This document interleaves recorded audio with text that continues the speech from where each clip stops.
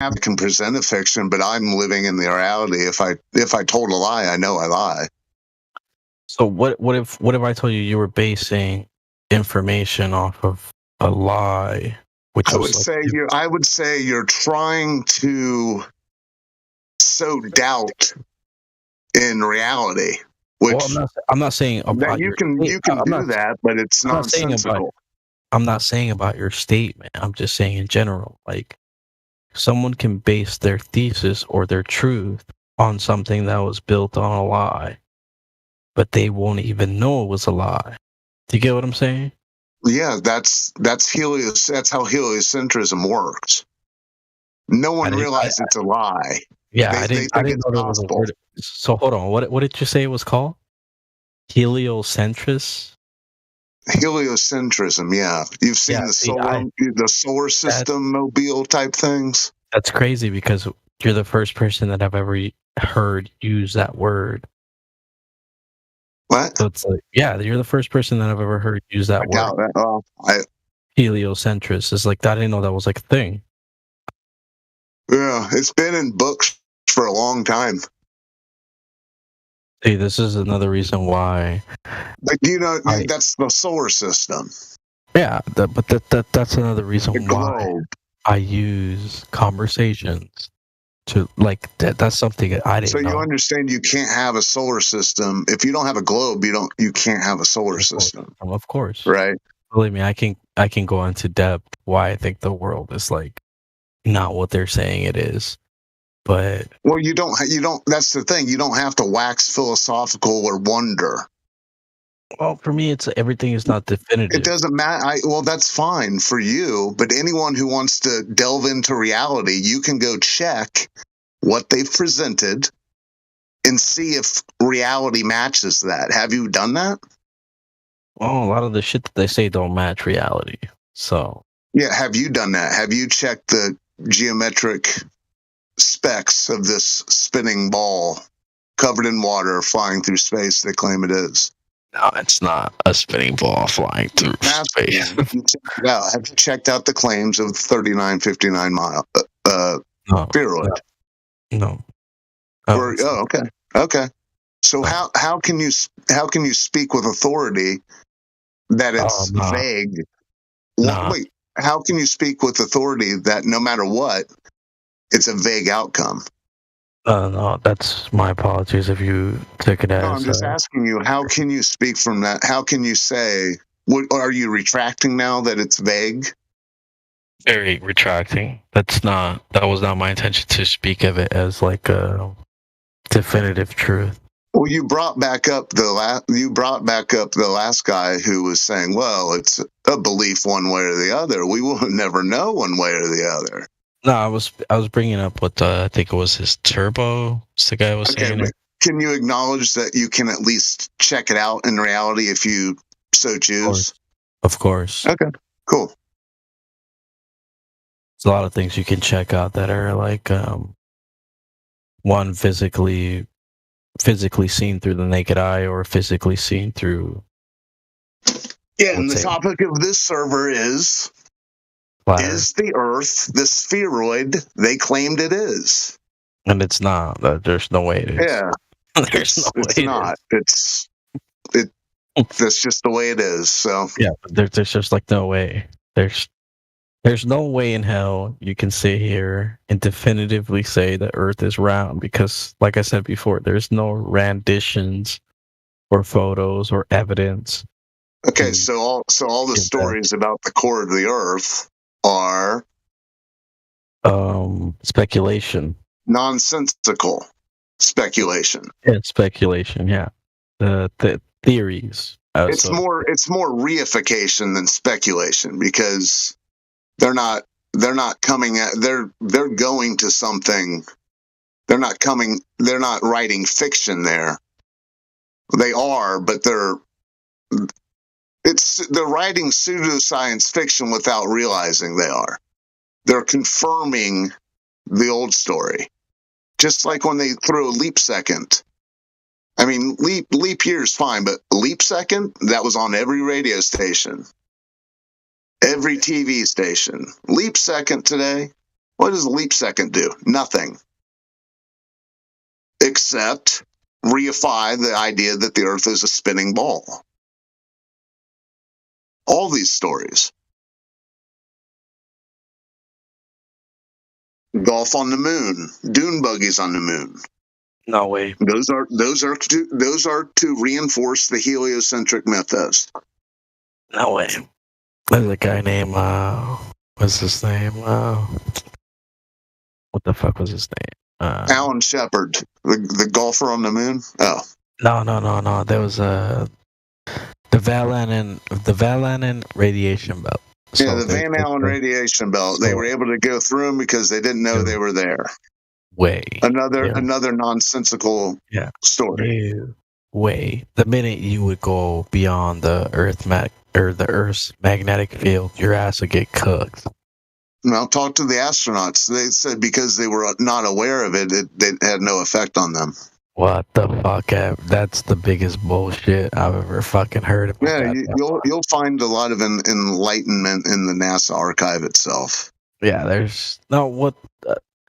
For me, there was like a lot of the stuff that NASA pushed out was I guess not disproven, but very heavily debated by a man named Richard Hoagland, and this is basically the guy that started the whole "the moon landing is fake" type thing. And give me a second, I'll be right back.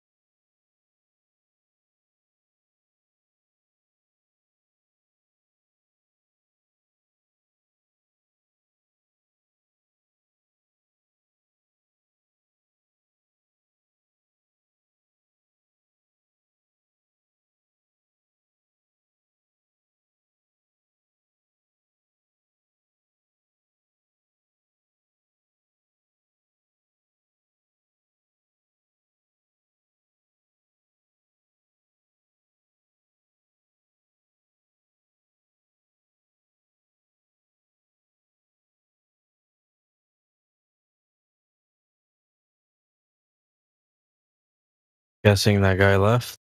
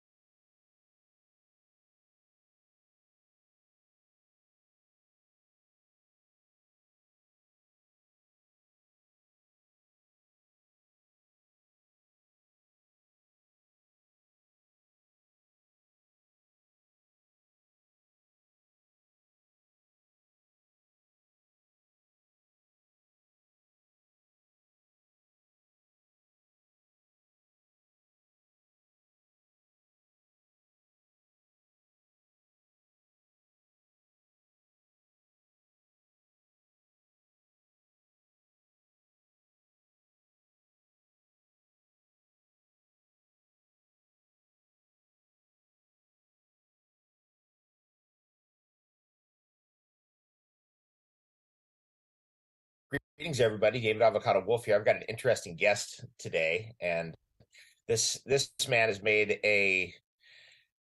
he's done the rounds. Let's put it that way, amongst so many different shows, so many different podcasts, getting the word out there, and this is one of the most important subjects. And this is the most important thing I think I found in the last 10 years was the flat Earth, and this is one of these things that so disrupts your worldview and so just penetrates every aspect of your life. It's absolutely amazing what this has done for me personally. And I gained friends, I lost friends, I gained businesses, I lost businesses over this very subject. People freak out when you question their cosmology. It's really interesting. It's their religion, actually. And we're going to get into this because my theory on this, I've been a flat earther since 2015. So we've been through it all. We've been through it all. I mean, you can imagine all the internet battles, the internet arguments, the people who had lost their you know what, the people who gained their you know what. This is such an incredible subject. And so I guess with no further ado, I want to bring one of the best pundits in the field, Dave Weiss, on to talk about the flat Earth. So Dave Weiss, how are you? I'm doing great. Thanks for the kind words. I don't know if I'm the best. I might just have the biggest mouth and doing the most number of interviews. So if that amounts to anything, I'll take it. Dave, you're speaking my language. Everything you said is exactly what I feel. People like, Dave, why the flat Earth? What difference does it make? Oh my God, that question drives me nuts. And it is the most important topic because it relates to everything else. They're getting away with all the other nonsense because people are lost in space. And just a quick note, like early in my flat Earth journey, I came across a video you did. You were like sitting in a throne, basically, and you were talking about flat Earth. And I watched that video a whole bunch of times, and it really inspired me. And here I am today. You said you lost businesses. I went through corporate America, left corporate America, started my own business, doing super successful, and I walked away from it all. Like everything that I was trained to work and strive for, I accomplished. And then I turned my back on it and walked away to talk to people, like you and every other podcast I've been on. Crazy. So, Dave, this is where I come to with it. This is why I think they have totally disturbed our cosmology with the globe nonsense and the whole picture of this ball spinning around and all this other stuff. To me, it's the default religion. So this is something they know, the people running the world, that the commoner doesn't know, and that is when you control the cosmology, you control the religion. Well, it doesn't matter what the religion is. Somebody can say they're into Islam, Judaism, Christianity, Hinduism, Buddhism. Doesn't matter. None of that it matters at all. If you control the cosmology, what people think is above their head, what people think is below their feet, what people think happened before they were born, and what happens after they die, if you've got that under control, you got control of the religion. And from there, you've got control of the people. You're running their religion. That's why I think that's my feeling about what is the reason why we get this fake cosmology. What's your thoughts on that? That is part of it. Because, our thoughts create our reality. They've literally cut off our thoughts. They put us on a ball rather than being able to expand outwards. They have us believing in lack, right? You're the one that brought up, you don't believe in extinction. Okay. Right. And I'm with you. I'm with you on that. It makes so much sense to me. And they just want us living in fear, living in lack. Because if you believe and are afraid of lack and all, overpopulation, everything, that's the world you're going to live in. That's the world you're going to create for yourself. I mean, Dave, the last couple of years have been insane. How's life? It's awesome for me. Best couple of years of my life have just happened during this pandemic or whatever you want to call it. And I think everyone has that ability to do that. But if you live in fear, if you watch the news, which steers your mind, northeast, west, south news, it gives you the headlines, right? The worry in your head. And they, if you follow all of that, you're literally just limiting yourself. So, why the lie? Control the cosmology, control the person, make them feel insignificant, hide more land, hide more technology, hide the creator, There's lots of people though, well, I found the creator, but I still think we live on a globe. Okay, great. But if you don't honor this creation, you're missing out on some really big stuff. There's a lot of people that have a really good life and believe they live on a ball. I believe if they had the courage to address the real situation, everything changes. There is no flat earther that is ever bored. Bored gets eliminated from your vocabulary. Okay, Dave, I remember many times where I was dying of boredom, and I turn on TV and click, click, click, click, through cable channels because I was bored. There's no such thing as boredom when you're a flat earther. No chance in boredom. I'm with you on that. I mean, I was with a friend last night, and this friend's a very powerful healer, very powerful psychic healer. He's a very powerful psychic, actually, and a very good friend of mine for over 20 years. And we were over there, and a woman called him, and she was all distraught and crying and this and that. He's dealing with this every day on the phone. People call him up like this, and he, he works with them over the phone. And she was like, I watched this movie, and then this happened, and then this took that on, and then this, and that. I was with another friend there too, and he's like, stop watching movies, and I was like, yeah, don't watch like movies. There's so much more fun happening in real life when you become a flat earther, because you are plunged into the mystery of the whole thing. Now, the main thing that people say to me is, well, how do you know it's flat? This happened. I did a talk the other day here in Hawaii, and most of the people now are open to it. By the way, it's flipped completely around. Usually there's like one person in the audience now who's like, well, no, NASA and this and that, and where the rocket's going, and what about the horizon, and all the nonsense that people come up with, which is, I get it. They're programmed. And I was like, look, I'm over here on Kauai. You could look over to Oahu. We can see Oahu on a clear day from here. It's the front mountain range of Oahu from the beach over here at Kapa'a is 70 miles away. The back range is 90 miles away. You can see the whole island all the way down to the beach.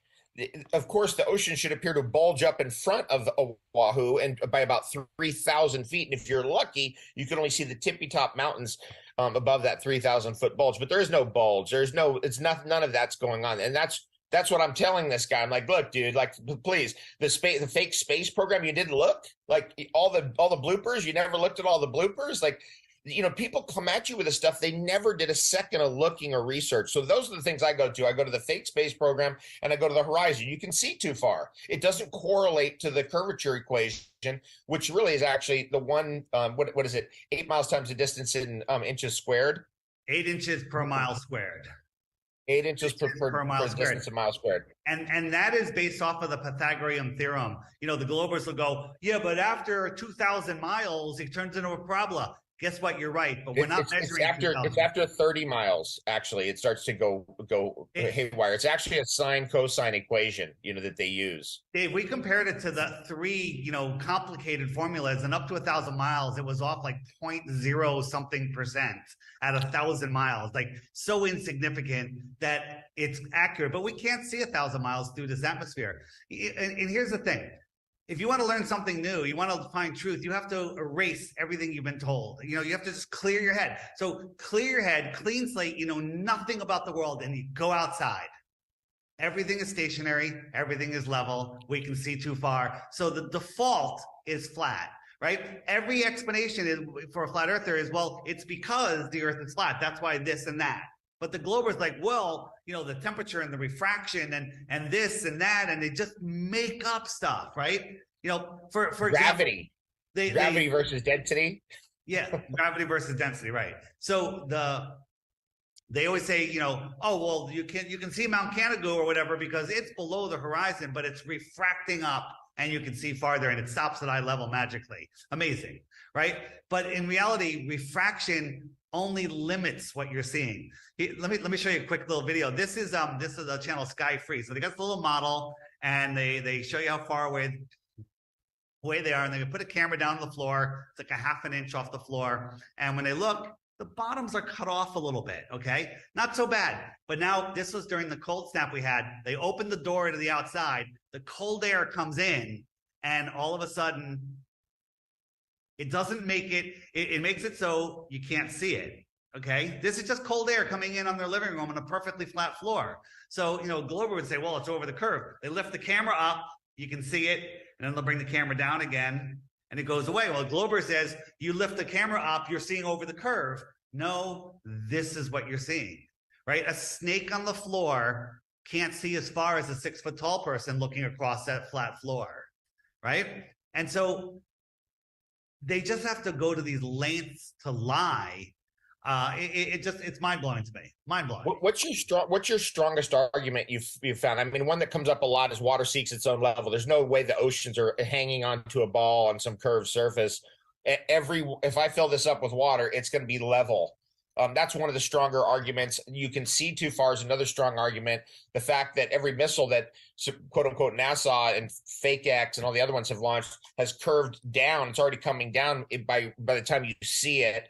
And then all this fake stuff that the airports are different than, say, a launching of a rocket, right? When you launch a rocket, oh no, we're using the Earth's gravity to launch off of it or to get some extra momentum. Meanwhile, airports do not take into account east, west, north, and south. The airport positioning of the runways takes into account one thing: dominant wind direction. Doesn't take into account curvature or spin of the Earth. Doesn't take into account that the Earth is moving under you from east, west. None of that. It's so insanely absurd to think that an airplane goes up there, keeps this exact same angular momentum as it was on the ground, then lands without having to account for that angular momentum on a curved surface that's moving. So the question was, what's my favorite argument? And that's been asked of me a lot lately. And my answer is every single argument completely destroys the globe. Like seasons. When you look into seasons, they make no sense, right? Dave, in the north, we're farther from the sun in our summer, closer in our winter. Okay, that's a little backwards, but they say it's the angle of the Earth, right? So in the summer, when the sun is on the horizon in the morning, that's the most the Earth could be tipped away from the sun. That's an 89-degree tilt. Okay, I feel the warmth of the sun on my face. It's farther away. It's the worst angle possible. Then 6 months later in December, at noon, when the sun is pretty high in the sky, directly shining down on me 3.5 million miles closer, I can't feel the heat in Connecticut. It's freezing cold. That right there, if you can wrap your mind around it, the problem is people don't have the ability to process that information. It's very simple, but we were taught to memorize and regurgitate. And you mentioned, the rockets take off. This is it going around the curve of the Earth. Right, but no matter how high we go, we can't see the curve. What is this? This is going like what, 20 miles away? Maybe it's crashing down. This is a chemtrail, a jet trail. We'll call it a contrail for those not ready for this. Conned trail. I like call them conned trails. Right, and you mentioned the fake space program. This is I don't know if you've seen this, or maybe you did. This is Artemis. Everyone said Artemis was going towards the moon and it was curving away from the moon. Right? It missed the moon. NASA's explanation is it takes off, it goes around the Earth, and then it slingshots to the moon. Okay? But did you notice anything about this is their model? If we take a closer look, they used a flat Earth map. Oh, wow. Interesting. And Dave, no, I didn't see that. They're so lazy, they didn't even turn it. Right? This is the orientation that it is. They just put it, colorized it. And that's when NASA. Wow, look at that. Interesting.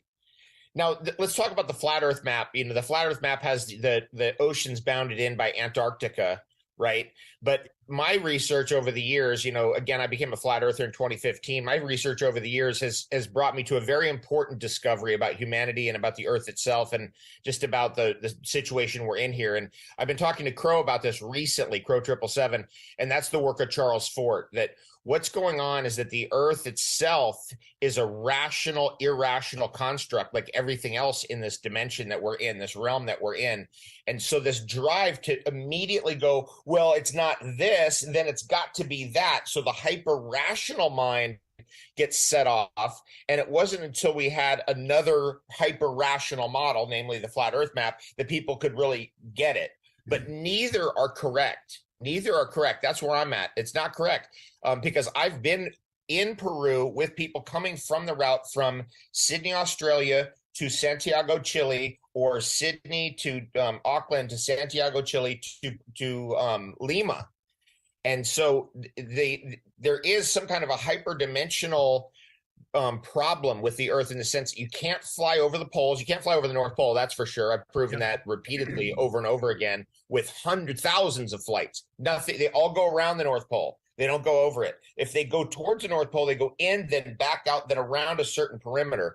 There may be two such perimeters in the South Pole. I want to get to that level of conversation with you. Let's talk that. So this construct of this world, I don't know if we'll ever figure it out. But the southern route, the southern flight. What my argument is we can't figure it out because there's an irrationality built in. Okay. So ultimately, we can only approximate. Right, but some of those flights are very explainable. Like the flight from the QE, the Qantas flight, forget the number, from Santiago to Australia. That's a special plane, only flown by a handful of military pilots. That we had the specs on the plane that had 7 layers of heat-resistant paint. What does that tell you? It tells you that it's going faster than the average plane. So people go, well, how does a trip, from the United States to England take the same amount of time as from Santiago to Perth or whatever? And my question is, if somebody was driving 100 miles in their Ford pickup, and someone was driving 200 miles in their Ford pickup, but the guy that was driving 200 miles was driving twice as fast, they're both going to get there at the same time, right? So you have no way to know what speed the planes are going. And if you believe that planes since the 1960s haven't gotten any faster than they, since then, you believe a lot of silly stuff. So there's that, and the emergency landings are the ones that get me when they have an emergency landing. And they're landing in places that make absolutely no sense. But not only do that make sense, I'm sorry for jumping all over the place. They land in an incredible amount of time. Example, this one here, it landed in Seattle. Okay, Seattle, it's like 1,000 miles out of the way, and they got there in no time. Okay, emergency, land in Seattle.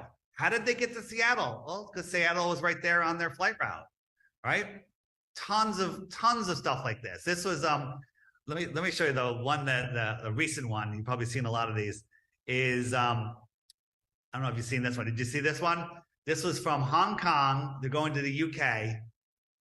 12-hour flight, and it emergency landed in Germany. Okay, but what happened here? So 4 hours into the flight, families traveling together, little kids, father, mother dies suddenly. Damn, dead in her seat. Can't revive her. She's dead. They flew for 8 more hours without landing. That's berserk. Could you imagine a little kid sitting next to their dead mother for 8 hours? I make the joke, nothing's funny about this. Could you imagine sitting next to your mother for 8 hours? Okay, on an airplane.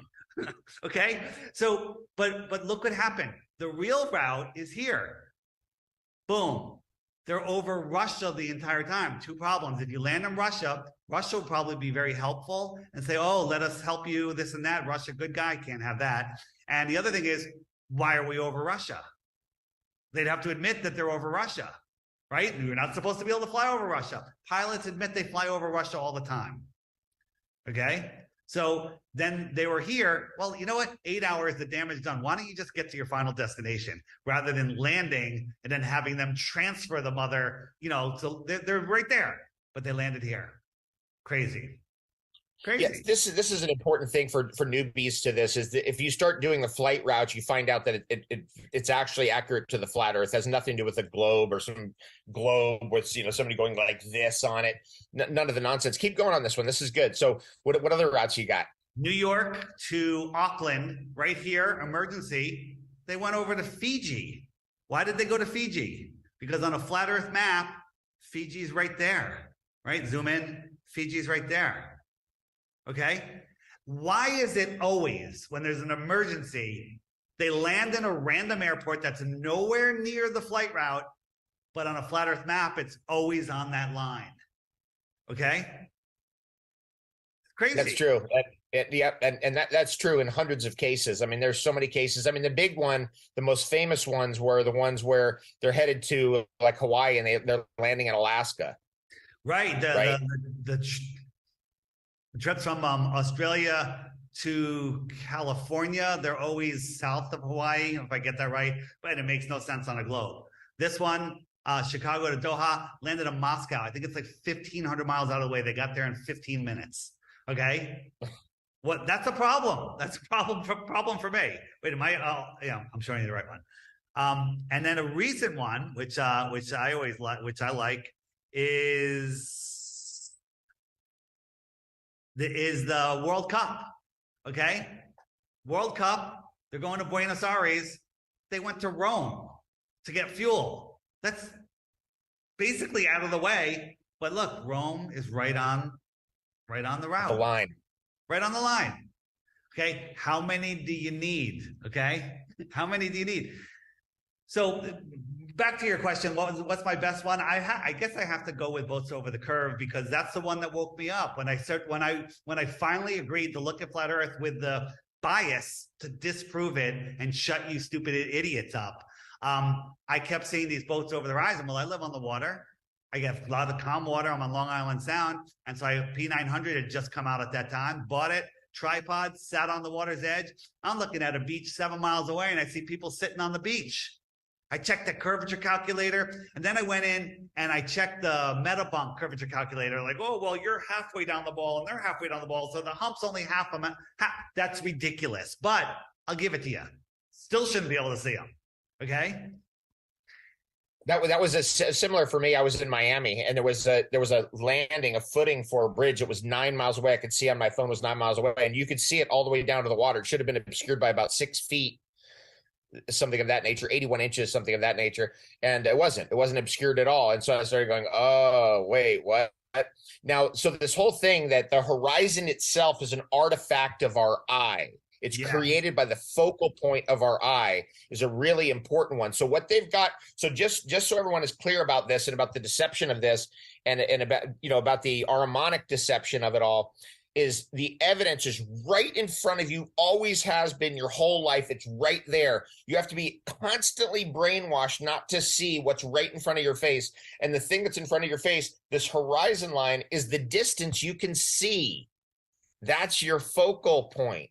And in some situations, you can see further. In the Arctic, by the way, under very, like the Arctic in like March, April, May, when there's no particulate in the atmosphere, many Icelanders have reported to me from Belungarvik, Iceland, you can see all the way, and you can see Greenland. It's 100 miles away at least. It's more than that, actually. I think it's 140 miles away.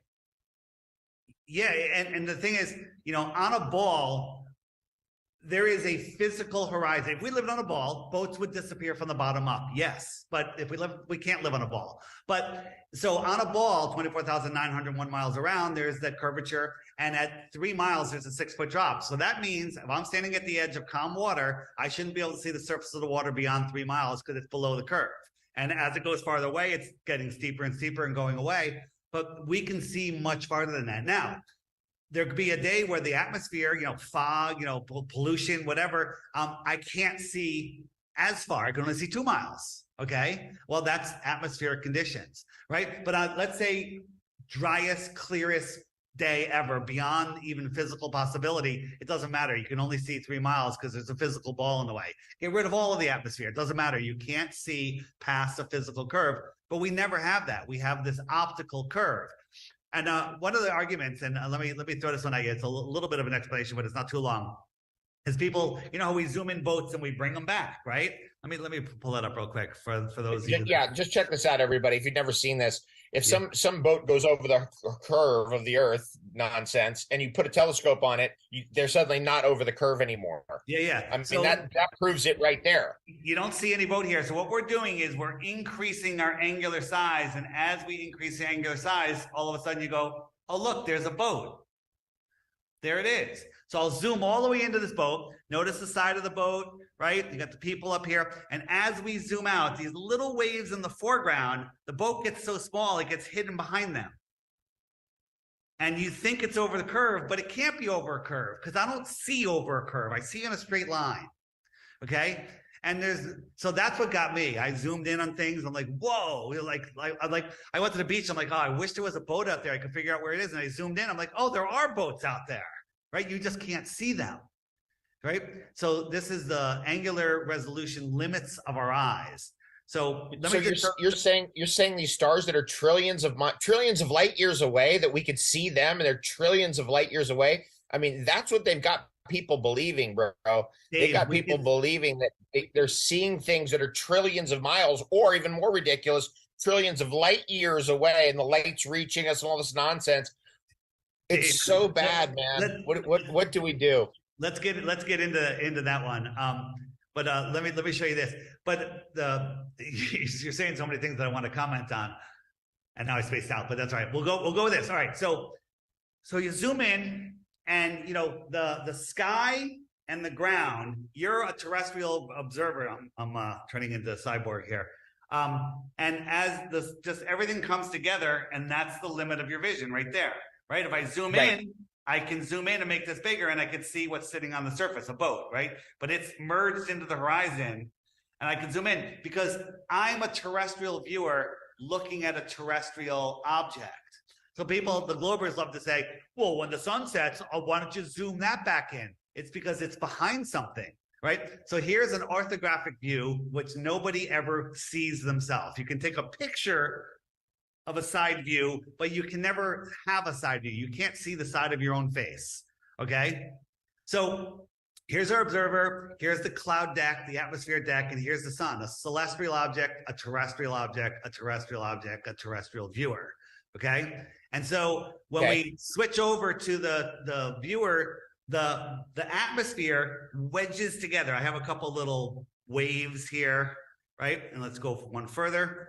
And this is his line of view. It's getting wedged in here, right? And if we look at his line of view, I can zoom in and see this boat here, but a little farther. But when I'm trying to look at the sun, I have solid cloud. I can't see through it. So the sun goes behind these clouds because it's on a layer above it.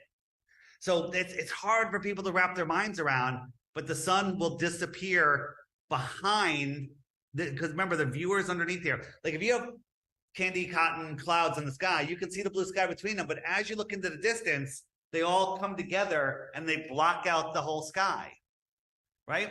So you can't render it, basically. You can't render the object into your vision field because it crunches down behind everything. It's blocked. It's just blocked by that layer. It's above that layer, okay? It's above that layer here. Let me show you another view. This will help people. I think. Where is it? Personally, where I got to with this kind of stuff is that because of the rational, irrational nature of everything. Again, referencing Charles Fort and his books, New Lands, his books, Wild Talents, his books, The Book of the Damned, and his book Low. Those 4 books. What his position is on all of this is that we live in a rational and irrational construct. And therefore, when you're trying to take what seemingly is the rotundity of the heavens, the dome-like nature of the heavens, and the flatness of the earth due to the irrational number pi, you can't jibe those together. They can't be fitted together and ultimately into a rational scheme. See, the Western scientism mind goes, it's got to be rational. We got to explain everything rationally.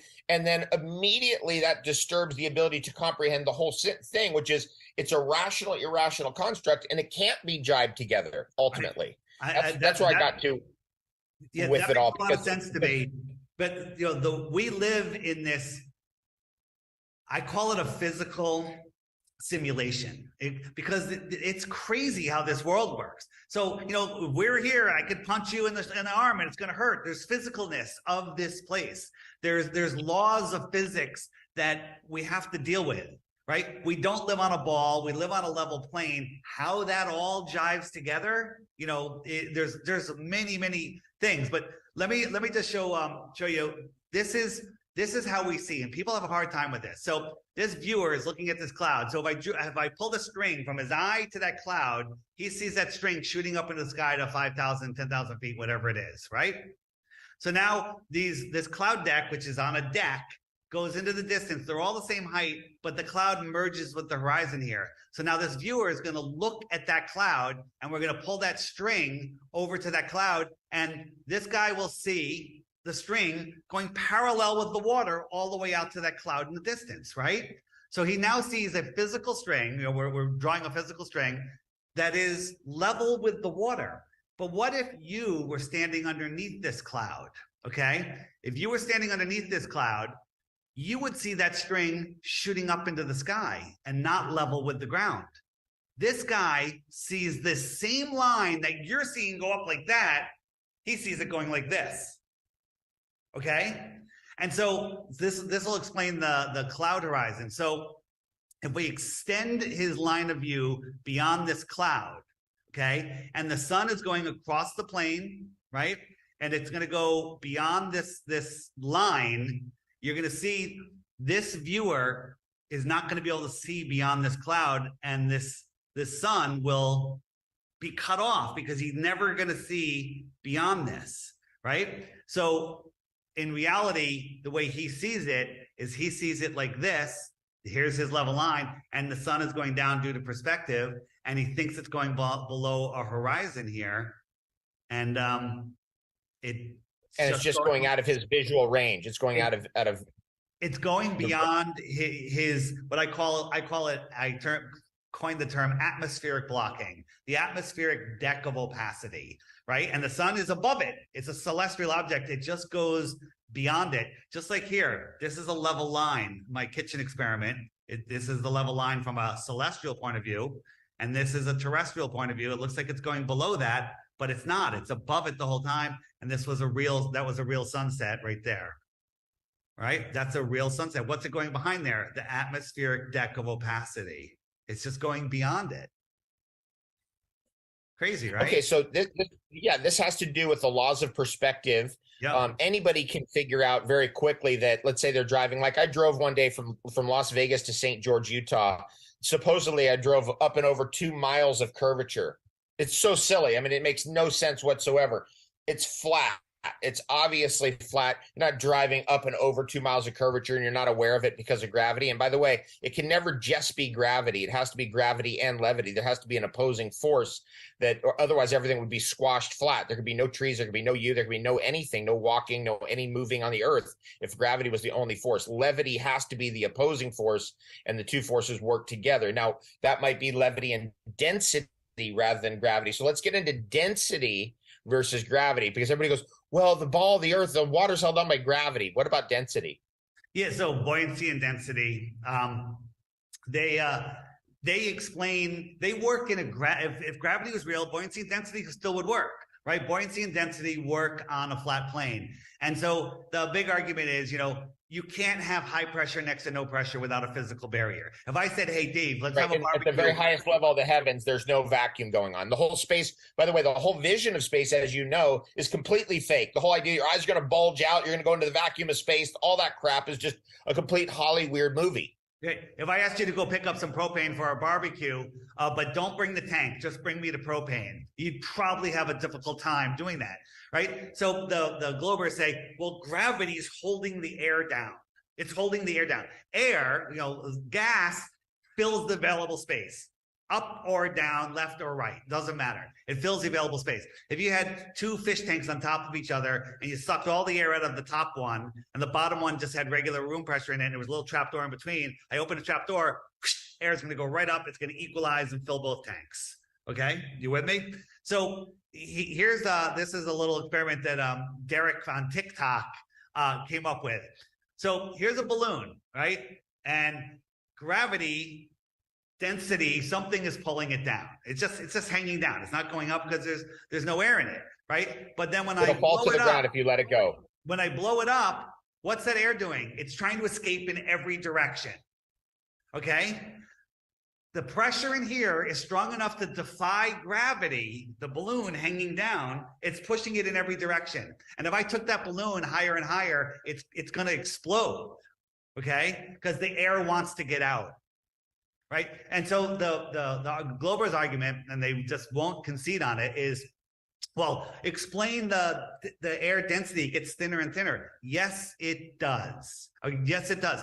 Going back to the propane, you got a half a tank of propane. The bottom's liquid and the top is gas. And there's a gradient in between there. We had a big tank of mixed gases, whatever it was.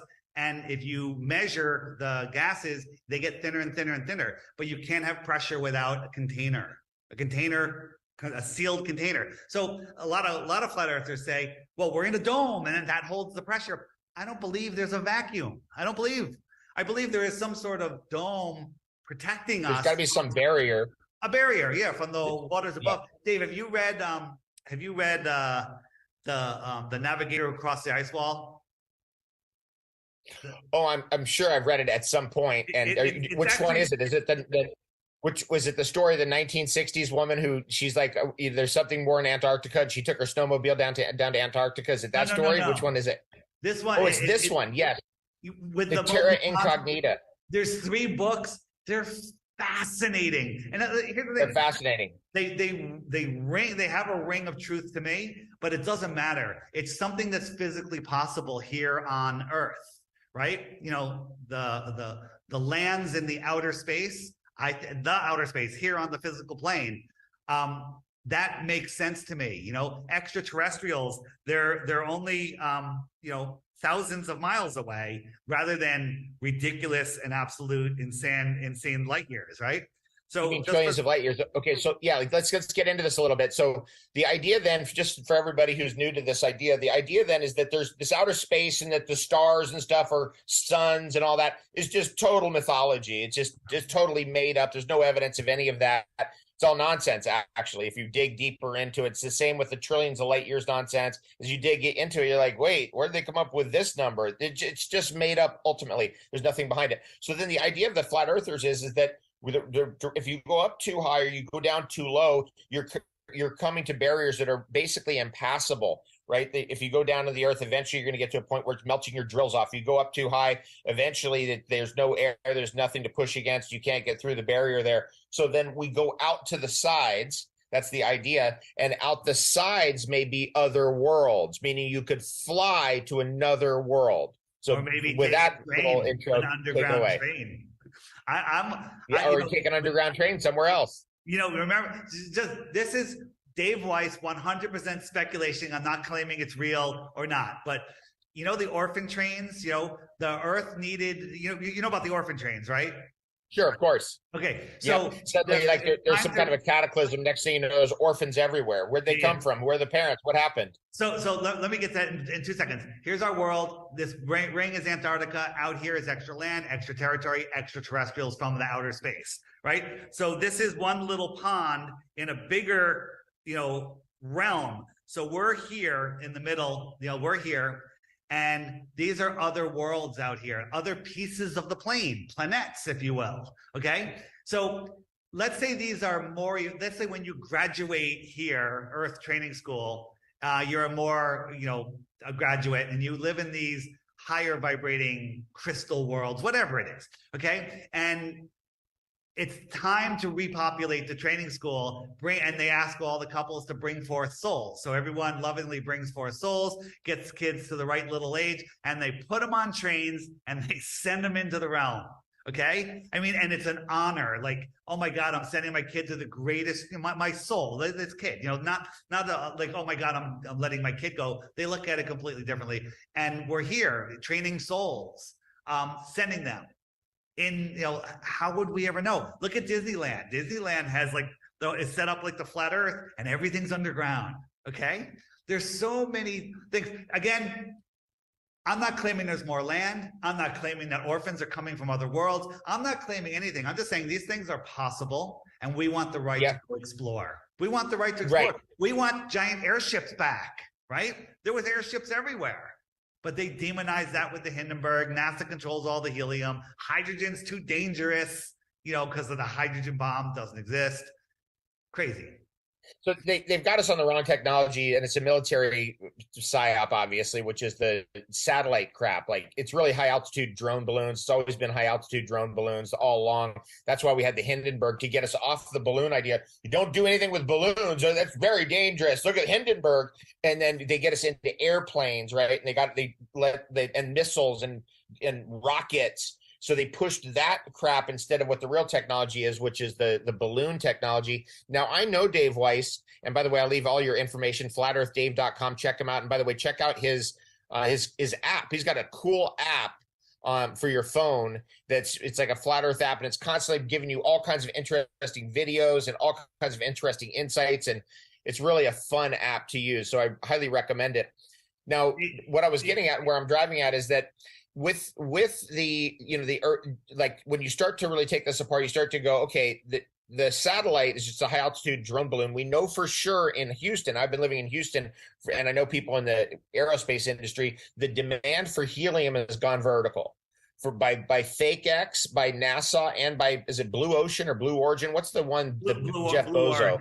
Blue Origin. Blue Origin, yeah.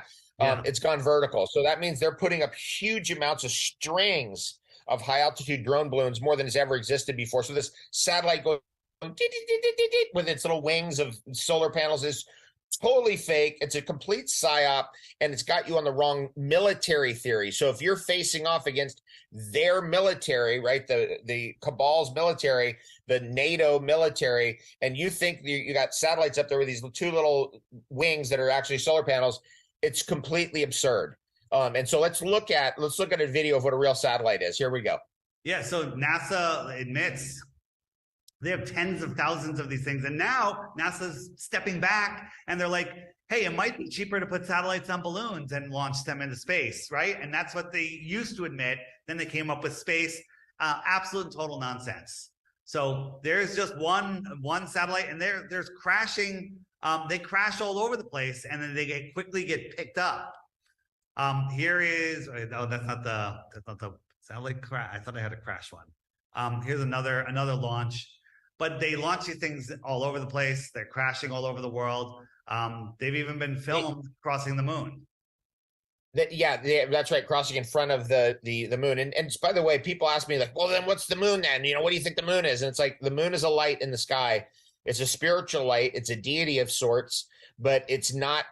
It has no mass. If it had mass, it would fall down, right? So a big thing that I tell people, Dave Weiss, is that what they've done through their Hollyweird and basically through the scientism programming is they've convinced people that what goes up doesn't come down. Think of how crazy that is. If I take this and I throw it up, it's coming down. Think of how crazy it is to convince people that they're able to put something up in the air that doesn't come down. Dave, the Earth is spinning 1,000 miles an hour, orbiting 66, speeding up, slowing down, chasing the sun in another curved direction.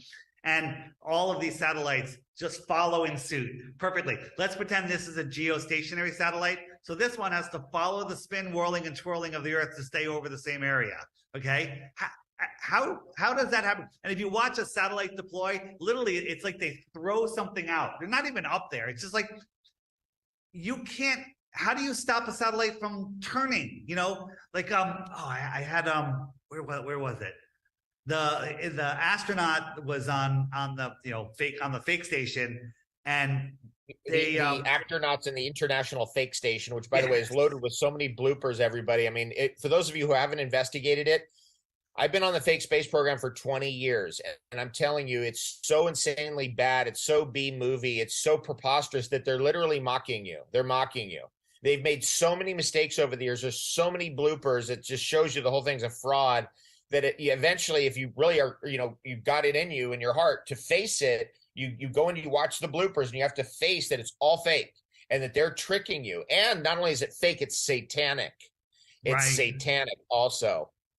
Right. There's so many bloopers. On the app, just click the ISS button on the frequently asked question page and just watch all of them. And here's my thing: catch them once. Look, this is supposedly the space shuttle docked to the space station. Okay, this is like a cheap model, like a 12-year-old put together. Okay, and this thing's falling around the Earth at 17,000 miles per hour. Well, that's So what meaning the moon is right, or the sun is rising and setting 17 times every 24 hours. You guys, tell me how absurd that is. You're telling me that they're spinning around the Earth so quick that the sun's coming up, then it's disappearing. That's coming up, that's disappearing 17 times in a day, and that you're not going to get sick or get nauseous from that. Just that only. I mean, it's so stupid. Right. And think about this, your inner ear is trying to keep everything level. If you're floating and flipping around, you're not gonna survive. I don't think humans can survive like that. I remember when I was a kid, they were doing test flights, how high a pilot could get in the 60s. Okay. And the pilots were being interviewed and they're like, I passed out. I could see through my eyes. I couldn't think, and I think because they're too far away from this living world, we're part of this living system. And when you separate from it, you disconnect from your consciousness. Dave, I agree with that. That there's okay, that's important to understand.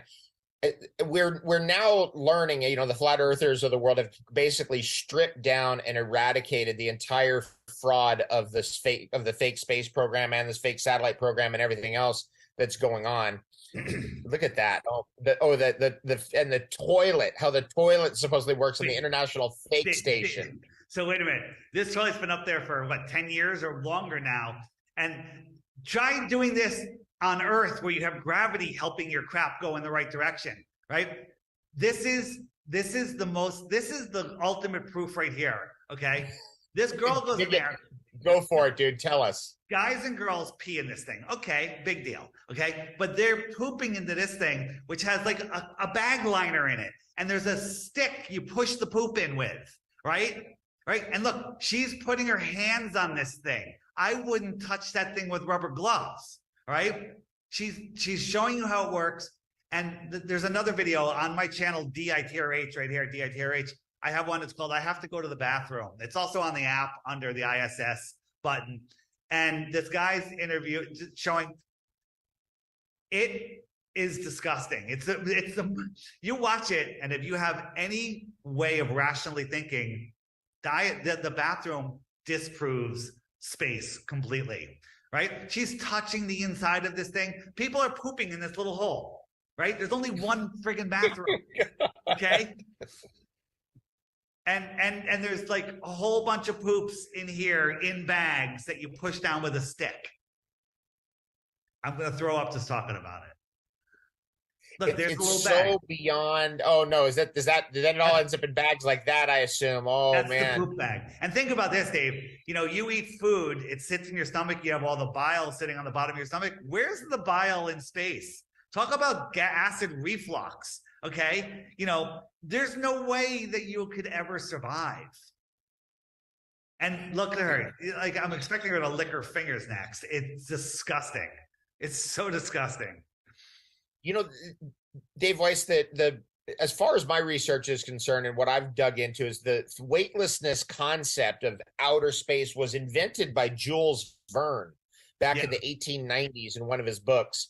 And then by 1950, before Yuri Gagarin, which was all fake also, by the way, and at the highest levels, the US and Russian fake space programs have all been working together, and the military industrial complex and the fake satellite systems have all been working together too, by the way. So, if you're wondering like, hey, what's going on with this Ukraine war? Well, they're just trying to bankrupt the United States, the lower levels. At the very highest levels, all those governments have been working together. Super obvious. Anyone can prove that to themselves.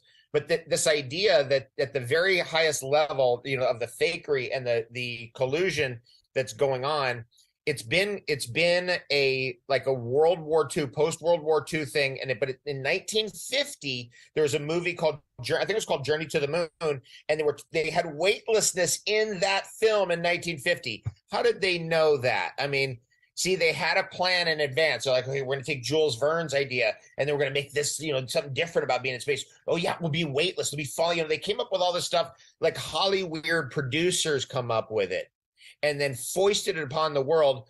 And now, because we have a higher level of technology and insight, we found out it's all fake. Yeah, and but, Your thoughts? predictive programming in 1927, they came out with the spinning globe, and then when NASA launched, oh look, it matched Universal perfectly, and it just they were that good. So this is Globers, whenever we find a glitch or something, they're like, oh, your cosmic rays is screwing up. Yeah, cosmic rays cut this out. This is showing you that there's layers. This is a screw up. Now, Dave, I go back and forth. I'm curious on your opinion. Are they just that bad, that lazy, that stupid, or are they testing us? Are they doing this on purpose? Are they doing this? They're doing it. In my opinion, they're doing it on purpose. They're mocking us. They're like, look how stupid these people are. Look how stupid this is. Like it's so B movie. There's so many mistakes, thousands of mistakes in the history of the fake space program, and it's gotten worse over the years. At this point, it's just pure mockery. They're just purely laughing at us. Like, look at these people will believe anything. Right. This one, she turned the wrong color all of a sudden. Everything inverted. I mean, and there's these weird lines on here. Here's the thing: you only need one of these, just one, to prove that it's nonsense. But they're the anti-flat earthers out there, the ones that Google pushes. There's no waking them up because they're either paid or possessed. Some of them are paid.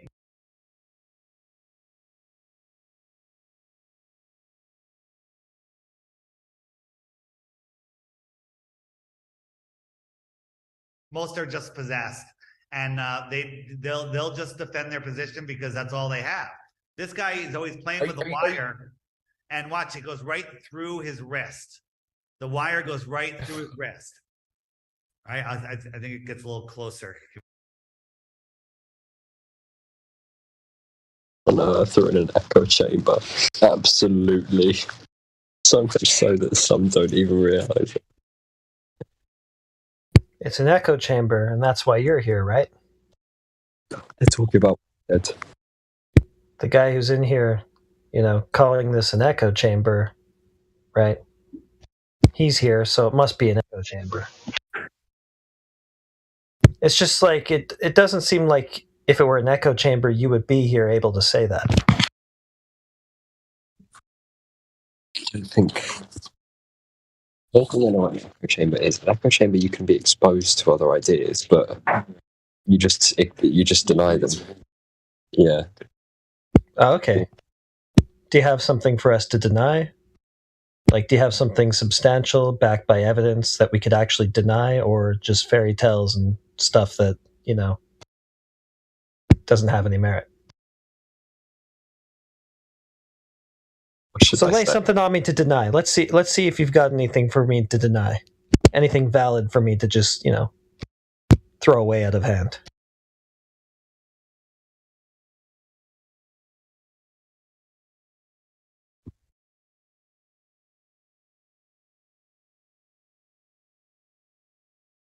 Have you seen a curved ocean or lake or something like that somewhere that I'm in denial of?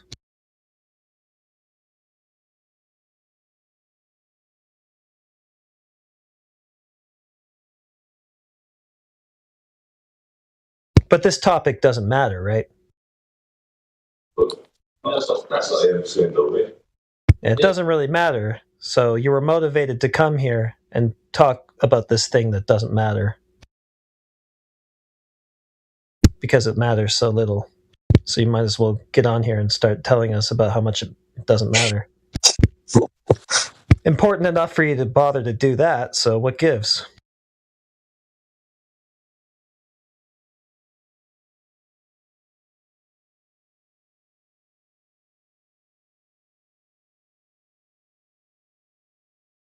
Yeah, I thought so.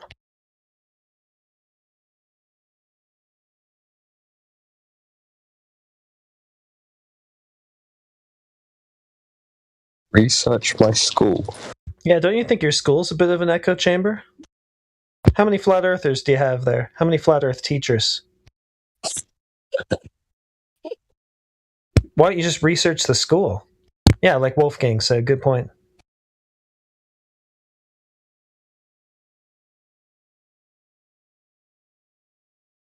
I mean, here you're actually allowed to be here and to present some sort of alternative idea.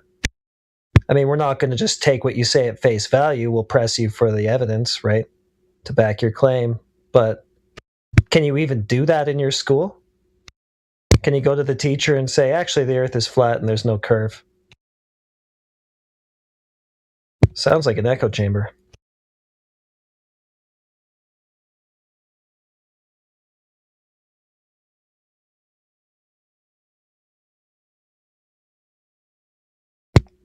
They would ask for evidence, so they would reverse the burden as if they've seen curved lakes and oceans at the beach.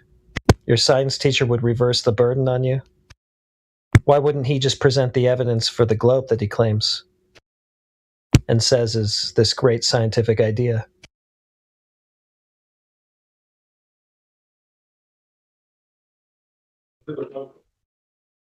Or is it just a dumb echo chamber, insulated from opposition and criticism of their ideas?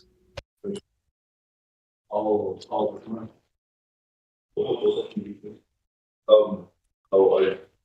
How is yours reduced open?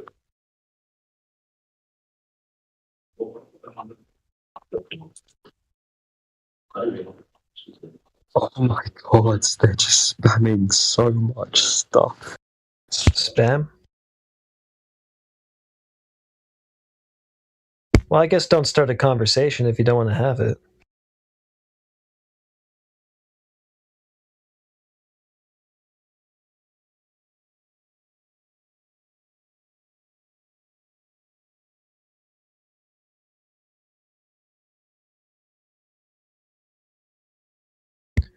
So, Ravioli Slayer, you still haven't told us what it is that we're denying here in this echo chamber that you're allowed to talk in.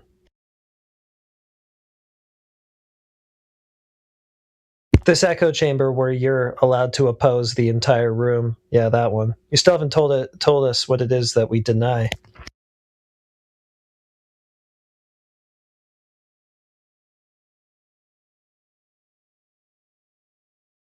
I didn't say you denied anything. Yeah, for the audience, he's typing in debate text. That's what I'm responding to. He says, I don't deny anything, but that's not what you came out with. You said this is an echo chamber because we deny your evidence, but then you just did this. You went quiet, didn't present any. That's entirely feasible, okay. It's entirely feasible that the Earth is flat, he says. If you ask me if I believe that I'm in an echo chamber, that's not how it came across. You were kind of mumbling and sort of off and on your mic, so maybe you did say that, but I didn't catch it.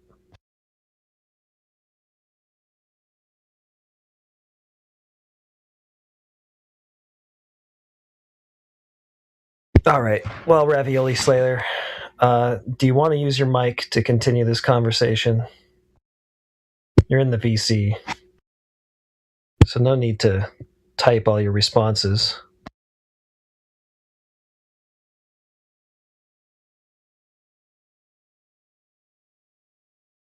Okay, you're in school. Fine, fair enough. I'm going to put the music bot back on. We'll just text.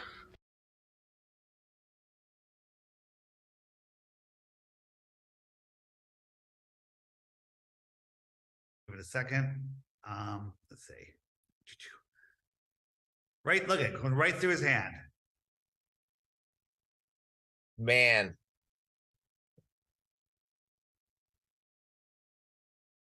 Amazing, right?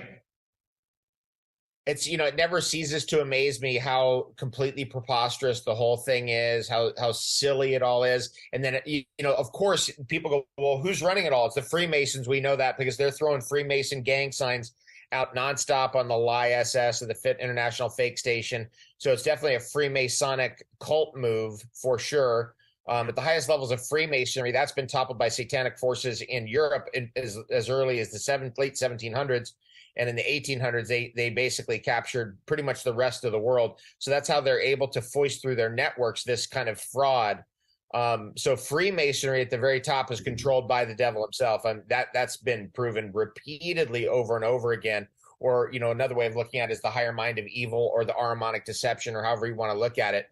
But these people are knowingly, and this is important to comprehend. That's why it's important to say, get your app and watch this stuff, because what you're seeing is you're seeing them knowingly deceiving you, right? In the Bible, it says the deceivers, right? This is supposedly the space station. Look, it gets caught in the window. Dave. So it went into the window there. There's the little rim of the window. Okay, got it. And look so at this. You show this to people, they're like, that's not real. I'm like, well, yeah, it's not real, but it is really from NASA. Amazing. It's nonstop, right? And check this one out. So you got a physical rod that goes outside. So you have O-rings keeping the air in, and she's turning it. Is she looking at this, or is she looking at a monitor? That's a video, and it's not even timed. She's off sync a little bit, right? But it's worse than that. Okay. So she's looking at a monitor. That's how she's moving it. And there's really nothing there. But Dave, you're in space. You're a woman. First, she doesn't have the really long hair. Most of them have really long hair. That would never be allowed. Your hair would never be allowed in space. Maybe mine would, because I don't have much, right? But hair in space is absolute insanity. But worse than that, look at this woman, makeup. This is heavy makeup. How do you put makeup on in space? Okay. Dude, it's so beyond. It's beyond the beyond, bro. Yeah. Wow. That is a makeup job. Okay. You would be Dave, after a 12-hour flight, how you feeling? Right? She's up here for a year. And then the sun's coming up and setting 17 times every 24 hours. They're supposedly going 17,250 miles per hour, which is at least 10 times faster than a bullet. At least 10 times faster than a bullet. And then look at that faker right there, that Admiral Scott Kelly, who faked his way into that Senate race in Arizona through the election fraud. Look at what a fraud that guy is. That's what happens. Wow. He gets tangled in the wires and he can't get up. Okay. Oops. He's tangled in the wires, and the guy in the red is going to go hit the reset switch in a second. You'll see him, and it'll reset. And on the video where you can actually hear it again on the ISS button on the app, he's stuck, and they're scrambling to get him untangled. And this guy here is going to reach over here and pull a switch, and then everything gets untangled. Crazy. Look at this. Yeah. Look at how demonic these people are. Look at how like sold out their soul is. They're hollowed out through the middle. They're parading people on, who are supposedly actronauts. I mean, I remember seeing one guy and I'm like, this guy's like a gay prostitute from San Francisco. This is no actornaut. Look at that wire. You can see the wire moving. Yep. Again, how many of these do you actually need? This is the training pool where they, if you want to train to be in outer space, why don't you do it in a vacuum chamber? All right, this is to represent zero gravity, but here's the control board. And what happens on this control board? This is like, I forget what's filming, green screen. Why do they have a green screen? That is so they can put space behind it, right? And you've seen bubbles in space. It's there's bubbles always going on. It's so insanely bad. Now, when I look at this stuff, these days, it's so fake and so silly and so stupid and so ridiculous. And it really is interesting that people won't face it, because the people who do face it, the people who do look, the people who go, yeah, the earth looks flat because it is flat. The water stays on the earth because it's level and it's bounded in by the ice wall of Antarctica. You can't see infinitely far because you have a focal length of your eye. I mean, eventually people start to come around, but this stuff is where you start getting people just going like, you're gotta be kidding me. Like, really, we're gonna have some floppy portal like that, like on this portcullis on this what is it, multi-trillion-dollar international fake station? They're really going to have, I mean, come on, like, you're really going to believe that that's real? And if they're caught faking it once and twice They're And finished. 3 times. So They're Dave, finished. Let's talk about the ice wall. Have you seen the entire ice wall yourself? No. No. You've seen quality video and pictures that there is a ice barrier, a cliff in most areas and lots of areas. So we do know about that. So here we are, right? All of the trips to Antarctica go from here to here, and they also go from New Zealand to another base over here. Okay, that's how it would work on a flat Earth. So what if we cut out right here on the between the white and the green, and we actually cut the Earth out, and we put it in Photoshop, and we wrapped it on a ball? Okay, so this is how Okay. they limit our thoughts. They basically take the world, they wrapped it around, they put it on a ball, and they go, that's it. This is your world. You've just cut off your connection to everything. So here's the question. Is there really an ice wall that goes all the way around? Is it like this? And is this all ice? Is there more land out there? So this is, where is, I'm looking for, oh, here it is. So you've seen this map. Where is it? Where is it? Hold on. And while you're, oh yeah, here we go. And while you're finding that and these other maps from other ages, let me just say to everyone that I've interviewed numerous people in Antarctica who've lived in Antarctica. I've interviewed people who lived in Antarctica for 10 years and who are flat earthers, by the way. And you know how Jaron, I think it was Jaron originally broke the story, how they turn the cameras off from 10 p.m. until 7 a.m. At every station in Antarctica. So you can't monitor the shadows. So you can't figure out that they're not really where they say they are. They're not really at the latitudes, or the latitudes that we supposedly have imposed on the Southern Hemisphere are not accurate. By the way, and that's true, everybody. They turn the cameras off at every Antarctic station, so you can't see them on the internet from 10 p.m. until 7 in the morning. Why is that? Why would they do that? Right. The whole lighting in Antarctica is fully explainable. On the app under the day and night, Antarctica and the 24-hour sun, watch those videos. Hard to explain quickly, but it makes perfect sense. So this is the map that was found in a Buddhist temple, and you've got all these other lands. So what if, Dave, what if this is what they tell us Antarctica is, and they just take us here, we land in the middle here. If you landed in the middle here, you don't know where you landed. This is bigger than the United States, Canada, and Mexico combined. Okay, so you land there, you could okay, that's Antarctica, right? And let's say it's frozen, just this side of it sticking out of the ice. Okay, interesting, right? And over here, they maybe go out to another island, over another continent over here, right? And so you never see people from this base meeting people from this base in the middle and the South Pole. I'm pointing to the north right there, because it just doesn't happen. So Dave, what if there was, this is anybody could look this up, and I don't know if they're still there, a tracking of all the big cargo ships in the world. And you can click on a dot and it tells you where it is, where it's registered, captain's name, all sorts of information. And it looks like we're looking at the bottom of Australia and the bottom of South Africa there, correct? Correct. And New Zealand. And a giant Antarctica. Weird. But we found a couple ships in a line hundreds of miles within Antarctica. Inside, interesting. It should be land or ice at least. And so we click on them, and very little information. 580 meters long. Dave, that's a massive ship. 80 meters wide. Okay, this is a massive, massive, massive cargo ship. And we're like, well, where's it going? Wasn't saying, didn't say it was on it. So we looked it up, and it's from the island of Kiribati. Ever hear of it? No. So let me show you where Kiribati is.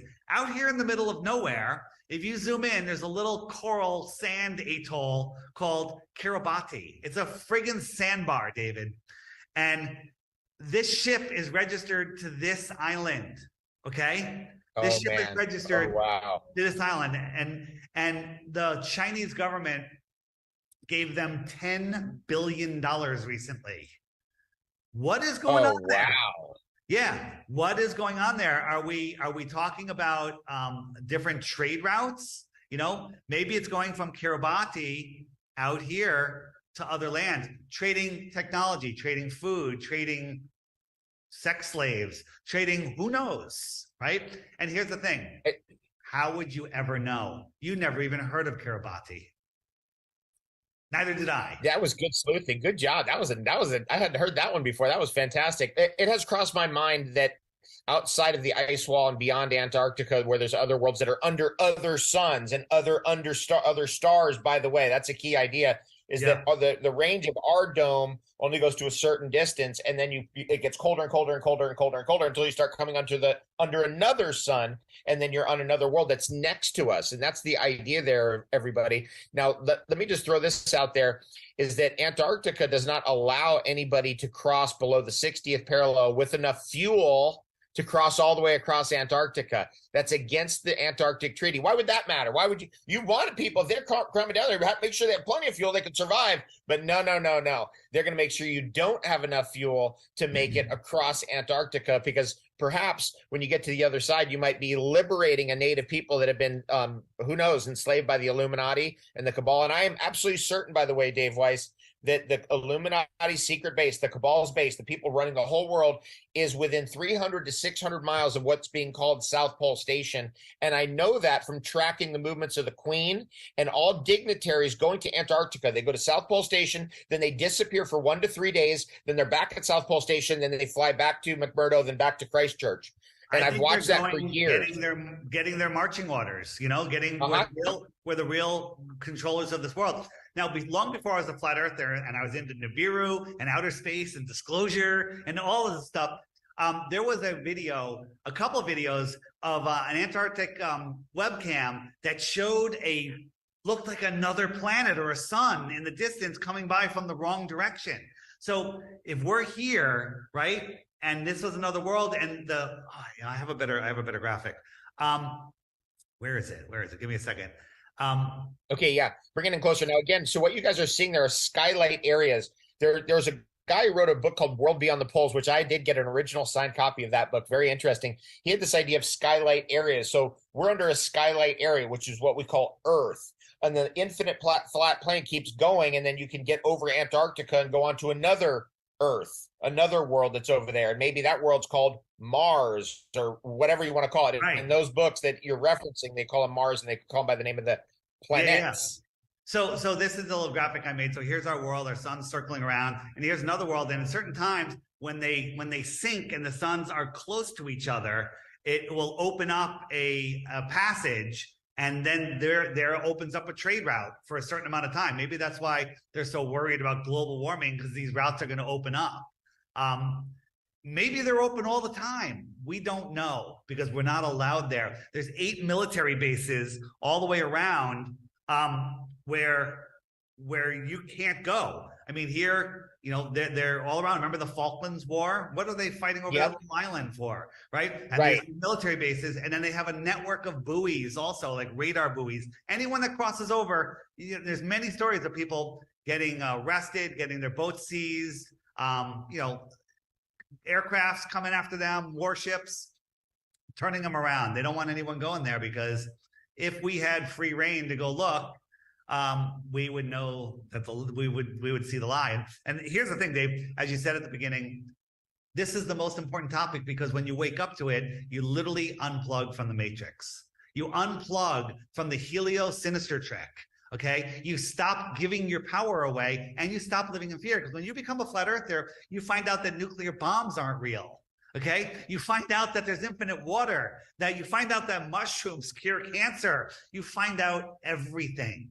Okay, so you're saying once you're a flat earther, you're not getting the jab. I would assume that is, we could probably say that 100% of flat earthers did not get injected with mystery chemicals by Big Pharma.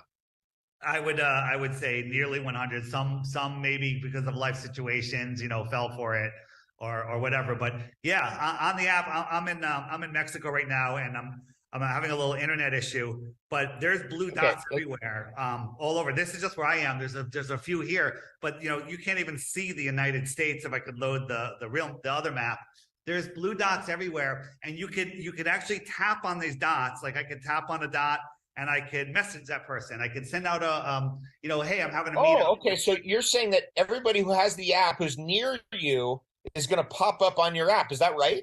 You can check anywhere in the world. I'll say, where are you? Are you in California? No, I'm in Hawaii. Hawaii. I don't think well, it's only going to go USA. Hold on. Okay. USA. You probably have to type in United, probably, huh? Probably. Do you have every country covered? I mean, how many flat earthers you think are out there? I guess that's a good, because you're out there in the front lines. What would you say? What's your answer to that question? My answer is, a couple of years ago they did a survey in Brazil, and over 10 million people were questioning the globe. So again, I have a really crappy internet service here, but here I'm on the Yucatan Peninsula. Let's go out. Let's look at the West Coast, and let that load for a second. And so here's the thing: you can check out people's profiles, you can message them, you can send a radius of 10 kilometers, 50 kilometers, or 100 kilometers, and say, everyone in that circle, hey, I'm having a meetup at Joe's Bar and Grill at so-and-so State Park Saturday, and then people show up. Here's the truth, David. We live in this zombie land. We live literally in The Walking Dead. There's zombies everywhere. None of these blue dots are zombies. I haven't met a blue dot I don't like. Every single person, male or female, is your best friend. And there's people that are getting married because of this. They found their love of their life. There's people that have new best friends because, Dave, you said at the beginning you lost friends. I've lost friends. I've lost family members, right? My brother and sister, we don't talk because we have nothing to talk about. They're pro jibby jab. They believe chemtrails are real and everything in between. Okay, so they believe chemtrails aren't real. Yeah, they believe that they're just condensation, and the government would never do that. And my sister lives next to that sandy town in Connecticut. Therefore, what happened there? And it's just like, it's sad, but this is my new family. Okay, there's people everywhere. The UK is crazy. Here, I live on the East Coast. Check out the East Coast. Let that load for a second.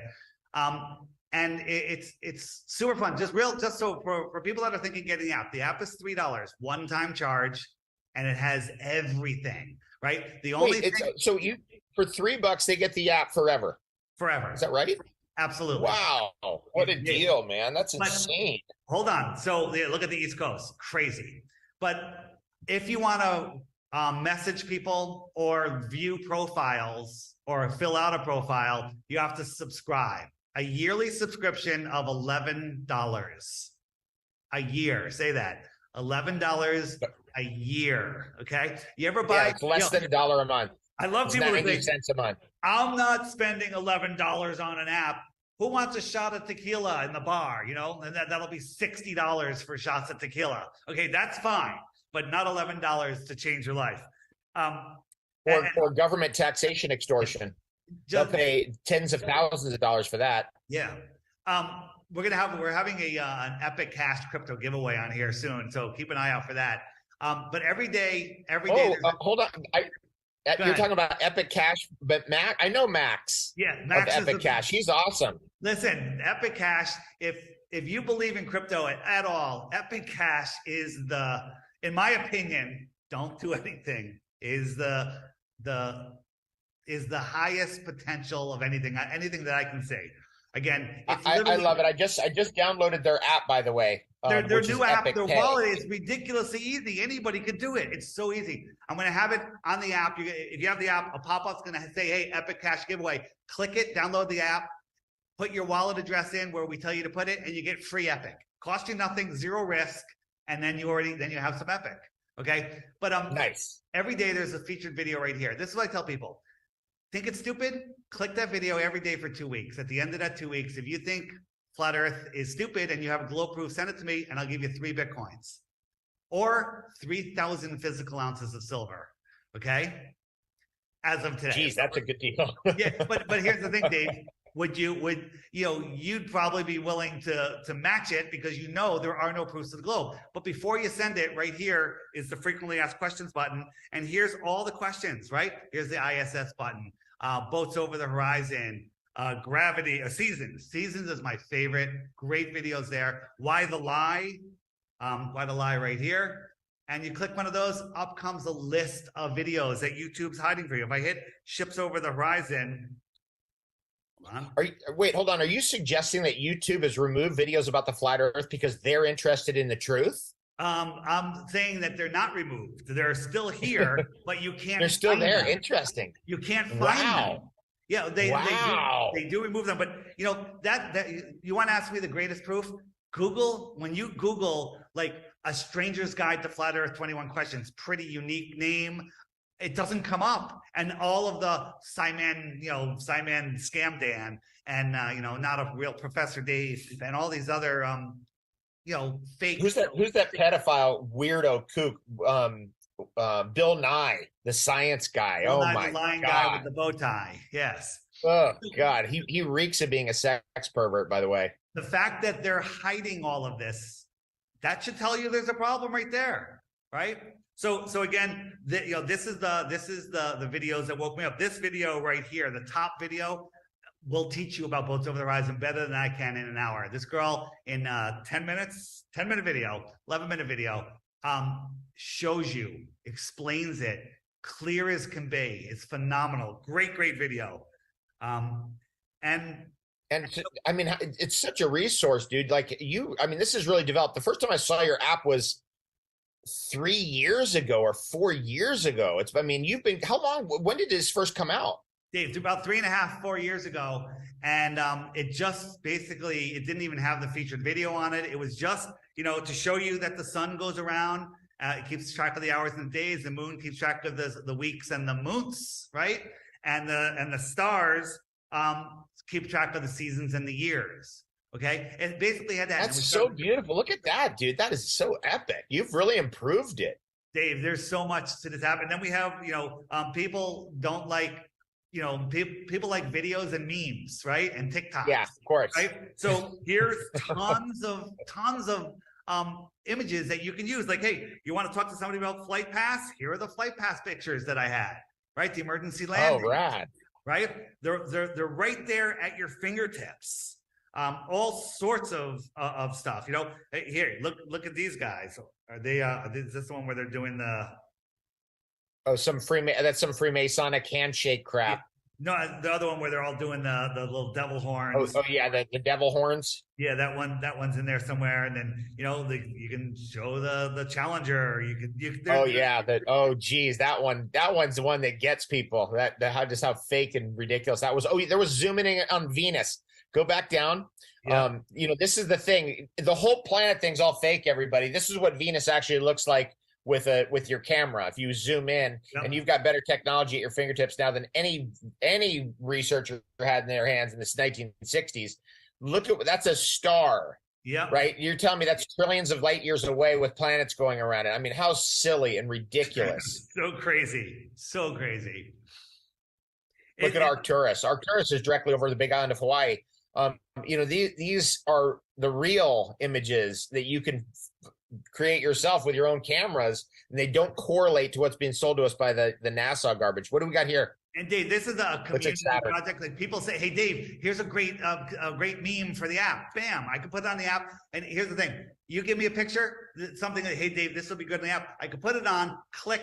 Everyone worldwide has it instantaneously. No updates needed. It just shows up on the app. So this is the original picture of Saturn from NASA, and we took it off their website. They've since removed it and cleaned it up. We zoomed in, and what are we seeing? I mean, the worst friggin' overlay job ever.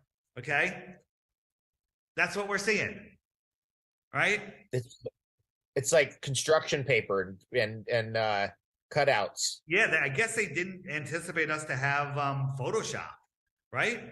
People go, "What about Eratosthenes?" Well, here's a good diagram. Eratosthenes with a small local sun gets the same angled shadow length as a ball would if it had parallel rays. If the sun was supposedly infinitely far away, right. Eratosthenes is often cited by globe earthers as proof that the world is curved or the Earth is curved, when in reality it just means that the sun's closer and the Earth is flat. Dave, Eratosthenes had to assume parallel light rays because the sun was infinitely far, 93 million miles or whatever. Although no one's ever seen parallel rays. but they have to be parallel. And the other thing is, back in Aristophanes' days, they believed in a geocentric globe with an infinitely far sun. So how does an infinitely far sun circle?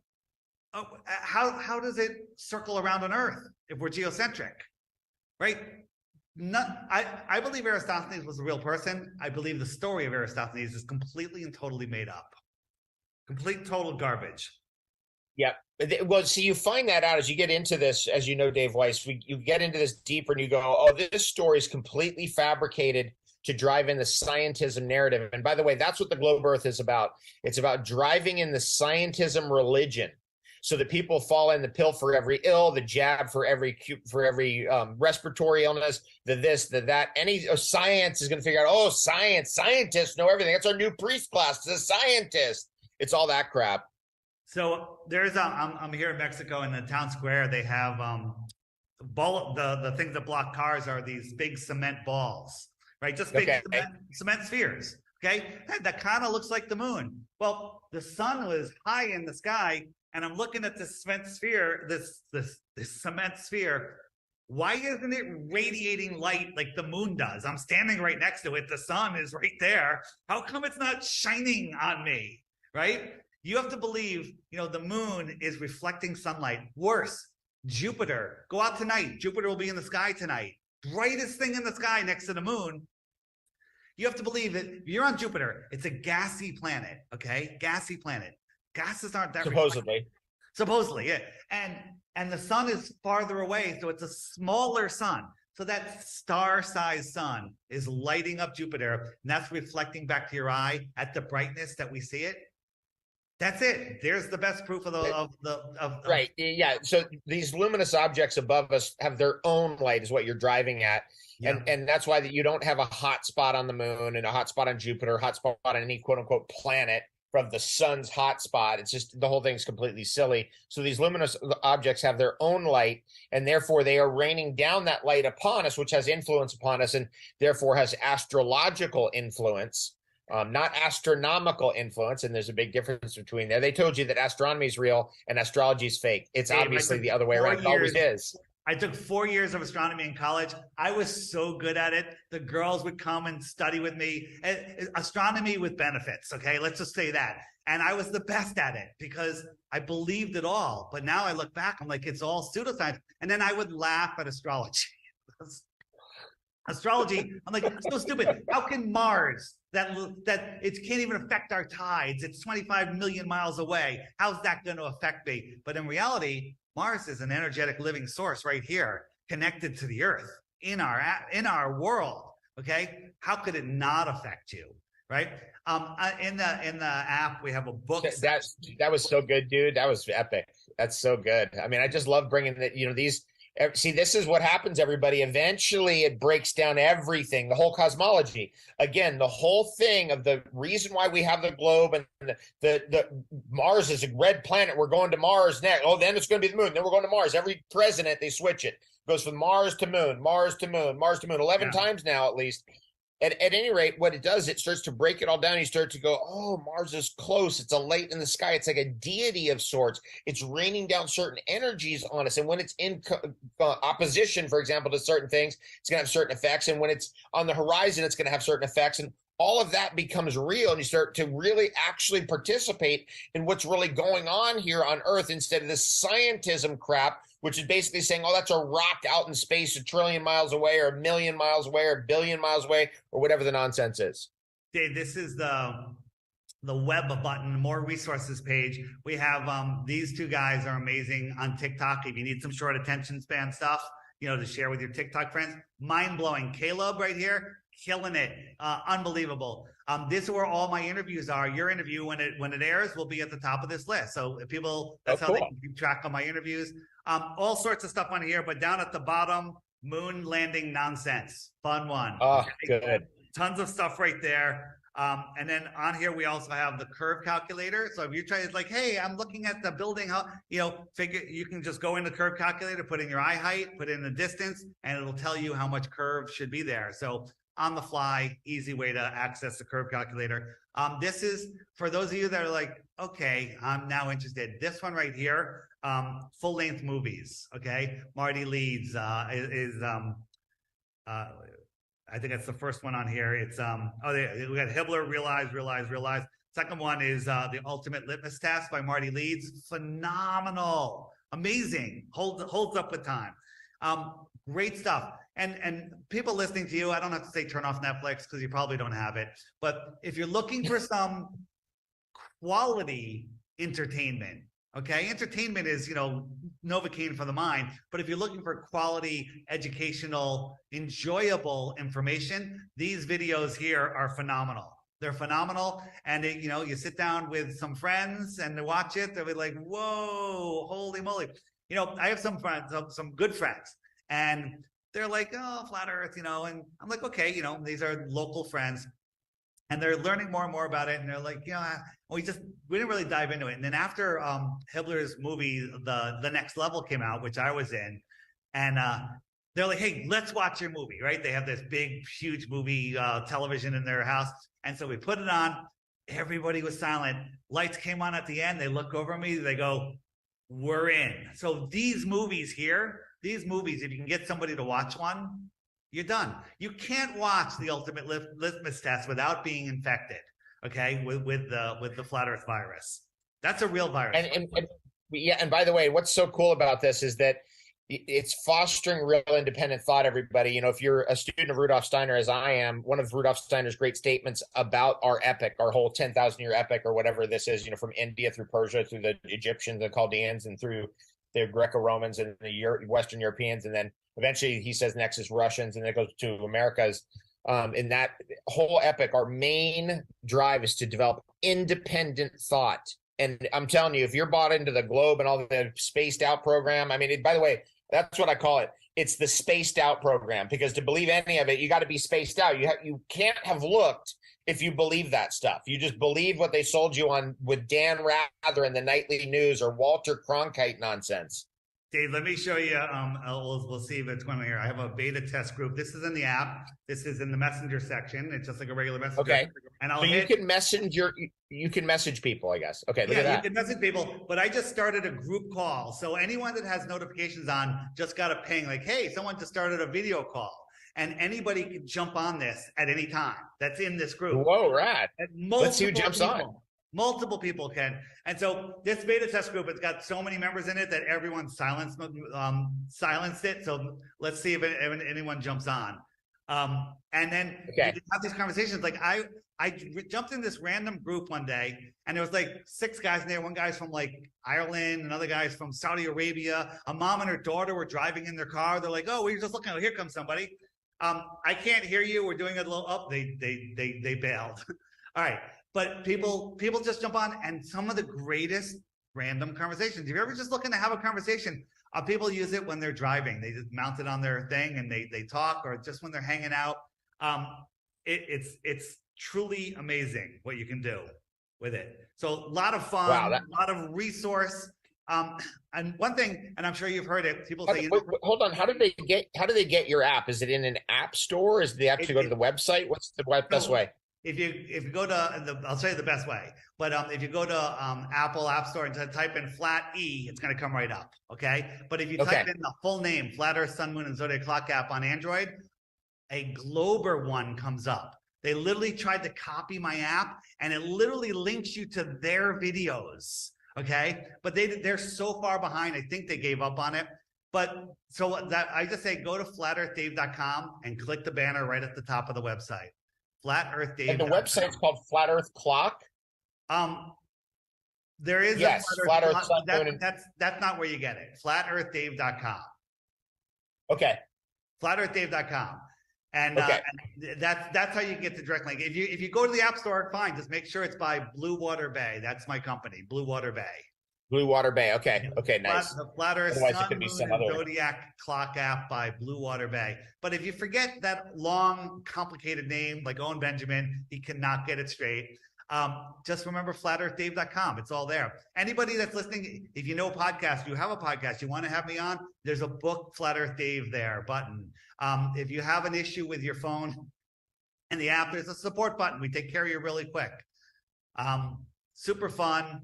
And it's a great way to make new best friends. That alone, I think, is worth the $11.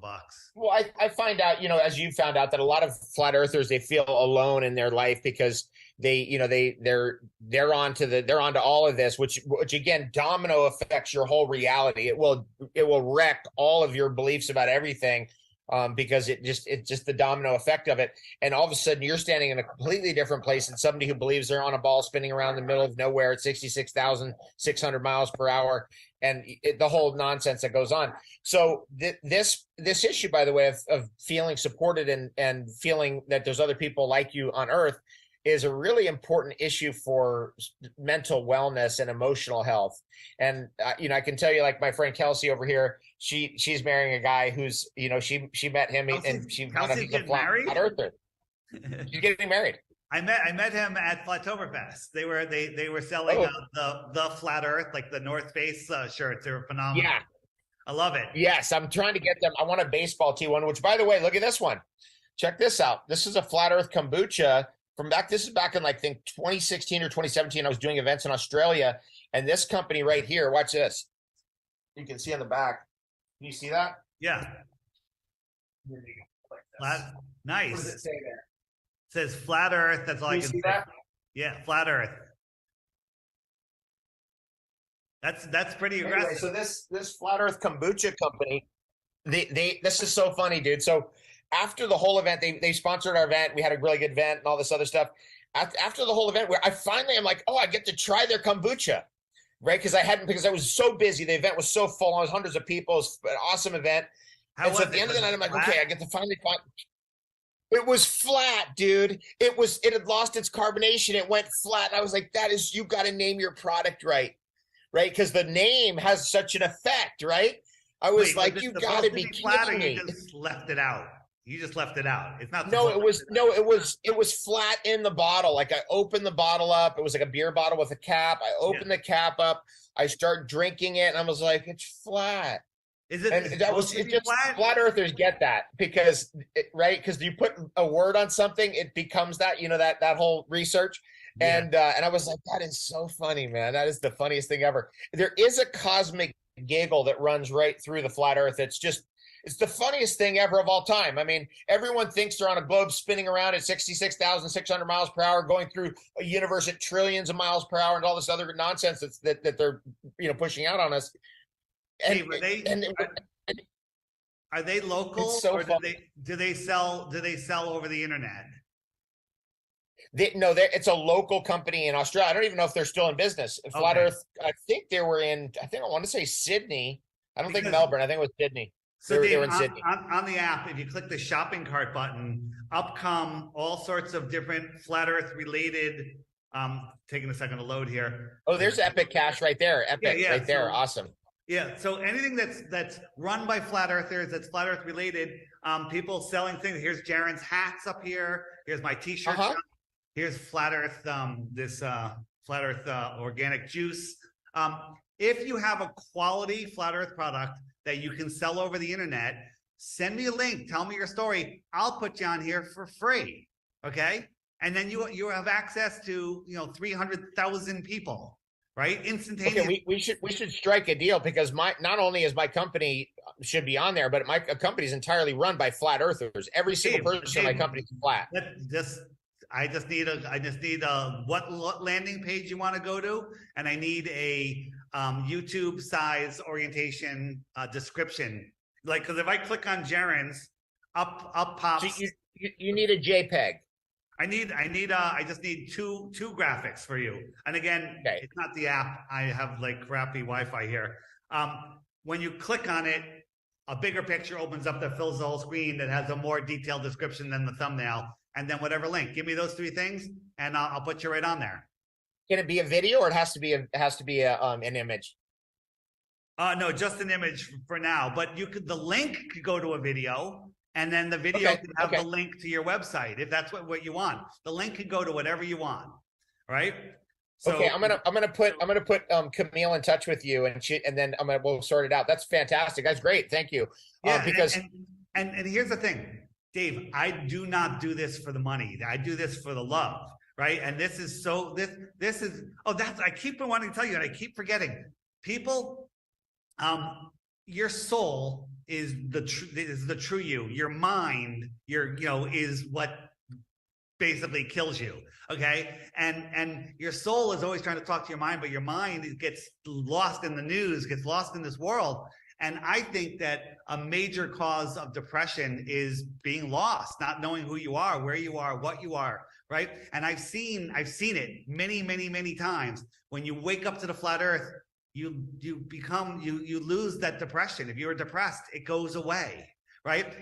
People that have serious drug addictions are able to kick the habit, right? Because when you're depressed and, stressing, you'll resort to, drugs, and maybe you get addicted and everything. I've seen it cure people from this depression. I think depression, boredom, these are constructs of the helio-sinister satanic trick they call the globe. Yeah, exactly. Well, they're constructs of the scientism, right? Because the heliocentrism and the globes and all the fake spaced out program and all the other crap is all part of the scientism religion. And so that they've wrapped this mythology around us with the televisions, and they've wrapped it around with the films and movies and all the other stuff. And so that people have bought into a very dark vision of reality, and therefore they're depressed and they want to escape, hence the drug addictions, right? Or they go totally into the materialism and like money, and we're going to get into money, and that's going to be our whole thing. That whole thing is just really an aberration of consciousness that's created by the bad religion. I mean, that's really, scientism it's a satanic religion, if we're going to be honest. You know that. Every flat earther knows that. We know because we've seen the people behind it, the astronauts with their little, horns and their little Freemasonic satanic signs and all the other crap that goes on. Just going back to the Friend Finder for a second, I sent out a radius message to everybody here saying, hey, I'm going to be here for a couple of months. And a couple of people have gotten back to me. We're going to meet up and hang out and go snorkeling and just hang out with other flat earthers. What's better than that, Because are you in Playa del Carmen? Very close. I'm in Puerto Morelos, right? The one. Okay, but you're near Cancun. I was in Playa yesterday. I'm going to Cancun tomorrow. Okay, yeah, cool. I was like, that looks like that Cozumel, the island. Yeah, I'm right. That is Cozumel, right there. So yeah, it's fun to see the dots growing down here. But if you click right up here, this is the referral link. So anyone that a lot of people don't know about this, go there and you'll have a random number here. Change it. There's a little editing pencil. You can change it once up to 7 characters, and you could put, I don't know, avocado, whatever. And that's your referral code. And then whenever you tell somebody about the app, when you load the app, the first thing it says, do you have a referral code? Yes or no, right? And if you say no, then no problem. But if you put it in, you get a point, okay? So I have 13 points right here, okay? And as your points grow, your dot will change on the map to one of these, all right? Sounds fun. It is. Oh. People love it. But I'm starting to make it where, a lot of people, there's a lot of kids that are still on their parents' cell phone plan. They're like, I can't do the subscription. 11 referrals, you can cash them in for a year subscription. Get 11 people to join. And then, Dave, I always say this, and prove me wrong. When your time comes and you have to answer to your maker, when he's weighing out your sins, I think he can counter them with the number of people you've unplugged from the matrix, which is calculated right here. Okay? Right? You wake someone up. That is so that's so awesome. That's epic. Okay, so I'm going to do that. Actually, I'm going to do that. That's going to be fun. And then okay, so I guess you can keep track of the leaderboard. And that TikToker Caleb, look at him, killing it. 1,868 referrals, right? Just by putting it on his TikToks about it. Because here's the thing: is he doing it for the points? Yeah, he loves being at the top of the board, but he's doing it because the app is the easiest way to wake someone up. You know why? What does everyone have in their friggin' hand? One of these stupid things. Let's use it against them. Let's use it to educate ourselves. Okay. So this Steiner has a whole thing about the development of the technology, getting us now to this phone, and eventually it's going to be to the transhumanism. And one of the things that he brings into that conversation, which is a very important discovery for me personally over the last 2 months, which is whenever he's getting into this detailed conversation about the technology and what this technology is doing to us and the dangers of it and how ultimately how Ahrimanic it is. Steiner has two demons in his cosmology, Ahriman and Lucifer. And Ahriman is more like Mephistopheles, more Satan, what we consider Satan. Lucifer being what we consider Lucifer. So Lucifer has to do with the escapism, worshiping the false light, giving our power away. The materialism and the algorithm thinking and all that, and the scientism is Ahrimanic in nature. At any rate, the thing I wanted to say, that what I was going to say on that, where I was going with that is that this technology, all along, there's been Ahrimanic influence or influence of evil in the development of the technology. And Steiner says that one of the highest goods of all, even higher than anything even put out by the Buddha, he actually says this, is the work of Manes or Manichaeism. And you're probably like, well, Manes, what the hell is that? Now, it's a sect of Christianity from going way back that's now basically died off. There's still a little bit of existing in some areas of China. It originated in Persia. But Manes' key teaching was you let them develop their whole thing of evil, and then at the last second, you flip it to good.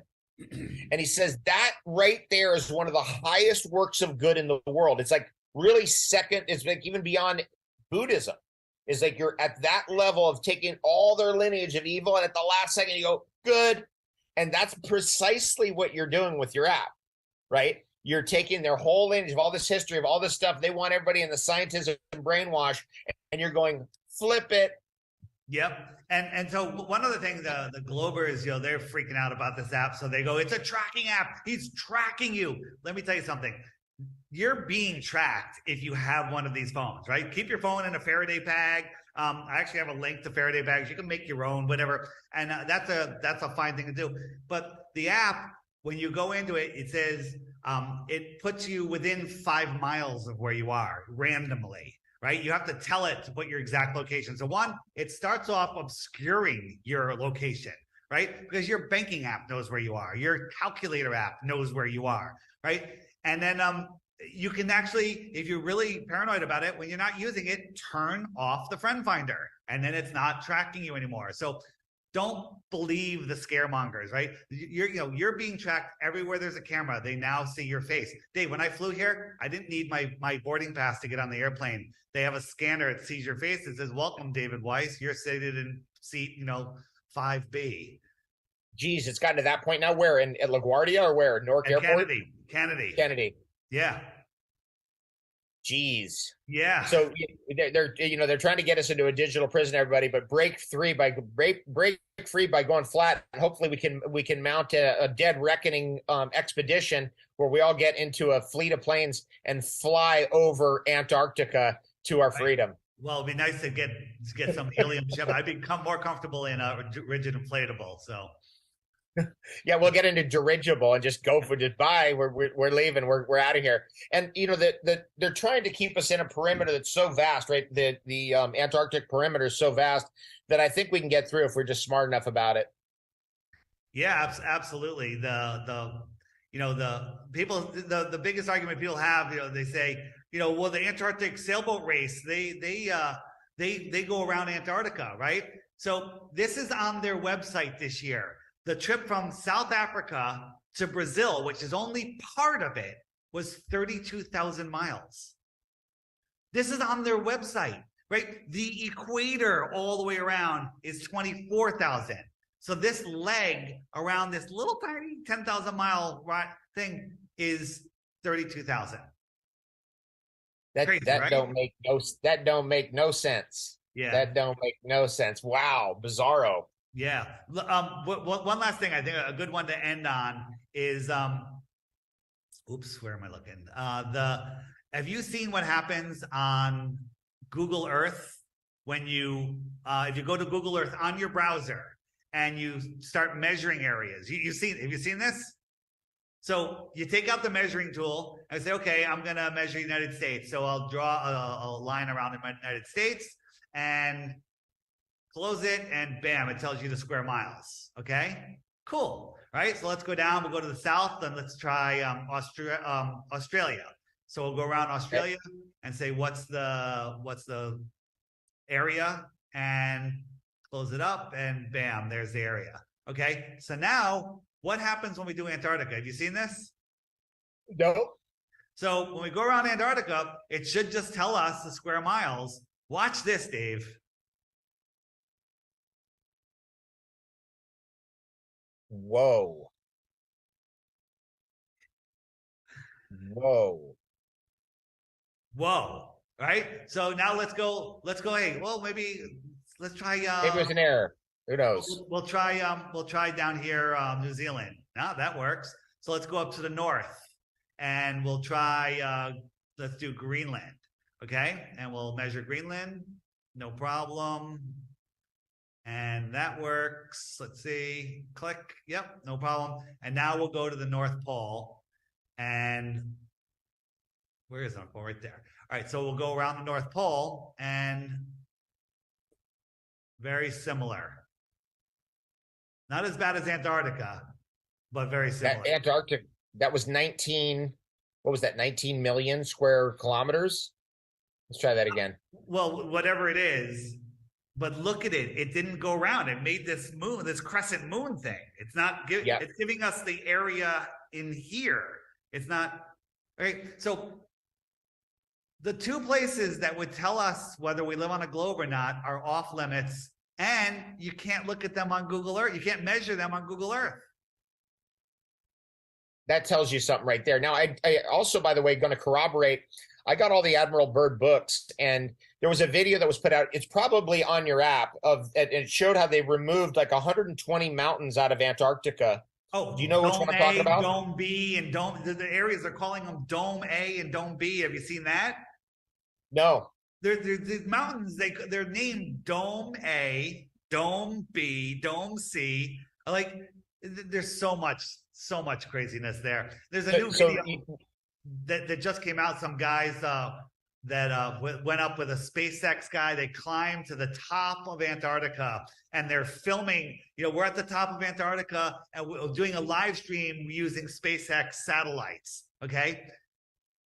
I'm calling total bullshit because the guys, they're like, it's 30 below zero Celsius, I believe. Okay. 30 below zero. And he goes, he's got frozen stuff on his beard and everything. But the other guy's texting on his phone with bare hands. How does your phone work? And how do you, bare hands, he has zero frost on his beard and no steam, no fog is coming out of any of their mouths. Okay. And again, are they that stupid or are they just testing us? I'll go with you. They're testing us. Yeah. They're mocking us, and they're like, we can get away with anything. We got these people so brainwashed. We can do anything. We can get away with anything. So, Flat Earth Dave, that was fantastic. That was a really good, like 2 hours. We just dug in. Wow. FlatEarthDave.com. That's where the app is at. So we got deep in on the app, and it's really good to have the app because the way that they took off all of the Flat Earth information off the internet. I mean, they banned it. They really did. They shadow banned it. They banned it. They censored it. They blocked it. Now, if there was no truth in any of it, why would they do any of that? Why would they just be like, oh, these guys are idiots. We'll just let that go out there. But, you know, at the very top, they don't want anybody questioning their religion, which is scientism. They want everybody in their satanic control. They want everybody under their thumb of thinking. And when you get to your app, you're outside of their control and you're outside of their thinking. I'll get this out there on Telegram and various different platforms. So I'm going to put that out there. And then I imagine it's also going to go up on your app as well. So that'll be cool. So I'll alert everybody with your app that it's on there. Dave, you going to put it on your YouTube channel? I want to nope. I don't use YouTube. After ThemeTube deleted me and took everything off, 10 years of work with no strikes or warnings or anything, just one day deleted my channel, wiped me out. I still have a small YouTube presence, but I don't really put anything on it. I'll put it on BitChute. I'll put it on Telegram. I'll put it on probably on Rumble. I have a Rumble channel, and then we'll take it from. And of course, I'll promote it on Twitter, etc. Yeah, and no problem. Right now, the playlists are our YouTube playlists, but I've got everything backed up on several platforms. So when I pull the plug on YouTube, we're ready to have everything going right there. So on the app, I'll just put the link to the YouTube that's on my channel, if that's cool with you. Okay, yeah, that's fine. That's fine for me. I just with my channel, it's like I'm so that after you get deleted after 10 years of work with no strikes or warnings or letters or anything, it's like we deleted your channel. There's no way that you're going to be able to refute it. We'll accept no letters of you trying to get your channel back or something like that's what they sent to me. But did And you I was tell like, the man, truth? these people are. What's that? Did you tell some truth, David? Bad Oh boy. man, I mean, you know, Bad boy. what they want everybody on their scientism, which means you're going to get injected with their mystery chemicals, you're going to take their deadly pills, you're going to go to get the cut, burn, poison, inject therapies that they have, and they're going to be retiring you early with their sterility strategies, let's just put it that way, Yes. and get you off the earth here real quickly so that this earth can belong to just Ahriman and Lucifer themselves. And that we'll be stuck in this eighth sphere of escapism and materialism forever. That's what they want. So we're breaking out. We're breaking free of the Matrix. We're flying a dead reckoning over Antarctica. Dave, this was a fantastic conversation. You're one of the top people I would like to have this conversation with because you're one of the first really influential videos that got me going. So here we are. We did it. We did it. Fantastic. Thanks, bro. Okay. So with that, thanks, everybody. I'm David Avocado Wolf. This is David Weiss, and we are Flat AF. Nice.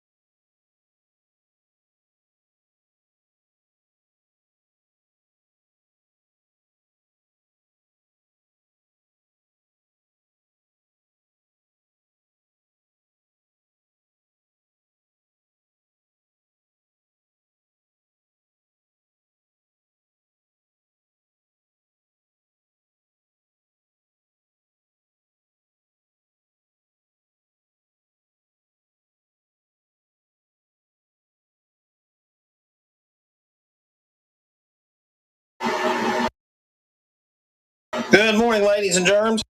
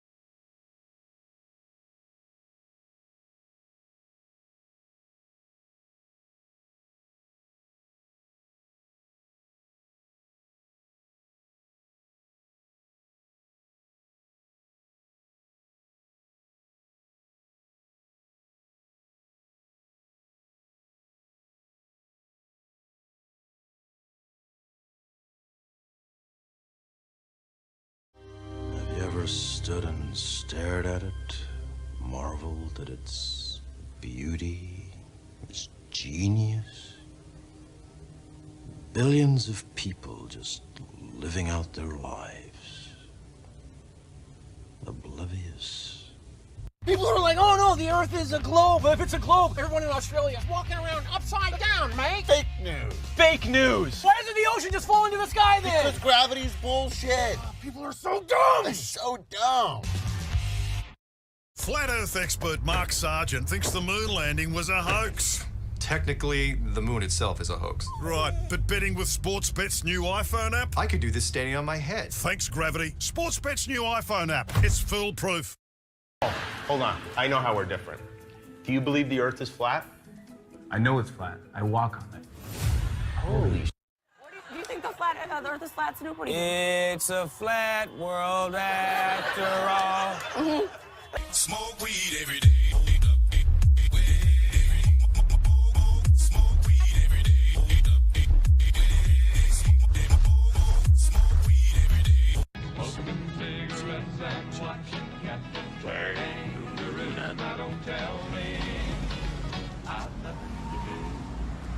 It's good to see you. I must go. I know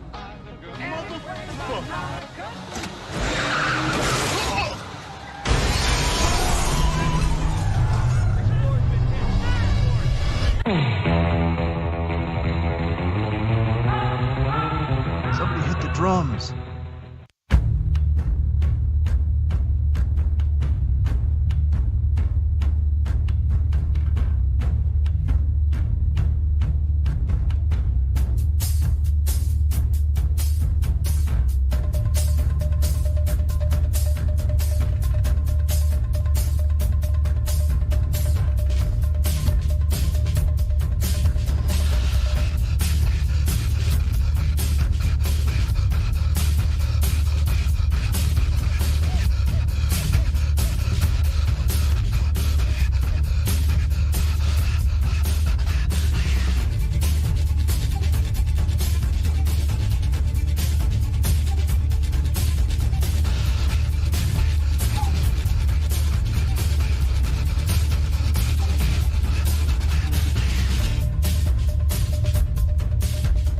Broadcasting straight to you from a large spaceship, currently at war with mainstream science. Meanwhile, the Peanut Gallery is glad to learn that the Astrophysical Journal published an article recently assuming that there are at least 36 intelligent alien civilizations in our galaxy. That's amazing, considering we still don't know where Bigfoot hides his sneakers, but perhaps we can get one of those civilizations to come down to Seattle and give some intelligence to us. I see what you're doing there, the whole riots thing in Seattle. Hello, everyone, and welcome to Strange World, where the truth is often stranger than fiction. I'm your host, Mark Sargent, the creator of Flat Earth Clues, which propose that all of us are living inside a Truman Show enclosed structure thousands of miles wide. Check it out at enclosedworld.com or just Google Flat Earth Clues. If you can't find it, well, you're just not very good at the internet. For those of you listening to this on YouTube, you want to hear the show live as it happens, please go to Truth Frequency Radio for the latest schedule.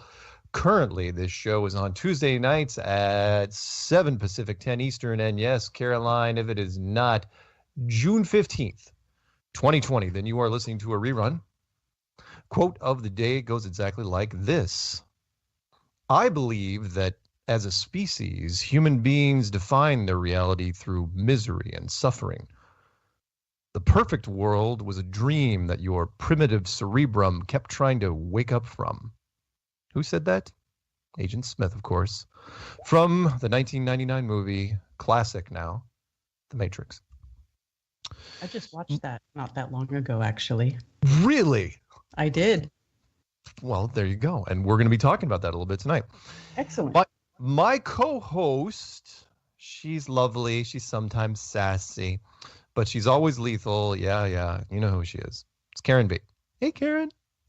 Hey. Isn't it amazing, by the way, and that's going to be my little rant for this evening. Isn't it amazing? The Matrix is 21 years old now. Yeah. Isn't that crazy? It's nuts. It's like, wow. I remember exactly when it came out, and I loved it.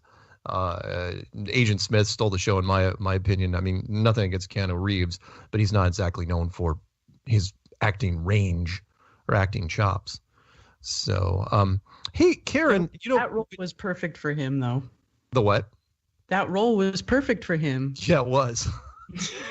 It was. By the way, did you know that the original casting, the Wachowski brothers, which are now the Wachowski sisters, they initially cast Sean Connery as Morpheus, and Agent Smith was supposed to be black. He was supposed to be Will Smith. I'm sorry, Neo was supposed to be Will Smith. Oh. Yeah. And then and Sean Connery turned it down, so they had to go a completely different direction. So they had Lawrence Fishburne as Morpheus and Keanu Reeves as Neo. Well, I'm glad it worked out the way it worked out because I enjoyed it the way it is. I know, and right? Hearing those other names, I feel like it would not have been the same movie. I don't think it would have been either. Everything for a reason. Hey, when you wake up to the flat earth reality, it can be a lonely place. Talking with friends and family can become contentious and often doesn't end well, sometimes with rubber bullets. There is nothing more exciting than waking up a family member or close friend from the globe lie. One of the best ways to do this is by gifting the Flat Earth, Sun, Moon, and Zodiac Clock app, and then asking them to take the Flat Earth Clock Challenge. Watch the featured video every day for 2 weeks and see what happens. It'll be the best $2.99 you've ever spent. It is. I love that app. I love that app too. In fact, as what I understand, I don't think I'm going to get in trouble, is that DITRH is going to be talking with CBS tomorrow about that app. They're showing up at his house to talk about internet censorship. Really? Yeah, true story. Good. Yeah. So he's going to be, and it's going to be sneaky because he's going to tell him the way to get around internet censorship is to get the Flat Earth, Sun, Moon, and Zodiac Clock app. Because it bypasses all the internet sites. Like, yeah, you know what? He's not lying. It is, right. And it's a great video archive, and those are all, hand-picked videos. It's the best of the best videos. I agree. He's got good taste when it comes to Flat Earth videos. Videos in that archive. Just saying. So, hey, get a drink, boys and girls out there, because I've had a request for the last, couple months now. People didn't say, hey, Mark, what do you think about virtual reality? What do you think about simulations? What do you think? Because I've said it in different interviews, and I thought I'd set the record straight. So this is my rant for the evening. You ready? All right. Got my drink. It's called How Real Is This Flat World? Some Things to Consider. Let's start off with a bold statement, one that some of you have heard me say over the last 5 years. If the world is flat and it's enclosed, then it's probably digital. I say digital because the word virtual seems to have lost its meaning, like artificial intelligence or smart when referring to electronics. Digital may seem like an older term, but it still applies. Why does this make perfect sense to me? Well, for starters, I'm older and had the pleasure of working in the tech field since its infancy. I was one of the first kids at my university to have their own computer. Yeah, I'm that old. I played video games for a living during the 90s and then taught proprietary software for the better part of 20 years. The short version is I know what the industries have been striving to do for decades, and it is the one aspect of our future that has almost reached its potential. Most of what was promised to us since we started building machines has never been realized. No one has flying cars or ray guns or robot servants. I suppose there are special military programs that have achieved some of these goals, but the general public will never see them for various reasons. Flying cars are too risky, ray guns are way too dangerous, and robot servants, well, you've seen the movies. No happy endings there. The one ladder we did scale was information technology, or IT.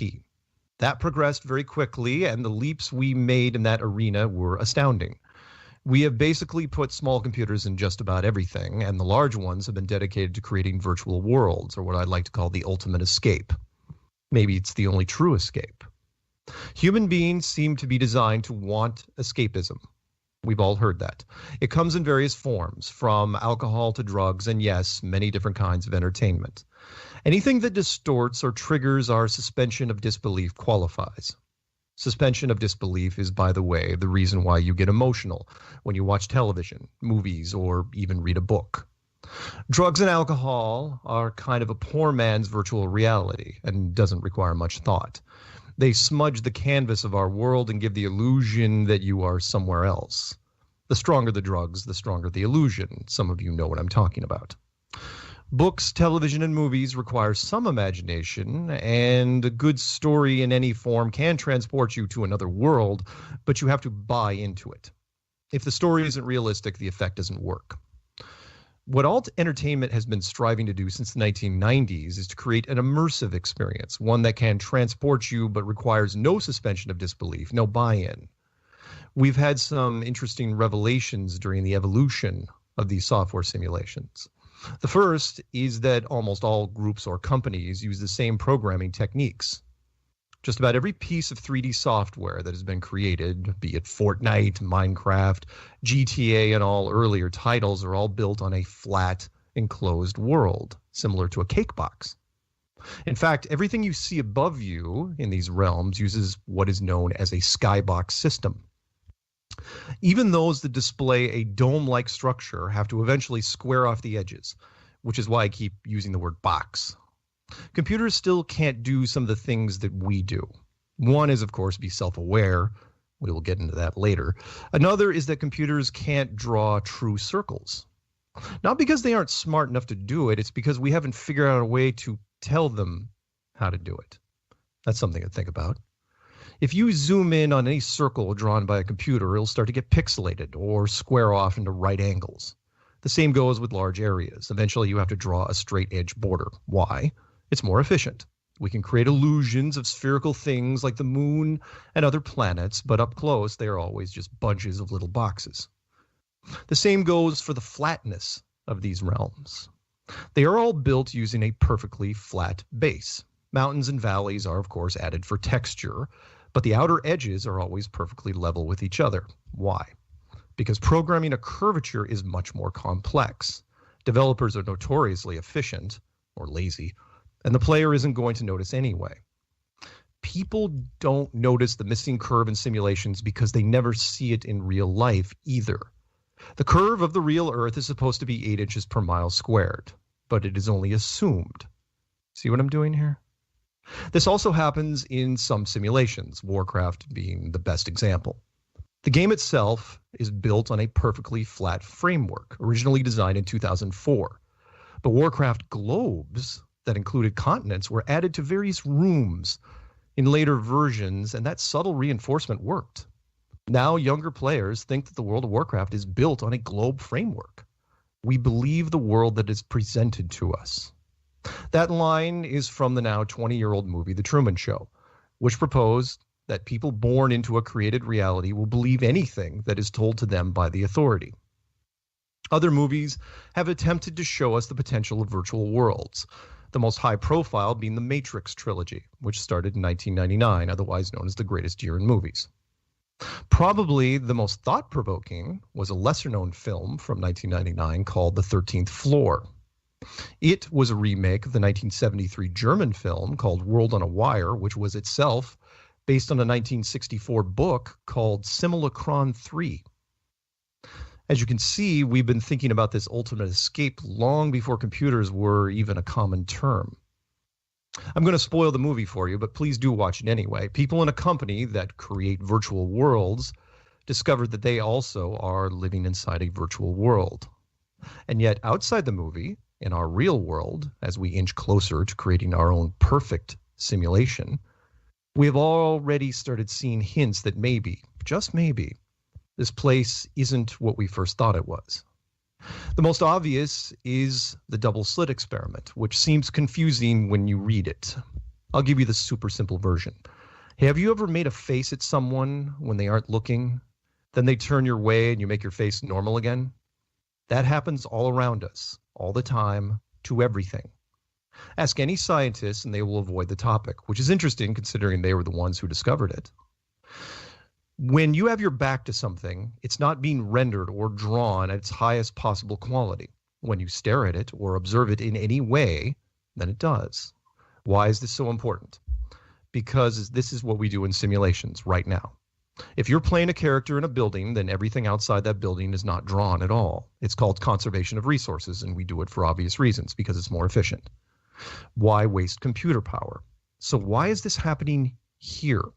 Why is this world displaying traits exactly like traits of our own simulations? And if you think that's the strangest clue to where we live, think again. We discovered something years ago called neuroscience and free will. The test was simple. Tape some sensors to a person's head and have them pick numbers on a computer screen. Have the subject note the time that they decide to pick the number before hitting the keypad. So when I think of the number 3, just then I thought of it. That's one of the ways we define being self-aware, that we can choose these things out of thin air, right? We create thought from nothing. Not so fast. It turns out that the computer could tell when we decided to pick that number 8 seconds before we chose it. Maybe that didn't sink in. Think of a number right now. Now understand that a computer can see that thought process 8 seconds ago. It's not possible. Nothing exists pre-thought, unless, of course, all this isn't really interactive, not really live. If you need to pause for a moment or get a drink, I don't blame you. The next few minutes are going to get pretty weird. Science doesn't believe in predestination or lack of free will. We have the ability to make choices on our own. We decide what we do when we walk through our day, what coffee to drink, where to drive, who to talk to. And even if this was some sort of interactive simulation, that would still make sense. We make choices on the fly, in real time. That's how it works. It isn't the most efficient process, however. There is a way of doing all this that streamlines everything, something I like to call the interactive movie.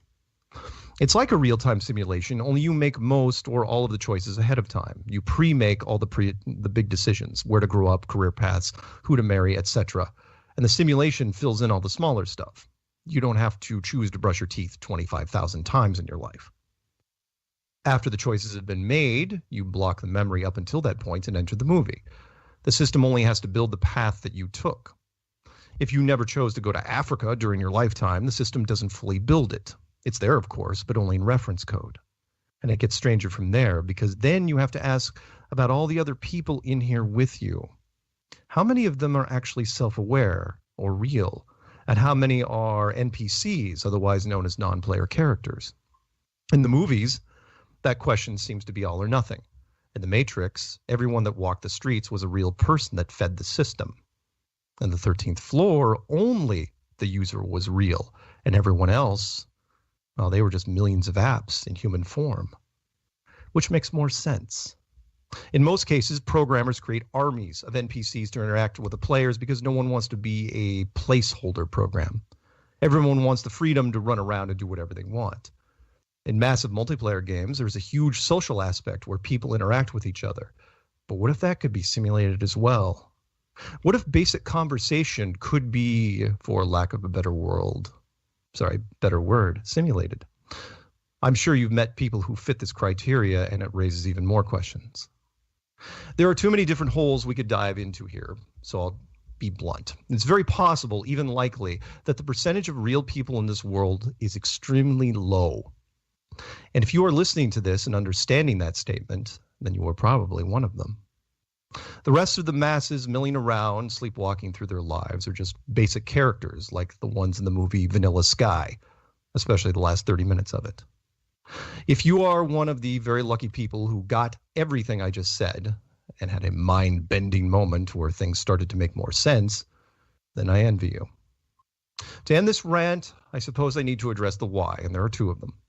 Why not reveal the nature of this world to the people when they enter? Why not give them the freedom and unlimited choices in real time? Why hide that? Because I believe that's where you came from originally, a world with unlimited possibilities, where freedom was like breathing.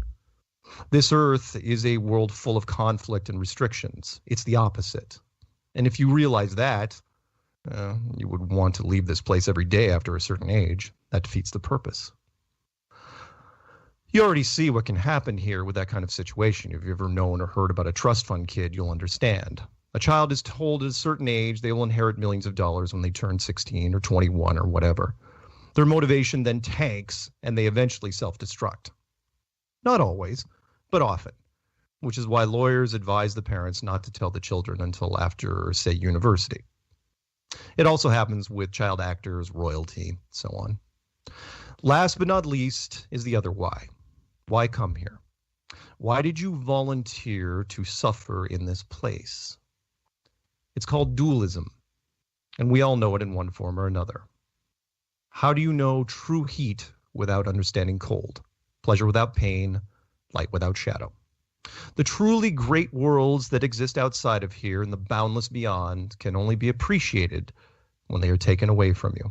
Or, as the song lyric goes, you've got to go through hell before you get to heaven. And there you go. That's my rant for today. Karen's now face down on her desk. Yeah. Awesome. Thank you. I've been dodging that one for a while. I kind of sneak it into interviews from time to time, but I've been a big believer of it for basically forever. I mean, how can I not, coming from the tech field? But what I try to tell people is, it's like, look, it still doesn't change the fact that it is still flat, absolutely flat, and that's where you start, because all simulations are absolutely flat. I agree. For whatever reason, and I don't know why, and you know, there's going to be a lot of people out there that didn't get that rant, not because they're drones or anything, but because the Matrix is 21 years old now. You just watched it recently, and it still didn't really catch on. You know, we haven't seen a lot of Matrix clone movies. I mean, it was Matrix, 13th Floor, a couple video game things like Ready Player One, which was fairly recent, but not a lot. So, you know, I'm still, you know, you got to start somewhere. And for me, it starts off flat and then goes to enclosed. And after that, if you want to get into the more advanced stuff, then I delve into the virtual stuff. So let me ask you this, Mark. Why do you think that it's a simulation? Is it because you were in the tech field and you saw video games and how the video games were like a simulation? Very much, yes, very similar to that. So there are things we do in games that happen in real life. And by that, you know, was trying the double slit experiment. You know, science, double slit experiment has been around forever, but the one they did about 15 years ago, where they were shooting single electrons through these slits. Yeah. And they noticed when they weren't watching them, they were acting like a wave. They were undefined. But when they were looking at them, they acted like a particle. They became a particle. And the killer thing about that is that that's a rendering issue.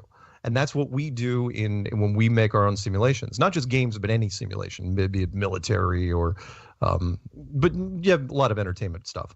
But that's what happens when we're not looking at something. We don't bother really rendering it because we don't have to. Why would you? You're not looking at it, so who cares?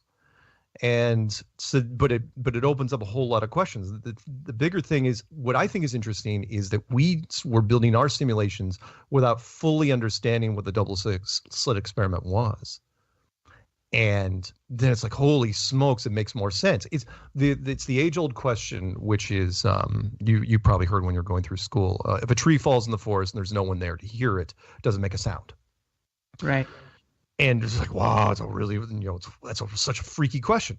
Well, now we know, which is, no, it doesn't make a sound because there is no tree, because you're not there. The tree hasn't been drawn. The what? For you, I don't know. To me, it's like, I think that people, like, here's my thing. I think that it can seem like it is a simulation because when we make copies of reality, it's a simulation and it matches reality so well that it's like you can almost think that reality is a simulation.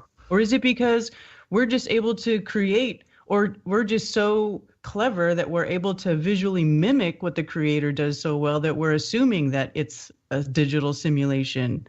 You're right. You're right. And that's the only reason I'm only 99% on this is what you just said there, that argument, which is, okay, is art imitating life, or is it just a coincidence? Or is it, the other side of it? The other thing, though, the lesser known one, which I bring up, the neuroscience and free will, that's a freaky one. That one, when you watch the documentaries on that, when they have the journalists going through it, that freaks them out. They don't know what to do because it goes outside of of how we're built, which is, again, you're thinking of something. It's like, oh yeah, think of a number. And as you're thinking of that, it's like, okay, I choose this number now, right? It's like, nope, the computer saw that you chose it. You started to choose it 8 seconds ago.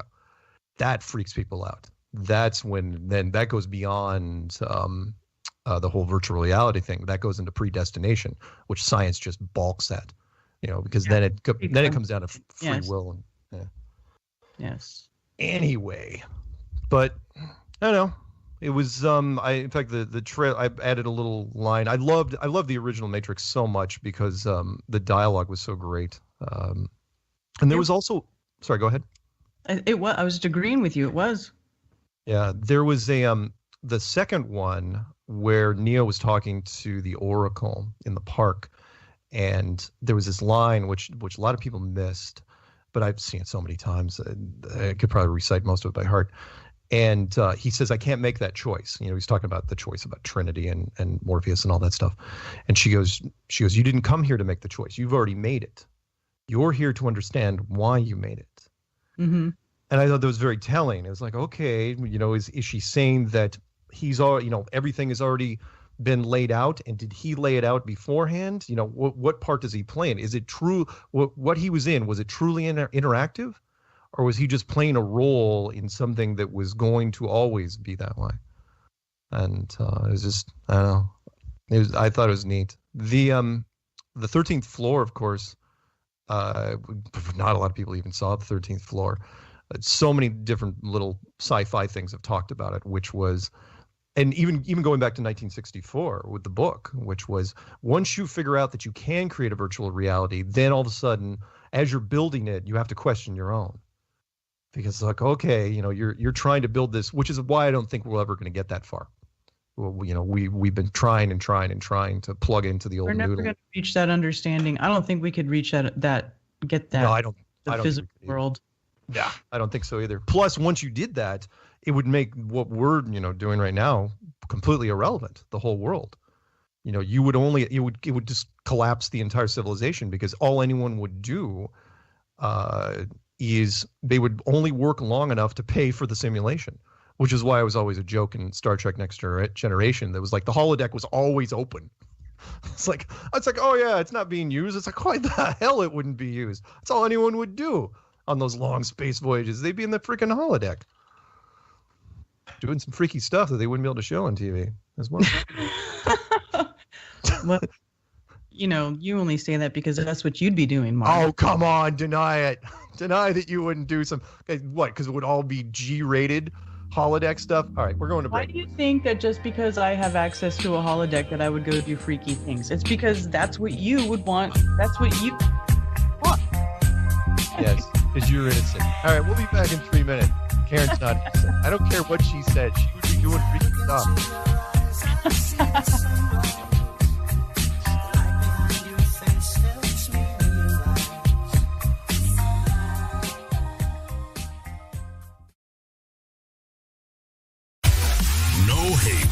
No hype, no fear. You're listening to Truth Frequency Radio. We are TFR.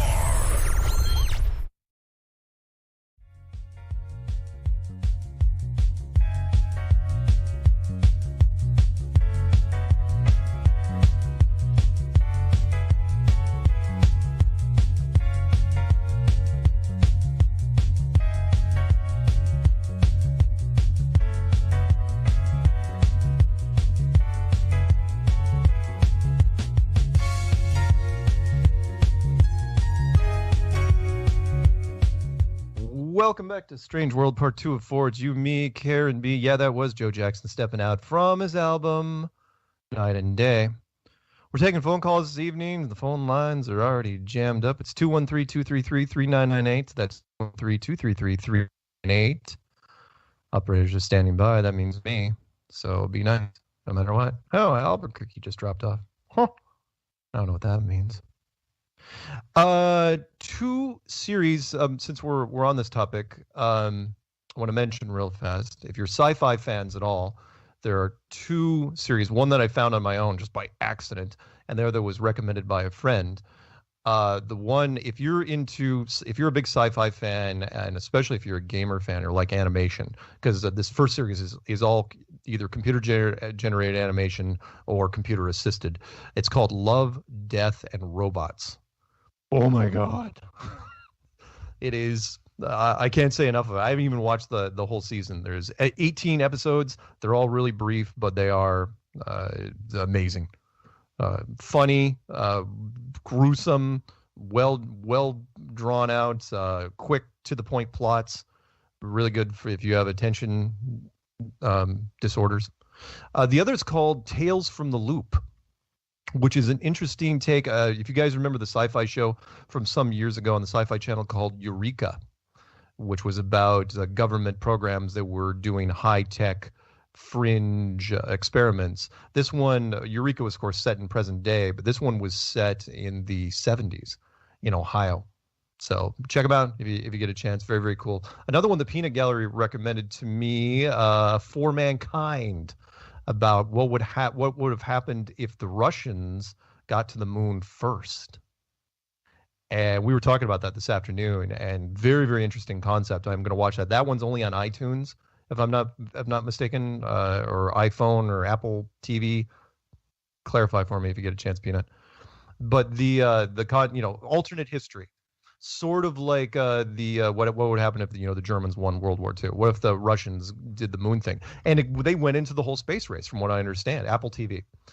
And which is what we have been talking about. It's like, why did the space race end? Why, when America got to the moon, did Russia just shut down? It's like, oh, that's it. Apparently we lost. We're going to walk home with our heads down and, throw down the pom-poms and the banners. It's like, what? It's like, what? That never happens. It was supposed to be, we put a few people, they put more people, we put a small base, they put a bigger base, and then the Cold War reaches the moon. That's how it should have gone, but it was the exact opposite. So Karen, should we pick up a couple calls?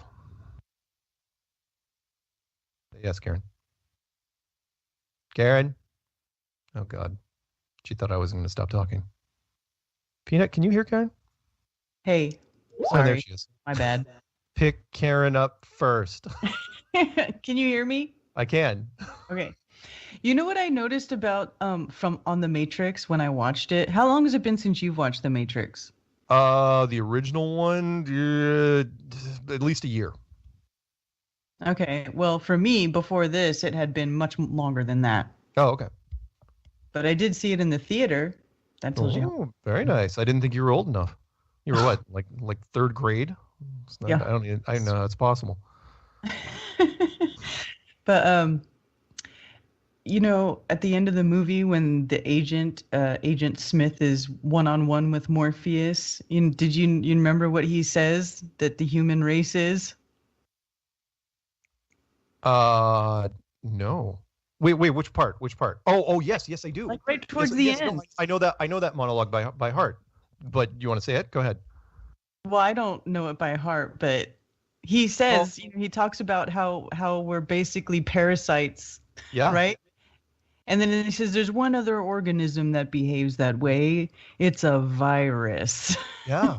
Yeah, it was brilliant. He calls us a virus. And I was just like, oh my gosh, that's what's going on right now. They've got everybody thinking that they are a virus. Yeah. Yeah, you're absolutely right. It was one of the tingly moments for me in that movie because it was just dark. It was creepy. He's going, I'm not going to butcher it too badly, but he was like, I figured out, that I realized that human beings aren't actually mammals, which is, and everything he said was absolutely true. He said that, every mammal on this planet develops a natural equilibrium with its surrounding environment. But human beings do not. They multiply, and they multiply until all the resources are consumed. And then the only way they can survive is that they move to another area. And that's when he's, there is another organism, and it's a virus. And he's absolutely right. I've said this on multiple occasions where it's like, if human beings weren't here, this planet would work just fine. Disagree. The what? I disagree. Oh, you think without people here, the planet would still be in trouble? Without people here, would the planet exist? How Well, do you know that it would even be here? Or the Good plane, point. whatever it is, the realm, would There it you even go. be here? How Good would you point. know? You would never know. First of all, that could never be proven. Second of all, I don't think that that's what people do. I think that's what people do now because that's what people have been programmed to do. That's what people have been told that they should do, and they stupidly do it. If people didn't do that and people lived the way that we were living 100 years ago, then no, we wouldn't be, Yeah. stressing Good. resources. No, we wouldn't be taxing everything because everybody would have what they needed because people would be living, working, living to work instead of working to live, or whatever the backwards is, right? Working to live instead of living to work, right? They're working for themselves.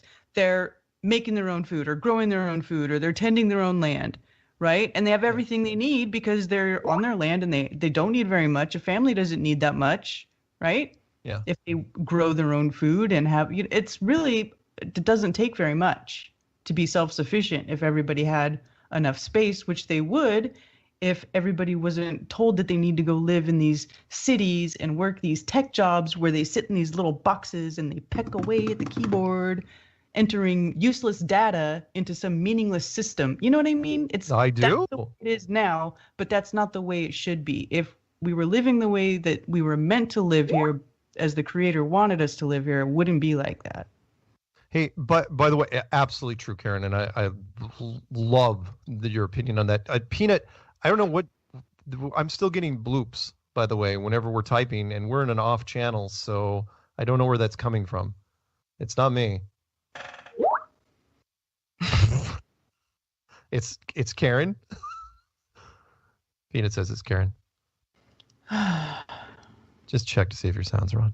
But you're absolutely right. We do to tack on to you. Well, switch to one more. Actually, switching to another channel is not going to make any difference. I just turned it off. Okay. To tack on to your thing, yeah, you're right.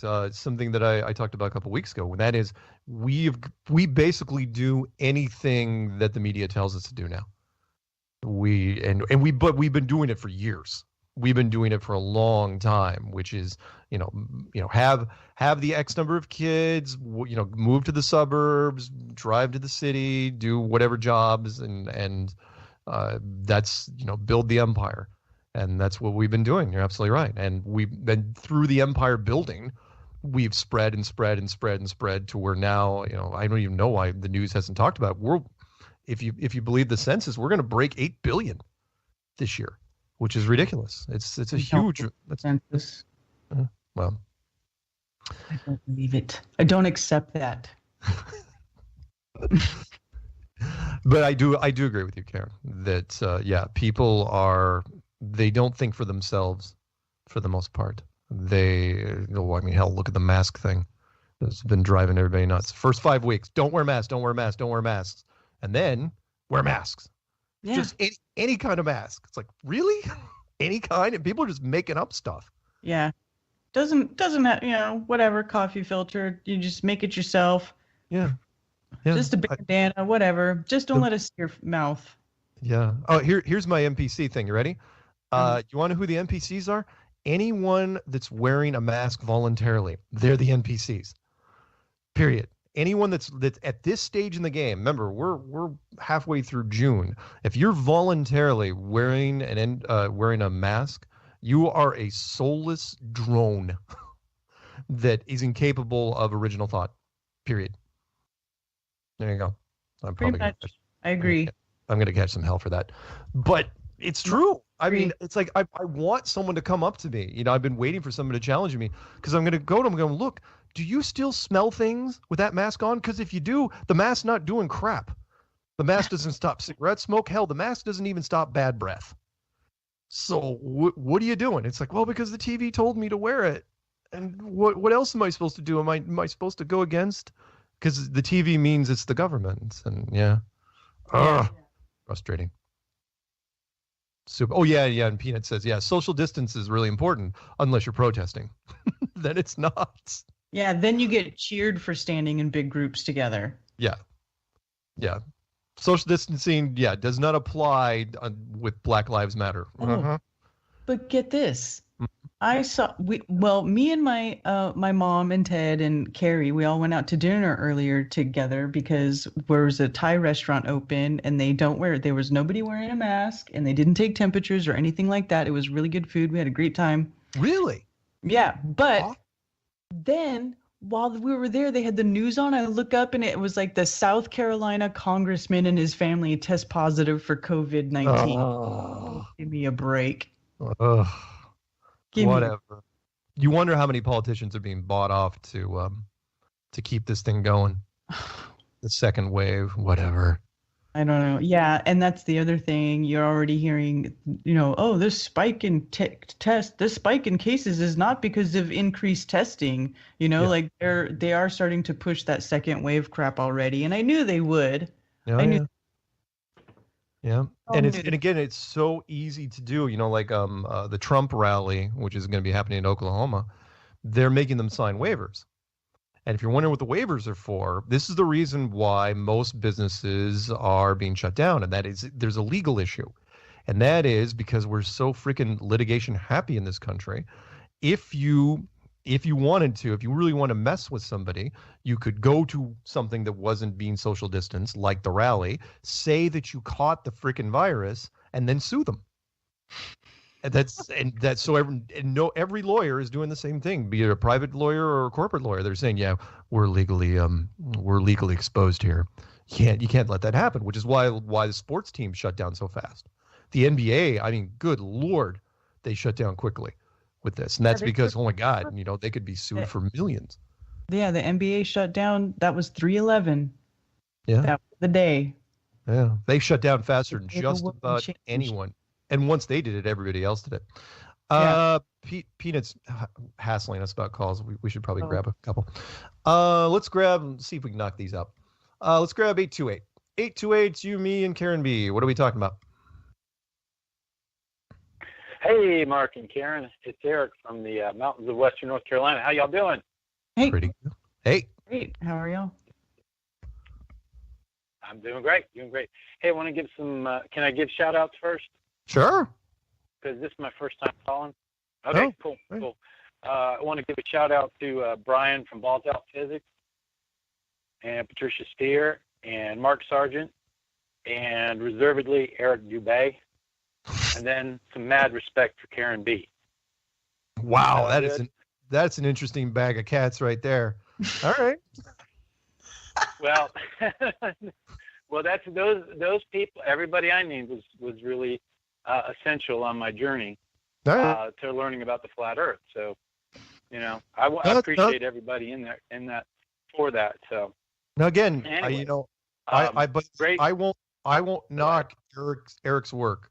Eric did quite a bit of great stuff. I mean, I've heard it for 5 years. It's like, oh yeah, I heard Eric's stuff, and then I got to yours and I understood it more. It's like, okay, that's awesome. Anyway, what else you got? Yeah, well, you heard me say reservedly. So okay. I know. I know. Great rant, by the way. Karen's rant was just a tiny bit better, though. I like hers. That was great. And the Judas and identifying those people as NPCs, that explains a lot. It explains a lot. Yeah, man. Couple of things. I'm going to throw these out here. In relation to the inverse square law of light, how do we see the moon during the day? How bright would it have to be for us to actually see the moon during the day? I don't know if you've ever thought about that. Other people have, and you're absolutely right. It has to be really, really bright, but also at night, it is super bright. It's too bright when you're looking at it at night. I'm sorry, you look at the moon. I don't want to go off. You look at the Apollo missions, and they were shot in a really, really dark gray setting, and yet when you look at the moon, it is blinding. Right. You cannot look at the moon with night vision. I have tried. Oh yeah, no, I know. But I mean, just to overcome the refraction in the atmosphere from the sun, I mean, how bright would it have to be if it was 238,000 miles away? Yeah. That's a science question, but and also I'm wondering if anybody's ever done like a book like even a coffee table book. I know that's an old media, but if somebody did a coffee table book of, experiments you can do to prove the flat Earth for yourself, just kind of laying it out there. A coffee table book. Go to the ocean. Yeah, the coffee table book was done by none other than David Weiss, DITRH. If you're interested, email him. If he could probably send you a mock-up, but email him at dtweiss@gmail.com. That's DT. Go ahead. DTWeiss @gmail.com. No, that's awesome. I'm glad to hear that's done. Yeah, David's amazing. I don't know how you can go through that commercial without laughing. I'm smiling the entire time. And it's a great app. Definitely a great app. All right, listen, I'm not going to take too much time, but can I give a short joke before I go? Yeah. Go ahead. It's kind of about the COVID-19 situation. It kind of sums up for me how it's going. So one day, Mr. and Mrs. Robin left the birdhouse to go looking for food. While they were gone, a crafty young cat somehow managed to sneak into their house. A few days later, Mrs. Robin is talking to Mrs. J about it. Yeah, when Mr. Robin got home, he didn't notice there was a cat in our house, and he walked right in, and the cat ate him. Oh, that's awful, exclaimed Mrs. J. Then, because the cat was so full, he couldn't get out of the house, and then he suffocated and died. Now the cat is starting to rot and really stink up the place. But that's not the worst of it. Oh, no, what else could go wrong? Queried the J. Mrs. Robin sighed. I'm allergic to cats. Nice. Save that one. That one will come in later. Okay. Nice. Hey, I appreciate you guys a ton. All right. Keep hey, doing and it. thank you, by the way, for right, being your first time caller. Have a good one. Thanks. Absolutely. Let's jump over to California. 661. If you're there, key your handset twice. You're talking to me and Karen B. Hello, how's it going, Mark? Karen, it's Freddie from California, Bakersfield. Hey. Hi. Hey. I really enjoyed the rant tonight. Debates with my friend who's a religious studies major, and we always bring up simulation theory and what are we in, and he knows I'm a flat earther and he's not, and I always bring up what are we really living in? Is it a wildlife preserve? Is it a place of learning, like a school, or are we like in heaven or hell, or is it just like a playtime? And I always like to bring up the yin and the yang and dualism, and how could there be no evil without no good? Right. And if God is the Alpha and the Omega, isn't he or she or it both in a way? Saying that if he is truly the Alpha and the Omega, and he does want people to learn, and a part of God's in all of us, whether you are good or evil, is just a way for him to play a video game. Right. Is he playing Sims with everyone on this flat Earth realm? Right. I'll give you a. If you are the Alpha and Omega, wouldn't you? Oh yeah. No, I hear you. I'll give you a pop culture reference real quick. They'll bend your mind even a little more. Do you remember the Gene Wilder? I think it's Charlie in the Chocolate Factory. Or is it Willy Wonka in the Chocolate Factory? Not the remake by Tim Burton, but the one with Gene Wilder. What I thought was interesting, and it was completely glossed over at the end, was that the guy that worked for him. Oh crap, I can't remember his name. The evil guy at the end. Oh, yeah. Mm-hmm. They glossed over. He was an employee of Wonka. He worked for him. The whole movie was a setup for the kids. There was no good or evil. There was no bad guy in that movie. It was all just a test for the kids. Then almost all of them failed. Technically, Charlie did too. But again, they glossed it over. It's like, oh, no, he works for me. It's like, what? He's going to go right past 5 seconds later. That was it. Brilliant. So it's something to think about. And by the way, when you go ahead. Oh, I'm sorry. No, I was just saying with your rant and the computer 8 seconds abort. I started thinking of the law of attraction and the whole "I think, therefore I am" aspect of life. Of if I don't think that something will happen, is it really going to happen? Mm. If I don't put my intuition into making something happen, it's not just going to appear out of nowhere. Nobody just wishes for a bologna sandwich. You have to think of making the sandwich before it actually comes into reality.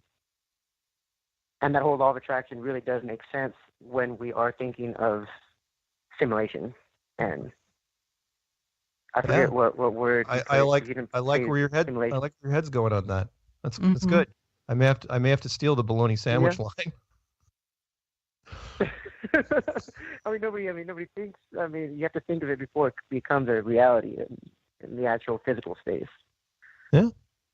That's good. Yeah, and the last two things, Space Force. Have you guys had a chance to check it out on Netflix?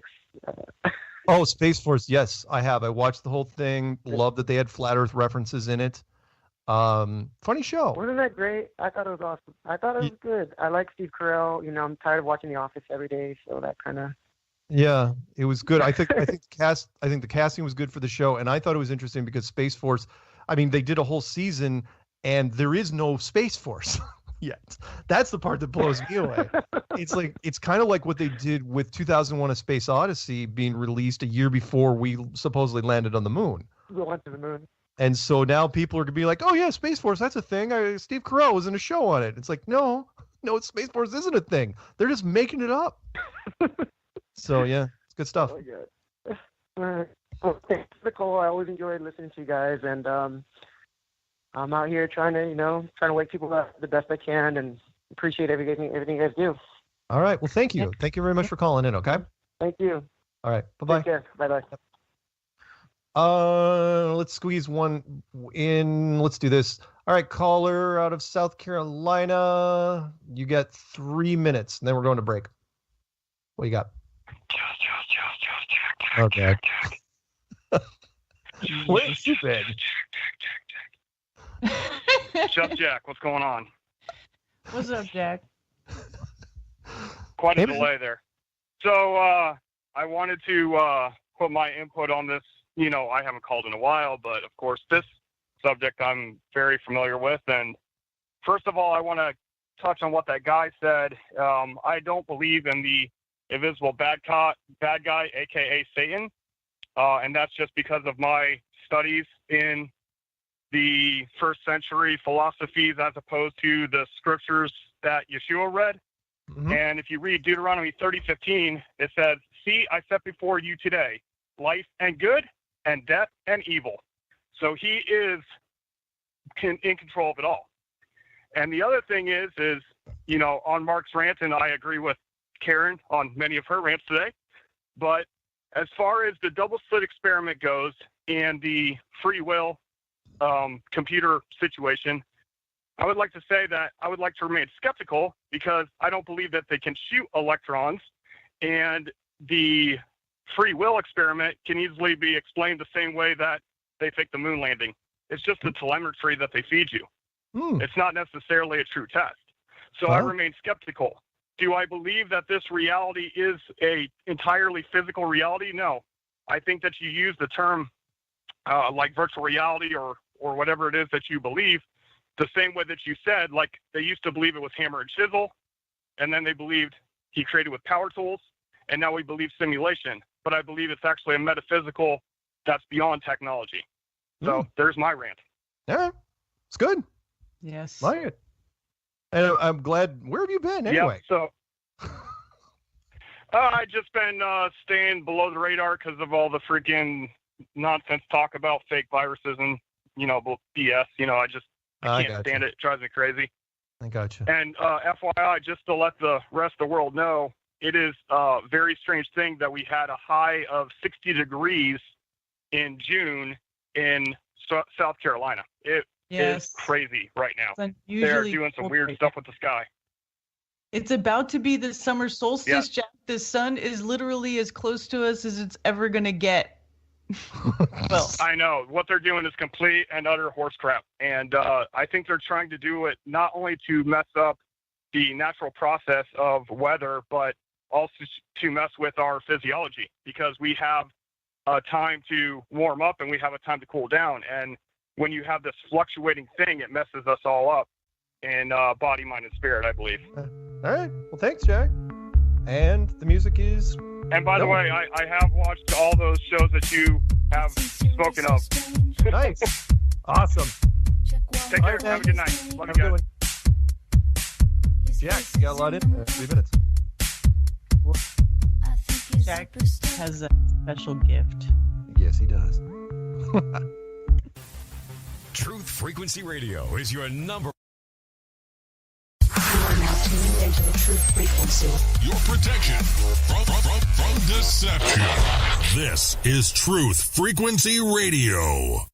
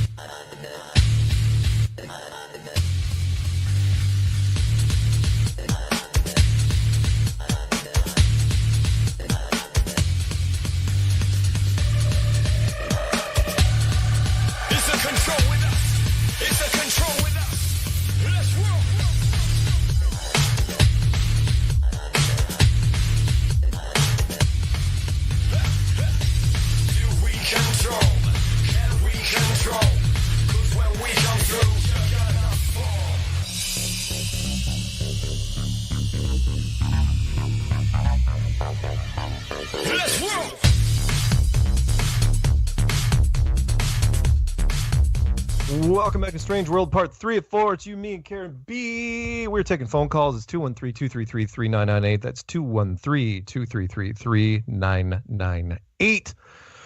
Oh, I hear I got to pick this one up because this particular man is going to be leaving and going out with friends. So he wanted to call in. 845. Oh, wait. Start spreading the news. I'm leaving today.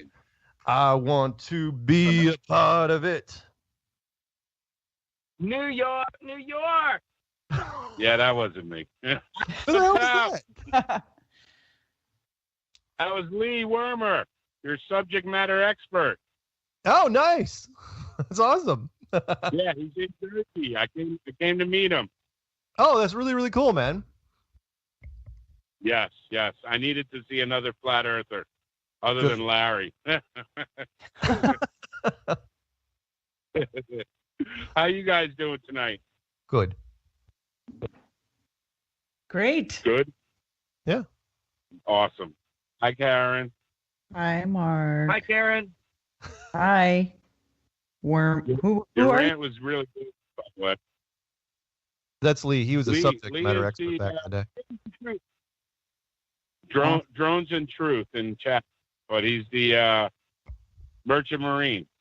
Oh, yes. I forgot what episode that was.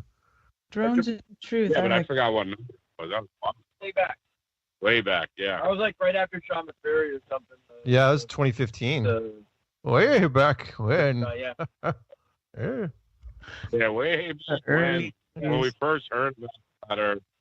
All these crazy people. Oh my God! Yeah, I came down to see him. I brought him some Flat Earth swag. I made him sign the flag. Figured, got to come out and support each other. You know. Nice. I never wanted to drive a semi up to New York, and here I am. Yeah, right.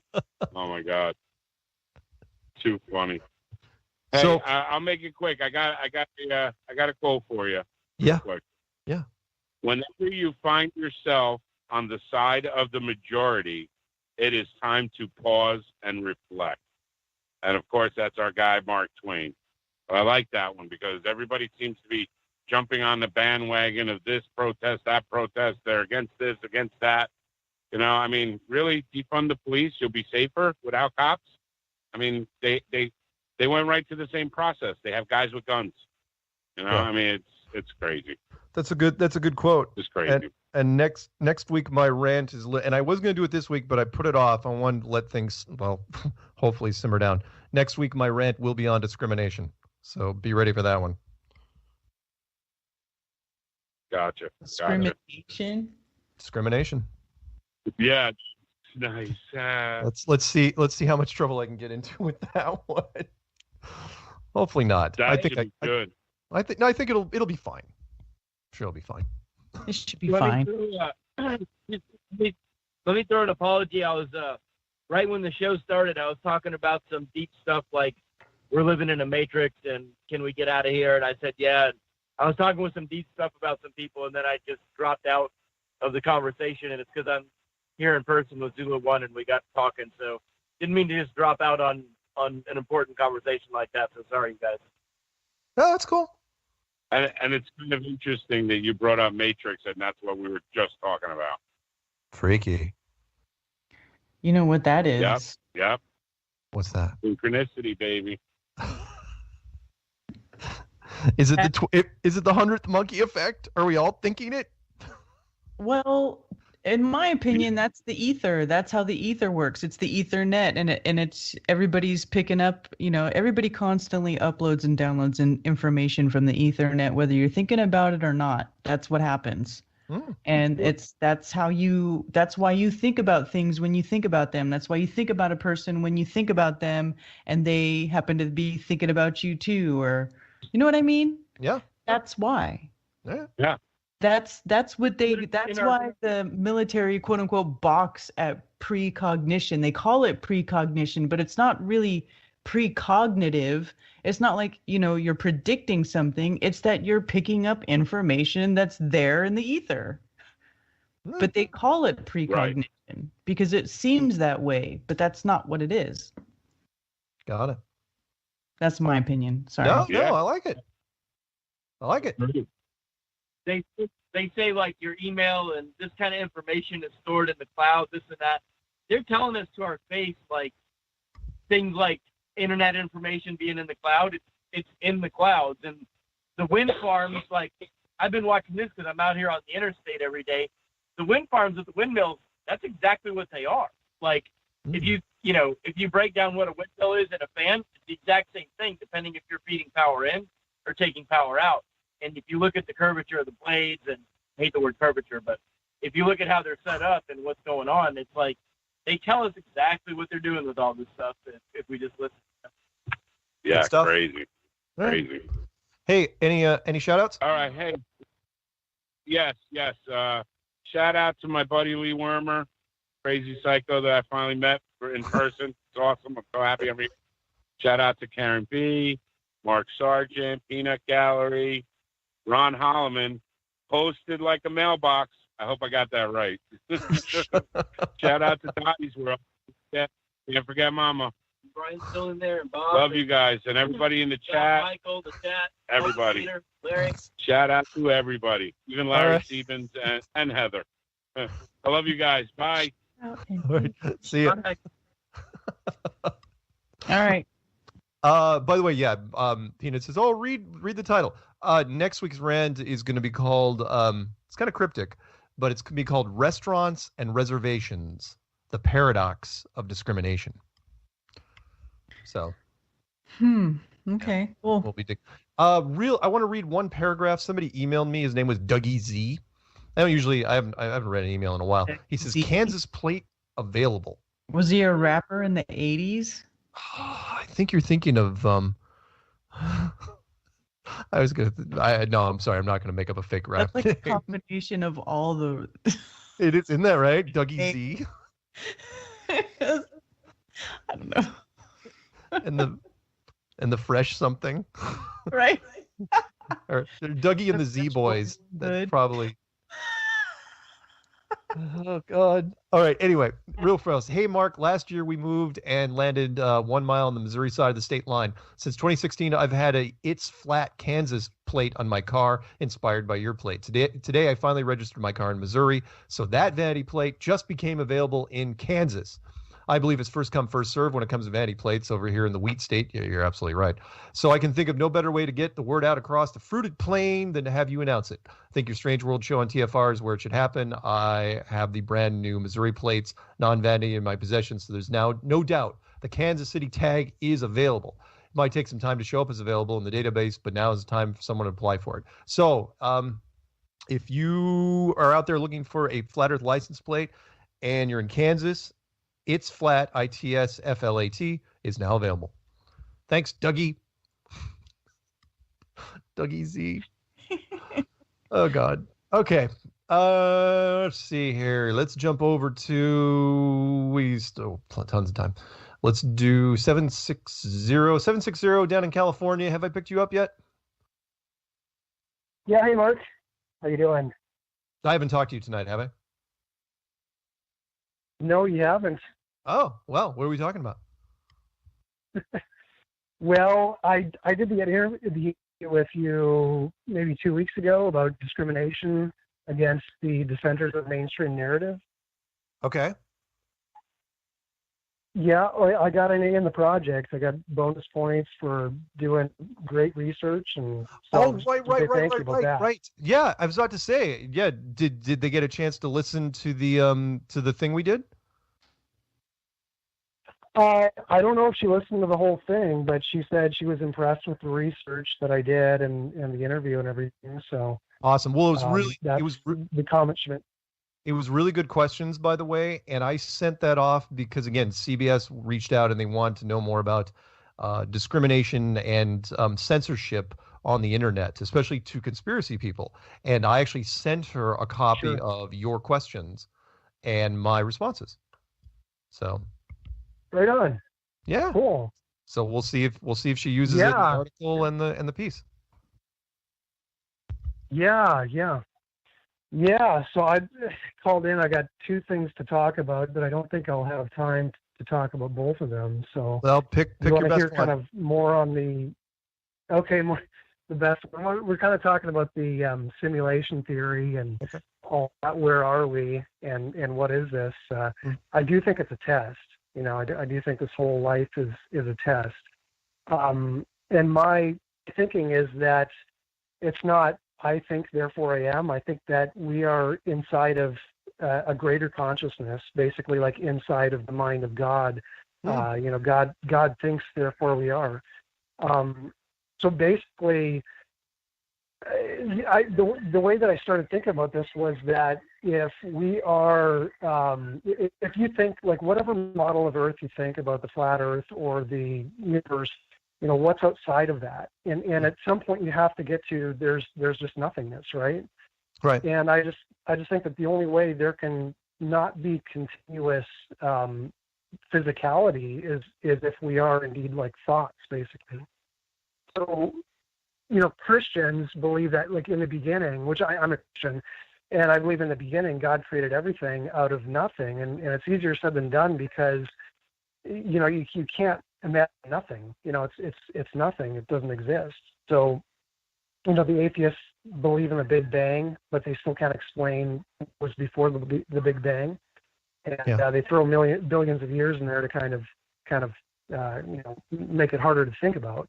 Sure. But I just, for me, if I agree with what the one caller was saying, like, when you think, you're creating something in your mind and turning it into reality.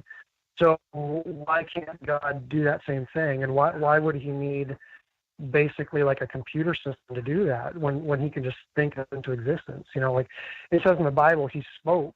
He spoke things into existence, but who was he talking to? And if there's no one to talk to, isn't that kind of just like thinking, like talking to yourself? Right. So that's kind of what I think. And if we're a consciousness inside of consciousness, we have a free will. We kind of don't, because it'd be kind of like an author writing a book. He's creating that character in his head, and as he's writing it, I don't know if that character would have free will, if that character would kind of present himself, and the author is just writing it down, or if the author is creating everything about that character in his head. So that was just one thing. Well, go ahead, Karen.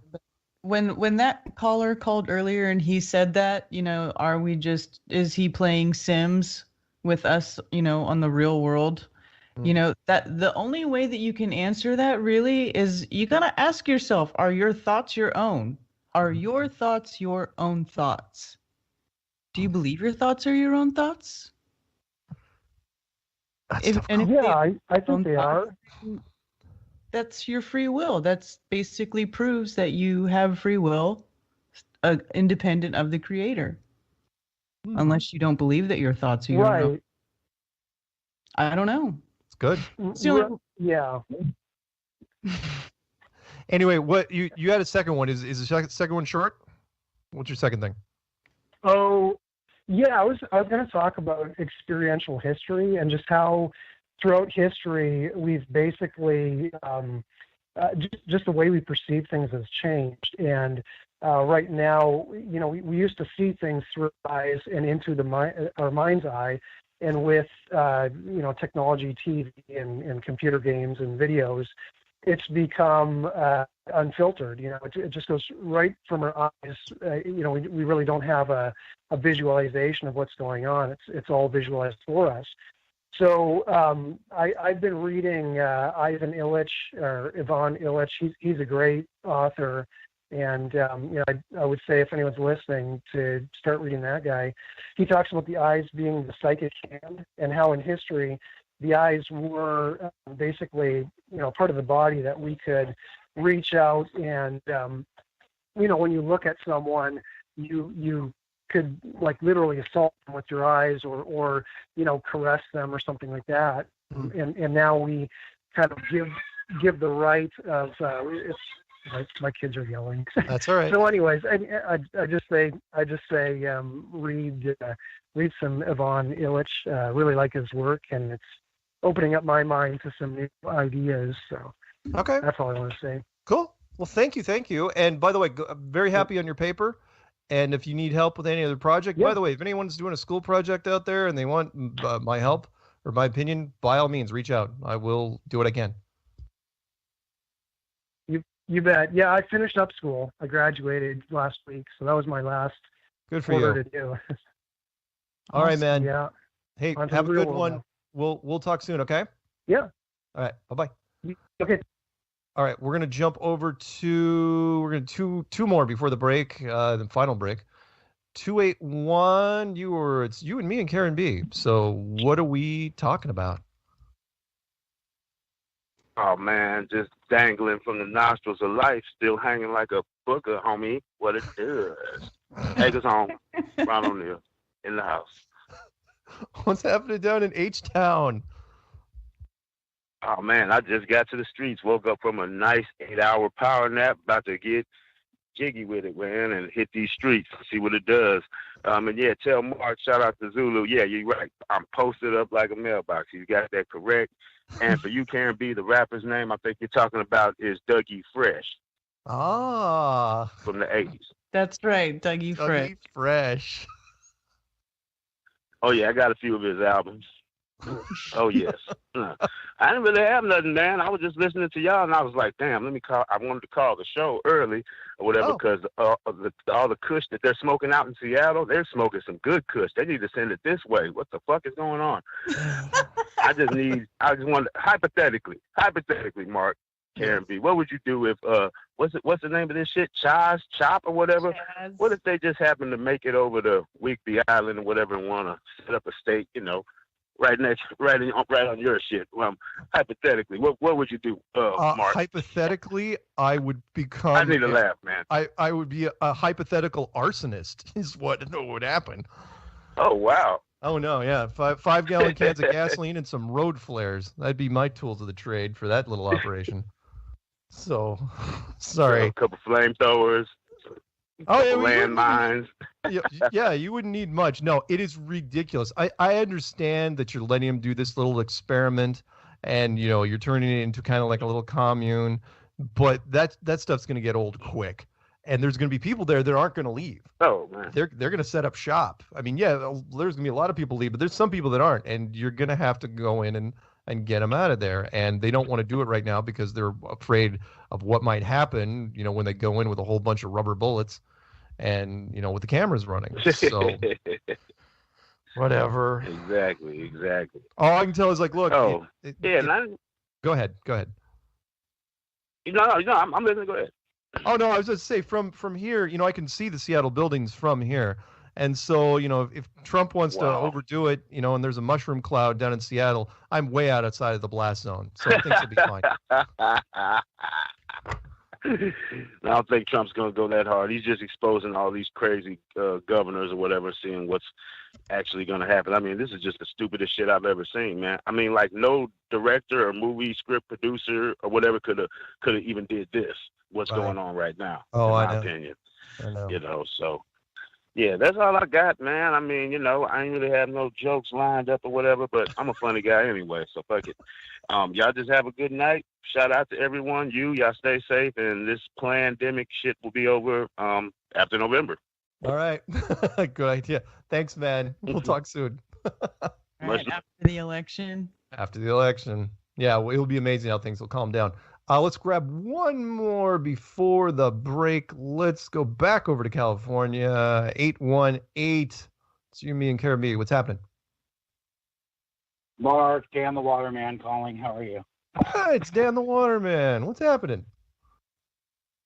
Well, we are having a meetup this Saturday. I feel that we've got an obligation to show face. At some point, we are who we are. We got to figure out how we fit back into the truth movement at this point and what it is and who we are.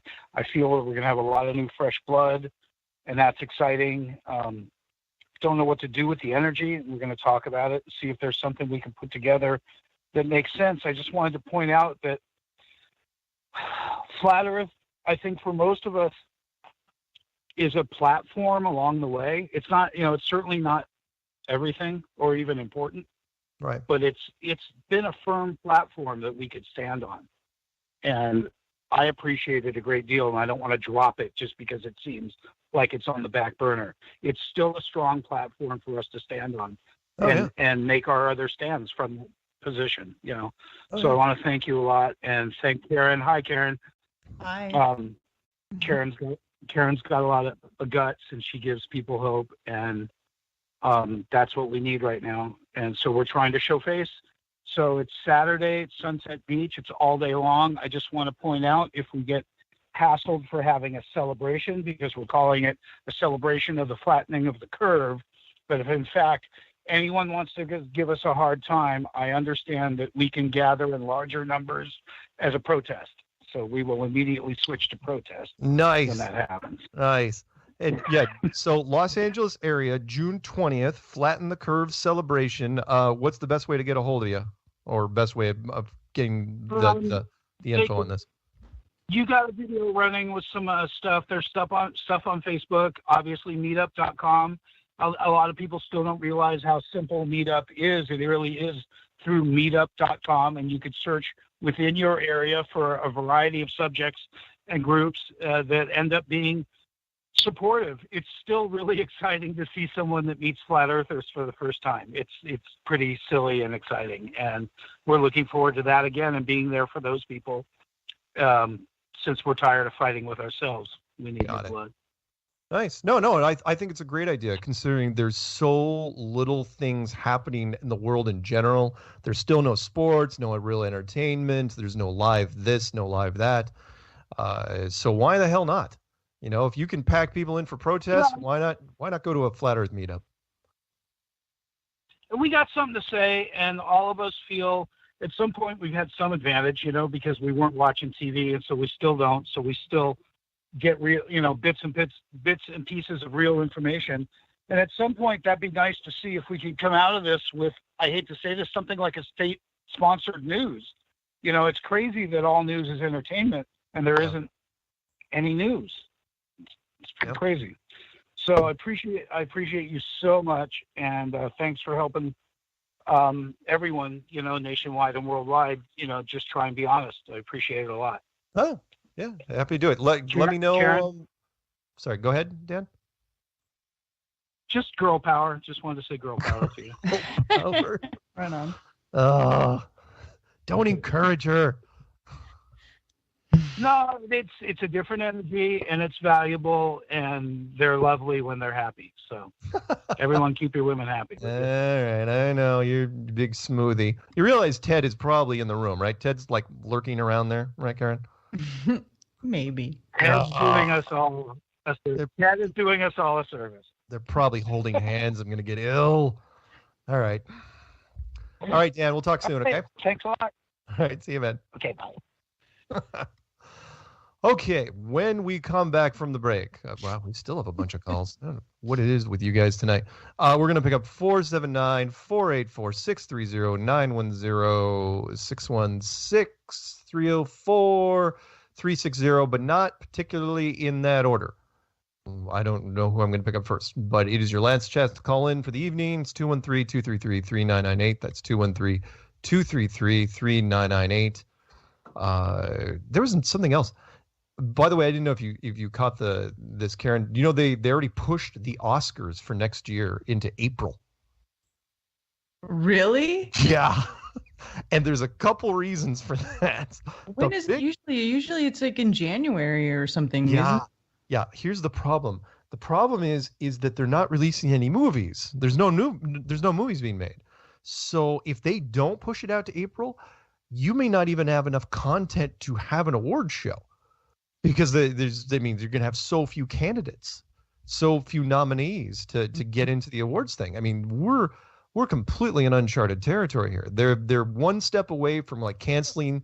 I can't believe they're even trying to salvage the rest of the NBA season, and the rest of the stuff is just falling by the wayside. But yeah, you're already saying, oh yeah, we're going to push the Oscars till next April. It's like, wow, late April. It's like that's crazy. So yeah, this thing ain't over by a long shot. We're only halfway done with the year, and boy, it's gonna get screwing everything up. Oh yeah, it's gonna get really fun before the end of this thing. You wait. The election is going to be a circus. It is going to be. It's going to be. Both sides are going to claim treachery before the election even happens. Both sides are going to claim it. Pre-election. It's going to be amazing. Anyway. Yeah, they're going to create as much chaos as possible so that they can create a new order from their chaos, right? Yeah. That's what I would. But you see, what my agency would do. You just have to it's our order, not their order. There you go. All right, we'll come back in 3 minutes. Last segment. Don't go anywhere.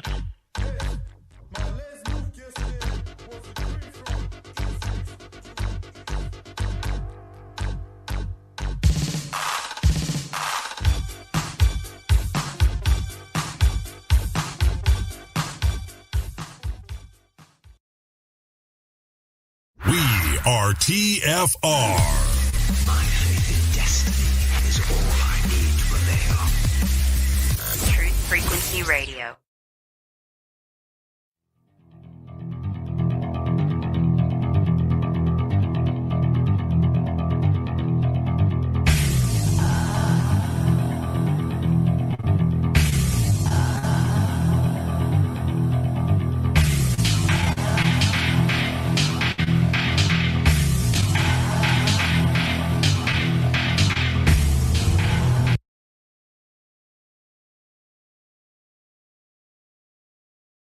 Hey, what's up, guys? 24/7 Flat Earth Discord. What's going on, guys? How's everybody out there doing? Doing all right?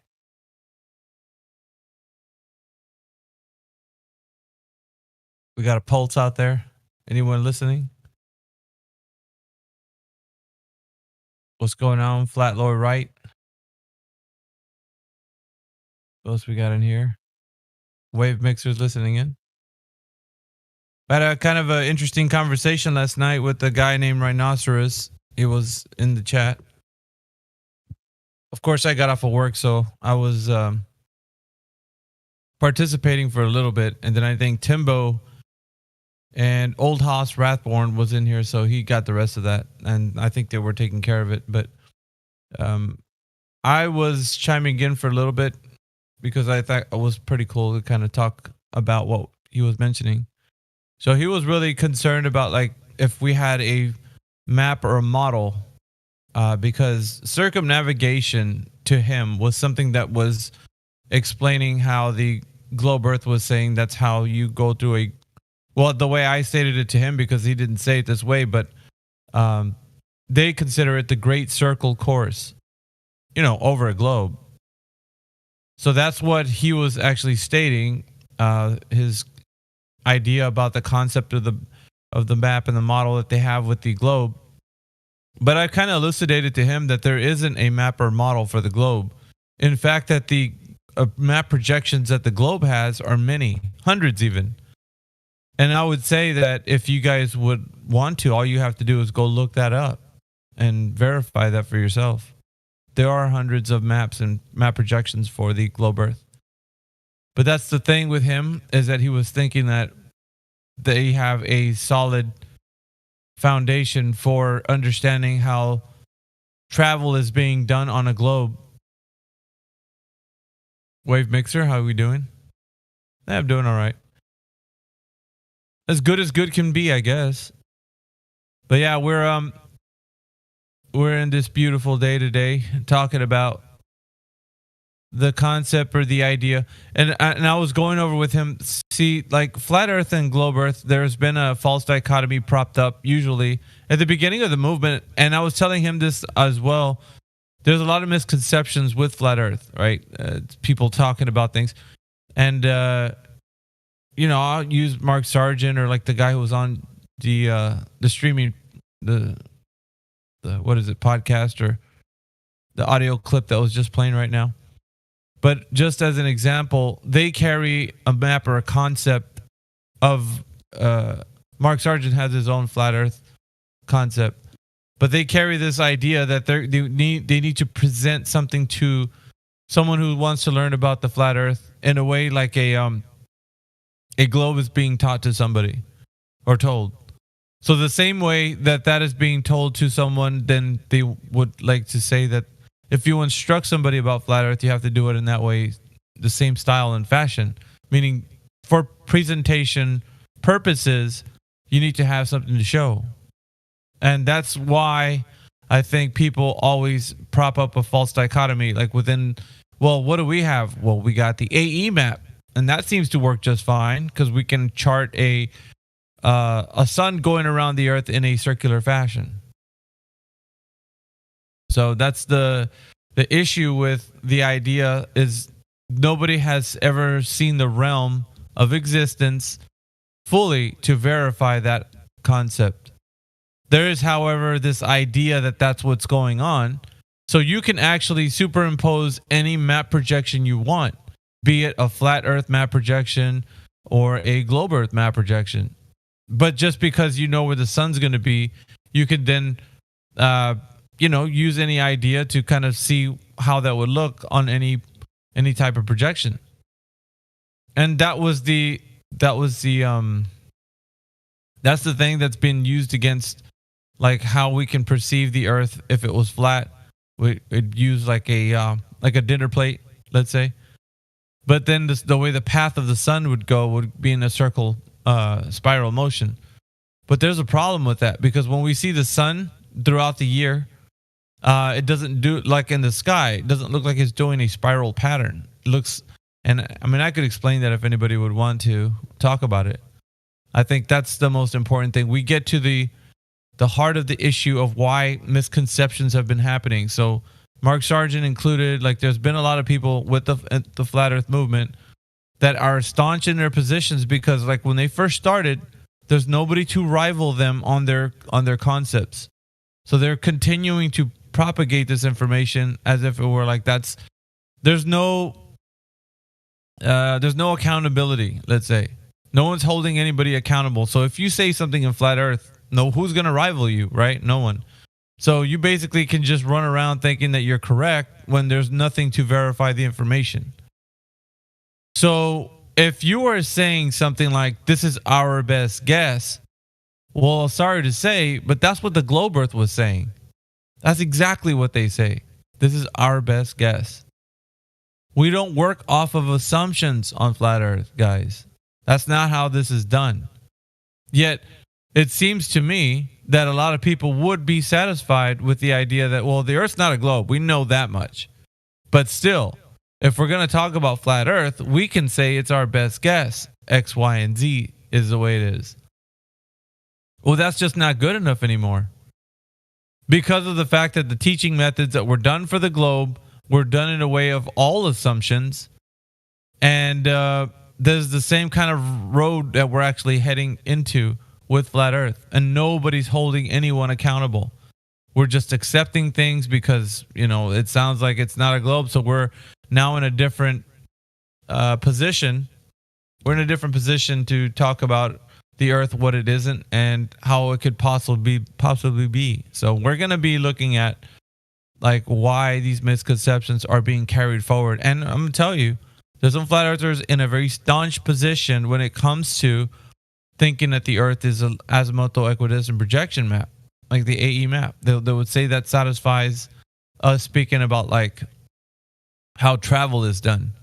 So going back to last night's conversation with Rhinoceros was, if the map projection on the flat Earth is the way it is, then how can flights work on circumnavigation? But that whole concept and the idea that circumnavigation is taking place on the entire realm is the issue. And this is what I've been bringing up, because the verification, because we only know when these guys are going somewhere, right? They're taking flights places. We know that the pilots are charting courses from port to port. This is true. They go from one airport to the next, right? And then pretty much try to go as straight as they can possible to that port. Of course, they have to do a lot of course corrections, and they have to avoid, certain no-fly zones and in certain, places. So they're going to go to places, and they're going to try to fly direct as possible, because, that'd be the best route to somewhere, flying as direct as you can. And so you're going from port to port. But the idea that you're going in a circumnavigational position has been a hot topic for both flat and globe Earth debates. That's been kind of like the thing that fuels, these debate forums with like, well, we got our AE map when you got your globe, and we're right because check it out, on the AE map flights work. But yet, and I said this last night to Rhinoceros, these are straw men that are being propped up. And, either side can beat the other one up pretty decently, because there isn't any verification that overall Earth realm, whether it's a globe or a flat plane, can be looked at from that view. Like the way the continents are splayed out, there's the continent sizes. There's a lot of stuff that gets kind of wonky when you're looking at these both map projections. So the map is not the land, and the land isn't the map. So we're getting into a bit of like where the unknown is. And you have a lot of people arguing for both sides. And they both don't know the entire realm of what it looks like. The globe Earth, they want to say, well, we looked at the Earth from space, and it's a ball. It's a globe. Oblate spheroid. And you got the flat earther saying, well, we got a top-down view of the Earth, and we can see all the continents from a top-down. No one can verify these places that people can actually see this God's eye view perspective of the entire realm. That has never been done by anyone anywhere. And these are the two things that are being propped up right now as in a debate style. And you can't debate something that cannot be verified, because there is no point of like reference. You can't go back to say, well, this is how we found out the AE map is correct. At what point did we top-down view the Earth entirely to say this is the continent arrangement and size, like all that? No one can answer that because that has never been done. Well, yeah, but what else can we use? That's what we have to use. No, we don't. Because we don't need replacement theology. And if you want to use something, use the things that we can use, right? Like the close-up, like navigational chart, the charts that we can actually use. And some of those are, as best as they can possible, like, and, show us like depictions of like where we're heading. So we're trying to do the best we can, but at the same time, it gets pretty crazy when you actually get a little bit further out from the view of like the entire realm. So there hasn't been a perspective to get that far out to see like what the Earth looks like in its entirety. So no one has seen the Earth in its entirety for us to say we have a map or a model of the entire Earth.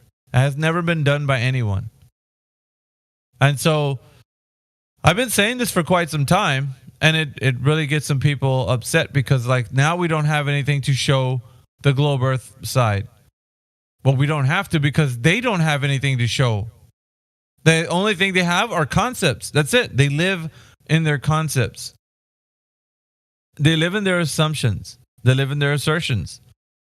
So if that's all we need to talk to them about, like what we have for the flat Earth, then you're going to be propping up a false dichotomy.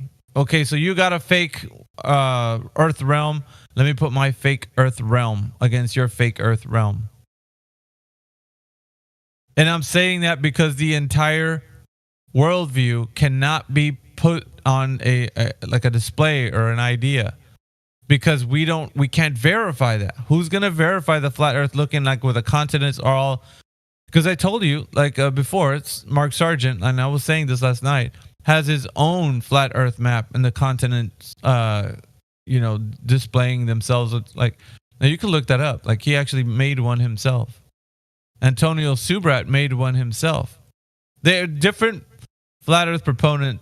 They've actually done this, and Antonio Subrat's passed away. We there's a lot of people in this community that would say we can know certain things about the entire realm. But when you actually get to that size of the view, I think that's the issue. That we've gotten ourselves into a pickle because we wanted to have a debate with these guys and to show them that the entire realm can be possibly looked at as a flat plate or flat plane, so that we can say that that's the flat plane, that's what it looks like, and you have your globe, that's what it looks like, and then we're going to put them against each other and see which one's better, which one will be correct. That never does justice to the side of flat Earth. And I've seen these debates happen throughout the years of my time actually talking with people about this. And it never works out because you can poke holes through both sides because they're both concepts. They're ideas. They're not something to be stated as fact. And so this is the issue that we have. We're getting ourselves into places where debates shouldn't even be there shouldn't be okay, well, you try plotting a course on your globe. Yeah, I'll plot a course on my flat Earth AE map and so on. And look, mine works better. But the idea is that these planes are just flying port to port, right? That's it. And circumnavigation, and the idea, and we're having some other discussions about it with the compass and how it, there's an example of flat Earth, and then the compass is pointing to the north, and then of course you have this compass moving around the flat Earth in the AE map, and then it's pointing directly north, so that when the compass is moved around that central north location, then the compass is always going to point north, so it looks like it's going in a circle. But using a compass, it's like if you're heading west, it's going to be continuously pointing north, so that if somebody's flying, they're going to be flying, making course corrections to the right if they're flying west. Because north is going to be always, making them so they're not going to fly directly straight. They're going to fly with the course correction. But when you look at the Earth and you look at flight paths, they're flying directly to the port. And they're not, if you see it like any flight path, right? They're flying directly to that port, or as best straight as they can possible. Of course, they have a lot of different deviations, but as I mentioned before, but that's the idea that you're flying in a circle has been kind of thought of in the idea, in flat Earth and globe Earth, and it's being explained. There's explanations for the flat Earth side, which is the one that I was telling you, which is the compass going around a central north location. But we don't see that when they're flying. They're just flying from one place to the other, from one port to another port. So they're not going in a circle like everybody thinks they are. And I think that's the misconception. The misconception is they're going around a circle.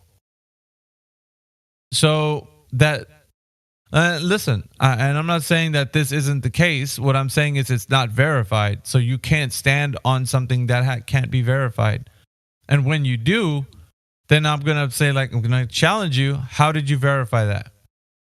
How do you know that you're going in a circle like you say you are? When it looks like when you're flying from one place to the other, it looks like you're going in a straight line, or more likely straight to that port. As straight as you can possible without making any deviations for no-fly zones or, the course corrections for crosswinds and such. So this is important. I think a lot of people don't actually have the conversation about this.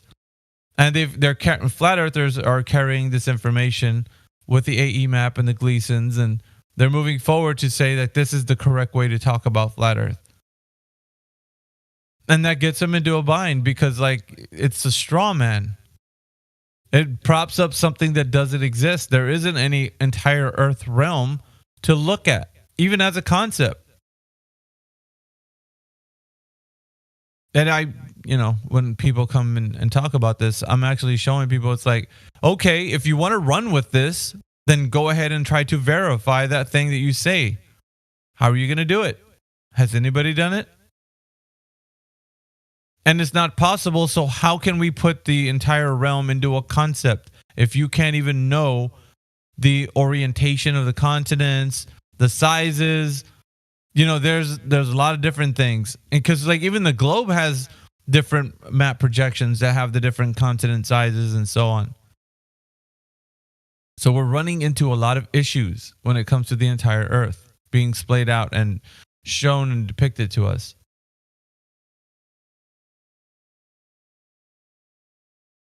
It's this conversation usually, like, it's basically, I would say, it would probably be the evolution of our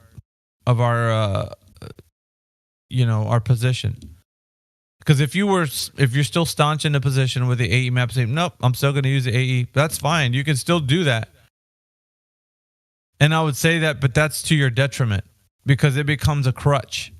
It's something that you depend on. It's not something that you can say, well, how can we verify this thing? Or to point to somebody and say, like, look, you don't have anything to verify that the entire Earth looks like a globe to solidify it. You don't. I don't either. But if you want to stick with it, then you're going to have a straw man. And somebody can poke holes to that straw man because the continent sizes of when you go south are going to look something different, right? And you're going to start making excuses for the AE map. Well, we understand that the continent sizes look different and so on. It's like, yeah, but you're not even thinking about landmass orientation either. How do you know they're positioned that way? It could be positioned somewhere, in a place different. So the guy last night was really mainly on about that. I didn't get to finish hearing the rest of the conversation because I usually make something to eat and I go to bed because I get off of work late. But yeah, he was really getting into, like, why navigating across this Earth couldn't tell us, what the Earth is. And how come pilots that have been flying aren't whistleblowing? How come they're not like, oh, I'm up here at 40,000 feet. Check it out, man. Earth is definitely flat. Like, because I told them, everybody who's flying right now, these pilots, they're not considering flat Earth. They're just doing a job. The information that's been told to them is that they're flying over a globe. That's it. Why would they consider that they're flying over anything else? They're not researching flat Earth, or they're not saying, like, oh man, check it out. Earth's pretty flat up here. They're not thinking that because it's just like everybody else. They believe they're flying over a globe. So it's mainly people that are just indoctrinated with the information, and pilots and sailors and just anyone, right? Anyone. They think that they're going over a globe. So they don't think about it. And so if you talk to a pilot, They're not going to whistleblow to you like, dude, I've been up there and I've seen it for myself. It is definitely flat. They're not going to say that. As the earth is flat. Because in their manuals, they're told, or it's actually shown to them, that to treat the earth as practically a flat and stationary plane. So they know that in a practical sense, but they're also told that just for practical use, flying over this earth is treated like a flat, non-rotating earth. But they would say that they've been told that it's not. It's a globe, actually. So they're not, in their mind, they're not thinking it's a completely flat plane. They just think that it's that way for practical use. So this is the issue, right? We're dealing with people that have been indoctrinated with the information that the Earth is a sphere. And if anybody wants to have a conversation about that, like, I'm going to go ahead and open up the forum. So if me, it's just me ranting right now. But if you want to come in and say something, go ahead. Rhinoceros was the guy last night where I was talking to him. And he said, well, you don't talk like everybody else, the other flat earthers. And I told him, of course not. But this server is very, very different from the ones that you probably would go to. Because flat earthers everywhere are just running around saying things. And this isn't the place for that. This place, if you're going to say something, you need to support that, whatever you say. It's got to have support. It has to be the truth, or else why are we talking about it? Like, is it true that the AE map is the gold standard for looking at the world from a backed out position? Hey, what's going on, Miggy? Flat Lawyer Right. What's going on, bro? Not much, man. I just wanted to second that one. No, I wouldn't agree with that. The AE projection, just because you didn't make it yourself, right? And it's kind of like what you were saying. Like, if you can't verify it, you just don't know. And being on lines of that, there's actually a couple of flat Earth maps now, right? It's like, okay, well, which one of those are true? So you start getting into this rabbit hole of all the different globe projections, all the different flat map projections, and then some that are seemingly like released. I don't know about you guys, but 2017, I think flat Earth was getting pretty mainstream, right? Pretty big deal. And they started pushing out these little maps like, look, here's what the Hyperborea looks like, and here's the Great Mountain of the North, and almost as if they want us to sort of parrot this stuff and kind of make us look stupid. So yeah, I definitely think it's a good position to. There's definitely other ways you can verify that the ground that we're on is flat and stationary, and a map is definitely a crutch in that investigation. Right, and I would say number one, water. It's simple, right? On its surface, because of surface tension, you're going to have the water display itself to you as in its true form. That's hydrostatics. So you can see water at rest displaying itself to you as in no convexity, no convexity, let's say. So you're able to determine, the water being level on its surface. It's a very great indicator as to it following the natural law of it lying flat on its surface. So we're going to know that it's not going to be bending anywhere, because that bending or the deviation would be able to be noticed. And so, that's a great way to tell that it doesn't matter what is underneath the water.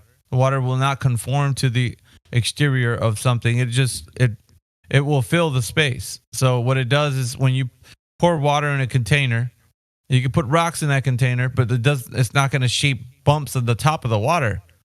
It's going to lie flat, because that's how it works. Flatten the surface, and it just fills the container. That's it. So we're dealing with a lot of issues when people are running around saying things about the Earth. And when they come into this server, though, Flat Lloyd, I don't know if you know, but some people get butthurt. I use that term. And they get in their feelings. Heard it. They get in their feelings because it's like, why can't I use it, man? It's good for it. It's like, because of the fact that you can't replace something with something else that's not been able to be verified. And I get backlash, because I think most of the time people want to say things that make them feel comfortable and like having something to present. Like I would say here is like, because you're an educator yourself, like it's good to show a concept in a way that you can actually talk about how we can perceive something, right? I mean, just show them like what you think something could look like in that style. But I would say in this particular arena, however, like speaking of this subject, what it does is it forms a position or it builds a crutch, and that crutch suddenly becomes something that people rely on too much to actually say, well, what else can it be? Right? We get into that kind of argument. What else can it be? And I think that's the part where that becomes a double-edged sword, because we can't speak of the entire realm in a way that we can describe it like that. Because I would say like this, man, when you look at like Enoch and the inscriptions and like how it's talked about, like what the earth is, it looks nothing like no AE map. I promise you. Even though there's advocates for that would say, yeah, it does. Like, no, it don't. It does not. The earth actually has ends to it, as it's described, the ends of the earth. And if you're like, yeah, like you'd have to realize that ends to the earth means that there would be a limit. So, yeah. And I'm not talking about edge, because that's not what it's saying. It didn't say edge. It said ends. So whatever that means. But like, we don't know the entire realm, and neither do they. There's a lot of like confusion, right? So with that, because of the fact that people can't know the width, breadth, length, and size of the realm that we're in, I think you have people that just want to assert their assumptions. And of course, from those assumptions are born into like these false propped up concepts. And then we got into debates about them. It's like, well, you got your concept against mine. Let's see who wins. Like, no. Why would I do that? Like, we can know what we know as far as like the land masses that we are that have been discovered, and we can do certain things to kind of like conceptualize them. But then the display of like the size versus like the map orientation versus like everything is like, that's going to get a little wonky, man, when you get to the bigger macro level. So that's why I'm always trying to like get people on the idea. It's like, okay, you can talk about stuff, but how are you able to verify that? Like this guy was named Percentage was in here, was saying that, well, the sun has to go in a circuit. That's the only way they can go. And I remember that. No, that's what Globers say. Globers say the same thing. They say the same thing. You're basically a Glober, only on the flat earth side. And I mean, I get it. Just because, like, if you look back at your indoctrination, you know, they showed you a map and they go, look, this is how it looks. This is how big it is. This is how it works.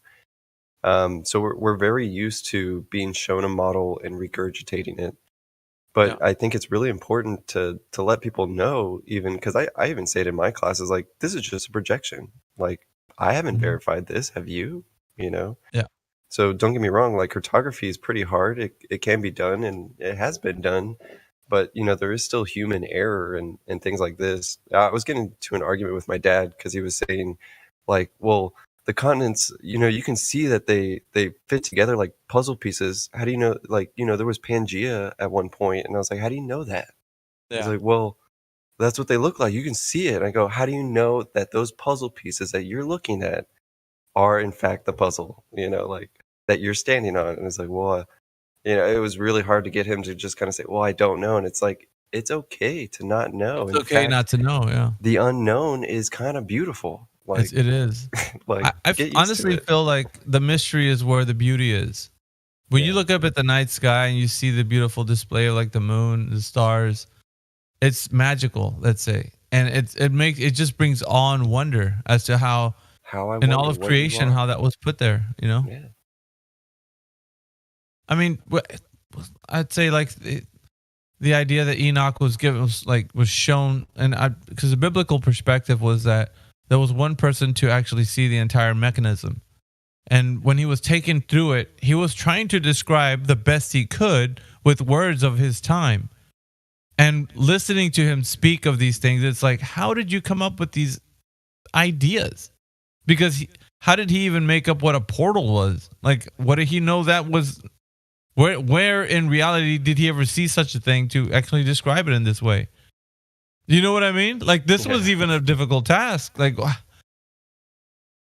so when they'll talk about the heavens as wheels, it's like, well, yeah. How else do you think they're going to explain it? Like, yeah, exactly. So chariot, like he's basically saying that the sun is running its course on a fiery chariot, like, and it's like, or the winds that are carrying it, and the chariot's like pulling it across. So it's like, wow, you know, because you think about what we think we have a more like even flat Earth and globe Earth, we have a more physical and natural response to like what we're seeing in the. We're like, no, it's this energy, it's that, it's so on and so forth. We're trying to make sense of all of this. That's really just all a mystery to us. The things that we can't verify. So we try to ascribe the best we can in what things that we know to the things that we don't know. And it's so metaphysical. It's so like we are dabbling into the realms of the unknown, and we're trying to put some kind of concept to it. So we're trying to make it seem like we can know these things. But that's like what you said. It's difficult when you're speaking to somebody who's trying to make sense of all of it. And at some point, you know what you know, you don't know what you don't know, and the mystery is that's where the beauty is. As you're like, it's okay, like to say that you don't know. You know what's crazy though is that they even say that for their side. They do. They're like, well, it's okay to say that you don't know something. It's just like, I don't know. I'm more of the mind of like they say things, but at the same time they're discrediting anybody that comes up with like any idea that's against what they're saying. You can say anything you want, but yet when you speak against our paradigm, then you're wrong. It's like, yeah, I mean, you got Michio Kaku going from the seat of our pants, you know, like, oh, but you know, it's okay to not know. Exactly. Is it, or do you guys just make up something else to further the propagation? But indeed. But yeah, I like what you're saying about that sort of metaphysicalness, because to me, like, I've been getting more and more spiritual, and you know, having my relationship with the Creator, and it's just been eye-opening how metaphysical this world really could be, and the fact that it's kind of all for us. You know, it's kind of it's found within you. You know what I mean? And all this physical stuff, yeah, it's objective reality, and we're all experiencing it, and that's of course what makes it beautiful. But at the same time, it's like, man, this could just be like the shadow on the wall, you know, compared to the Creator that's making the image. If you get what I mean, you know.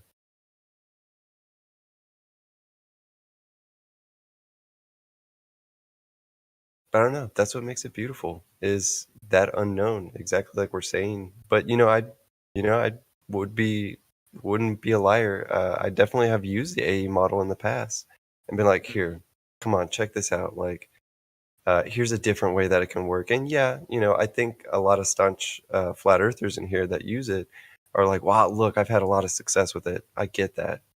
But I would argue that you're going to have more success in somebody who's actually wise enough to go, look, we don't know what we don't know, you know? Yep.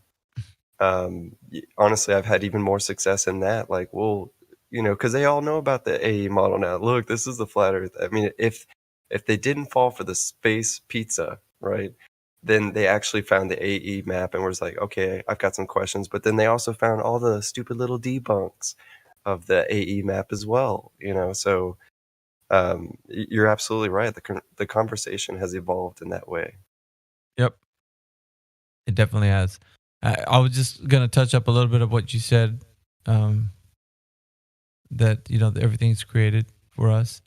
But then again, I guess what I would say is because I think it's people haven't really noticed the fact that we were created. Creation needs a creator, right? So we're starting to look at. So why were we created anyway? Well, was this all for us? Who is this all for? There's a lot of questions, right? But I think the Creator answers that. Now, actually, the context of the biblical side would answer that sufficiently. So I easily, because I find a lot of truth when it comes to like when asking these questions in the biblical context. So for me, this might get upsetting for some who don't follow it, but that's just listen to like this is truth to me, because it for me, and in the matters of like understanding the deeper questions spiritually, this makes way more sense than anything that I've ever seen, right? So let's see. This is Romans chapter 11. I'm going to read a little bit out of here. I'm going with the King James Version. Romans chapter 11, and I'll start with verse. Let's see. I could even start with verse 33, right? 11 and 33. So check this out. Oh, the depth of the riches of both the wisdom and the knowledge of God. How unsearchable are his judgments and his ways past finding out. For who hath known the mind of the Lord, or who hath been his counselor? Or verse 35, who has first given to him, and it shall be recompensed unto him again. And this is the part that I want you to guys focus on, which is verse 36. And always remember this part, because this is where it speaks to why were these things all made? Verse 36 says, for of him, and through him, and to him are all things, to whom be the glory forever. Amen. And that's how it's described. For him, to him, and through him are all things. I could change the transliteration or the actual version, because the KJV says it that way. Let's see which other one could probably look at it to a bit different. NIV usually is like a thought for thought. Let me see. Let me look for NIV. Okay, so NIV, verse 36. For him and through him, it says, from him and through him and for him are all things. So everything that was made in creation was for him, the creator. It's not for us. It's for him. It's not for the prideful person. It's for the actual creator who made all things. He made all things for himself. Everything was for him. Everything is through him. And everything is from him. Yeah. To him be the glory. And look at how it ends it. To him be the glory forever. So giving all the glory to him for all of what's been made.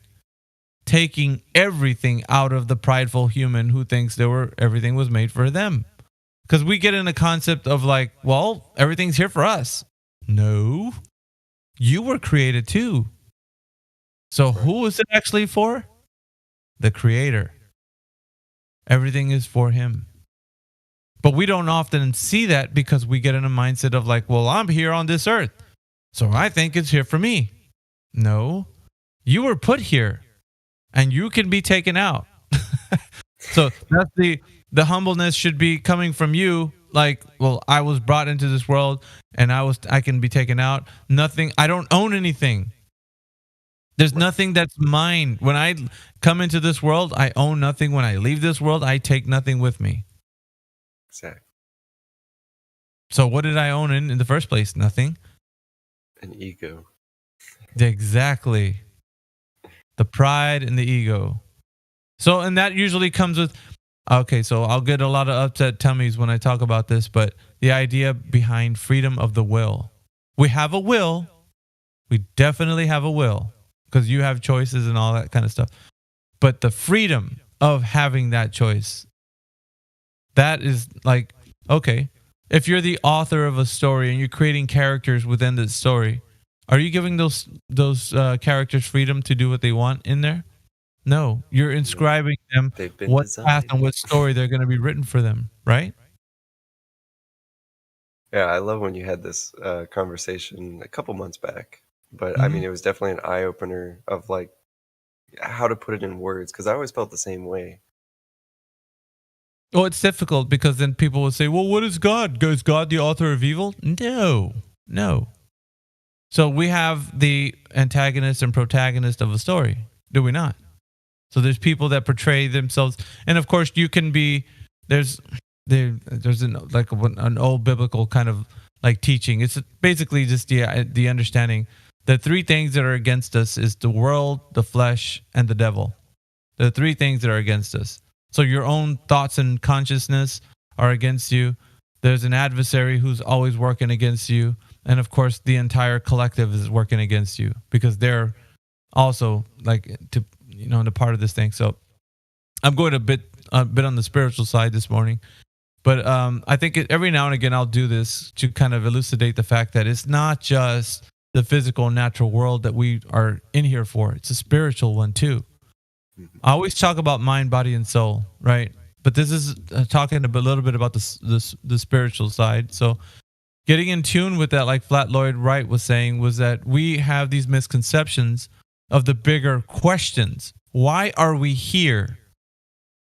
And these things, verse 36 pretty much sums it up, right? Why are we here, and for what is all this for? Why are you here? Well, he created you. You're here for him. He made you. And so, what purpose do you have? Well, simply put, to know God. To know the Creator. That's why you're put here, to know him. But along the way, pride and ego will intercept that, and now you become somebody who's like, well, I think we're here for ourselves. We're all created because of us. And it's no. If you understand that creation needs a creator, then you really start to get back behind the idea. It's like, well, then who's the creator, right? So then we start to figure that out a little bit. But it's not to paint somebody in a corner. What it is just giving you something to understand. And if you don't want to, that's up to you. There's no one that's going to like, no, believe this right now. Like, it doesn't matter to me. I could tell you about my walk, and I could show you the reasons why this would be practical to think about. Because in all reality, like, were you not put on this earth? And didn't you come here with nothing? And aren't you going out the same way? And that's true, isn't it? Everybody can say that's 100%. You don't own anything. Are you taking your deed to your house with you? No.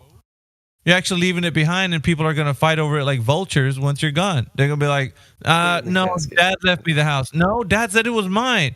On and on, right? Yep. And this is just a way of things, man. And so we understand we don't enter this world with anything. We leave without taking anything with us. I saw this really funny meme of a hearse actually hooked up to a U-Haul. And then on the top of the caption it says, you can't take it with you. That's brilliant. I say it is, it really is. But it kind of elucidates his point, though. It's like, but I think, honestly, Flat Lloyd, like what happens is because of the confusion and the advocates for this staunch position that freedom of the will is an actual reality. Like I heard Karen B was speaking of that to the individual who came in. I was with the individual who was saying, like, we're all of God's conscience in a sense. I wouldn't say that we're in his conscience. I would say that he formed us out of the words that he put forth and said, let us make man in our image. And then he started to create us out of the dust of the earth. So he molded us. So there was a formation. It wasn't just speaking us into existence. It was also using the materials that were here so that he could create us. Right. Well, Adam was the first one created. Adam is the only one created, and so was Eve, and everybody else was born. But we are also in a part of that creation, right? The story, let's say. But so we would say that he put us here, and so we were created in any way, shape, or form. We know that we operate like some of what we could say is mechanical, right? This creature needs things. This creature needs water. This creature needs food to survive. So we need these things. Creature needs. Creator doesn't need.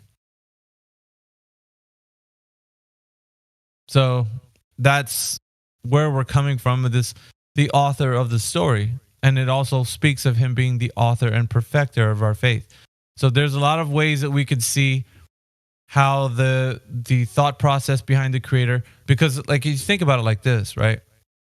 How could the book or the canonized version of the story of us, right? The story of all things, be put in such a way that it was from Genesis to Revelation.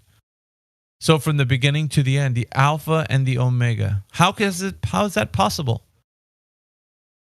How is it possible to say that we have freedom of the will when our course has already been charted?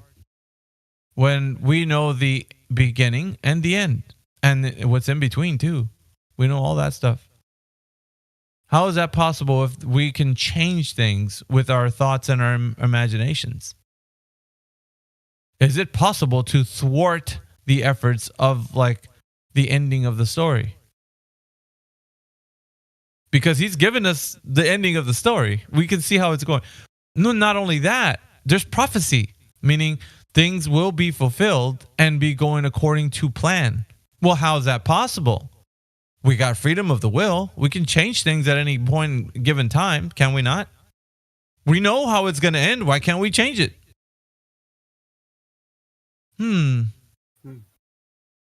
It's almost as if you just want to be on the right side. Yeah, that's exactly right. So you start to read and start to understand, well, how can anybody navigate through this world figuring these questions out? Well, it's pretty simple, right? There's a course laid out as to what it looks like to be somebody who follows the Creator.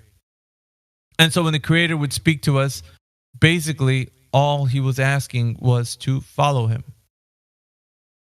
That's it. It was pretty simple, right? So when he picked on the disciples, Yeshua, when he was here, he was calling out to them. He didn't say, okay, let me give you a 10-step course to, doing this. Like, no, he just said, follow me. Do as I do, like, and that was pretty much like he was leading by example, so we could just follow him. That's it. All we got to do is follow him. That's it. It was pretty simple to follow the Creator and things that he does and draw closer to him, have a relationship. And so like that was the spiritual side. And so like it gets difficult because of the fact that now people would say this, well, out of all 7,000 religions, which one is speaking of the correct? So like, and here's where I'm drawing closer to like the understanding. What speaks the true nature of the Creator? What is speaking to us about like what holy text, what conversations can we have that would edify a true understanding of, like, let's say a Creator putting us here? Is it like a Creator who's putting us here for random chance and ideas, or is it something like where we can look at where we can understand certain things about the aspect of creation, speaking to the divine properties of the Creator?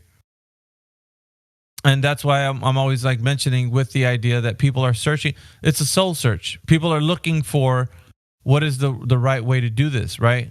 How do we do life without sabotaging it?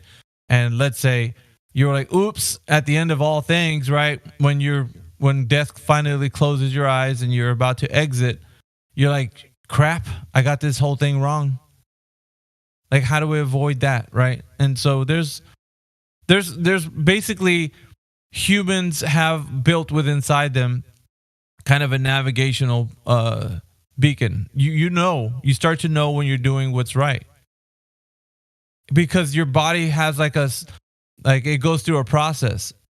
So let's say, when you're choosing to do evil, let's just say you're in a store and you see something you can't afford.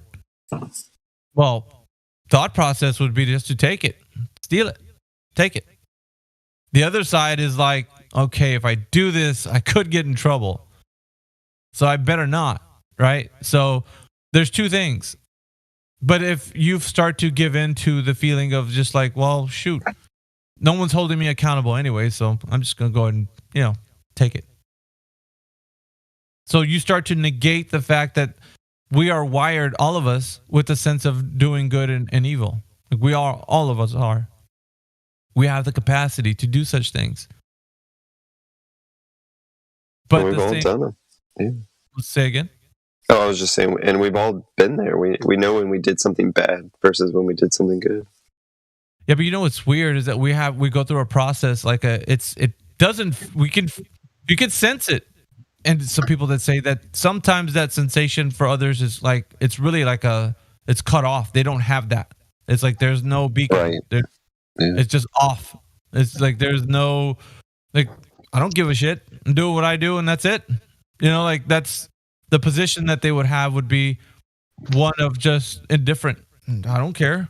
Like, you live you, I do me. You know, that's about it. You know? So, and I've heard of individuals like this because, you know, I've seen human nature in different forms, so I know that people can be very you know, cold when it comes to like having this understanding of like people doing good and evil, right? But nevertheless, it's still within them. They don't have the sensation or the feeling, or they've learned to reject that in some way, shape, or form. Like that doesn't appear real to them anymore. But that doing good and evil, that's within all of us. We know, like, you think about it, like when you think about stealing something that doesn't belong to you, taking something that don't belong to you, you can feel an energy from that. It doesn't feel good. It feels very like, you know, it's an ugly feeling, you know, when you feel it. But you learn to feel like, if you learn to like it, what happens is you start to love the evil. You start to get involved with like more and more. It starts to become greed, and you know what I mean? Like you can't ever fill that void. And so no amount of material goods will ever satisfy your spirit. But it just seems the quest for that seems you'll never be, that thirst will never be quenched. And so when the biblical response would be that you know, the Creator is the fountain of life. He's the water, the living water. So he quenches our thirst. That is the thirst, because we're searching, we're soul searching, we're looking for what's right. I need to know what's going on here. Like, can somebody point me in the right direction? Can somebody show me how to know the Creator? Because I don't know. You're saying you're correct over here with your holy teachings, your biblical whatever. I don't know if you're saying what you're saying is true. How can I take you for what you're... So when I'm talking about and like what Flat Lloyd Wright was saying this morning, we're saying like, so I think when we're all created, like all of creation was here for me, for us, let's say, for people.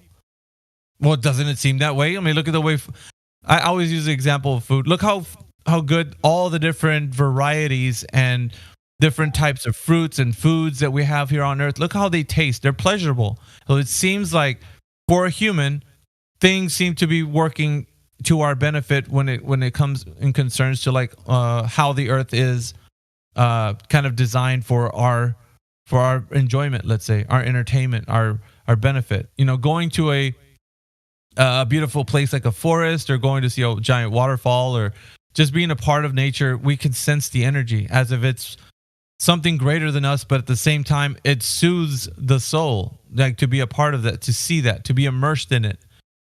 So the quest for like what it means to be alive and a part of creation becomes like something to be known as in, well, looks to me, just from my vantage point, that this was all put here for my benefit. Like it looks like that way anyway.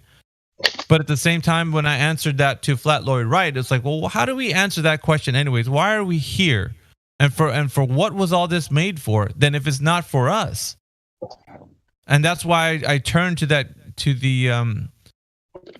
written text, which was in Romans 11 verses 36. For from him and through him and for him are all things. To him be the glory forever. Amen. So what's happening is the transition of knowledge from us to him becomes the fact that we weren't just created for ourselves. We were created for the Creator. He made us for himself. And not only that, but the second part of that was that we're giving the Creator all the glory, not the people. It's not to the glory of the people forever. No. The one who was here, who made all of this, who designed everything, who created all of this, he designed it in such a way that it was going to benefit him. Everything, all of it. So it's all for him, not for us. there's a song by Shai Linne. He's an outstanding Christian rapper. Outstanding. Like, he's by far the best I think you could ever hear. Listen to Shai Linne. He does speak of on this, like, he says exactly chapter 11 verse 36 in Romans. He puts that in one of his song lyrics. And it's a humble way of looking at the outlook of what it means to be alive and someone who's on this earth. So in the spiritual context, because we're always talking about mind, body, and spirit, right? Mind, body, and soul. We're always searching for the answers, right?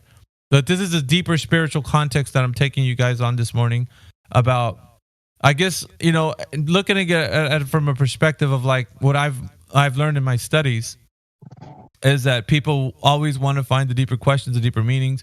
And there's a lot of people out there just searching, right? And I would just say, for your consideration, because there, in no way, shape, or form can I ever say like, hey, man, this is what I'm doing and it's the complete right way. I would say for me, it's rang true. There isn't anything that I could say that I'm going to speak against, because it's like I was put here and I can be taken out. Life is a precious gift that has been given to me. What am I doing with it? And so I know that there's a limit to life. I'm not going to be here forever. But in the short time that I am going to be here, how will I spend it? Will I spend it acknowledging the Creator, or will I spend it acknowledging my own existence and my own kingdom and my own thoughts and imaginations?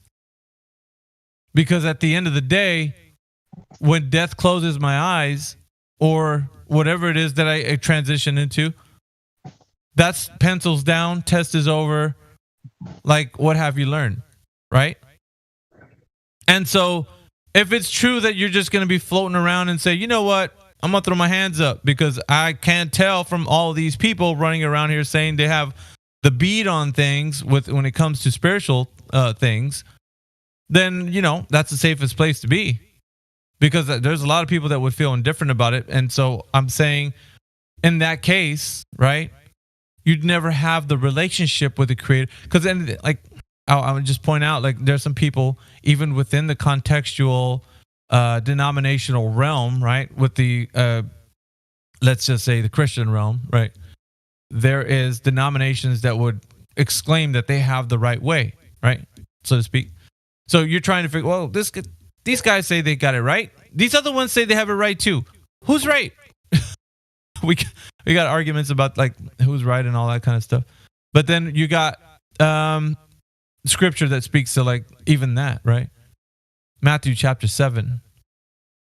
And people that come to him and say, Lord, Lord, did we not prophesy in your name? I mean, Lord, did we not cast out demons? Or I thought we were doing the right thing here. I'm paraphrasing here a little bit so to give it kind of animation. But people are going to be astonished to know that the things they thought they were doing to know God was absolutely just a just like speaking of like, how like you say somebody, but you really don't. Like some people do that. The part about having a relationship with the Creator has been the most important thing. And he turned to them and said, I never knew you. I didn't know you, man. Like, who are you? Get away from me. Like, you're saying that you know me, but I don't know you. So that's the thing. These guys thought they were in the club. They were a part of a denomination or sitting at the Lord's table or doing the things that were godly or whatever it was. And they got it wrong, completely wrong. So it's like the drawing near to him, to the Creator, happens when a person realizes that they were brought into this world with nothing and they're leaving with nothing. And like what the verse 36 was actually talking about in Romans was really to the point of what it feels like this world and the reality of it was all put here for. For from him and through him and for him are all things. To him be the glory forever. Amen. So it's the way it's reading there is that it's really giving all the credit to the Creator. And on top of that, the reason why you were put here was for him, for the creator. That's why you were here. You're not here for yourself. No, prideful human. That's not what you're here for. Because at the end of all things, think about it. It's all vanity. And, Solomon speaks of it in Ecclesiastes. All of it, everything. The things that we chase under the sun, complete vanity. What's all the accolades you're going to do you at the end of your life? You've achieved all the accomplishments. Well, we're just doing it for the next generation of people. Well, that's great. That's great for everyone else preceding you. But what about you, my good friend?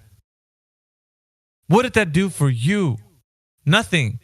All those things that you've achieved, you're not taking them with you to the next life, wherever you're going. It's not going with you. So, but still, the pursuit of knowledge and furthering is still something that you're getting up and you're like, what you might think. Well, if that's the case, then let's just eat, drink, and be merry, because for tomorrow we die. That's also in the scripture. But that's not even the way to look at things, right? So if you're understanding in context what all of this is for, it's drawing near to the Creator and living a fruitful life, doing so. And then the byproducts of it is the love and the care and the humility and all of this that you're going to take as you're going through this life. So what it is shaping your character into someone who's going to really understand what it means like to follow after the Creator. And it's really going to put you in a position to get to know the Creator in a deeper way versus one where your prideful self was always in the way. Nah, I don't know. I'm going to do it my way. Let's say that. I'll just go through life my way. How about that? Okay. Go for it. Have at it. Think about this is, nobody can control your thoughts. Your thoughts are your own. So at the end of the day, you do what you do. I was always in a place to tell people, it's like, I would show you a path, but the path that you walk is your own. You could lead a person to knowledge, but you can't make them think. That's true. So far as it goes with the information that's been given, and I try to just elucidate the fact that we're all creatures of habit. We're all come from a place where we might have learned things, and it's hard to get away from that. I would say, I implore you to just kind of look into just basic humans. Just look at how we are. We got good and evil, and we can do good, we can do bad. But at the same time, there's accountability that's here. People don't like that, right? When you're held accountable for anything, it's like, oh no, not me. It was the other guy. I didn't do it. It was them. They did it. They pushed me to do it. At the end of the day, it's all you. You're held accountable. And so I guess just to kind of inspire you guys, hey, at some point, draw close to the Creator, and there's a lot of questions that might arise from that, but at the same time, what rings true about the Creator? When someone speaks about things of the Creator, you can have as remember we're talking about the understanding of stealing something from a store. There's an innate feeling that's inside of all of us, but you can accept or reject the feeling. You can be like, nah, I don't give a shit. I'm gonna do what I do. I do what I do. Take this thing and that's it. So, yeah, at the end of the day, it's just really going to be all up to you. But draw near the Creator, I would say that would be, I know Flat Lord Wright has his own walk, and I know I have mine, but I feel like, if you speak to somebody that feels like they're in the same mind, the same accord of wanting to get to know the Creator in a very intimate way, I think that changes the perspective of how you're the byproducts of everything that you respond to within life. It starts to become a little bit different. You speak sweeter, you say things nicer. Your attitude has changed because it's like, I'm not living for myself. I'm living for the Creator, because everything was created for Him, by Him, and through Him. And so now, I guess my focus is not on myself. So people would say yeah, but the glory, it sounds like it's all for you when you're in this earth. Like your kingdom. What's your kingdom like? Think about what's your kingdom like? What's shaping your kingdom right now? What accolades are you chasing? And status, let's say. Or is your status hallmarked by, you're defined by how you know the creator? How is that? So anyway, just maybe a bit philosophical, a bit kind of into like the more spiritual side. Because every now and again, like I said, I'll start going into this. I think it's a bit provocative for anyone to be speaking of this to a room of minds with like different ideas on what their faith is and such. But anyway, I just thought a little something. No, I thought that was great, man. Yeah, I don't. Yeah, whatever you're doing, just like I said, I will just put something out there for you guys to look at.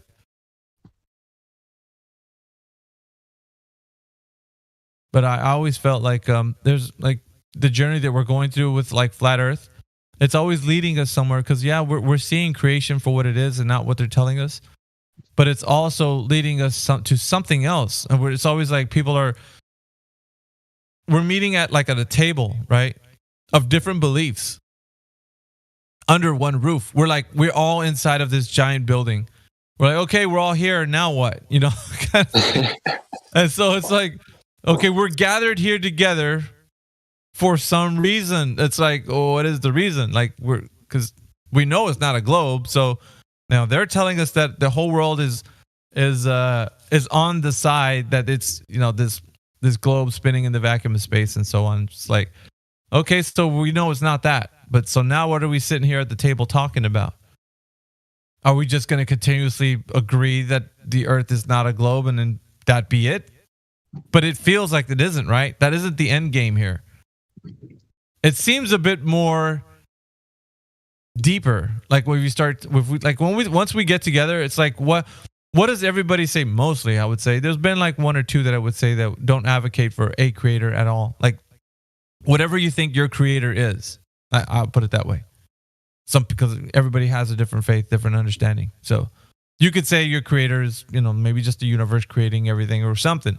But and the idea that the Earth was intentionally put here and things are designed, and the necessary antecedent for design and creation is a creator and a designer, then you would say definitely a creator.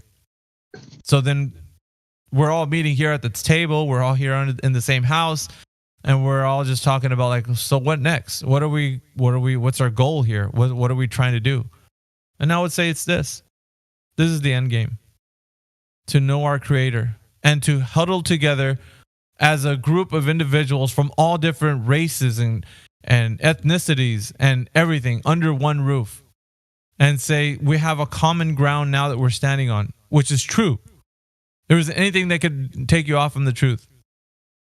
Now we're going to figure out how we can get together walking closer to the creator.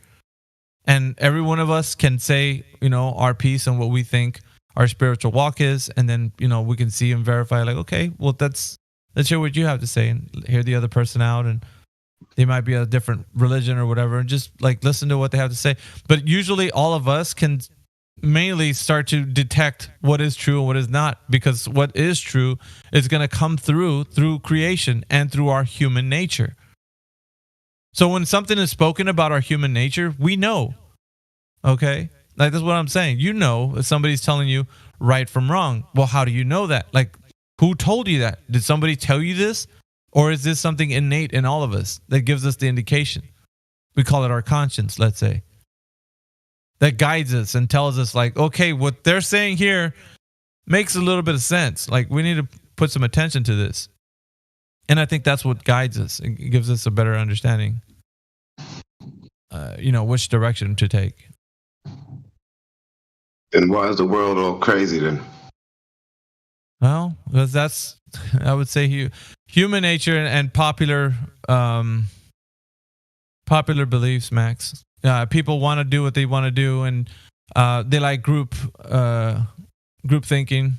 So, like, let's say the populace says something. A lot of people, there's trends that start to happen, People don't want to be left behind. They like to feel part of a group, so they'll go along just to get along. And so the world, whatever way it goes, is dictated by the many. So let's say the few that have the truth are going to always remain a remnant. It'll always be that way. And that's what makes me a little bit confused. I mean, I love what you're saying, and I love the energy that you're giving. I mean, it's great. It makes me feel good. I don't necessarily subscribe to all of your ideas, but, you know, your energy, where you're coming from, your point of view and your perspective, it's so positive. But when I look around and I see, you know, what goes on in the rest of the world, it makes it, you know, a tough pill to swallow. Of course. Yeah, of course. You know, so, you know, I've dealt with the people that I've dealt with, and like, well, I'll just be very honest with you guys. I've had a ministry like a few years ago. I've spoken over people in a church, a small little church. It was a non-denominational church, but the Christian church that I was speaking to, and I've spoken with many individuals, and there was some troubled kids from a Job Corps that was near here. And I don't know if you guys know what Job Corps is. What people in America probably might know what that is. There's, you know, troubled teens that go there and you know, that have come from homes that are pretty rough, you know, so they were taken from their homes, or they're either too bad to be in society and they were excluded from, you know, and anyway, they would come to the church, and I would have like meetings with them and speak to them, and look what you're saying. I see the brokenness in them, and it's hard to deal with people who don't have a compass for doing right and wrong because of their upbringing. So what happens is, like, because of that, they start to formulate their own ideas of what right and wrong is. And it's not to like I don't blame them, man, because it's like they're very young and impressionable. So it's like, to have the audience of people like that for the moment that I did, I only can say the best that I can, speaking to their situations, to kind of help them think things through so that they don't make incorrect decisions for their to their life, like if they're gonna do things. And I would never, like, I would always try to like give them as much as I could information from like a perspective of like a spiritual one, because I know that, I guess, reading from like the Bible was good because it was edifying to them in a way, but then there has to be more. I have to speak to them, you know, I have to speak to them directly instead of speaking at them. Like, I can't just have them listening. I have to also have them participating into like asking questions. And I've got to see a bit of the depth of like why humanity has gone in such a bad direction, because of the fact that it's like a snowball effect. Like, if you were treated badly, you treat others badly, and it just keeps going. There's no chain breaker. But I would say in the spiritual realm, right, the Creator is the chain breaker. He's the one that actually breaks the chains off of us, and he frees us. So there's a lot in context where it talks about him, the truth shall set you free. But free from what, right? So that we were always talking about like the questions that they would have and their upbringing. They would ask me, why did my parents, and I'm telling you, they were broken individuals. They were very upset. They were going through some things, and I was dealing with them in a very like personal way to help them understand like these people that were over them, right? Their parents or their guardians or whoever, like they had a bad life, and so they don't understand, right? So, but I said, you have a different path. You have choices in your life. You can make these choices, and they could be good ones for you, you know. And so, like, positive ones. Like, you don't have to continue down the path. And I said, continue to focus on the idea that there was an example that was given to us by the Creator. The Creator said, "Follow me," and those who did understood that the life was more than just the materialistic world that we live in. So it's not just about winning here for yourself. It's about giving to others and understanding that you're not just here alone. You're here with everyone. So what you do and the choices you make affect everyone else. So these conversations were very surreal. They weren't just like fluffy, kind of like, hey, just be happy because God loves you. No, this was like you're going into the human psyche and speaking to the person who has been beaten and battered in their mind, you know, because they think the world is just an ugly place. And so to give them an understanding of this, like, you know, it first starts with you. It's the like, and I kind of referenced the song from Michael Jackson, "The Man in the Mirror," because I'm looking at the man in the mirror because it's like the first person you have to actually get through to talk to is yourself. So you have to wake up every morning and deal with the fact that the world is going to be like I posed it this way to Flat Lloyd Wright. The things that are against you are the world, the flesh, and the devil, right? So you have the adversary, you have your own self, and then you have the entire collective of, you know, of humans that are going to be just pretty much shitbags, you know, to you. So no one's going to be out there being the light. No one's going to be the salt of the earth. No one's going to do that. You can be. You can show people the positive energy. You can put out forth, you know, the goodness, you know, do unto others as you would like to have done unto you. Which is another good biblical principle. But like at the same time, it guides the human to understanding of what we're all really meant to be here for. Because we were meant for fellowship, my friend. We were. Like this just, we were put on this earth. We were meant to congregate. We were meant to come together. We were meant to be in a place where we can heal each other. But along the way, what happens is because of our human nature and the things that we desire when we're here, our material goods. Vanity becomes a part of our existence. I want what I want. Bigger, better, faster, stronger, you know, bigger car, bigger house, beautiful wife, you know, whatever you desire, any desire you want. Like it is yours for the taking. All you got to do is reach out and grab it. But at the same time, it's like we're missing the bigger picture. Because, like, I would say this, guys, if you haven't read the book of Ecclesiastes, please do. Such a great read. By the way, he says, though, in there, it's all vanity, vanity of vanities. It's like chasing the wind. Because when at the end of all of it, what was it all worth? You know, when death is about to close your eyes and you're, you know, whatever, 100, 101, whatever it is, the age you get to be. When death is about to close your eyes and the question finally arises, what was it all for? Is it going to be for me or for the Creator?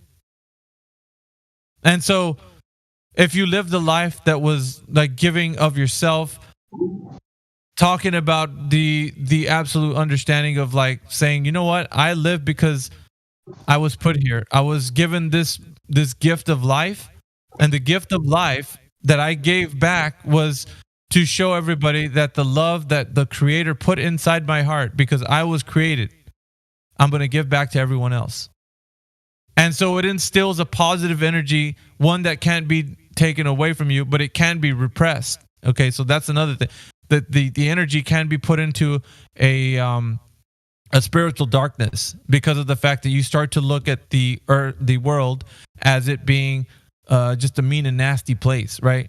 Whereas you are the light. Because if they don't want to be the light, if nobody wants to be, like when you go out into the public and people are just really shitty to you, you're driving along and people are road rage, and you get to a store and everybody's in a rush and they're bumping you out of the way, and you could react. You could be like the mean and nasty people like they are. Give them what they give you, you know? Throw them the finger back on the road, you know, like whatever. Like there's a side of you just like, yeah, give them a taste of the medicine. But at the same time, you have a choice too. You could just say, you know what, like they're probably having a bad day or whatever. But see, what happens though is that you need. Here's a part of fellowship that I'm going to talk about. The part of fellowship is, yeah, you can do all that. You can be the bigger person. You could be the nicer guy or whatever. But at the same time, you start to get all this negative energy, and there's no outlet for that negative energy until you meet somebody else who's doing the same thing that you are. And then they become your accountability partner. You're like, dude, I had the worst day ever. These people were mean to me, that, you know what, and the person's like, yeah, I hear you, bro. Like, you know, and so they are walking the same path with you, your energy is, the negative energy is released, and you're like, yeah, thanks for listening to me, man. Like, I really had a bad day today. And so what happens is you can become the light again because your outlet was some other person who had the same mindset and walking the same accord as you. And so that's what Flat Earth is. I'm going to go back to Flat Earth real quick. That's what it is here. We're fighting the good fight together, speaking of the truth about creation. And then we become the light of the world. We become the salt of the earth. We become the voice of reason.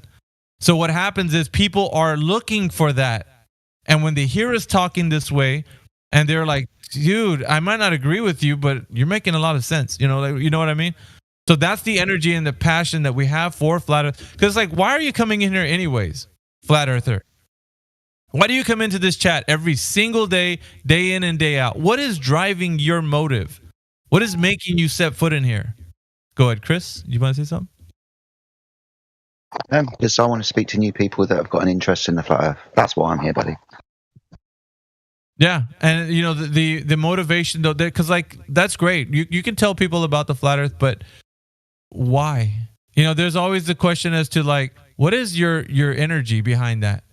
Is it because you just want to say things, or is it because you know what creation is and the truth about it needs to be spoken because people need to know versus them just continuously being deceived about something that's false.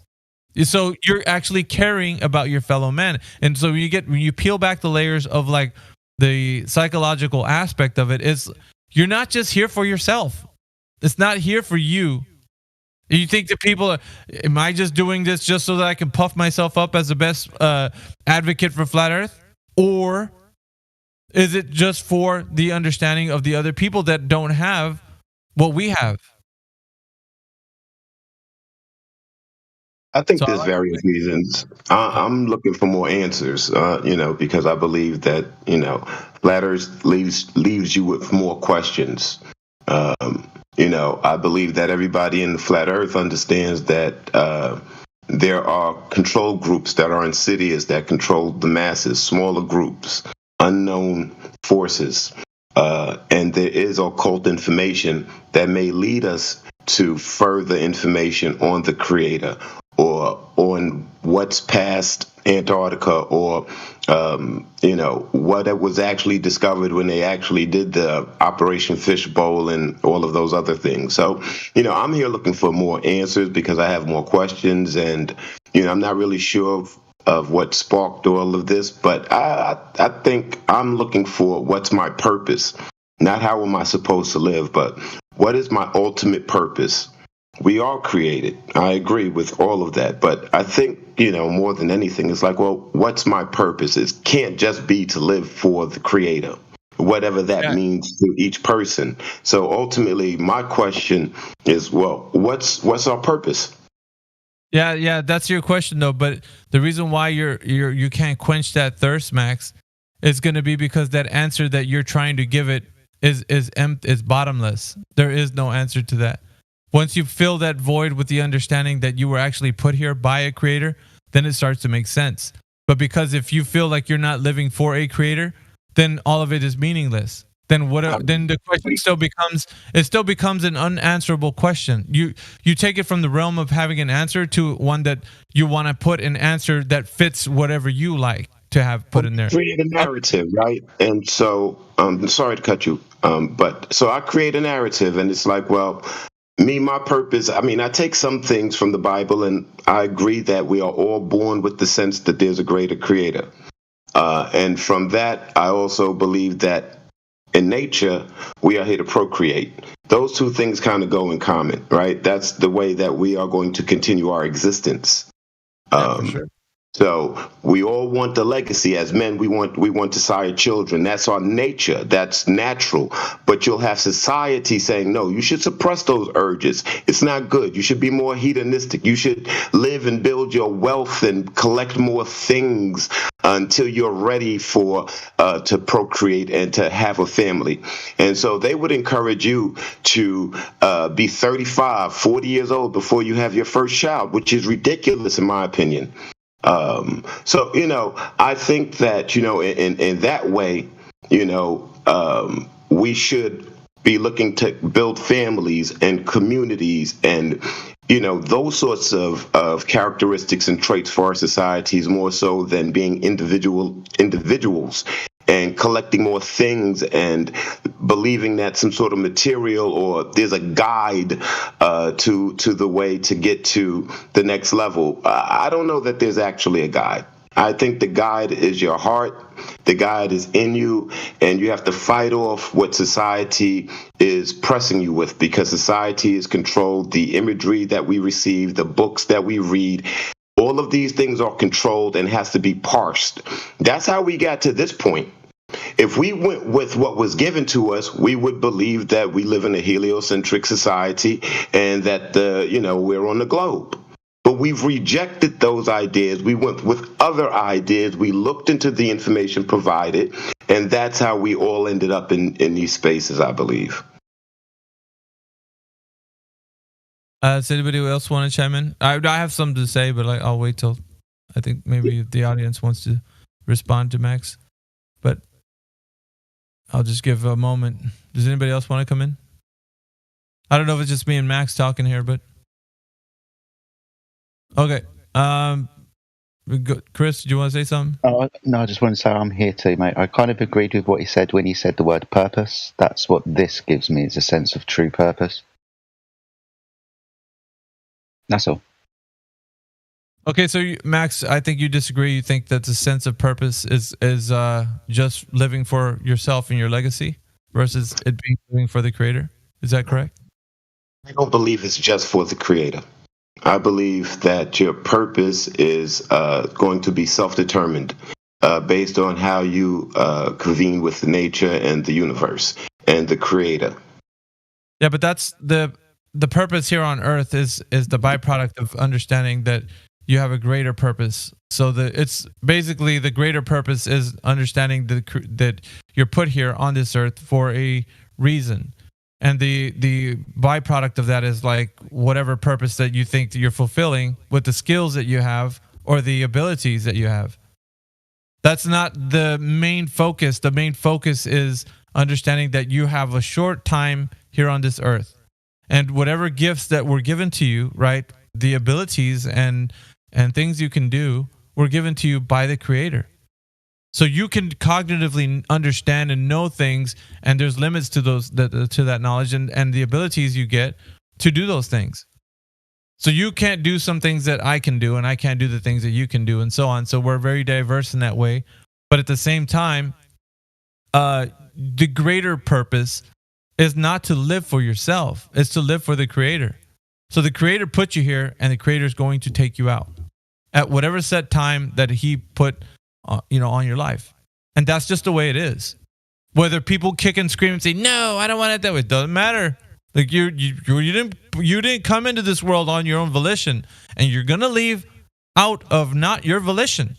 It's not your choosing. You're not going to, obviously you can think about like taking your life and stuff like that, but that's still, you think that you're in control. Like, and we can talk about that later, but the idea is that life is precious and it's a gift. So you don't. So that's the thing. Like, so when you say live for the Creator, what does that mean? Is my question to you. Can you elaborate when you say live for the Creator? Absolutely.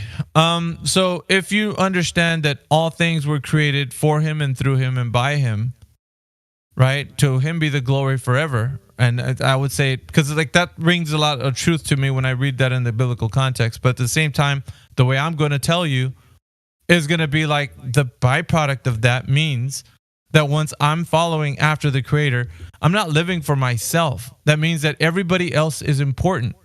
Do unto others as you have done unto you. That means that Max, like if I ever knew you in person or something, and there was some way that we could benefit each other, like me being a part of this collective, I would be someone who wouldn't say no to, like, I don't know, if you're having a tough time and you needed someone to talk to, I'd be like, yeah, what's up, man? Like, I wouldn't be then therefore being somebody who was like indifferent. I don't give a shit what you're going through. It's not my problem. That's your problem. That's living for the Creator, because you understand that all of this means something to your purpose. It speaks to your purpose. You're not just put in here for yourself and your material goods and your legacy, and that's not it. Because if that was it, then my friend, you live in a really ugly world. So there is a world in the place where people understand these values, and then doing this becomes a part of your existence. And some people say, well, even atheists can act like this. Yeah, I know that. But they're doing it for their own kingdom, because it becomes like, well, I'm doing good because I think I deserve good things to be like. There's never a like. I'm just doing it because that's just how I want to be. Like the energy that I put into it is a gratefulness. I'm grateful to be alive today because the Creator gave me another day, and today is a gift. So this gift, I'm not going to waste it. I'm going to use it for speaking of truth, for telling people and helping people. And the byproduct of knowing the Creator is all the good things that come from that. Love, like love your neighbor as yourself. Like there's so many different ways that we can see that living for the Creator means some value in our life and purpose. So we're trying to help each other in this world of ugliness, with the fact that we can do things for living, not for ourselves, but for the Creator. And so when we do that, like I said, the byproduct is all the good things. It's because you're humble. You know that, let's say, look, I'm not going to twist anyone's arm. Look, believe what I believe. That's not important to me, because your path is your path, man. Like wherever you go in life, and that's what you're going to decide what you want. But what I'm saying, though, on this aspect is like the walk that I have is an amazing one. I'm like, every day I wake up and I'm thankful that the Creator has given me another day. And every moment, I would say, every moment is a gift, because you don't know. You could walk out the door and that would be the last time you see people. And that's it. Pencils down, game over. You're done. But at the same time, like we go through life giving back and loving that the Creator has given this gift to us, the gift of life. And so the attitude, and I'm going to rhyme here, the attitude of gratitude is the way you should proceed, because you're giving the gratitude back to the Creator. So that the end of verse 36 of chapter 11 of Romans was, to God be the glory forever. Amen.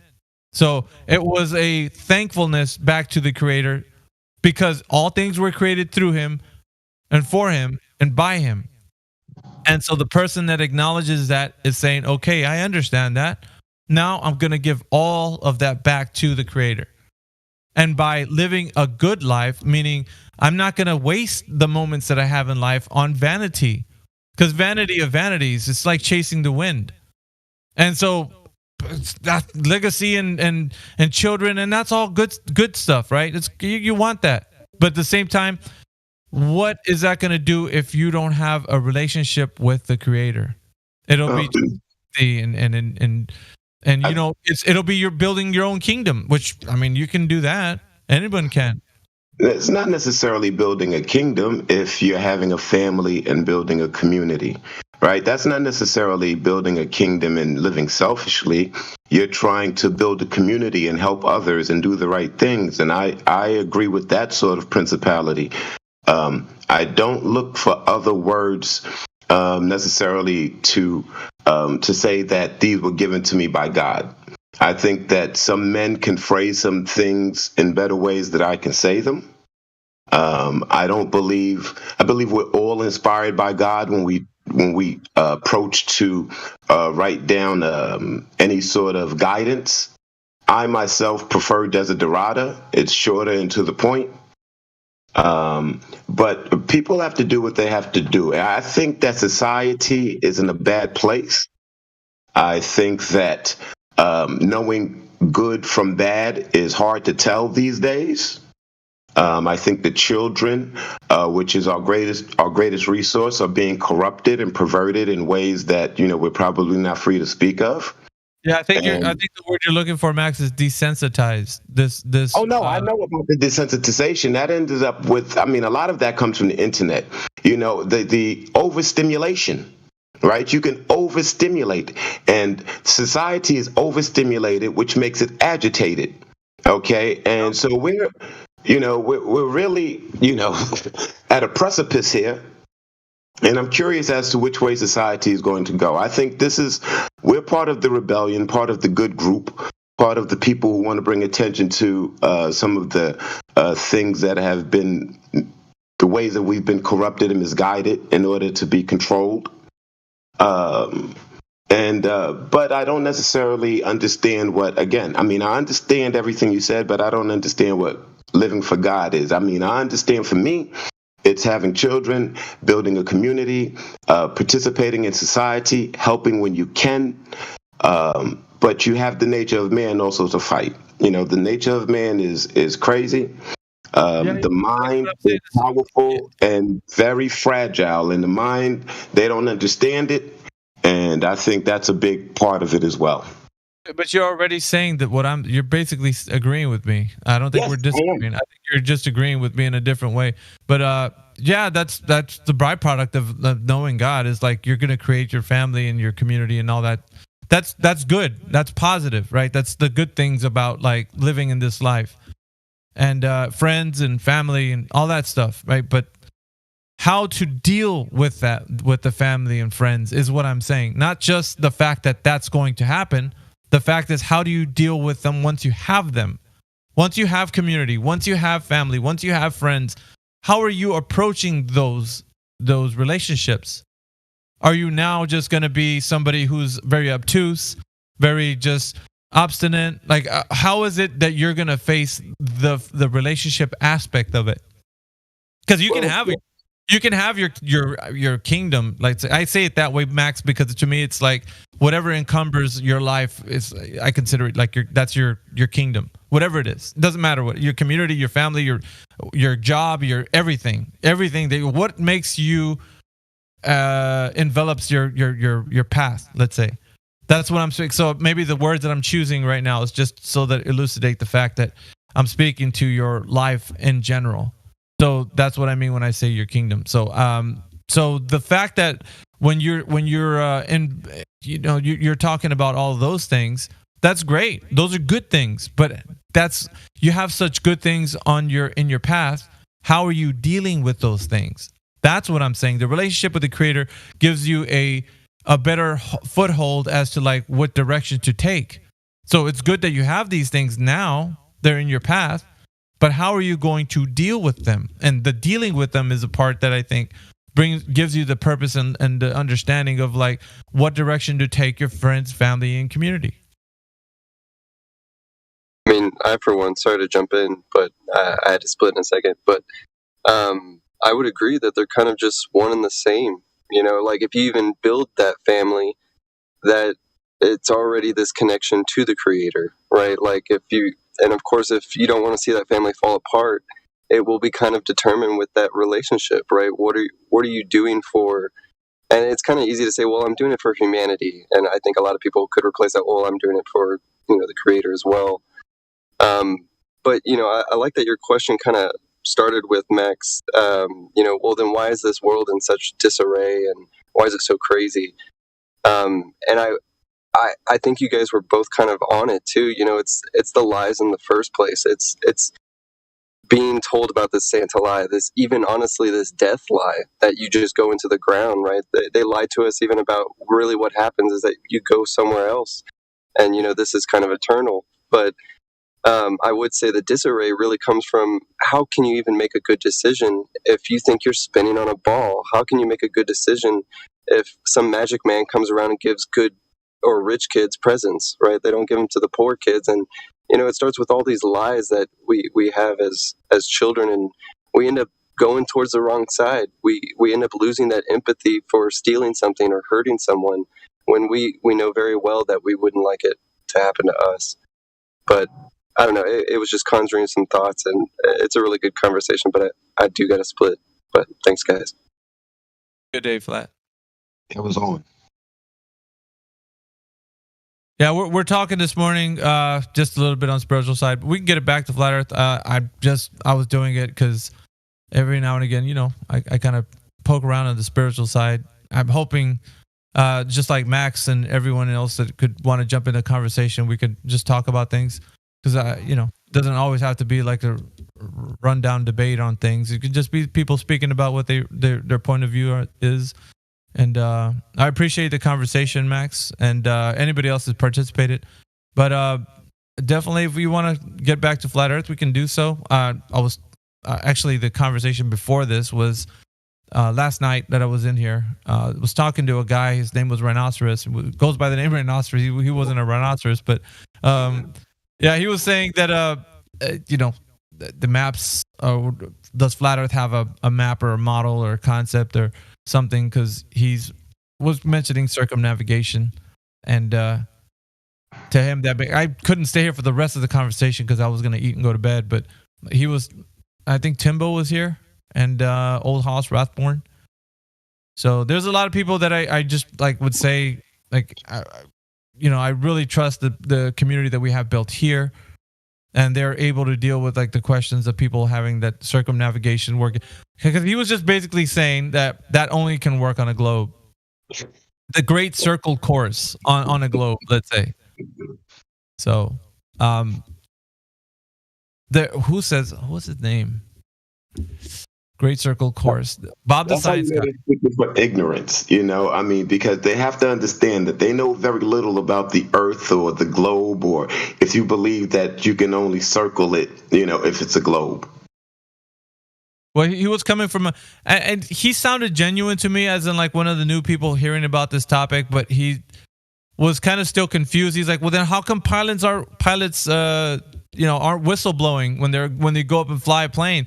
He's like, because they could see the Earth is flat if they're from 40,000 feet. Commercial airlines are flying at that altitude. And I'm like, I know, Rhinoceros, but you got to check it out, man. People are told what the Earth is, so their mind is not thinking that they're gonna go up and fly and see the Earth as flat. Oh man, it's flat. They're thinking that they're flying over a globe. It looks flat to them, but they're gonna just think, well, not high enough to see the curve. So to their mind, anyway, they're not thinking they're flying over a flat plane. They're just not. Even though they're taught for practical purposes on their handbook, or not their handbook, their instruction, learning how to fly, what tells them that it's for practical purpose. They have to treat the Earth as a flat and stationary plane. So even that way, they're still learning about it, but it just says for practical use, not as in the Earth actually is flat. So they're taught how to treat the Earth when they're flying the plane. But at the same time, they're not going to be up there like, oh, look, it's flat. I'm going to report back to everybody. They don't. That's not in them. They'll even say the opposite. Dude, you're crazy to think that the Earth is flat. I've been flying for 20 years. What do you mean?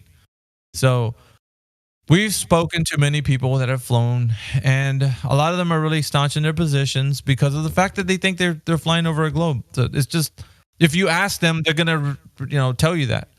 We got some pilots in here that have flown planes that would say the Earth is flat. That's fine, but that's still not getting us to the point where we're actually having the discussion of the measurement. That's really just I got a pilot friend. He's going to tell you that the Earth is flat. And then this other guy's like, well, I got a pilot friend who's going to tell you the Earth's a globe. So it's a stalemate, right? What do we do after that? Nothing. Get more pilots to tell us the Earth is flat and get more pilots to tell us the Earth's a globe? You think that'll solve the issue? No. What'll solve the issue? Measurements, right? Earth's got to measure a globe, drop over distance. That's where we always go to. But it was just, I guess, at the beginning of the movement, everybody thought that having that special anecdotal kind of testimony from these guys would be the key to breaking the shackles of ignorance. And that just never is. It never leads us to the path where we're out, getting somebody to really understand the Earth isn't the globe that they told us. I have a theory that more people believe that the Earth is flat, but they don't know what to do with the information. They don't know how it manifests. They don't know, and they're certainly not going to come out and say, yeah, well, the Earth is flat, because everyone loves consensus. Everybody wants to be a part of something. So I think more people believe it, but I'm like, they don't know what to do with the information. And they're like, it doesn't matter to me. I work, I grind, I'm a wage slave, and, you know, and they don't understand that they're slaves. We've had a lot of people, man, from the globe. There's like, dude, I don't believe what you're saying about the Earth, but it makes a lot of sense. How many times we've heard that, like, Jedi, from the time that we've been doing this? Like, they don't necessarily ascribe to flat Earth, but they're like, it just makes a lot of sense. So I gotta say that. Like, I mean, when I found out what the globe was supposed to represent, because I mean, I went through Mystified. I didn't really pay much attention after I got out of school. And then when I found out that it's supposed to be moving 66,000 miles through space and chasing the sun, and I'm like, wait, what? I mean, that's ridiculous when you start finding out, you know, the information that's supposed to be a part of the whole system. And when people start finding that out, they're like, no way, you know, that you're wrong about the information you're presenting. No, you can't be right about that. There's no way the sun is 93 million miles away, you know, and when you tell them, no, well, that's what you have to believe it, they're fine going on believing it just to be a part of the group, even though they know it's ridiculous. I was talking about last night with the idea that, you know, these maps or models have been produced for the globe. It's like, do you know how many map projections there are for the globe? I'm just asking anyone. Like, do you guys actually know? Like, there is over hundreds of these maps. I'm not kidding. Like, type it into Google. How many maps are there of the Earth? And you're going to find, like, there is tons of them. So it's like, well, what do they have as their gold standard? What are they using? What map projection? And I find most often than not, we see like the Mercator being the, like, there's a few, I would say they would be the ones that they would champion. But that would be one of them. Mercator is one of them. And how old is that map projection? Was it like 1600s? Somebody can correct me on that. I'm not really. Mercator is the one that they use at the UN? Yeah, I think that's the one. Do you know the date for that? 1400s or 1600? The Mercator is the one you see in your classroom that spreads out across where like America sometimes split, or the Pacific Ocean is split in half. Got you. How old is it, Crit? Do you know? Hey, what's up? What's up, Crit? Do you know how old it is, the Mercator? No, I mean, at least what the rhetoric is saying. How old I think 1840, maybe something. Yeah, something like that. A lot of these projections, this is the thing too. Like, it's not 1840. That's when someone said, "Hey, here's the Mercator projection," but now you're on version 90. You know, on the Mercator, you're like get the hell out of here. You know, like it's not the same map. You've updated it hundreds of times. You've got, you know, which one's correct? If globe, because they don't match. You know. Yeah, we're both wrong. In 1569, Mercator published his epic world map. This map, with its Mercator projection, was designed to help sailors navigate around the globe. They could use latitude and longitude lines to plot a straight route. There you go. Yeah. That's rhetoric. 1569. If they got satellites and all of that, why don't they have a better map or something more authentic? Yeah, that's a question to ask them when we get a globalist in here. We'll talk to them about it. Oh, but what you call it? Their globe projection or whatever. They're the one they took from space. Their 1972. I think it's in line with the Mercator, if I'm not mistaken. Because if you look at the continents and the way they look exactly like the Mercator.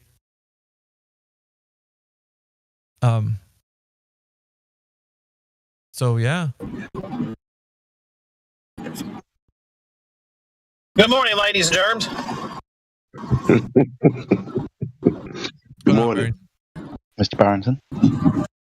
Yes, I'm crossing the river here from Louisville, Kentucky into southern Indiana, and really, really enjoying hearing about the discussion on the Mercator map. But one of the things that I just cannot stop but thinking about, because there's been a big push in education circles to stop using white colonialist, misogynistic Mercator map and go with something else. And I've always wondered at the back of my mind, what the real impetus for changing that is. I don't think it's just simply for woke causes, but that's always been the back of my mind. I'm going to go back listening, guys. If you don't mind sharing a thought, I'd appreciate it, and I'll be listening here.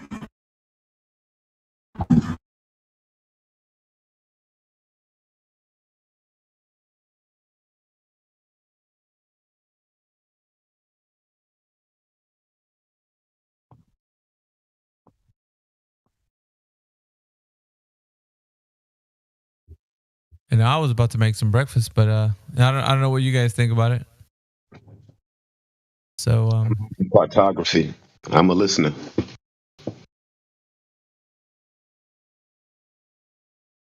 But there's I looked it up when I checked it out to see which is the oldest map.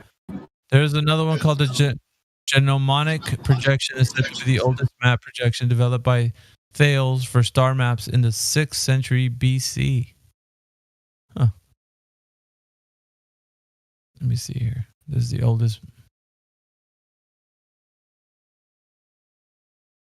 The genomic map projection is a map projection which displays all great circles as straight lines, resulting in any straight line segment on a genomic map showing geodesic, the shortest route between the segment's two endpoints.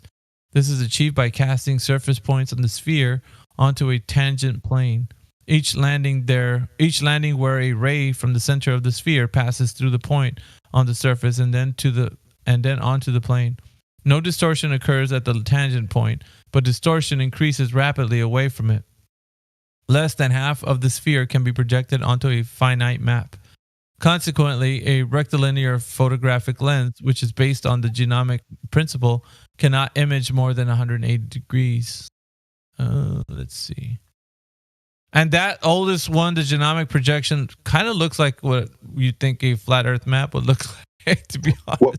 Which one is that called, Miggy? I'll give you the wiki. I'll put the, oh shit. Because I'm looking at one called the Imago. It's a Babylonian map called the Imago Mundi. And this map dates back to the 5th century BCE. This map found in southern Iraq in a city called Sippar shows a small bit of the known world as the Babylonians knew it centuries ago. This map was formed out of a clay tablet and was found north of the ancient city of Babylon on the fertile east bank of the Euphrates River. This map shows the Babylonian perspective of the earth and the heavens through the eyes of the Babylonians themselves, putting the city of Babylon in the center of the map, much like other civilizations have done with Athens or Jerusalem. Babylon was put at the center because it was the center of life for the thousands of people that lived there. This was the only perspective they had without the use of the modern-day technologies like satellites, map-making tools, and reliable long-distance transportation. Their perspective and ideas about the world around them can be seen through this tiny tablet, incomplete as it may be. Interesting. It could be. I wouldn't disagree with that because it's like we can. From Geography Realm, I'm not really sure of the link. It's from a site called Geography Realm. Okay.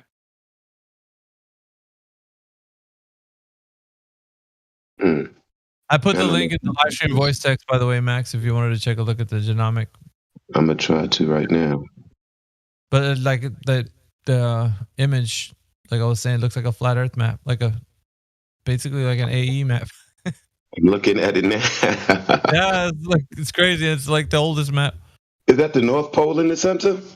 Yep. Mm-hmm. When did you say that was? 6 BC or 6 what? It's 6 BCE, I think. Wow, that's really old. Yeah, this is when this was, man. 6th century BC. This genomic. That's crazy. This specific one is actually, let's see here. Where is...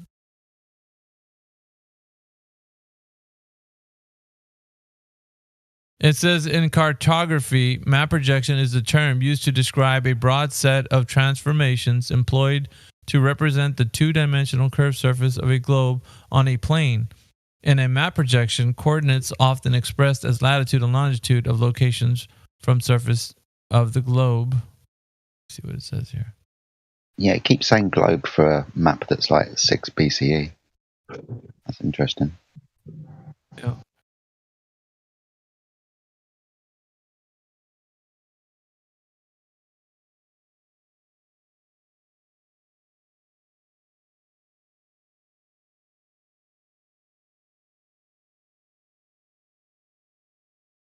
Look at what it says here on map projection.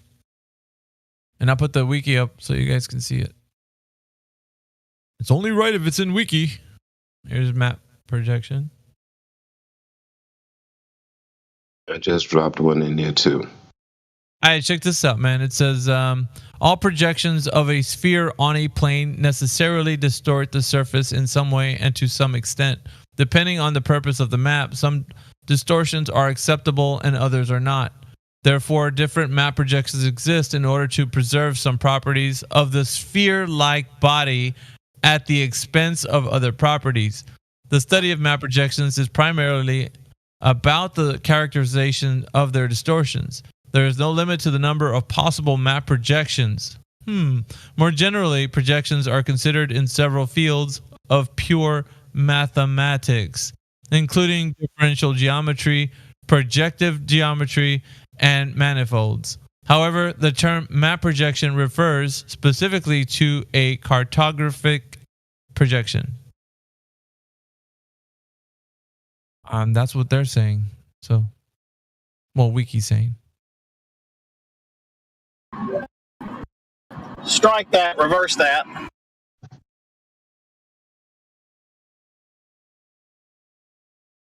Sounds like damage control, if you ask me, from Wiki.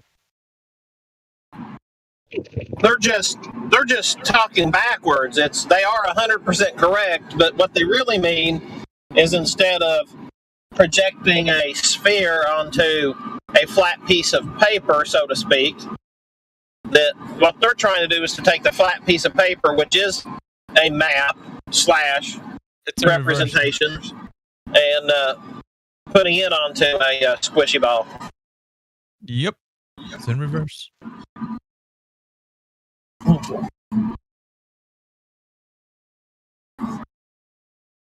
Miggy, have you read much about the push to stop using the Mercator projection in schools? I think I've heard about it. I just don't. Sorry. I think I've heard about it. I just haven't looked into it. But yeah, I know. So the allegation is that there's a lot of politics that goes into creating a map. And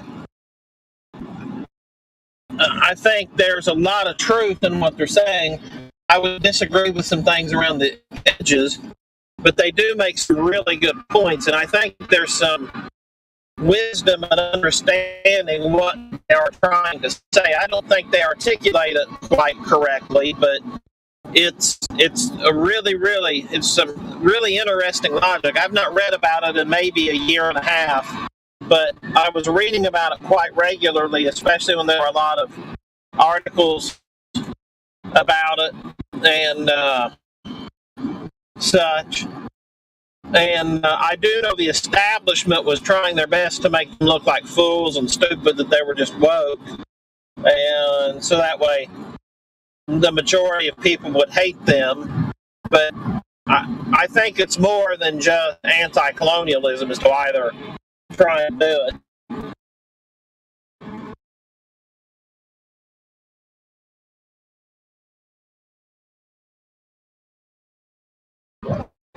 Could be more deception. I don't. But it's definitely an interesting rabbit hole to go chase a couple rabbits down and see.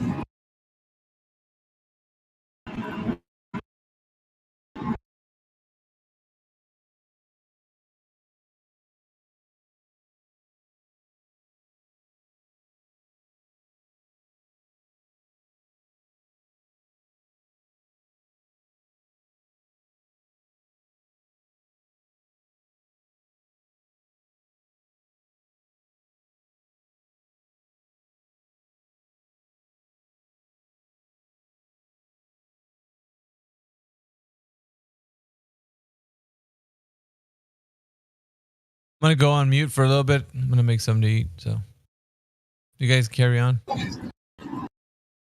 Nice one, Mickey. Thank you, mate. Brother Jedi, good to hear you, sir. Good to hear your voice as well, sir. How are you keeping? No, all right. Just I had to travel about an hour drive to a dental specialist. I have such an awful gag reflex that they have to put me under when they do any serious dental work. So I go to the and so it'd been a year. It was actually a year to the day that I had my last good bit of work done. And then they did a cleaning in April. It's been a long time. My teeth were disgusting. I'm sure everybody wants to hear that, but it was good to get down there, and now good to be on the highway back and then head to work.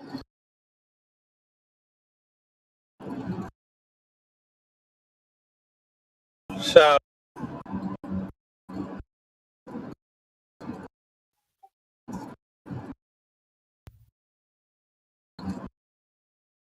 I've just been thinking a little more about the nature of Discord, and when I'm trying to figure out, maybe you could share some insight, is how much of these globies and such that come on here, the anti-flat earthers and such, how much of them are literally just gamers who are just trying to seek some company in a lonely world, and they think that they can get some good company by trolling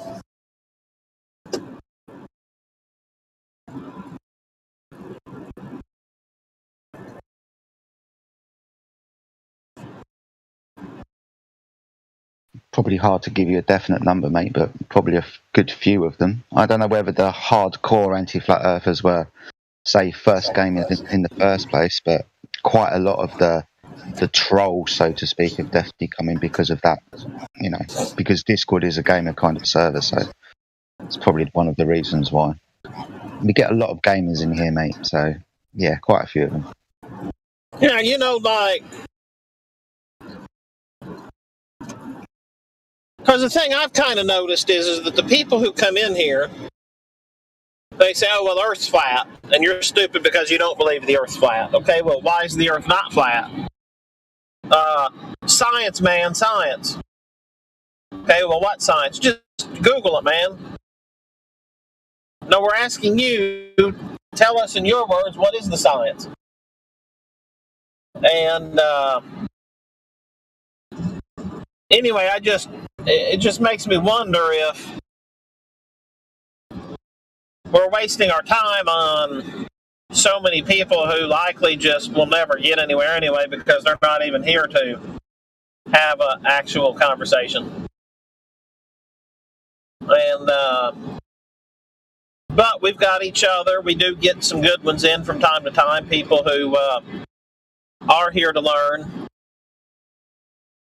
And so, see, I've never really been a part of gaming. I've never done anything of it, so I know how a lot of them act like juvenile delinquents, but I don't know a lot exactly of the culture. But, you know, I get the impression that a lot of them wish they could be juvenile delinquents in real life, and they can't, so they just come on here and pretend to be. But having just judged them that way, I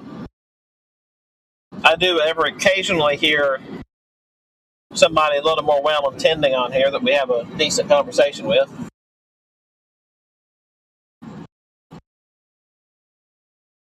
I think one of the beauties of this Discord is it's live streamed on YouTube, so whether we've got really curious minds coming in or what I like to call useful idiots, the conversation is still being broadcast so other people can get information. Even with the anti-flat earthers, right, or people that are coming in that are not as honest, we can still treat those as useful idiots and hold them up to the lights, so to speak. So every conversation can have its positives, I would have thought. No doubt about it, buddy. No doubt about it. And sometimes I think the trolls do us a favor because I've talked to people on Fascist Book who are genuinely interested in questions of cosmology.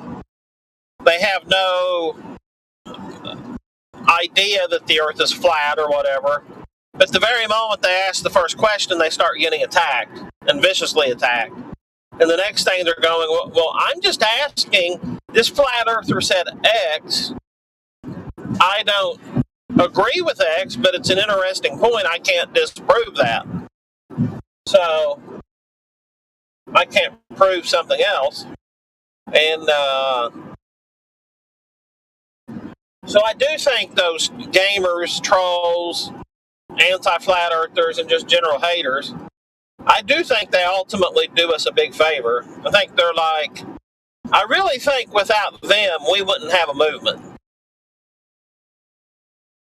We wouldn't have a group. We wouldn't have a Discord server. We wouldn't have...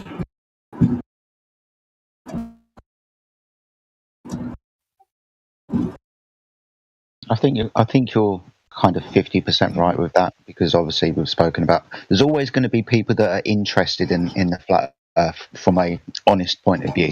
So obviously it's about, trying to have those conversations with them and giving them a place to come to where they can speak to flat earthers. But the trolls and so on, yeah, half of our movement wouldn't exist without those, because those are the people that we're or have been sharpening our swords against for the last 8 years or so. So because of them, our argument has got so much better. Oh, yeah, absolutely. Yeah. Oh, yeah, and of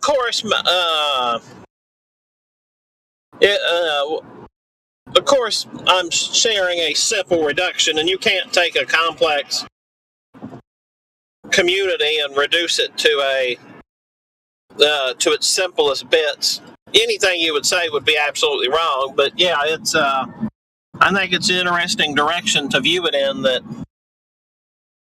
I've heard Nathan Oakley say before, because I was kind of thinking that, and he made a comment. He was thanking a real troll for being on a show, and one of the Flat Earth guys, well, why are you thanking him? And he said, well, without them, I wouldn't have a show. We wouldn't have this show.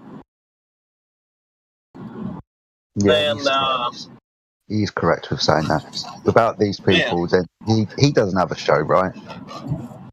And by the same kind of context, neither would we, really. I mean, yes, we have the people that would be honest, and so would Nathan as well, but ultimately the majority of people come in, first instinct is flat earth is ridiculous.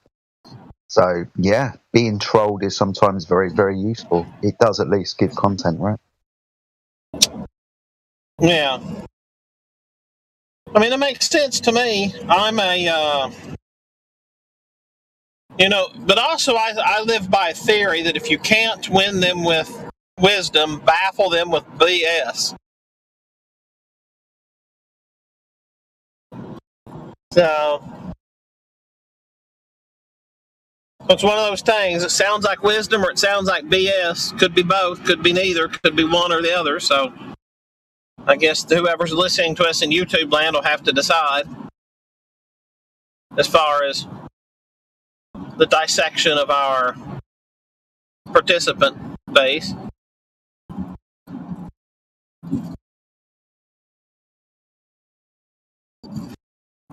I think when it comes down to flat Earth, it's more dazzle them with brilliance than baffle them with bullshit. Because when you start to unwind the story that was given, when you test the measurements that were given, when you start to look for explanations of how they arrived to their conclusions, it all falls apart.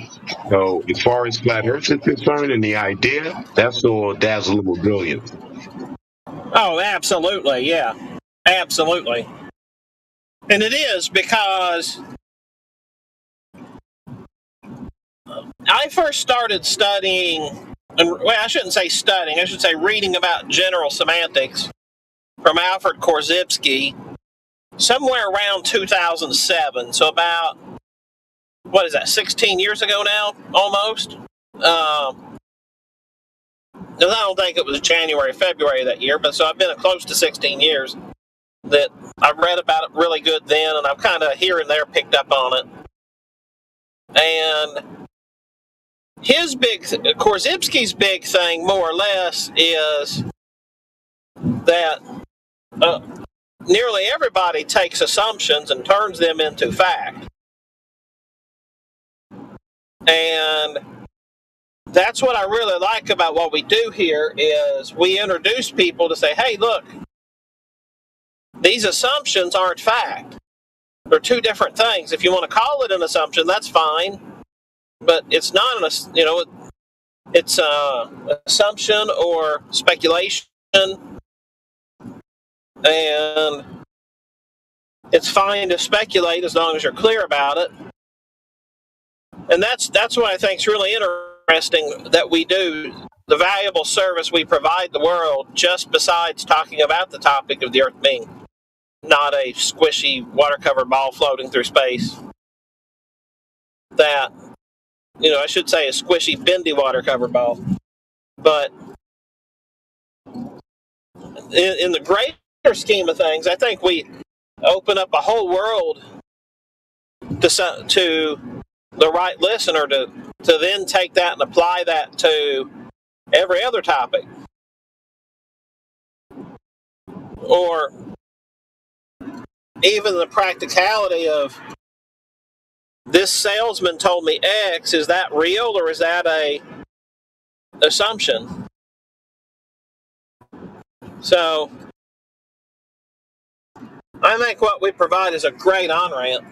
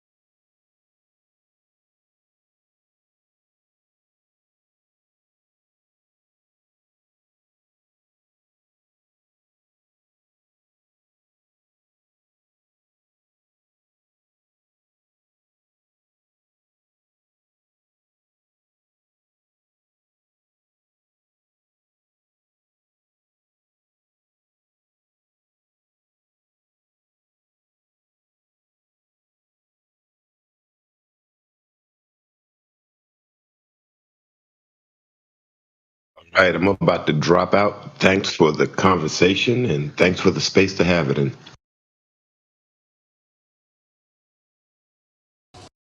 See you, Max.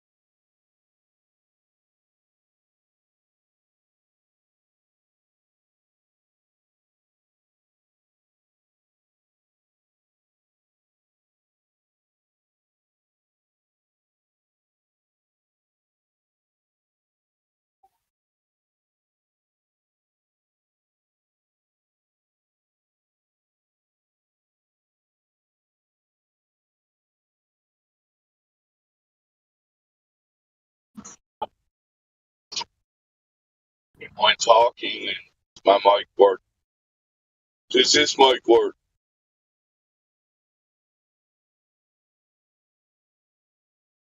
Yep, I hear you. Conspiracy with the response. Good job. Hope all is well in Minnesota today.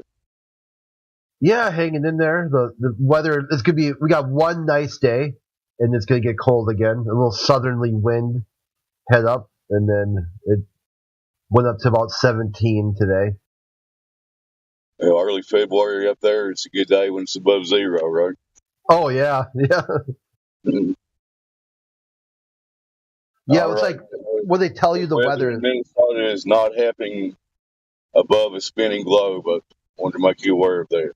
Oh, that's for sure. Because how would they explain the northerly wind or southerly wind? Yeah. They Like go all different directions, don't they?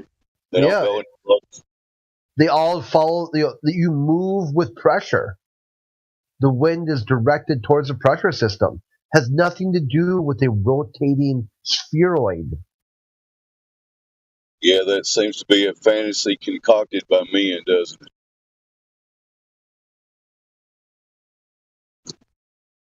I can't believe my mic's working. I'm mobile and probably starting the robot now. So this has been Dead Air Day. We continue to search for the basic point of this whole thing. We need curvature measurements, verifiable, testable, repeatable. Thank you. Back to you, Crit, or silence. Your all's choice.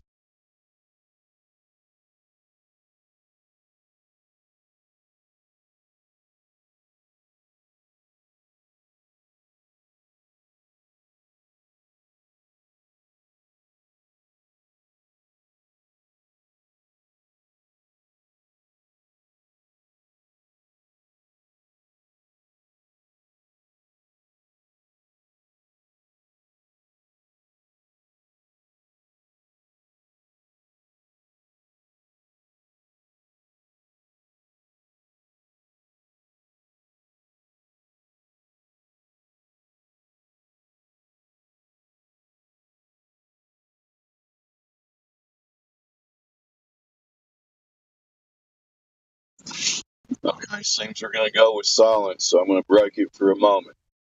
My mic's still working. It looks like it is. Anyone listening to the sound of my voice maybe just came across this subject, think it's stupid. So did all or most of us when we first heard about it. We're just talking about where we live and how it presents itself to be. So come in here and discuss. Click the link. Plenty of knowledgeable people in here to help you start critically thinking about your reality, maybe. We can show you the door. It's up to you to walk through it. This has been Dead Air Dave. I'm about the robot.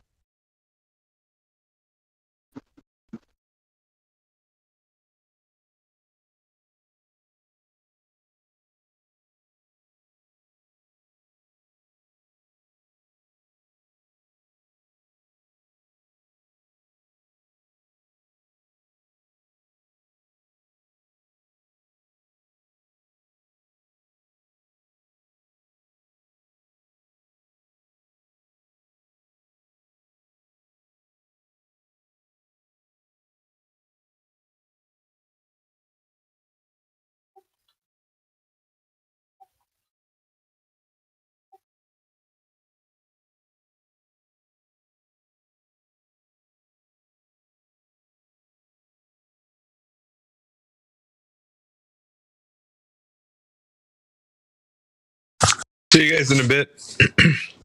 Oh, hey, Maggie. What's up, Crit? Yeah, I'll see you guys in a bit. I'm gonna log off. Take care.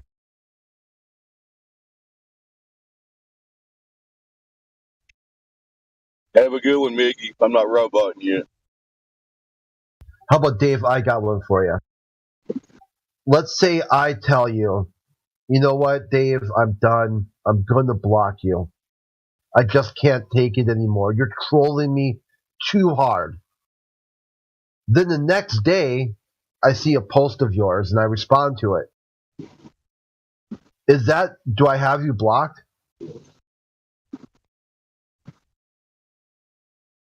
You're asking me? Yeah, what would you say? Would you say, no, Crit, you don't have me blocked? You just, the next day, you selected another post and responded to it.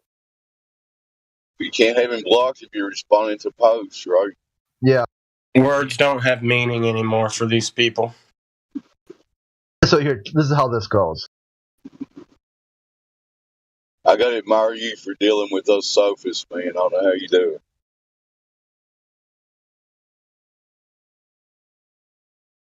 Somebody's got to do it, though. We all do our little part, whatever. Yeah, it kind of goes to my thesis that they can't learn because I'll go into their safe space where they've got control. Because they'll say they come here and they can't learn because they get banned, they get muted, they get kicked. You know, they play the victim card. Oh, woe is me. So I said, sure, I'll talk to you over there. So the only person who can delete comments or mute is you. You've got all the control. You are safe here. This is your safe space. Now, what have you learned? Nothing. You didn't even learn that if you press the block button, you did that, not me. Even more so, the next day you click blocked messages, read them anyway. The only thing you did was add a click to reading. You added a secondary procedure, a step to reading. It's not a real block. You can pretend like, oh, well, I clicked your name blocked, so you're blocked, and that proves there's something wrong with you. Because check this out. This is the guy's claim.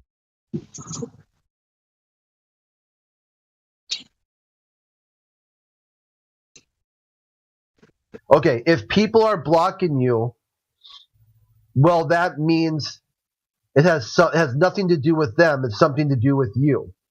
This server is a place to socialize, share ideas, and debate them, to learn from each other. If you want to sit in the sidelines, oh, this is a ray gun. Yeah, I remember I read this one yesterday. And ray gun people, well, no thanks. But then he clicks on my blocked messages. That's a de facto him saying thanks. Well, here's the blocked message. Let me read that. Look at, like, their logic is so flawed. So that's why I told him, I said, this is the best I could do is highlight the contradiction in your worldview. You think social media is about a place to share ideas and debate them, but you block. Then you think the other person is... What are you talking about, if you want to say? Oh, modern day debate. The real one. Okay. Not the fake one. The fake one is even more ass cancer. I mean, this one, at least I'm not getting, timed out and muted, and, they've deleted some of my stuff, but, I mean... Yeah, here's the best one. So this dude changed his name to me, changed his name to Crit, and started just posting random stuff that I had posted. Then said, I'm a troll. I'm like, okay, in your framework, you're the troll. Because you think what I'm doing is a troll, and you copied that. And he said, no. I go, what is it then? It's mocking. Okay, mocking who? Mocking me. I go, no, you're mocking you. Because you're saying what I had said, thinking it's a troll. You've exposed yourself as you think this behavior is trolling. And then you did that. You. Then he said, oh, I'm mocking you. You can't mock me with me. Those are my words. I stand by my words. I know what they mean. I know what my intention behind my words are. If you think copying me is mocking, you don't understand that imitation is the most sincerest form of flattery.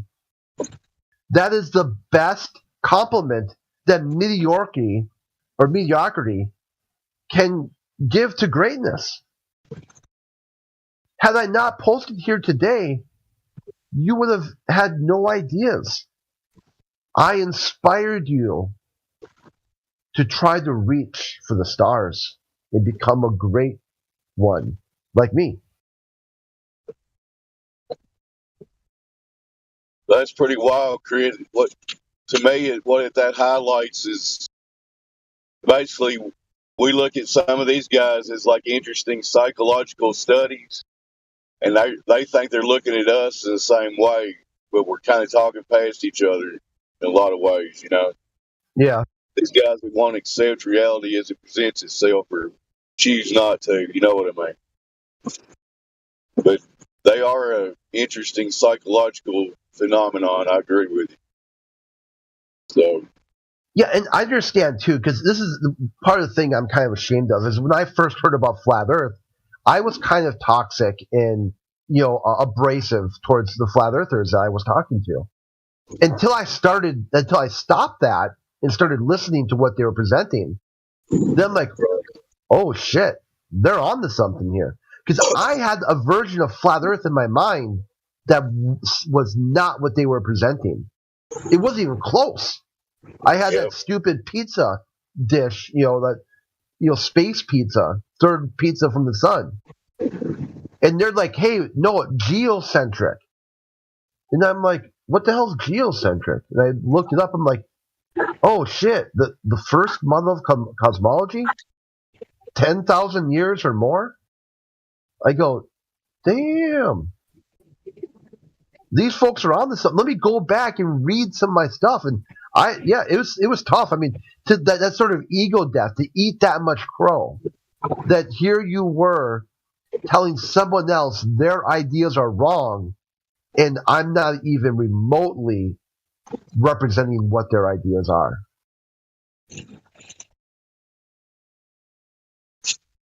In case anybody else wants to jump in, I'm probably going to be robot here soon. I hear what you're saying, Craig. Go ahead.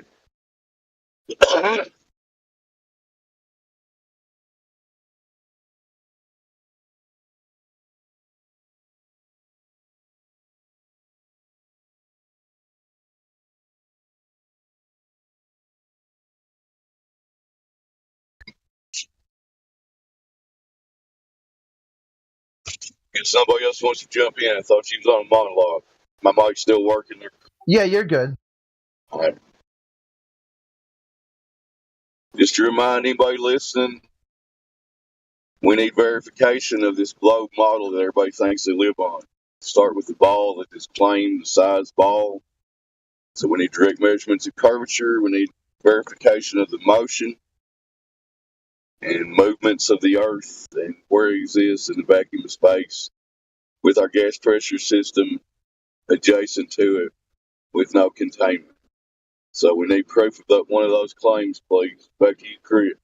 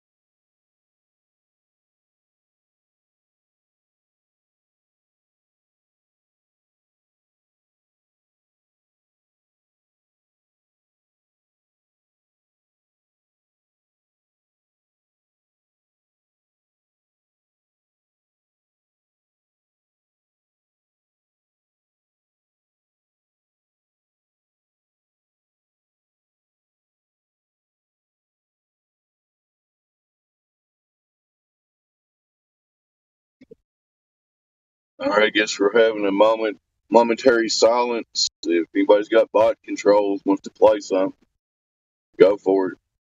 I'm about to be a robot. Samuel J. Robot. This has been Dead Air Day.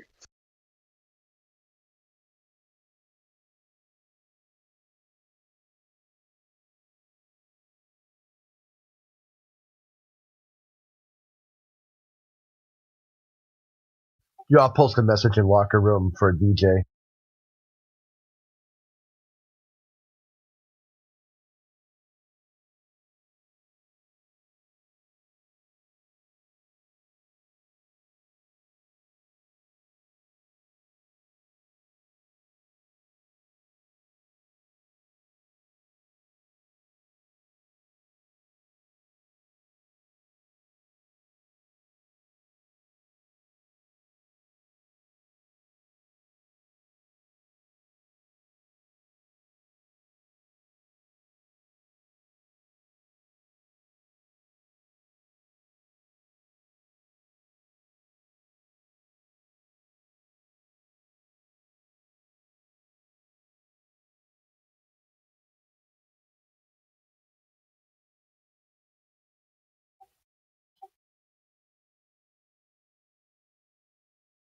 Yeah, I tried to do a command, it didn't work.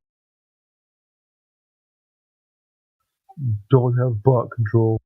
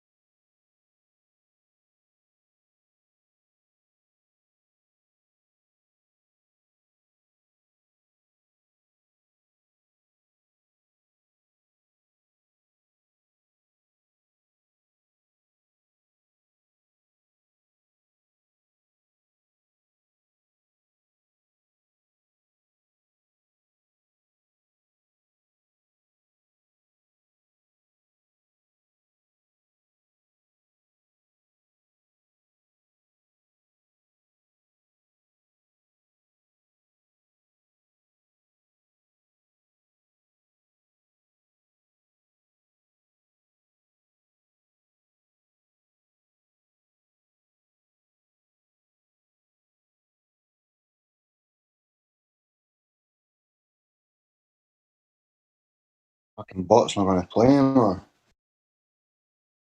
Yeah, I wonder what's going on. It says it's playing, but there's no sound.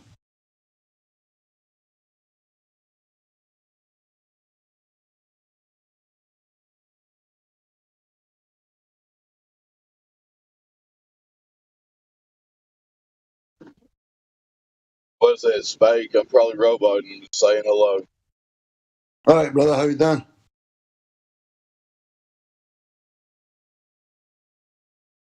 I'm at work driving, so I'm probably roboting. Just want to say hi. Yeah, no, you sound all right, bro. Can hear you fine. All right, spark something up if you want to, Spake. What you got? Fuck all, bro. I was just trying to play that Payday Monsanto song. I've just been listening in the YouTube, bro, but it was just because the day I thought I'd come in. But yeah, man, if you want to start a conversation, that's even better than the music. Fuck the music.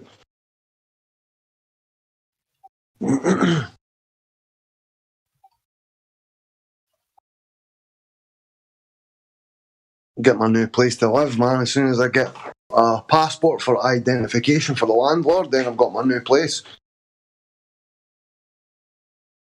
Can't wait. So you have to get a passport to go live somewhere else? I just need the ID for the landlord, bro. He wanted that or a driving license, and I'm going to go on holiday soon. At some point, maybe before the end of the year. So at least I've got the passport anyway. Cool. But you needed that or a driving license. Which part of the plane are you going on holiday, generally speaking? No, I'm just going. I'm moving to England, man. Okay. Yeah, but I'm going to go on holiday someplace, maybe Spain or Thailand or some shit, someplace cheap and nasty, cheap and cheerful. Go to a nice beach and get some good long distance shots. Yeah, man.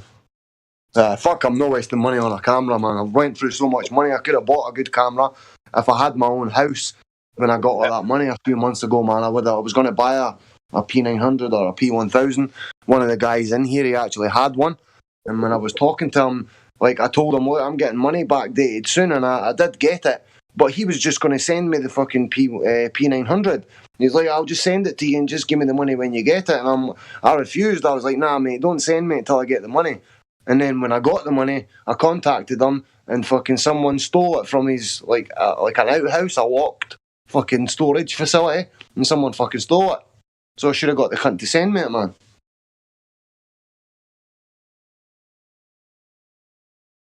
Devastated. Okay, it'd be a waste of money right now anyway. There's plenty of shots out there. People have already done it. Nah, but I mean, I wanted to get into the problem with the stars. Can you know the focus problems? And I wanted to be able to shoot some like decent footage of the stars, man. Got some videos, so like people can stop sharing these out of focus fucking videos, man. Because it does my tits in when I see people, especially flat earthers, man, when they're sharing these fucking star videos, and they either don't care that there's a focus problem or they're oblivious. Yeah, that would be a good point of clarification for a lot of the stuff in the sky, I agree. No, it makes us look fucking stupid, bro. See, like, to any glober who knows what he's talking about, especially if he knows cameras and he knows, like, the problems with the focus, like, because that exact same effect, you get the same with candle lights, Christmas tree lights, traffic lights, fucking any kind of light source with the P900 or the P1000 from not that far a fucking distance, and it has the exact same, you know, people say that it's, what do you call it, sonoluminescence, and that it kind of looks like that, but when you actually focus the camera, like, correctly, that fluctuation's not there. So they've kind of jumped on this sonoluminescence bandwagon, and it makes flat earth, like, in general, like, the whole community as well as the subject, makes it look fucking ridiculous, in my opinion anyway. Yeah, I see what you're saying. I mean, even though you only interpret what you're seeing, you want to see is clearly what's actually there instead of what somebody out of focus did, right?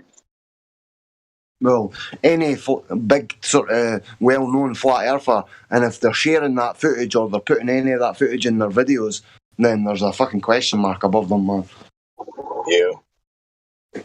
Because like it's well known now that there's a problem with focus. Anybody who's like looked into it at all will find that out, man.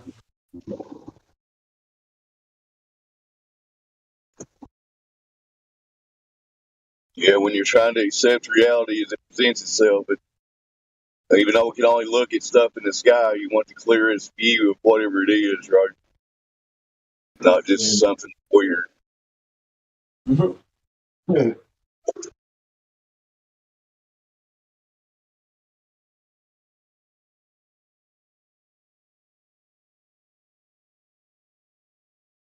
Anyone else wants Back in to a join minute, me? bro. Great, I'll be robot here soon. Go ahead. Back in a minute. I'm just going to put my washing in the machine. All right. Launder your undies well.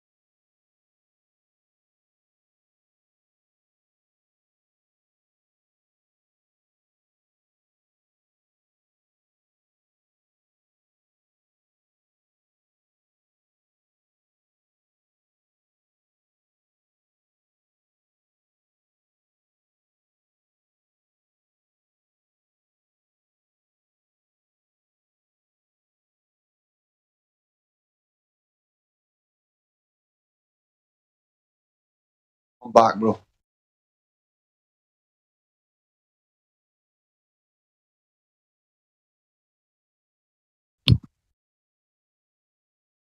I heard this back. I don't know if my mic's still working or not. Yeah, I hear you, bro. Yeah. I don't know what the deal is with this fucking bot, man. I don't know why it's not going to play that track.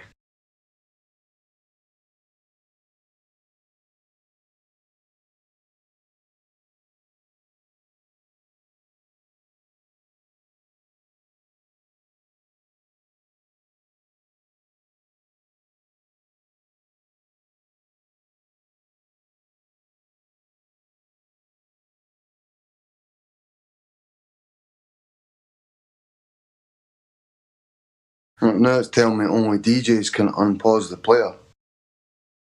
Fucking should have the role, man. What the fuck? Yeah, I think you do. What did you do? I typed the command word in. Did you? I'm paged out. Did you just copy what I typed? Yeah, I'll try to unpause it. I got DJ. I should have the role as well, man. But no, I think they must have took that off me, man. I did have it.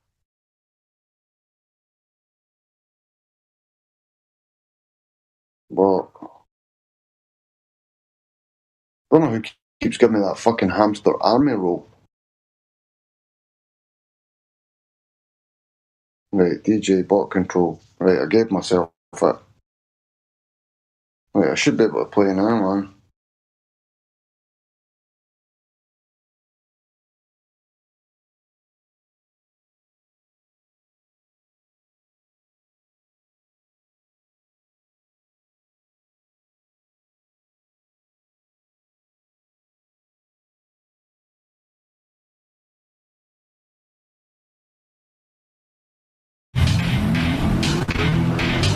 There we go.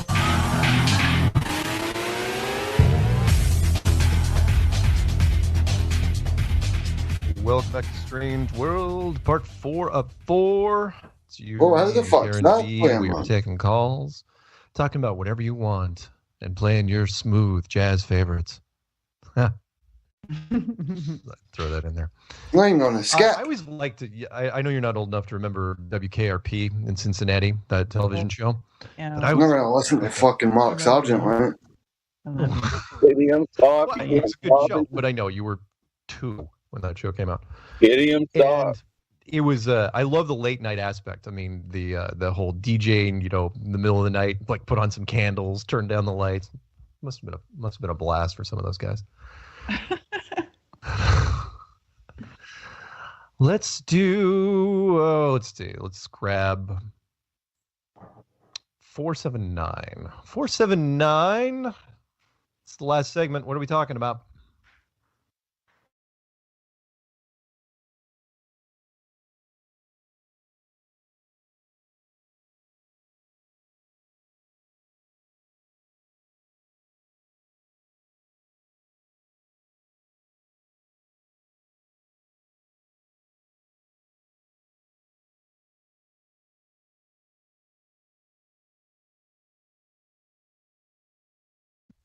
Okay, it's starting. Now play whatever you're going to play, Spike. Yeah, there we go. The gold reserve got my tongue super loose and comfortably numb, more focused than ever and ready for whatever's to come. While Big Pharma got the populace wonderfully dumb, addicted to deadly drugs to keep them under their thumb. You're dealing with scum, handsomely paid to peddle poison. Enjoy something that grows out of the ground, that annoys them, destroy them. Let them know you're privy to their thin scam. Stand tall, don't ever fall for the flim flam. Most politicians are supporters of NAMBLA and actors who follow a script similar to Tony Danza. Who's the boss? It'll cost if you're a gambler. I'll disappear you off of the grid like Adam Lanza. My mantra, incarcerate inquisitors and put them on serotonin reuptake inhibitors. Pharmaceutical giants should lose all privileges, incarcerate their contributors, strip them of their visitors. All I got is a gold pot to piss in, a pole pot position, controlled opposition. They won't stop the mission, they don't got the vision. My cold got them shivering, I'm so hot, I'm sizzling. I am not a slave to the rhythm. The rhythm is a victim of an ancient predilection that I give them. The law of nature on which I base the decision. Obama was the president, but I voted for Shirley Chisholm. Sharks might not be surrounding you yet, but you just wait till the moment that you're drowning in debt. You'll be so much more than upset. You'll be loading your weapon, step into the eye of the threat. Sharks, they are all around you. One drop of blood and they start to surround you. You better stop talking to skanks. They seduce you on the ship and you're walking the plank.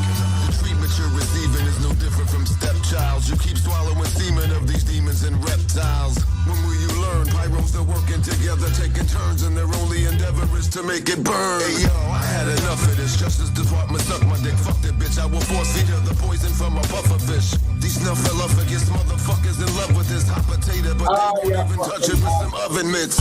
Now that I understand the level of deceit, to keep these devils in their seat and let them pedal on the street. Their pathetic, apologetic rhetoric, they won't compete with the veracity and the tenacity that can't be beat. Suckers and tyrants, they both act as one. The best way to expose them is to make them act like one. All these evil people making a killing. Literally, I'll make the gargoyles come to life and eat the people in your building. Sharks might not be surrounding you yet, but you just wait till the moment that you're drowning in debt. You'll be so much more than upset. You'll be loading your weapon, step into the eye of the threat. Sharks, they are all around you. One drop of blood and they start to surround you. You better stop talking to skanks. They seduce you on the ship and you're walking the plank. Word magic has let the oligarchy step on your voice. Man, I'm telling you, it's the pirate's favorite weapon of choice. Lady Liberty has been literally keeping people in misery. The context is more complex than the prison industry. They're parasitically feeding upon the citizenry, leading it, ritualistically feeding it so habitually. America's in a crisis, getting massacred by ISIS. You could be Al-Qaeda, so your constitution don't mean shit to me. You look suspicious, miss. Step out your car, please. Civil forfeiture, we're collecting like Barclays. We'll take your cash and we'll wipe out your cars, please. And trying to get it back is worse than ripping out shark teeth. I hate to sound unkind, but all that does is cloud your mind. I hope you get to take some time away from shit that makes you blind. My self-contained underwater breathing apparatus lets me see these sharks for who they are and come report the status. Sharks might not be surrounding you yet, but you just wait till the moment that you're drowning in debt. You'll be so much more than upset. You'll be loading your weapon, step into the eye of the threat. Sharks, they are all around you. One drop of blood and they start to surround you. You better stop talking to skanks. They seduce you on the ship and you're walking the plank.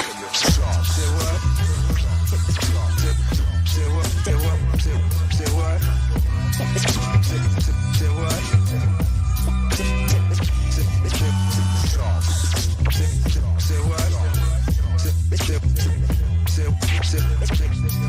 Say what? What? Say what? Say what? Say what? Say what? Sharks. Say what? Say what? Say what? Say what? Say what? Say what? Say what? Say what? Say what? Say what? Say what? Say what? Say what?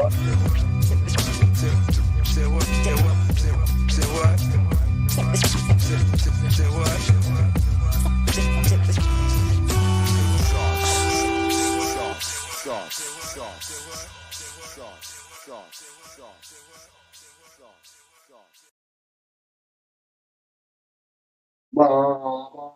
Yeah, yeah, The low reserve got my tongue. Super loose and comfortably numb. More focused than ever and ready for whatever's to come. My big pharma got the populace wonderfully dumb. Addicted to deadly drugs to keep them under their thumb. You're dealing with scum. Instantly paid the pedal. Vladimir Pop. It's just another motherfucking day. The boulevard of broken dreams. Situation isn't always what it seems. You know what I'm saying? This is a warning. It's in effect. Ever since I had some time to reflect, they offered me a FEMA check, but I declined with respect. I told them all things equal, I wouldn't reject your plan, but I understand its intended effect. I know your cops are trained by Israeli commandos. I saw the coffins, the camps, the hollow tip ammo. I know you're paid experts in their extravaganza. I see them all on the TV pushing your propaganda. Dr. Phil said, yo, you should chill. Vaccinated your children and prescribed you a pill. They've been unwittingly trained to kill. Who cares who it hurts if it makes them a mill? Still, they can surely appreciate the myopic. They want the whole populace addicted to psychotropics. They manufactured your culture into their junior dance. It won't be long until you're ushered off into the can. The nuclear wind is blowing, blowing in the breeze.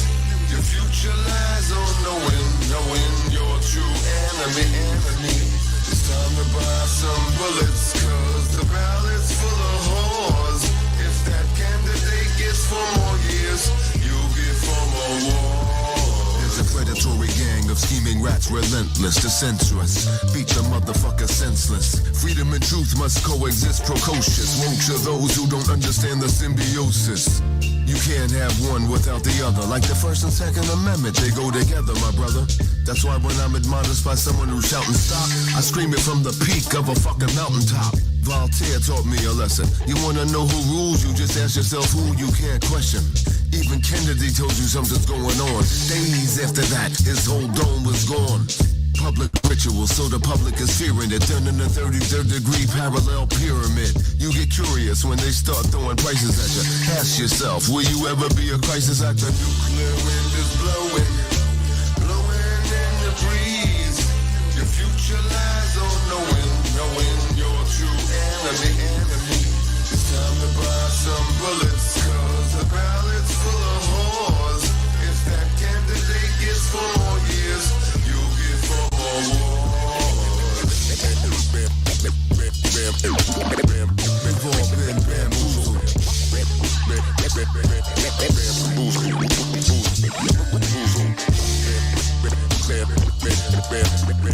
We've all been bamboozled. We've all been bamboozled.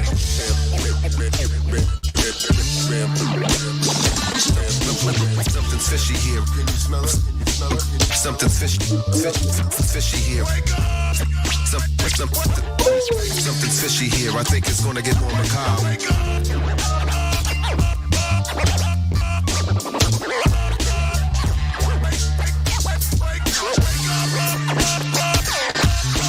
Something's fishy here. Something's fishy here. Something's fishy here. Can you smell it? Something's fishy here. Something's fishy here. Something's fishy here. Can you smell it? All judges the jam. Send all judges the jam. All judges the jam. Send all judges the jam. Send all judges. Send all judges the jam. And that is where the treachery ends. All judges the jam. And that is where the treachery ends. All judges the jam. And that is where the treachery ends. All judges the jam. And that is where the treachery ends.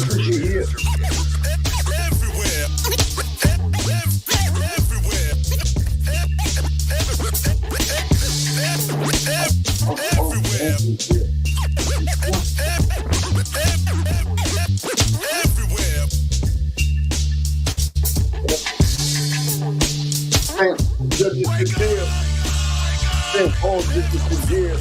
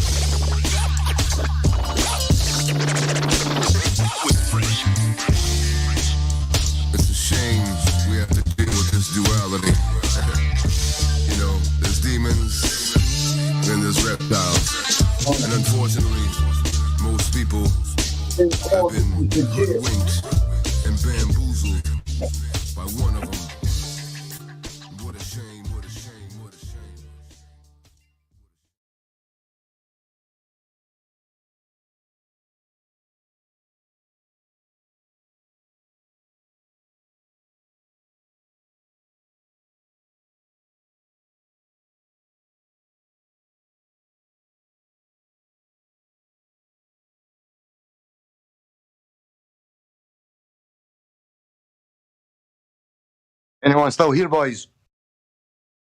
And girls, if anybody. Anyone? I'm still here, probably robot. Hey, okay, man. So, is there anybody in that's got no roles, possibly? 1, 2, 1, 2. Plat chat, Torb, 1 sec, I'll see if you've got roles, bro. Right, Plat chat, Torb. I see you've got a listening pass and you've got space herpes. What I'm going to do, man, I'm going to unmute you. And if you want to speak up, you could chime in and we could get you VC verified, bro.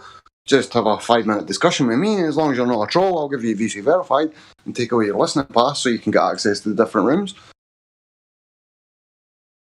Plat chat, Torb, you there, my friend? I'll unmute you, bruv, if you want to speak. We can get you VC verified if you want. Plat chat, you there, man? No? Cool. We'll see if I can get a customer from lobby.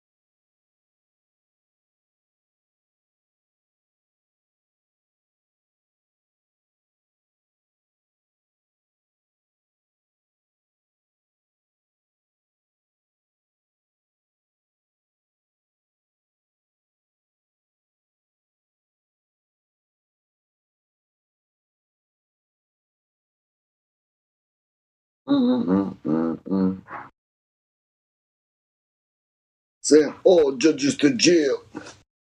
Send all judges to jail.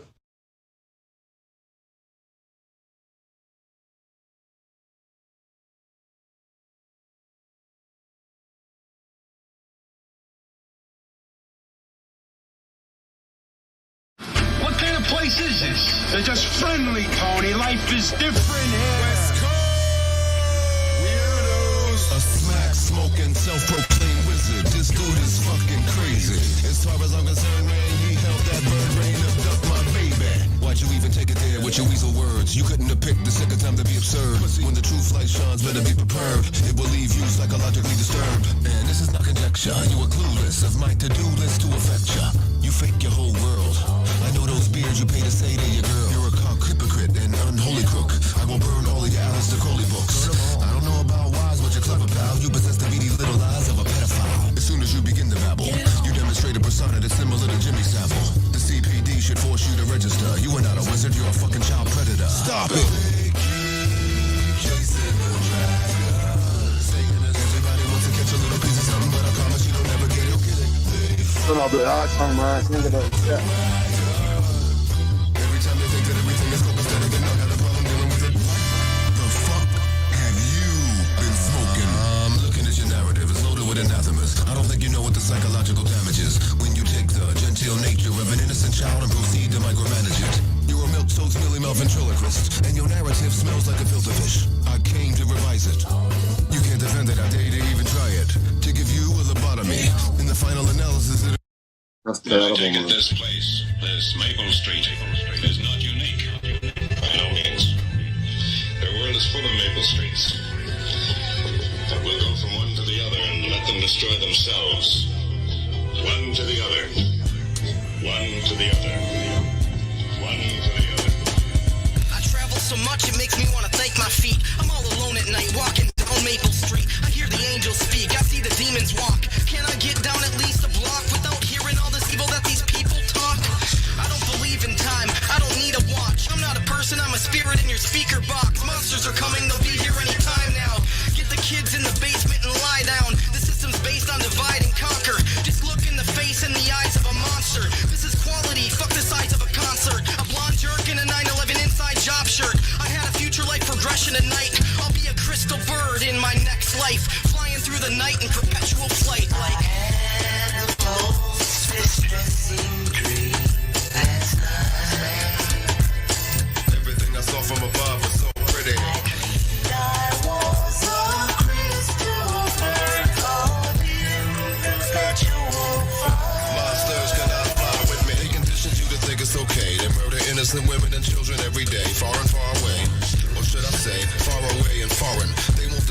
a Muslim from a Mormon.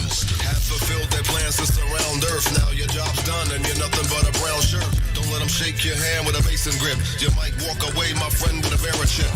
I'm a charitable psychopath, you got a part in it. Send your kids home with a fingerprint starter kit. Your offspring are animals, I give them green coats. And when I say kids, I really do mean goats. The battlefield is nothing less than a laboratory. Monsters have arrived, that's not exaggeratory. Equipped with a ridiculous type of wickedness, slated to make Maple Street look like a picnic. I had the most distressing dream last night. Everything I saw from above was so pretty. I was a crystal bird caught in perpetual fire. Monsters cannot fly with me. How much fear is in your natural mind state? If you're out of element, how much can your mind take? How quick are you to act like a primate? If your comfort zone is provoked with high stakes, see, that's how they get you with fear. They don't want anyone thinking crystal clear. Media static induce panic in your ear. Then comes the favor. See this pistol here? Your neighbors are acting mighty suspicious. In a preemptive strike, wouldn't be vicious. Get ready to send out the soldiers again. Oh shit, it's Maple Street all over again. I had the most distressing dream last night. I was a crystal bird caught in perpetual fire. Monsters cannot fly with me. Throw them into darkness for a few hours and then sit back and watch the pattern. And this pattern is always the same, with few variations. They pick the most dangerous enemy they can find, and it's themselves. All we need to do is sit back and watch. I had the most distressing dream last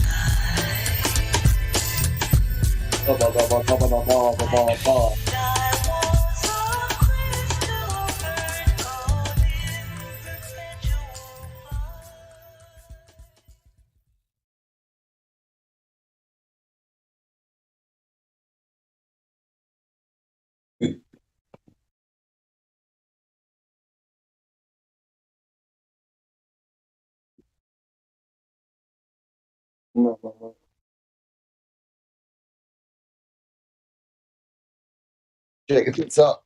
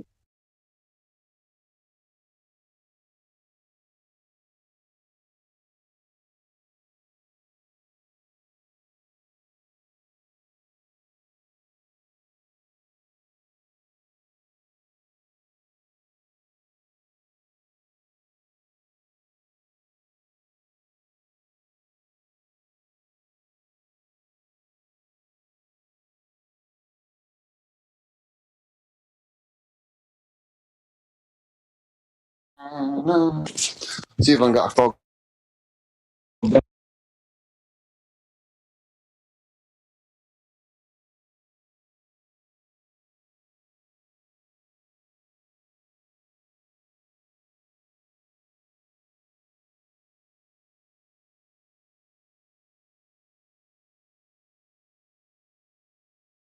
Sorry if you don't like this, but I'm going to play that song now. Yeah.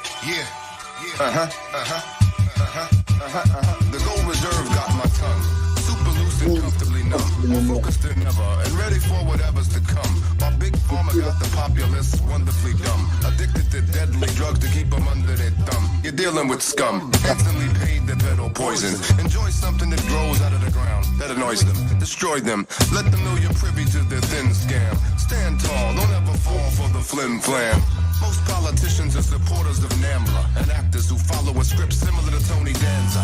Who's the boss? It'll cost if you're a gambler. I'll disappear you off of the grid like Adam Lanza.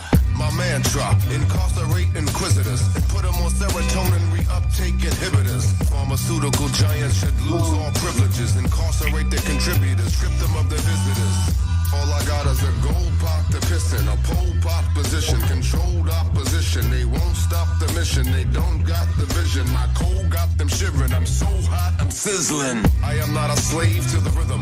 The rhythm is a victim of an ancient predilection that I give them. The law of nature on which I based the decision. Obama was the president, but I voted for Shirley Chisholm. Sharks might not be surrounding you yet, but you just wait till the moment that you're drowning in debt. You'll be so much more than upset. You'll be loading your weapon, step into the eye of the threat. Sharks, they are all around you. One drop of blood and they start to surround you. You better stop talking to skanks. They seduce you on the ship and you're walking the plank. The treatment you're receiving is no different from stepchilds. You keep swallowing semen of these demons and reptiles. When will you learn? Pyros are working together, taking turns, and their only endeavor is to make it burn. Hey yo, I had enough of this. Justice Department suck my dick, fuck that bitch. I will force feed her the poison from a puffer fish. These snuffleupagus motherfuckers in love with this hot potato, but they won't even touch it with some oven mitts. Now that I understand the level of deceit, to keep these devils in their seat and let them pedal on the street. Their pathetic, apologetic rhetoric, they won't compete with the veracity and the tenacity that can't be beat. Suckers and tyrants, they both act as one. The best way to expose them is to make them act like one. Look at all these evil people making a killing. Literally, I'll make the gargoyles come to life and eat the people in your building. Sharks might not be surrounding you yet, but you just wait till the moment that you're drowning in debt. You'll be so much more than upset. You'll be loading your weapon, step into the eye of the threat. Sharks, they are all around you. One drop of blood and they start to surround you. You better stop talking to skanks. They seduce you on the ship and you're walking the plank. Word magic has let the oligarchy step on your voice. Man, I'm telling you, it's the pirate's favorite weapon of choice. Lady Liberty has been literally keeping people in misery. The context is more complex than the prison industry. They're parasitically feeding upon the citizenry, leading it, ritualistically feeding it so habitually. America's in a crisis, getting massacred by ISIS. You could be Al-Qaeda, so your constitution don't mean shit to me. You look suspicious, miss. Step out your car, please. Civil forfeiture, we're collecting like Barclays. We'll take your cash and we'll wipe out your cars, please. And trying to get it back is worse than ripping out shark teeth. I hate the sound of God, but all that does is cloud your mind. I hope you get to take some time away from shit that makes you blind. My self-contained underwater breathing apparatus lets me see these sharks for who they are and come report the status. Sharks might not be surrounding you yet, but you just wait till the moment that you're drowning in debt. You'll be so much more than upset. You'll be loading your weapon, step into the eye of the threat. Sharks, they are all around you. One drop of blood and they start to surround you. You better stop talking to skanks. They seduce you on the ship and you're walking the plank. Sharks. Say what? Say what? Say what? Say what? Say what? Say what?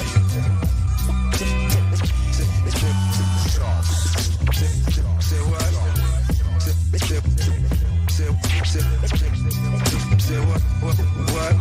Say what? Say what? Say what? Say what? Sharks. Say what? Say what? Say what? Say what? Say what? Say what? Say what? Say what? Say what? Say what?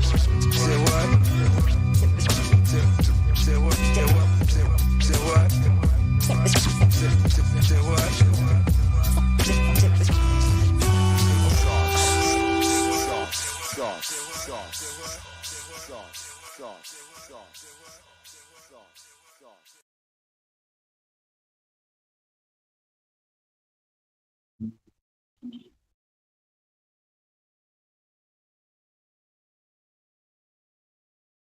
No, is anybody alive yet?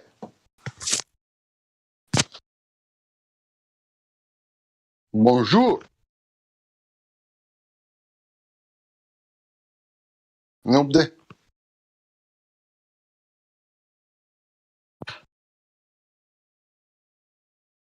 Right, blood. Cheers, man. Cheers, man. Hey, bro. Cheers. Cheers, mate. Cheers, brother. Ta.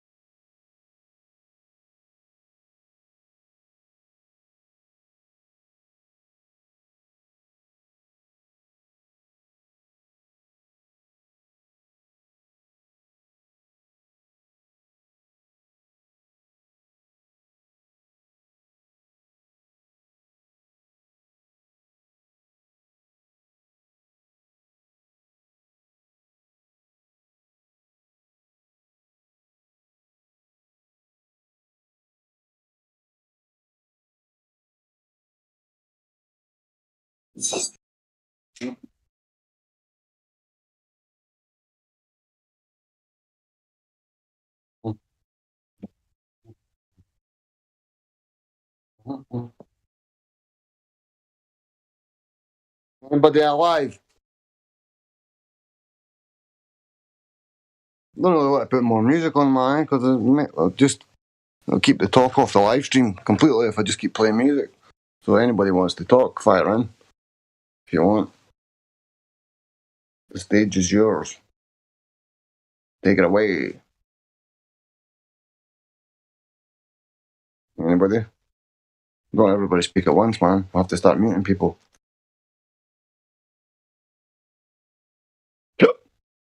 Pardon me.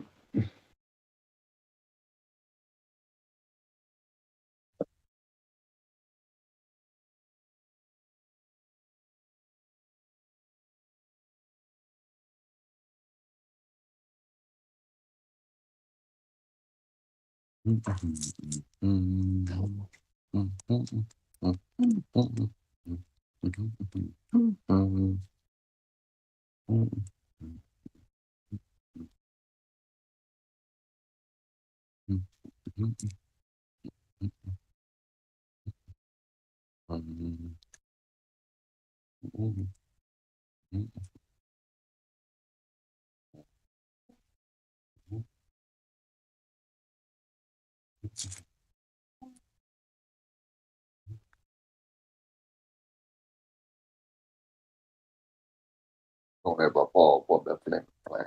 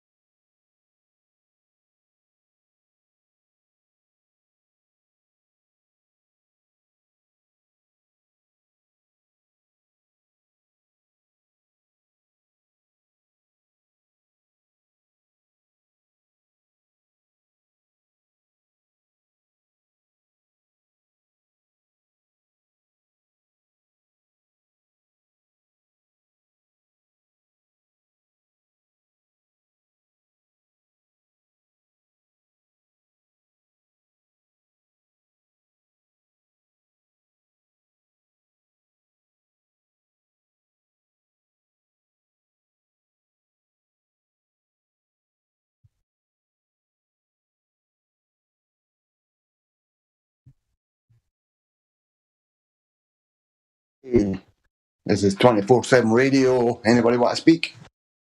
Anybody want to join in? Ask a question? Anything? Get rolls. Whatever you want to do. Anyone? Don't all shout at once. Fucking hell. No, I like spam. The chat and everybody talk at once in the VC, man. It's just unintelligible.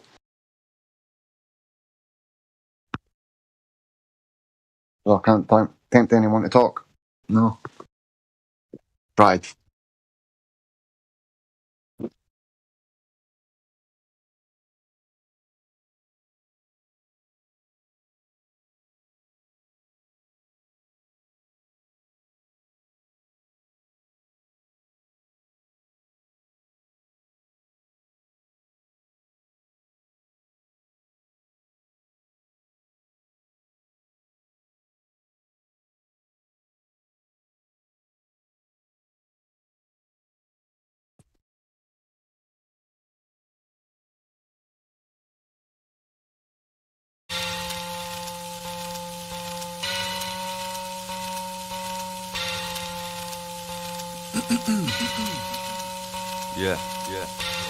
Yeah, it's traumatic.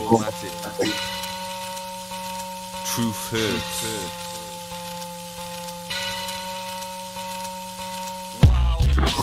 When you're in my presence, you can feel the essence. Cause when I meditate, my third eye glows like a luminescence. I'm taking trips to the afterlife. If you wanna come, then you have to die. I'm not committing suicide though, I'll be right back, I'm a psychedelic mastermind. Or maybe I'm just insane, psychopathic, I'm crazy, I'll inflict pain. I'm the greatest of all time, I'm big-headed, because I've got a big brain. I'm evolving to a demigod. This reality is very odd. I told them all before, their programs are programming you. Turn your telly off. Bet you get a deja vu when I walk straight past you. I've seen it all before, in a dream, somewhere in a strange dark room. Glitches in the matrix, I'm switching when I shape shit. This holographic prisoner we're living in, you know I'm itching to escape this. It's just improvisation, and a couple simple vibrations. Do you see the signs and the symbols? Do you see the synchronization? Why'd you call it civilization? Most people, they be thinking like Satan. The governments are evil. They're using music to hypnotize nations.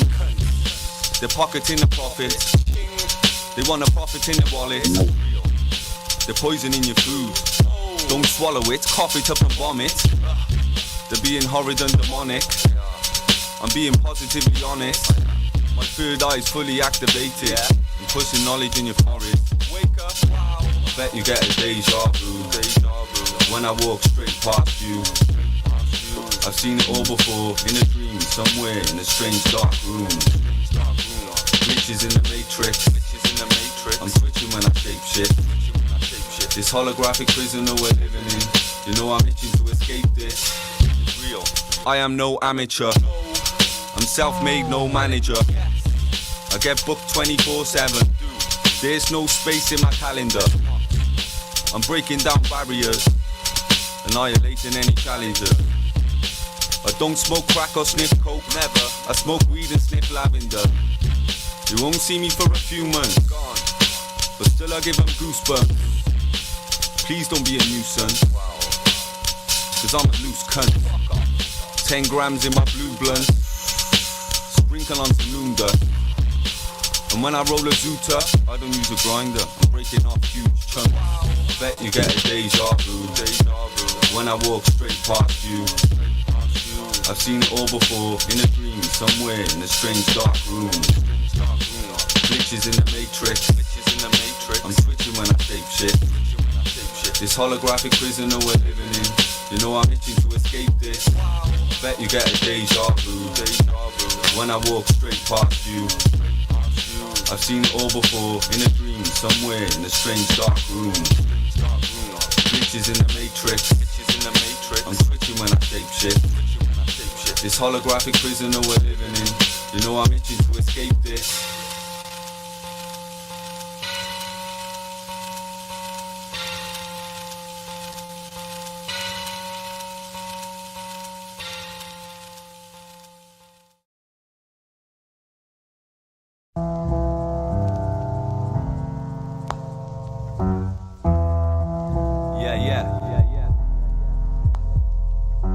Yes, Mr. Traumatic, Dr. Dimensional.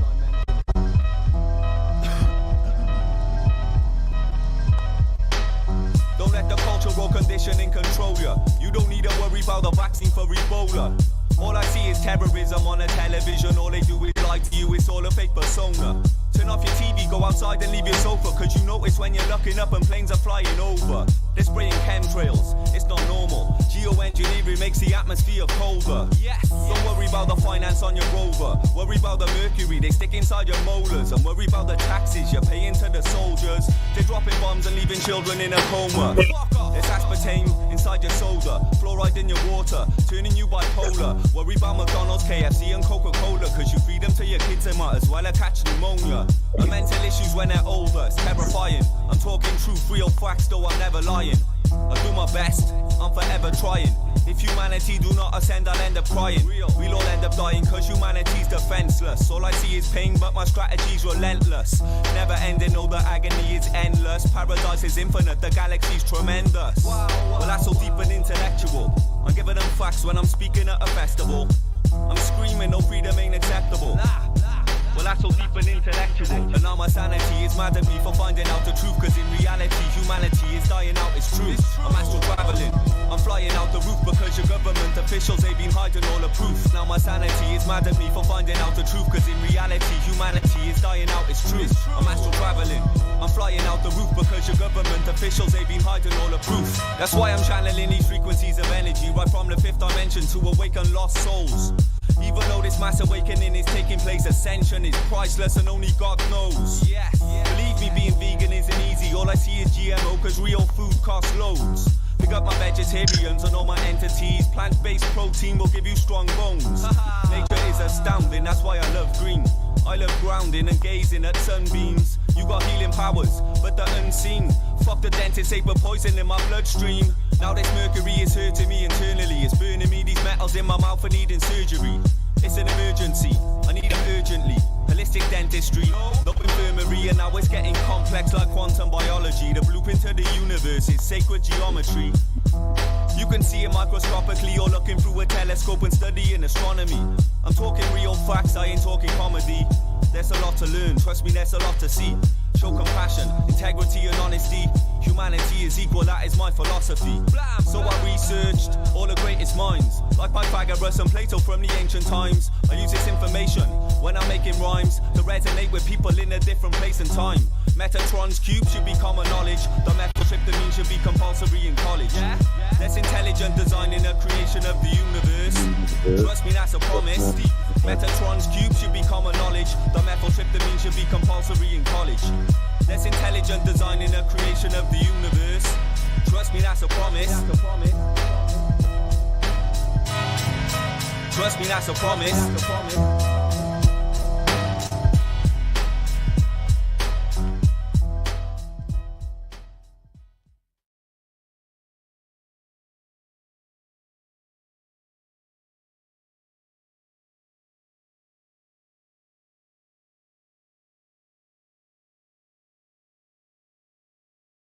But I still had questions about whether low-level mercury release over years is going to make us ill. Could the chief executive of the British Dental Association reassure me? Do you accept that mercury is a toxin? Yes. Do you accept that it goes into our bodies and it's released from amalgam fillings? Yes, in very small quantities. We're never going back, everyone is trapped. Everyone is trapped, everyone is trapped, yeah. We're never going back, everyone is trapped. We're stuck, we're trapped, we're fucked. Listen, we're never going back, everyone is trapped in this very strange place. This very strange place. Wow. We're never going back, everyone is trapped in this very strange place, yeah? People call it Earth. As soon as we're born, they're rejecting us with vaccines. They wanna poison us from birth. This society is fueled by sugar and caffeine and alcohol. I find it so berserk. Everyone's addicted to their iPhone and their TV. Digital addiction is the worst. Brain dead. Everyone is taking synthetic drugs every day. You need to fucking switch it over to the herbs. That's natural. They tell us tablets are medicine, but stay away from plants cause they're dangerous. That's so absurd. That's factual. I know it doesn't seem very fucking real, but trust me it is. I've done my research. I'm talking hundreds of thousands of hours of investigations. It's so emotional it hurts. So fuck the government, I hate you, all of you. I hope you all die from a fluoride overdose. I had a brace, I embraced it, but sticking mercury in people's faces is gonna leave them comatose. That's one of the most deadly chemicals in the whole wide world, and it's fucking with their chromosomes. Trust me, I've done my research if you haven't. Stop claiming that you know the most.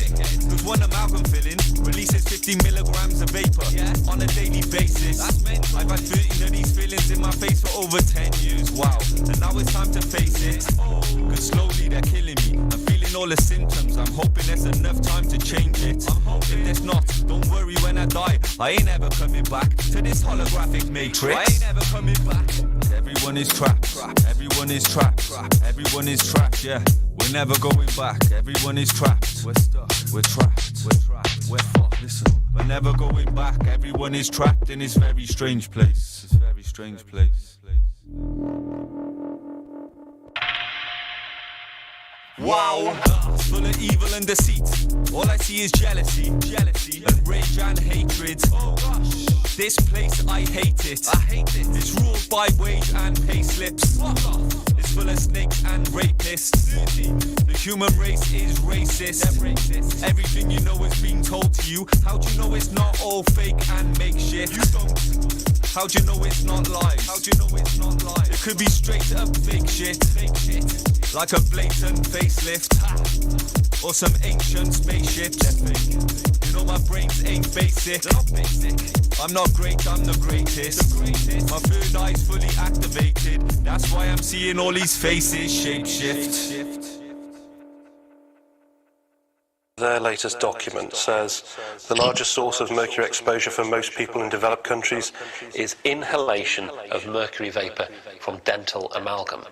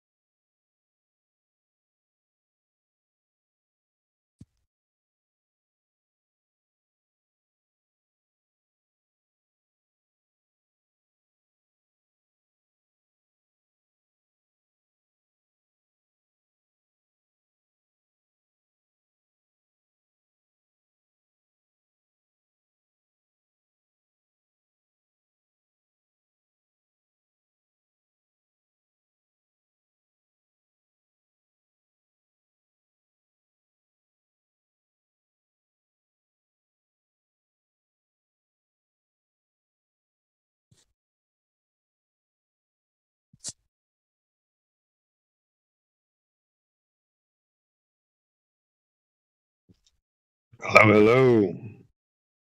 Bonjour. Bonjour, my fellow Canadian friend. What's that then? I'm not Canadian, bro. I know you're not. 2 miles. Who's that? I'm not looking at the screen. Who's It's that? Gizmo, but I changed my name to match my LLC. I created a LLC corporation. Right. I've changed my name.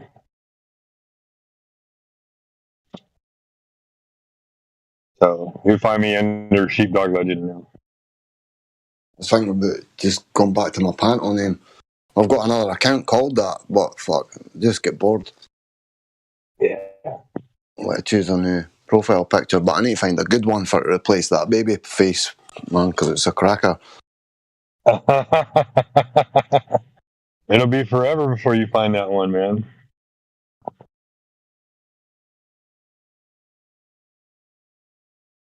Or I've seen the one where the baby's throwing up the middle finger.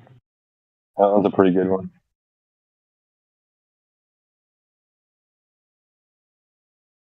Yeah, so.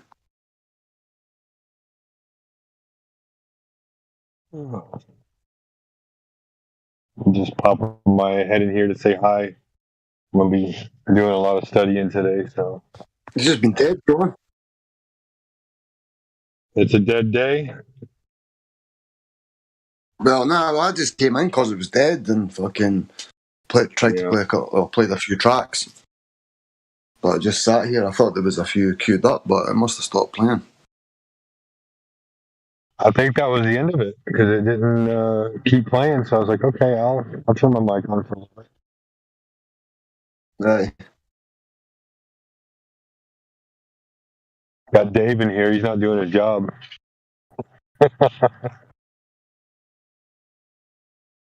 What's up, Dave? Just saying hi. I think he's maybe driving or something, or because he came in and he says he was going to lose his signal and he disappeared. Yeah. It stinks. All the smart people live out in the country. We don't have any satellites floating overhead. I'm a robot. I'll shut up. That's funny.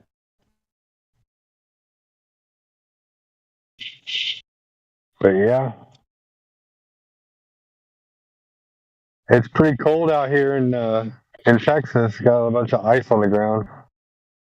I don't know what it's like in the rest of the world. I heard the same thing about Arizona too, so I can't imagine what northern areas are looking like.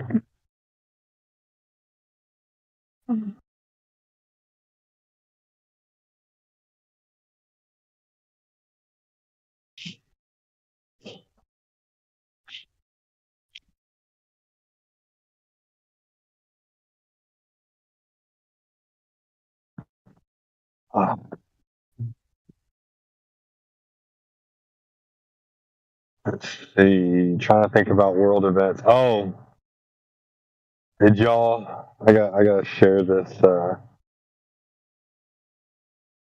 this tweet that went out having to do with this new. I don't know if they're new, but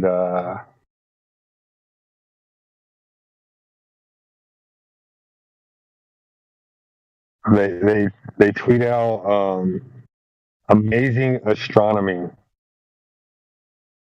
Has anybody ever seen this Twitter account before? Show you this absurd image. Look at that. They tell you that's the sun, and then that's the size of Earth next to the sun. But yet you see curvature on the sun, you just don't see no curvature on the Earth.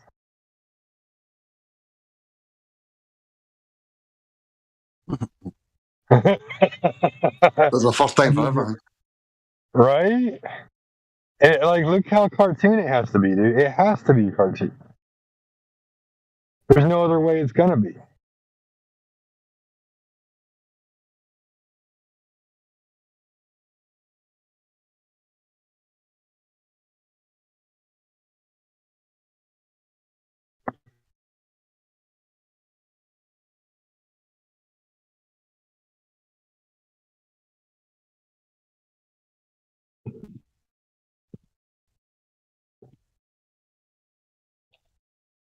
Yeah. Just fake ass pictures. Getting priority. 18,000 retweets over a cartoon. Matter of fact. Oh, now they're up to 26. No, 18,000 likes. 18.7 thousand likes and 2,600 retweets.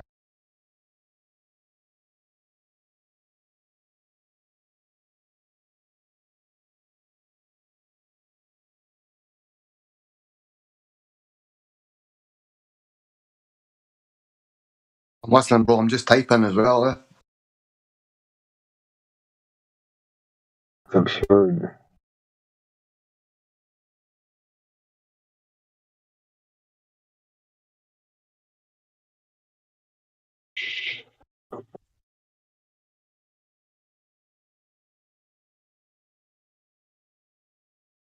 This is amazing astronomy site.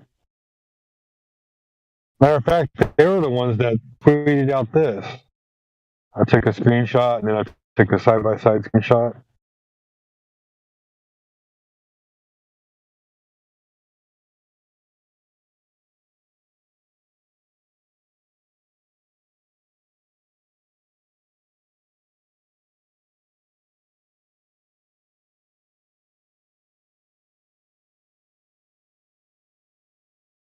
The bottom one was my favorite. Somebody else got a hold of it and found a granite countertop that looks the same. Like, yeah, that's Breaking up for me, like.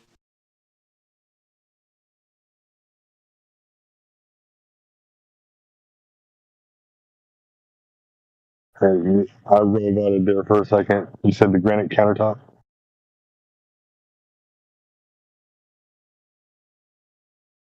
Oh, it's still roboting.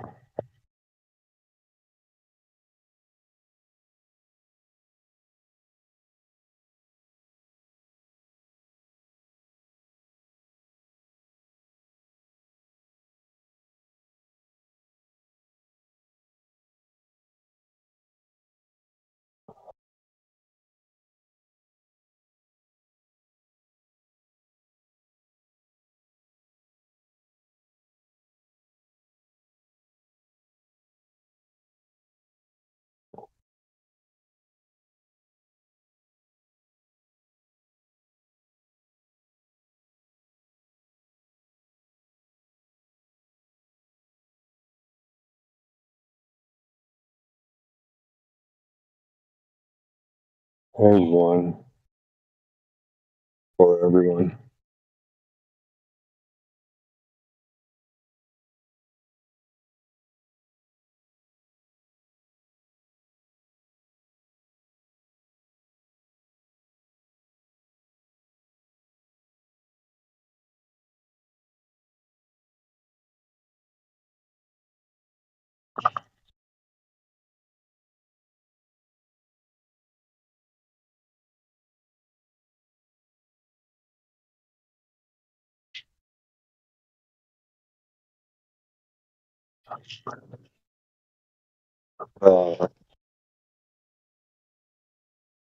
Tadpole Galaxy.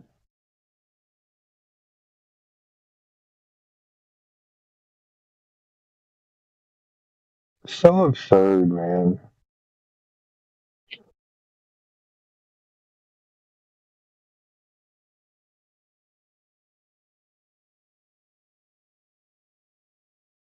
$280,000 light years long.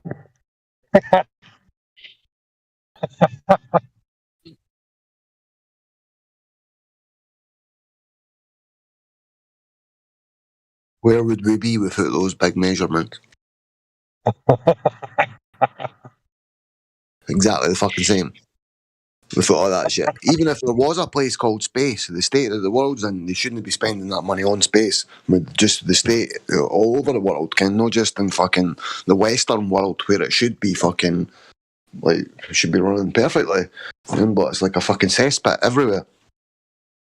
Yeah. Not just that, but then there's countries that are like starvation and shit like that. Can we think it's bad for us? Everybody's got something to moan about because all this shit's been provided for us.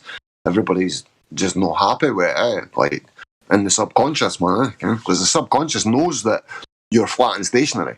Like, even without bringing the subject up, if you manage to directly contact any of these NPCs right to their fucking consciousness, right to the root, and fucking expose it, and trust me, everybody knows that they're not moving. You know what I'm saying? The belief they might automatically, their go-to response, say fucking, but the earth spins and it does that. Okay, they might automatically just spit that out. But deep down, man, they know that they're not fucking moving. Yeah.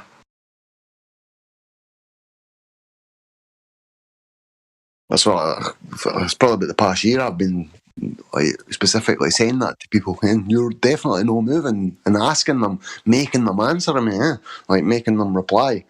And do you experience fucking 4 separate motions at millions of miles per hour? And you lay it out to them like that, and they think about it, and they're like, "That sounds fucking ridiculous." Or spinning, tilting, fucking orbiting the sun. Fucking the sun orbits the galaxy's blown away from an explosion towards the Great Attractor from the Big Bang. And I mean, fuck. Oh, it's true.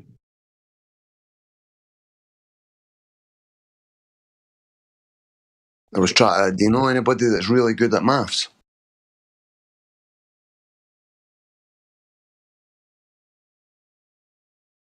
You hear me? Do I know anybody that's really good at math? Yeah. I mean, I'm fairly decent at math, but I'm sure there's people out there that are better than me at math. What would have to do to be able to manage this? Because I'm just wanting to know how many, like, see the amount of miles that the Earth and the Sun cover, like the whatever their specific fucking amount, the many miles it takes to go once round the Sun, fucking in the elliptical orbit, so twice in that ellipse. I already looked it up. It was 941 million kilometers. You're joking? Is it fucking already done? Someplace online? Yeah, I looked it up. I said, what is the distance of one elliptical orbit of the Earth? And it was 941 million kilometers. No, but I wanted to know that. Well, that's a help. That's a part of the math. But I'm trying to work out, because we know that it goes 66,006, just call it 67,000 miles per hour. So at the 2 points on the ellipse where it has to decelerate then accelerate again, so at those 2 points, 6 months apart, surely it can be worked out how many miles per hour, like roughly, is gained and then lost. Just so we've got because they always say, it's not enough to feel it. But if it's hundreds of miles per hour, trust me, you're going to fucking feel that. Slowing down from 67,000 miles per hour, it's slowing down at the pinch point on the first pinch point on the ellipse. You know what I mean? It's going to slow down and bang, speed right back up again. Yeah. So no, it's an absurd number. But surely it can be worked out roughly or average how much the speed the Earth gains and slows down in miles per hour. There's got to be a way to work it out, but I'm not a math man at all. I need a fucking calculator, and that's way beyond me working shit like that. You know something? I bet you if you ask the right question on Google, I bet you that'll pop up. Like Probably. how fast does it accelerate and decelerate in the elliptical orbit process? I bet you there's some way of wording it. I've never thought to even start Googling it. I've just tried to think of somebody who... Matthew Learns, he says it gains from, what is it, 19 point... He said 19.4 to 19.8 miles per second. That's how much it slows down and speeds up. You know what I mean? That's what he said. That was his answer. In miles per second. That's like G-forces right there. That's fucking insanity, man. No, wait, no, I'm asking you for it in a gaugeable, in miles per hour. How much, on average, do we gain after when it gets to the 2 points on the ellipse, the two most acute fucking turns, it causes fucking acceleration or deceleration, then acceleration. Yeah. So that's got to be able to be worked out, like how much it slows down.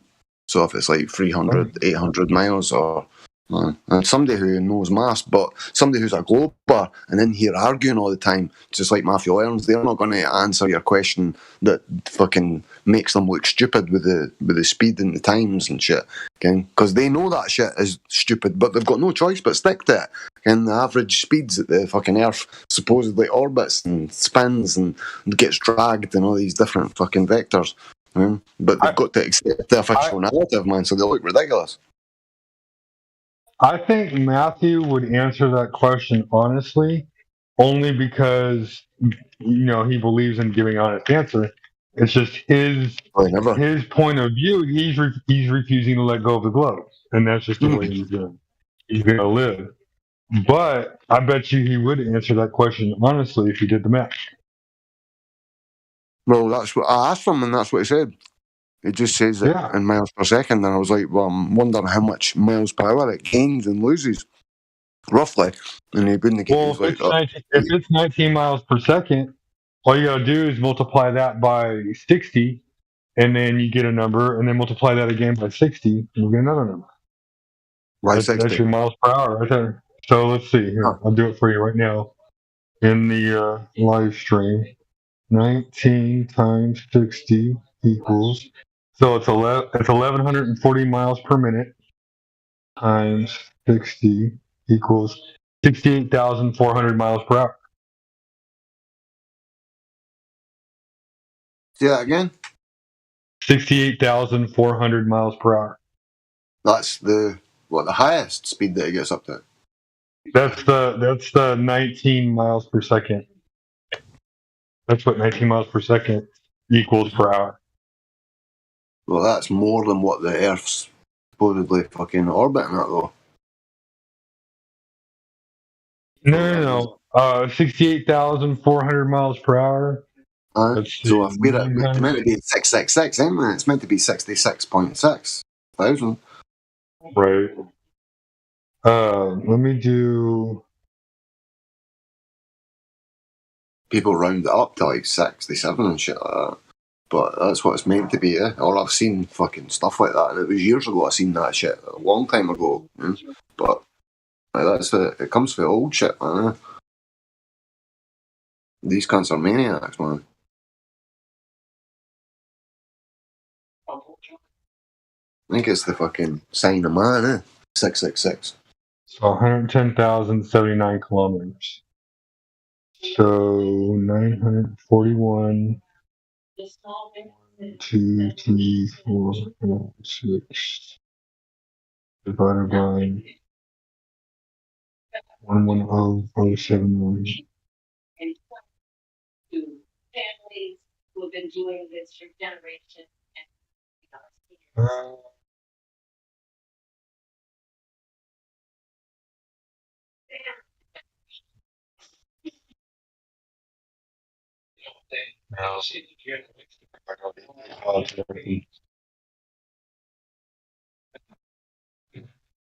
Anyway, I'm gonna let y'all go. I'm gonna go eat.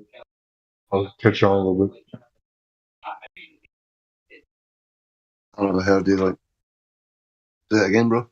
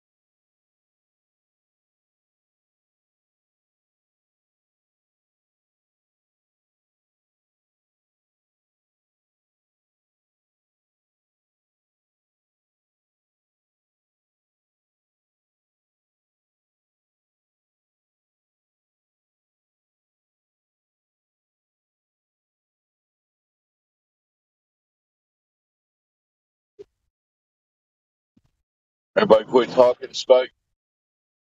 I just, my boy, somebody came in, I can't remember his name, just talking for 5-10 minutes, and then what was that?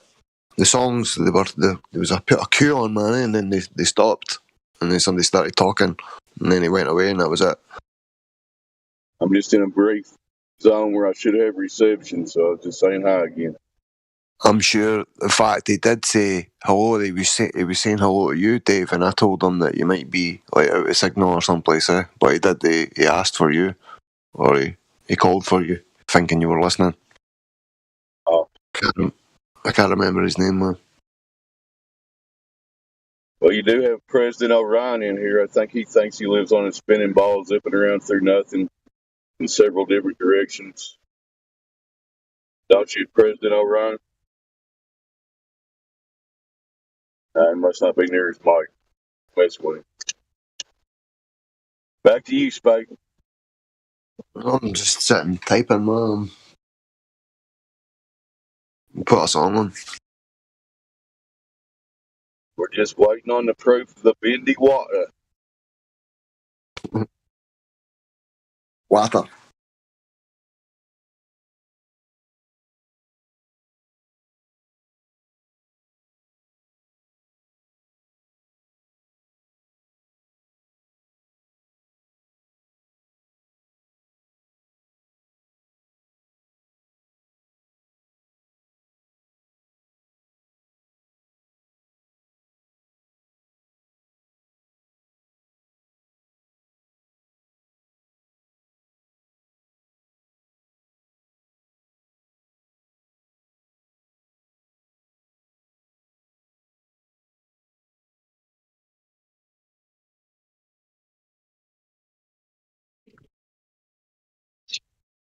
Well, before I go back to the robot mode, let me shout out anybody on YouTube or whoever's listening to me right now.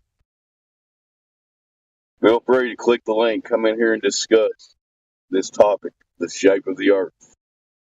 Currently, you may think it's a spinning globe. Come in and discuss, please. Have Spake and a bunch of other knowledgeable people to talk to you. Thank you. This is Dead Air Day.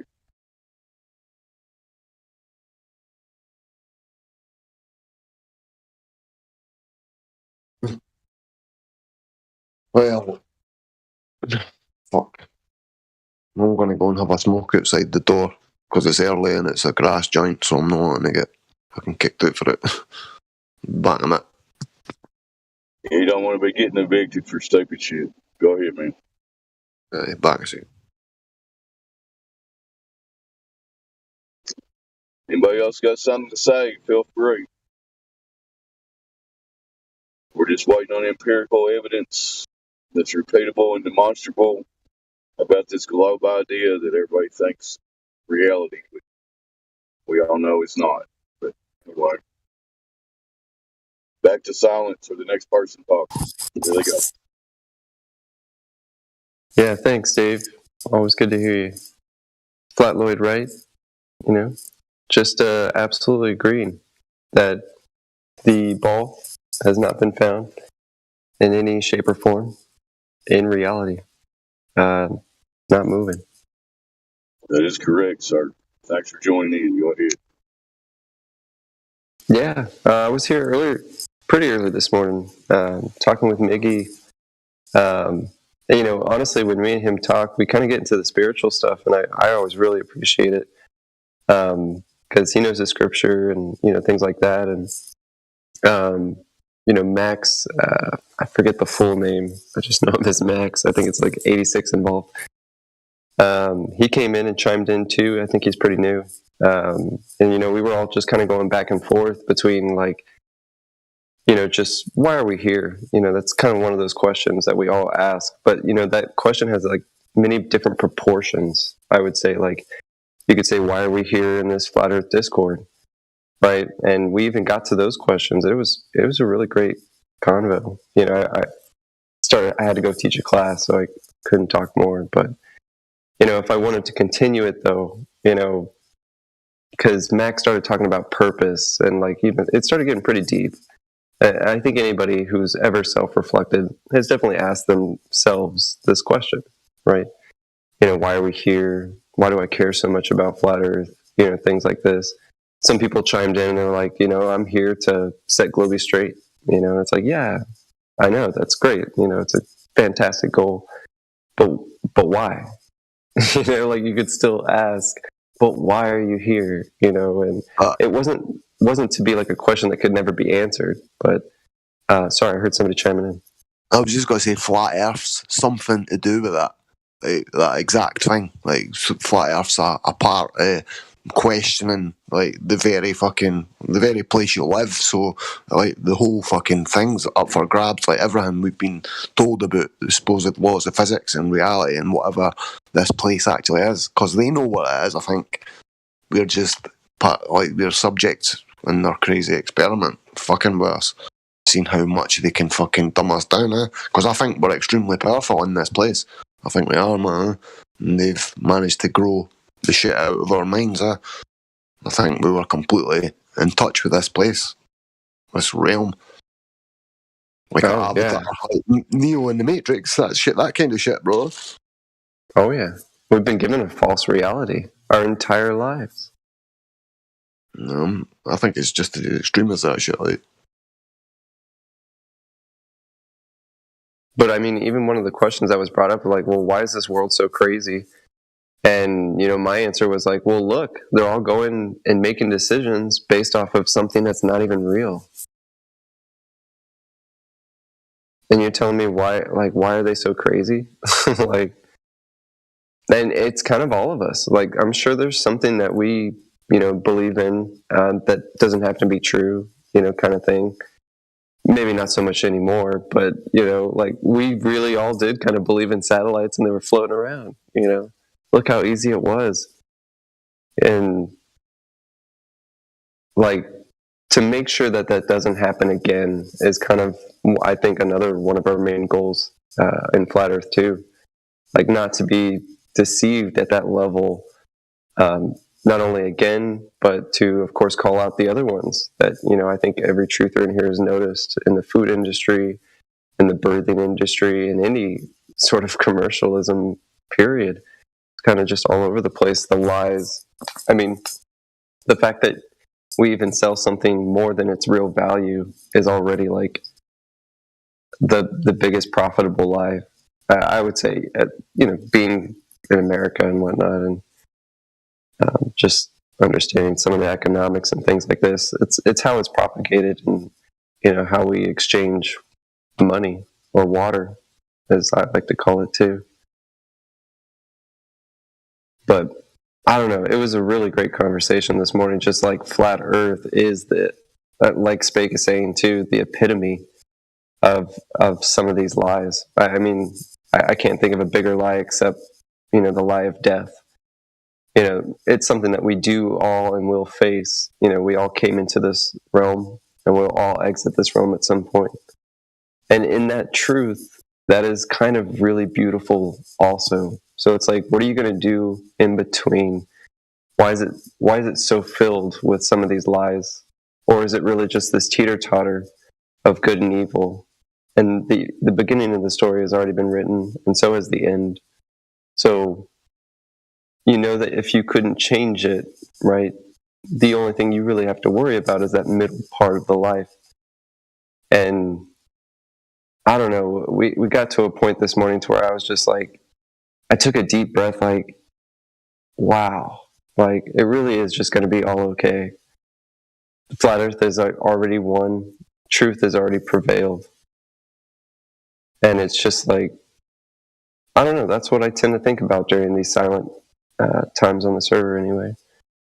Because, I mean, all of you guys, you sort of, just spitball your truth, your opinions, your facts, your stories, your memories, your loved ones. And I don't know, it coagulates in my mind anyway, of just like that connection that we really all have to each other. And honestly, the Creator, no matter what name it goes by. To be here in this, it's definitely beautiful. But I mean, to take it back to a micro and, to bring it back to flat Earth, it really is the epitome of these lies, right, that we've been given. And it's one of the simpler ones to actually prove. I like the way India was saying it last week. It's like, oh, yeah, you can say all this stuff about 9/11, JFK assassination, but you really have no idea at the end of, and it was absolutely right. You have no idea because you weren't there. You weren't in part of it. Sure, of course there was somebody involved with it, but I haven't spoke with them. But flat Earth is absolutely different than, say, a conspiracy theory. I wouldn't even label it a conspiracy theory. I'd say the globe is, in fact, the conspiracy theory, if you wanted to get technical. What's crazy is that it's just reality.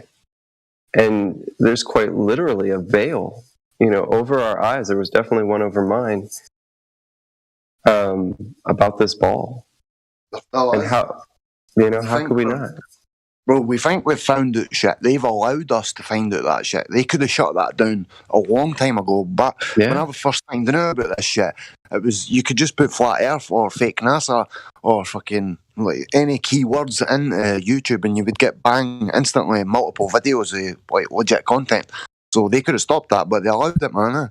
So we're allowed to believe this shit. They've drip fed us, and it keeps us busy, mate. It's like, if we think we're finding out shit and we're armed with Google Drives and fucking OneDrives full of terabytes of evidence against these maniacs, but they're happy we're wasting our time doing that shit, so they leave breadcrumbs all over the place for us, Yeah. No, I mean, I agree with what you're saying. It's like they're trolling us too with the very lives. It's like the elite. I don't necessarily feel bad for them. I used to be just absolute hatred for them, but at the same time, I've realized that they were just taught whatever bullshit they were taught by their parents and their parents and their parents. And let's face it, yeah, it's probably evil compared to us, right? But in a weird way, they could have been told, we need them and they need you, right? You need to lead them and you need to follow your leaders. And, they could very well think they're doing good, right? As crazy as that sounds, I know. And trust me, I don't sympathize with them, but I just, how would you know good if you didn't know evil? I think these bloodlines, there's a good fucking chance that these people have been into genetics since the Egyptian times and birthing people, because I've had a near-death experience, bro. I rose out of my body, astroplaned, seen a blinding tunnel of light. It was dragging me towards it. And so after all that fucking happened, that basically the blue bloods, this was a theory, shit I looked into years ago, the blue bloods, the royals, and supposedly these fucking Rothschilds and fucking the popes and kind of all these are supposedly got blue blood in them, your blue veins, because we're meant to have blue blood, and we've got excess iron in our blood, which supposedly makes it red, and it makes us easier to locate when you die and you go towards this light and you get dumped back in another fucking body, And supposedly that's what they're saying, that these, that's why they were fucking, the tombs, the burial chamber, that was just stuff they were stashing till they came back in another body, So that's what supposedly that was for, and they've been into genetics since back then and trying to prolong and keep fucking sweet genetic material. So I think there's a good chance, or it's a good sounding theory. Just first I've remembered about it for ages. Yeah, they're definitely toying with the creation. And then supposedly there's meant to be at the end of our double helix, there's a part of it where it just, I'm not sure what it's called, but there's a part of it where it just stops, and it technically it looks like it should go on. It should be a full sequence, but it's like these bits have been damaged in the setup, so we don't fucking, genetically we might not even be able to be as powerful as what we were once. You know what I mean? Just because of what they've done genetically to us, as well as the shit that we do to our own minds by belief systems and dogma and whatever. Maybe. Yeah, but at the same time, I don't see why they would further poison us then. if they had already done it genetically, they wouldn't have to put fluoride in the water. They wouldn't have to put crap in the sky, So something tells me like a lot of stuff you just don't know is propaganda too, because if I ruled the world and I was 1,000,000 to 1, I would do my damnedest to make sure they all think that they're not capable of anything. You know what I mean? Everybody's happy in the chains that they're in, man. They don't see it, so they're literally wardens in the open prison, shouting at you for not wearing a mask or looking at you like with evil fucking eyes. Yeah.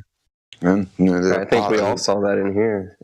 I was definitely in the front lines of Texas, being the first guy going to the grocery store. Everybody looks at you like you're oh man. They're helping keep the police state, man, just by psychological tactics. And you just smile and wave. Smile and wave, boys.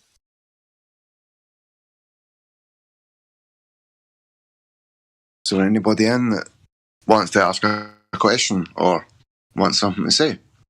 For God's sake. Yeah, please. Anybody?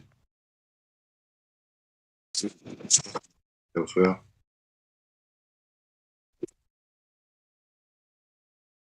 Yeah, I was just talking just because I know there's some dead air, so can't get Dave's back out. Everybody can jump in if there's anybody that wants to talk. Just somebody talks for like 5-10 minutes and then it goes dead again. Yeah.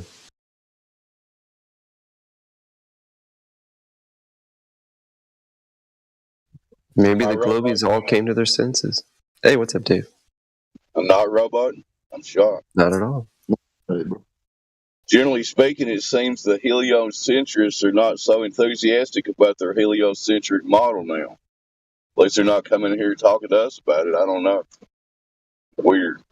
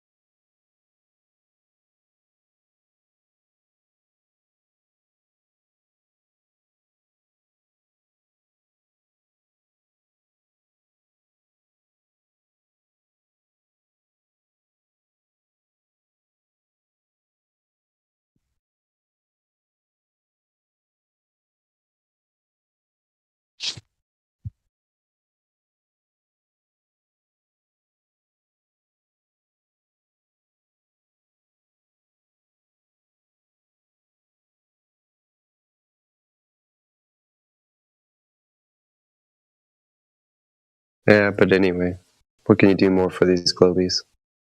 We're already here. I don't know, the silence doesn't bother me too much. I feel like you guys are just doing the exact same thing, kind of not staring off or thinking of nothing, but working hard. I don't know. Some of the first year I was here on the server, I was definitely just always working, listening to you guys in the background, and sometimes even chatting in sometimes. But it wasn't until these staunch globies would come in, or even I would dare say the infamous globies that come in, anti-flat earthers, that are, let's face it, they're here to just get us excited and derail anything that they can. Excuse me, coming over a cold. But the dynamic here, I think everybody kind of knows it in the server if you've been here for even at least 3 months during a good season. But even the seasons, I would say, kind of come and go in waves. We as a community sort of shift our knowledge base and kind of what needs to be sort of, what's the mission of the group, but I think that's really healthy. Just because otherwise it becomes stagnant and possibly infiltrated again, and that's definitely not the case here. So it's always like this really nice safe haven, and to see all the little day in and day out little workings that everybody's doing towards the community has always fascinated me, just like architecture, because that's what I teach. But I people watch all the time, what they're doing when they tie their shoes, how they look both ways or don't. I don't know, it's all very interesting, and especially here, because I do think we kind of have our mannerisms as well, especially when defeating the globe argument, because I wouldn't even say it's a flat earth versus globe anymore. It's like, look, man, you've got reality versus this globe they've given us. And I know that's the way we can see it now, sort of outside of that box. But it's a real trick. How do you reach the people inside the box and let them know that they're in one? It can definitely be a task. And I don't know, hearing you guys here and all the different avenues, I would say, and sort of methodologies, the questions you guys bring up, the attitude sometimes, I think is absolutely called for, especially with people that are trying to be trolls. But at the same time, it's like, they're still human too. I wonder if we can reach them, right? Because maybe they see the box too, and they just have an ego against saying that they know that the box is there too. And they're trapped in it just like we were. So I don't know, I do have a lot of empathy for these Globers, especially the young ones that come in who are just like absolutely clueless. They're in like, this sort of I don't know mode, kind of. They don't know how to feel about it, right? Nobody's told them how to feel about it yet, so they feel like they don't know how to feel.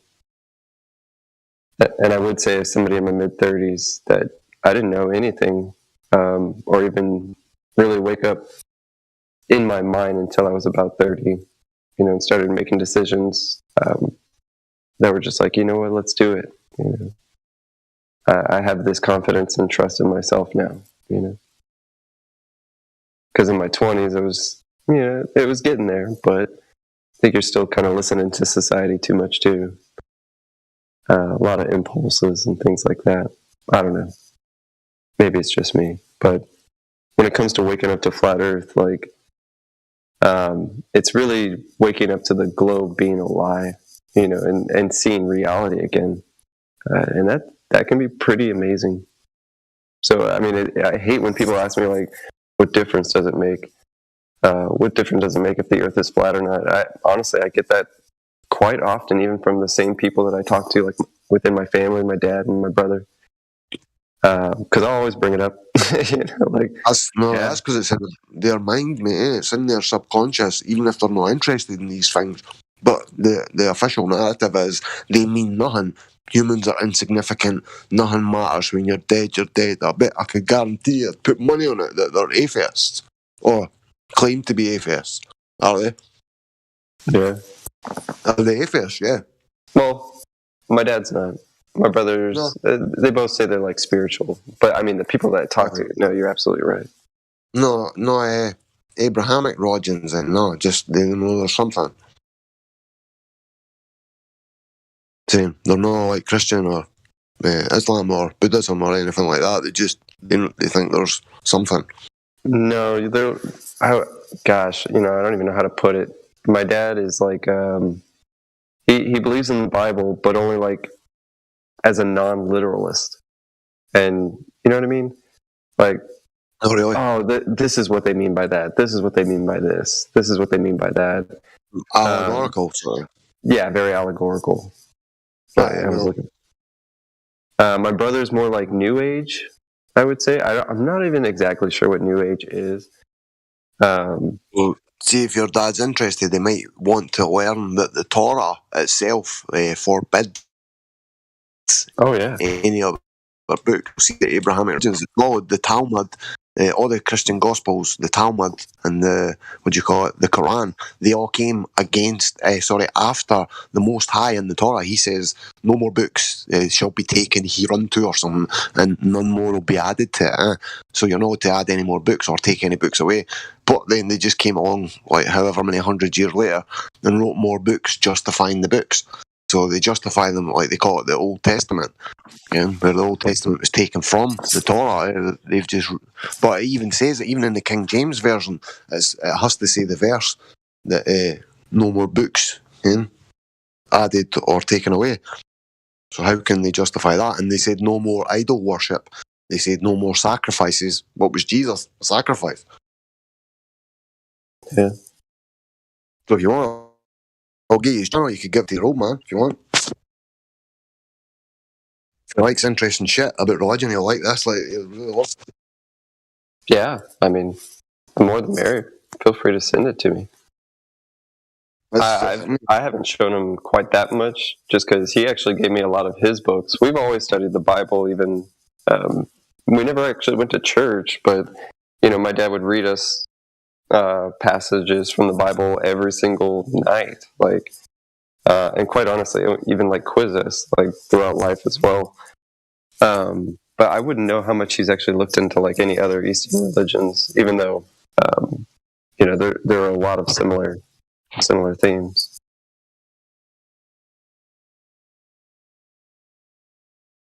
But when it comes to flat Earth, I quite literally, we read Genesis together, and I was like, "Do you see it now?" They're like, "Yeah, but it could still be a ball. What does that have to do with anything?" It's just like it just starts to get laughable. Well, it says in Genesis the Earth was built in like a week, So, and what started first, the sun or the fucking Earth? And it was fucking, he said, "Let there be light." So I take it the Earth, or was the Earth there before the light? There was nothing, I'm not sure exactly how it goes anyway. But anyway, it says it's immovable for starters, and it definitely says that, because supposedly the universe has been around for like 13.7 billion years, and the Earth and its sun and the system, that's only been around for like 5 billion years or some shit. So they're saying that the universe was here long before the Earth was made. So that's obviously no mentioned in the Bible. God fucking created the world and created the sun.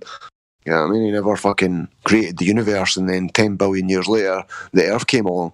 It never happened like that, fuck's sake.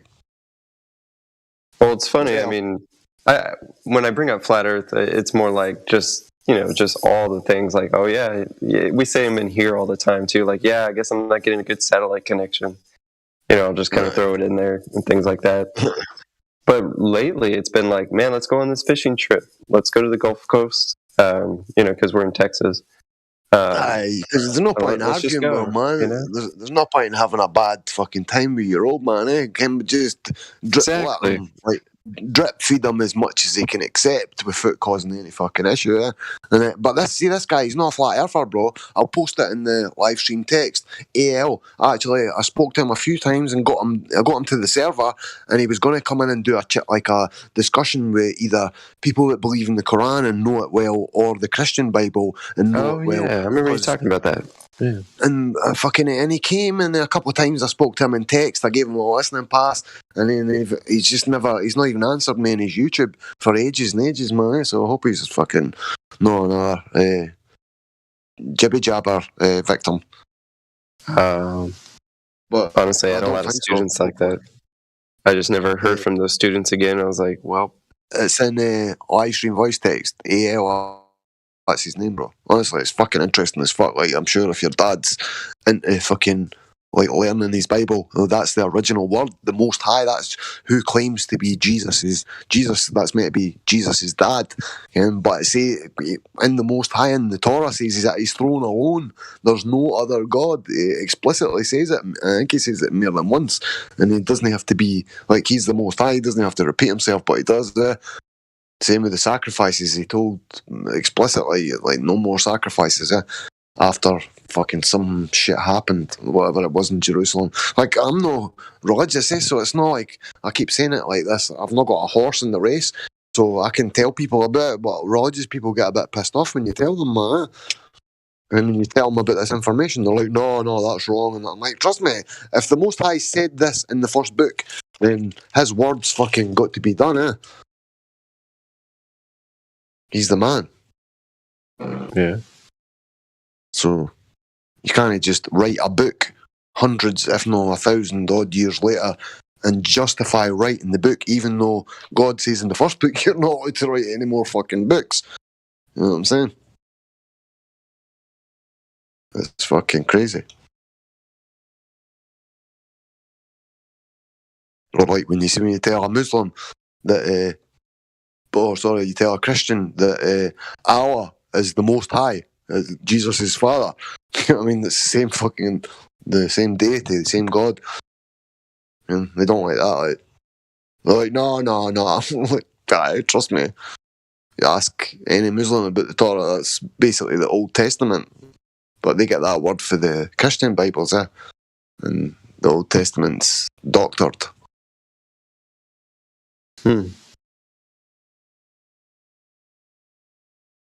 I keep meaning to get a real Torah, and I would actually read it, because I hate reading books off of a screen. It just kind of irritates me. I'm not comfortable. I don't mind reading other shit, but when it comes to an actual book, I want a paper book if I'm actually going to read it. The same way. It's the original word now, so I just want to find out what it says. Just fucking some of the shit that I've already learned that it says is fucking quite extreme. I've been just trying to look less at a screen. Surrounded by them. By what? You know, like a phone screen. Like, I can't stand reading books on a screen either. But better yet, just get away from a screen. I'm not going to want a TV when I get my new house either.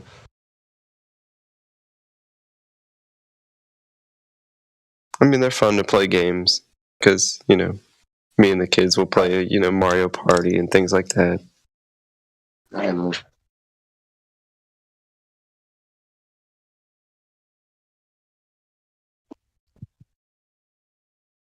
If I got a TV when I get my new place, man, I'm just like, I'll get one that can take, like, I can jack in an iPad, a laptop or whatever, so I can make it a smart TV, Because see when you get up the good range smart TVs, the electromagnetic shit that is pumping at you, it's flickering. If you've ever seen children in front of these, see a really high spec flat screen TV, like a really really high spec one, like kids, you see them looking at it with their jaws hanging open. They're like aghast because they're literally being programmed instantly by not even the information that's coming out the TV, just the shit that it's pumping into you, man. So that's why I don't really want a fucking, like a big, huge TV, You know what I mean? So I'm happy with my iPad. And if I want to watch a movie, I can watch it on my iPad, But it's alright I wouldn't mind having one for the Xbox.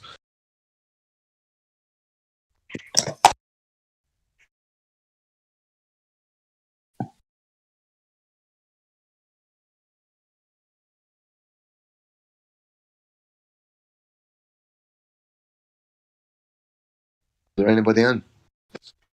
Did you get that link that I dropped, bro? Yeah, I think so.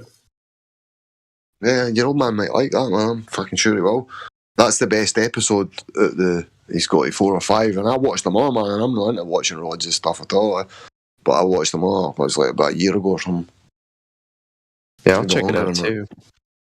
That's good shit. Intriguing, man, eh? When you find out the shit that the Most High said, and you find out the shit that's happening nowadays with these other religions that have been fucking invented that go against everything fucking God said in the first fucking shit.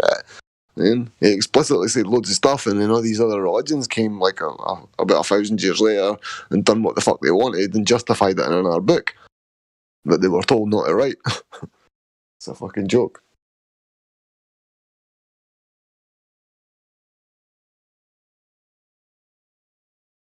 But if somebody that's extremely religious, like, takes the Bible, letter all of that, they'll just, like, ignore you. They'll probably get angry with you for telling them about it.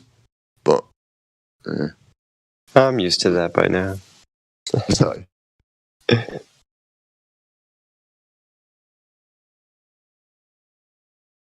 I've even gotten to a point, like, where when somebody does get real angry with you for just sharing some information, it's like, look how angry you are. Look at yourself. And just, like, laugh at them. They don't even know what to do. Like,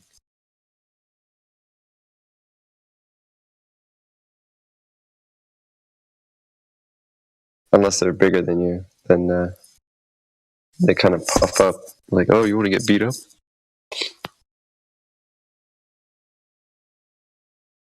It's like, why? For sharing information with you? For telling you that you're not spinning on a ball? It's ridiculous.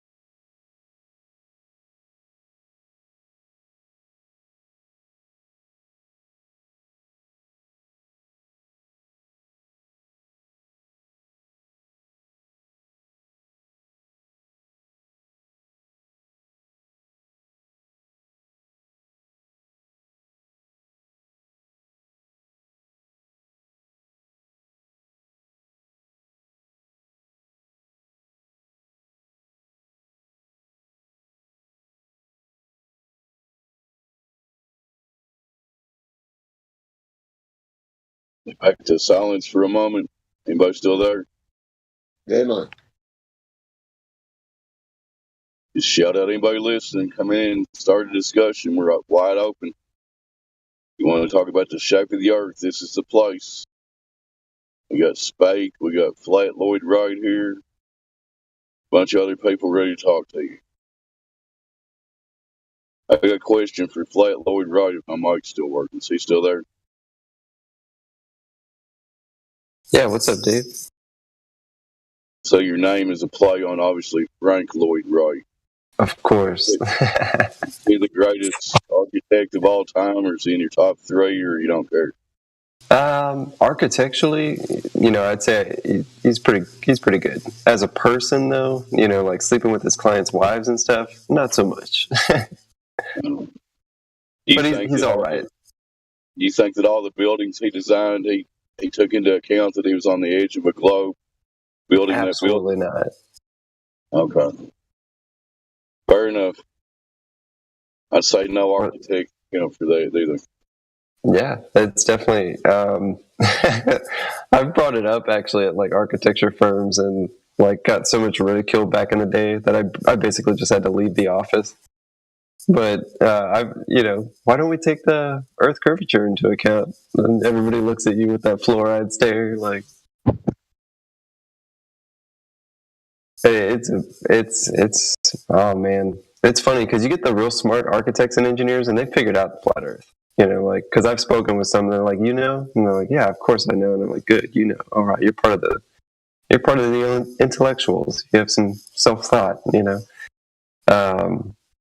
because we're surrounded by people who just think they know, like, and they're so deep into calculations that they eat them for breakfast. They calculate how many I'm not even joking you, like how many cereal they have in a bowl, just for fun. It's kind of annoying. Like people, like, they wouldn't even be on this Discord because they're so above that, right? They know it's a globe. So, and I know you're thinking, man, I wish we could talk to those ones. And I've tried some, I would like to get actually some of the professors involved here, without them knowing it was me who got them here. I think I could make that happen. But man, the ones that we talk in here are like, they're not, they're on the fence. They've already come to a place like this and they've already kind of asked themselves a question like, could it be? But there's just some people that, man, and I'm sure we've all run into them and we probably know them, but like, especially in the professor circles, like the university and all that stuff, like the little conference rooms, the stuff on the fridges about balls and earth and climate change. Oh man. Fortunately, the people there's a large percentage of those people that, like you said, they already think they know. They don't even think this is even a question. It's just like it's like a given that it's a globe. I mean, of course it's a globe. They would never even think about questioning it. So, unfortunately, there's a large majority of the population that's got the same mindset. And back to the engineers and architects, just because the ones that I have spoken to that are pretty staunch about their globe, they're immediate to say, and we've seen them here too, they're like, no, look at the survey data. Look at the survey data, it's got the points. The points are correct no matter what, and that's true. Those points match also a flat Earth, if not calculated to a globe. Sorry, Dave. I was just saying, they want to look at the planar survey data that everybody does locally, or they want to look at the made-up math of geodetic survey. Which one exactly. They want to look at? And geodetic surveying, as much as it's brought up in here, it is super rare that it's ever even mentioned, at least in the architecture and engineering circles that I've been in. Like, it's mentioned maybe once, and never even mentioned in school. I could be wrong, but it's not used for anything practically in reality. I mean, if somebody thinks I'm wrong, come in here and prove me wrong. But it's just it's a made up thing to make them think they're on this ellipsoid or whatever, right? Right. Well, I was even explaining to, the infamous, what's his name? Gordon. I forget his name. Anyway, he's always coming in here about his globe and his bendy water in, like, sugar water. Jesse Gordon. Is that who you're talking that's about? his name. Yeah, that's his name. Sorry. Totally forgot. I was speaking to him because he reached out to me, saying this, and that, and how can you be like this? You're a professor, blah, blah. And I was just like, get over it, man. But I was explaining to him, okay, well, let's look at the actual calculation that the survey machine is doing, right? It's factoring for the radius, right? So anytime that there's a calculation being done and it's asking for a radius, how do you get that radius in the first place? You know what I'm saying? It's like, well, that button is always on, and yada, yada. And it's just like, dude, I get it. You're like an amateur surveyor, or as you quote, air quotes here. But that's not how it's used in reality. And if you actually do it by hand, which is what they do teach you in architecture school, if you were lucky enough to go to, I'd say, an old school architecture program, like where I teach at, they taught you drafting. They taught you what a plumb line was. They taught you how to actually saw something in half, rather than some of these new age schools that don't even teach you how to work with your hands. Pretty scary. Architects and engineers that have never understood reality. But man, like, if you were drawing out topography, it can be done, and it has been done. In fact, some of the greatest works of, are French works of, like, all these planar surveys that are just freaking beautiful. I mean, I mean, the elevation changes, like sections of like Panama Lake Panama Canal, and just all these places have architectural drawings and engineering drawings that are all planar. Like you're absolutely fooling yourself if you think AutoCAD can work in like radial curves. I mean, don't get me wrong; it works in a Cartesian plane, but not even the computer system can handle it. You know. I don't mean to interrupt you, Flatoid, but this dude, man, Dingo, wants to debate, so I'm gonna fucking... Yeah, why am I in this channel, then? I don't want to debate you guys. Tough shit. You can either fucking debate in here or you can leave. You gotta talk shit? You can debate in here or you can leave. Yo, why are you mad, bro? I don't want to debate you. I don't know who you are. Like, what? I'm not mad. Yes, you are, bro. Listen, I'm not your single mother. Okay? I'm a man. What are you and there's rules. What is you talking about?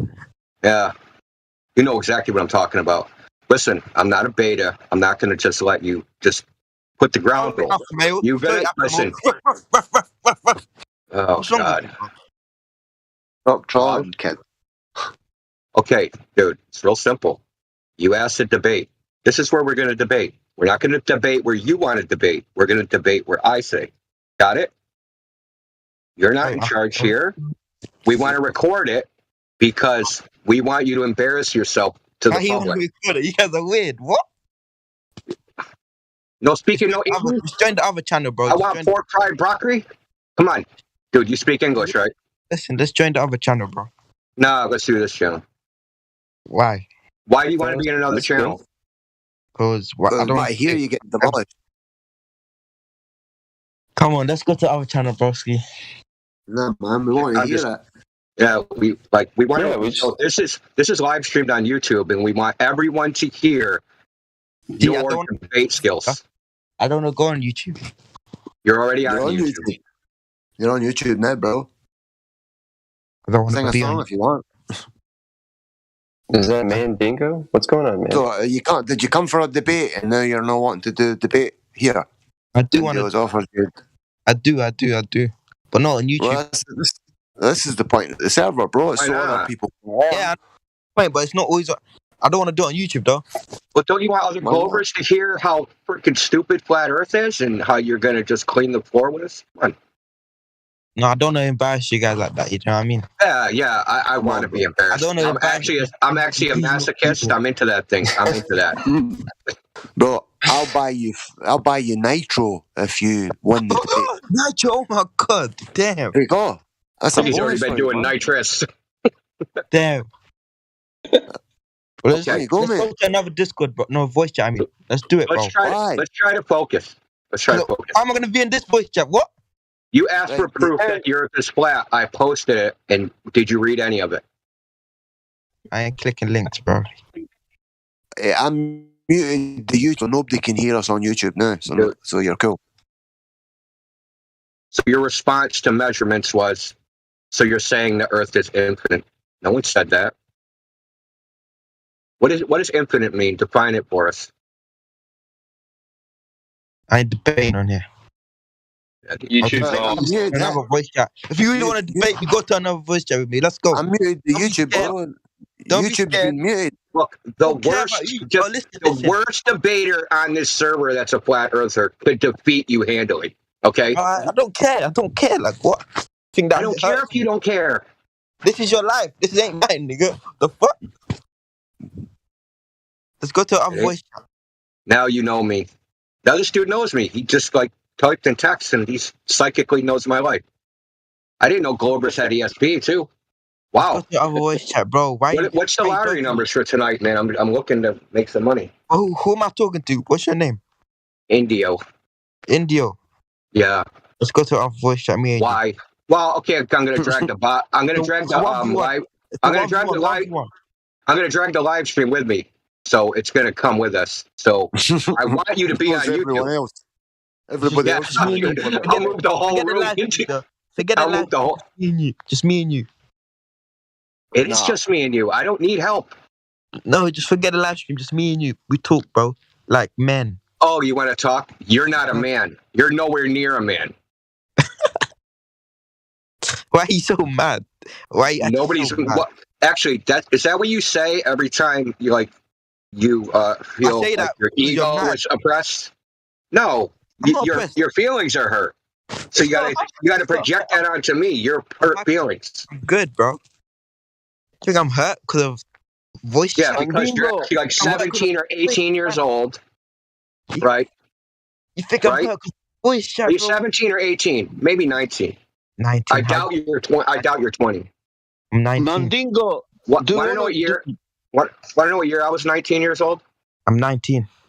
I was 19 years old in 1991. Huh? So we Yeah. old man. Huh? I'm sorry, old man. So we. No, Like, an what you old want me to man do? is like Tryna- 8. You want to cap for you? Like what? Like what you trying to flex your age? Like what? I'm not What you flexing. trying to prove? Like, I'm not a child. I'm not mad. You're mad. okay, like You're who you a insecure child? Like because what? you're a boy. And Huh? this is why you're doing all this posturing, I'm peacocking, telling you, there's no spreading your tone voice chat. plume as if people are supposed to be impressed. Nobody's impressed. I'm Just telling you, talk let's go on a about voice the chat. issue. Me and you. Why are we arguing? I'm not I understanding. I'm not. don't know. Bro, this old man is angry. I think it's funny. This old man is angry. So, young man, I take it you've got a debate then. What's your first, what's the first point you would make to put a flat earther on his ass? Like, you've got to have a point that would destroy her. On a voice chat, bro. Just make one bowl. Give us your best shot. What do you mean? Give flat earth your best shot. You think you can debate? Just give us one good shot. Good Something shot that, for the globe. Give us a couple of sentences and sum up something observable or repeatable, something that's obvious in reality right now that makes you think you live on a fucking globe spinning through space.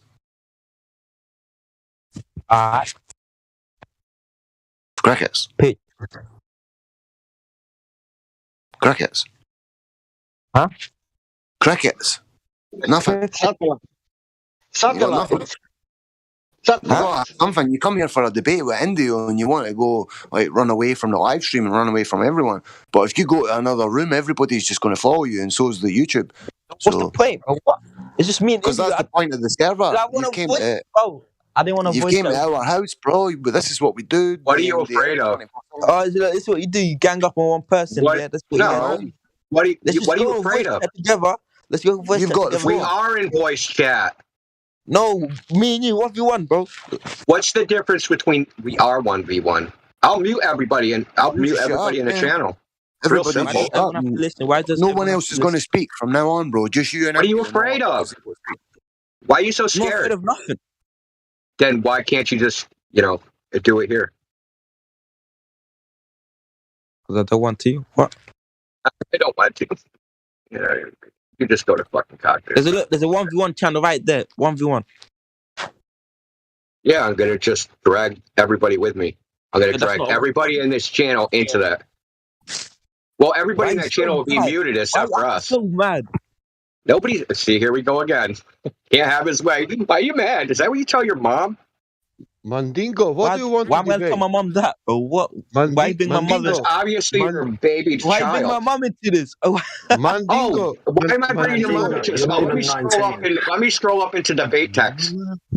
Let me scroll up into debate text. Right, Why am I bringing your mom don't- into it?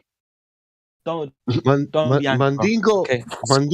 Mandingo, what do you want to debate? You idiot. Bro, it's only the internet. Okay. But this is what you said in debate text. You idiot, your mother. Sorry. Okay. So why am I bringing moms into it? Okay, bring in You my did mom it. into it. Okay, bring it. Okay. All right.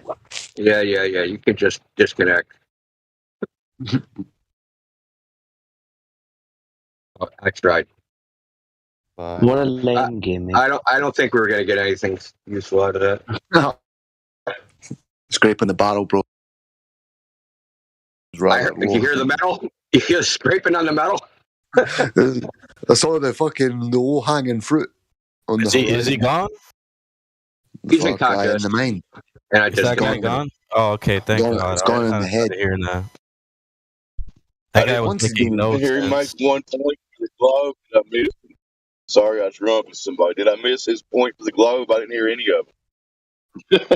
I was just hearing argument. I didn't even know that this was a debate. I was just hearing mamas and fucking I'm scared or 1v1. I'm like, what the hell are we talking about here? It's 1-on-1. He's trying to go into every channel but this one. So obviously he's been here before. If you go in debate text, you can just see the whole thing. He was trying any channel but this channel. Oh, man. Yeah, Indy, I proved the Glock. He don't want to do it on YouTube, right? He's scared.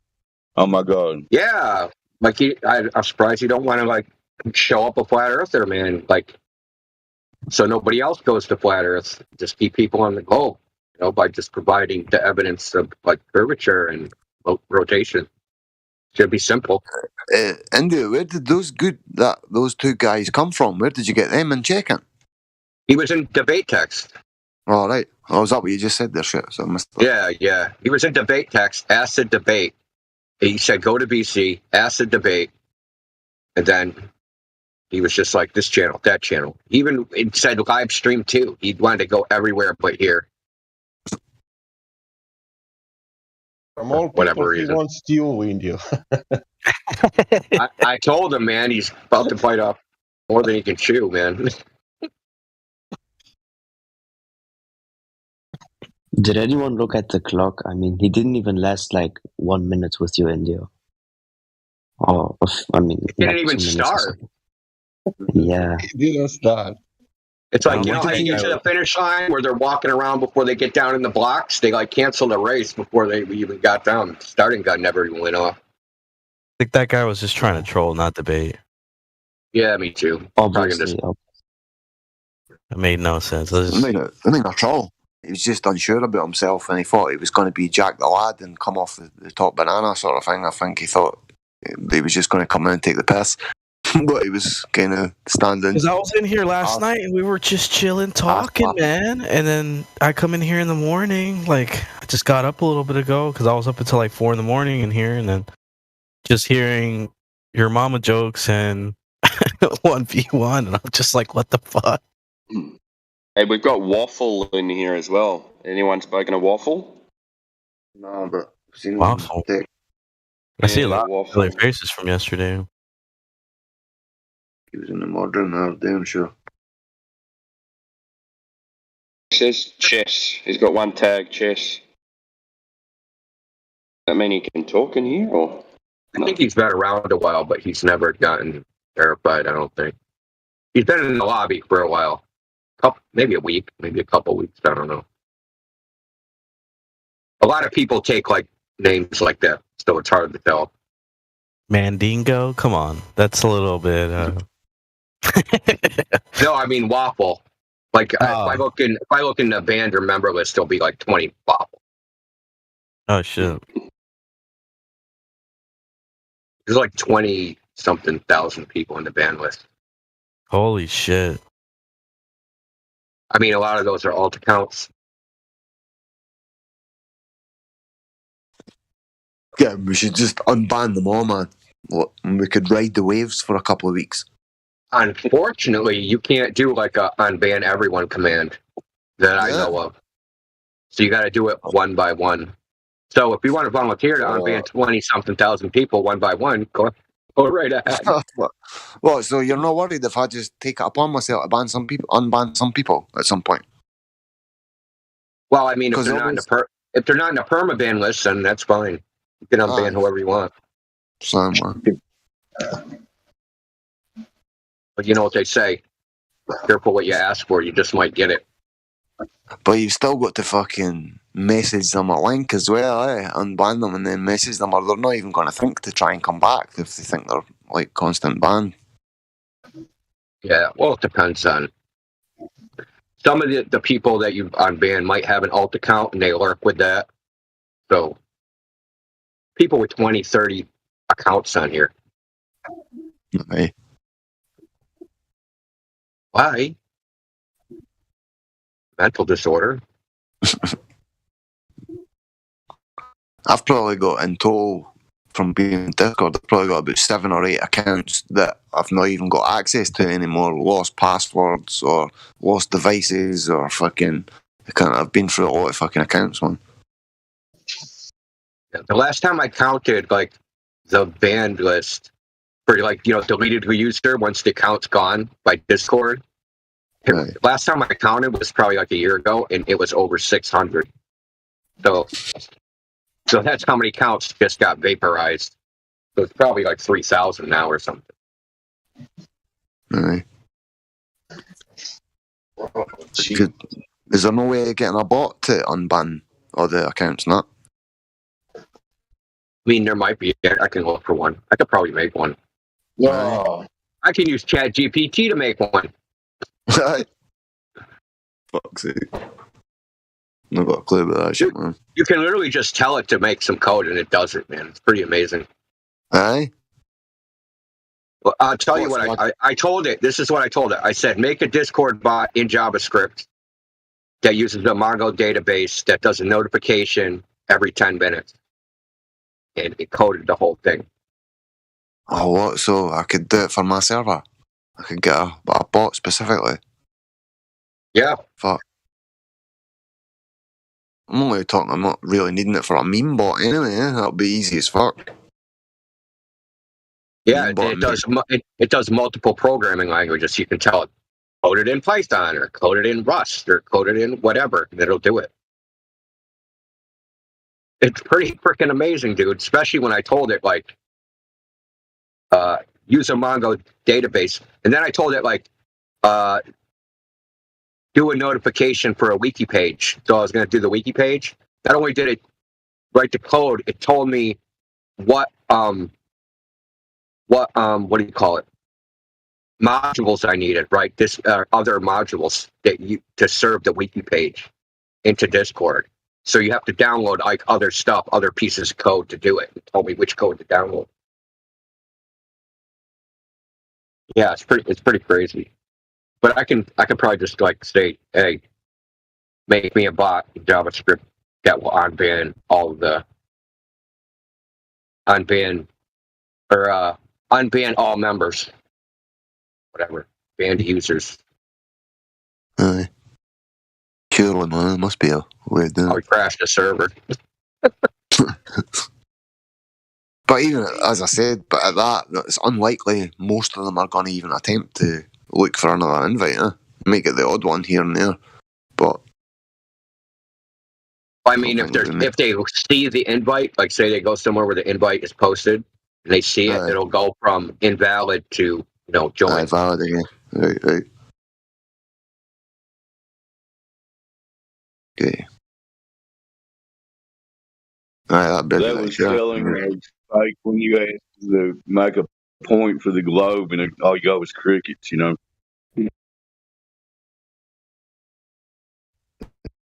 even crickets. Want to hear a first world problem? When you got like half a container of Austin salsa, but all your tortilla chips are smashed into little pieces, and you can't get the salsa. Just get a spoon and just pour. Yeah. Just about to get just crush the chips and throw them in there and eat it with a spoon. Mix them up in a bowl. No, you just pour a little bit in at a time and then pick out the spoonful, like tip some into it, and then just take a spoonful at a time, and so they don't go all soggy. Because if you put them on at the same time, man, they might go a bit good. Eat it like cereal. I hate when cereal goes soft, man. Like, I don't eat cereal anymore. I haven't done for years, but Weetabix especially, like you have to eat it really quick before it goes all mush. Yeah. I hate soggy cereal. I found out about the iron filings that they put in it, the food grade iron shit that they put in the cereal. That's when I stopped eating it. But I used to buy stuff at the health food shop, organic cornflakes, and they tasted just as good as the top brand.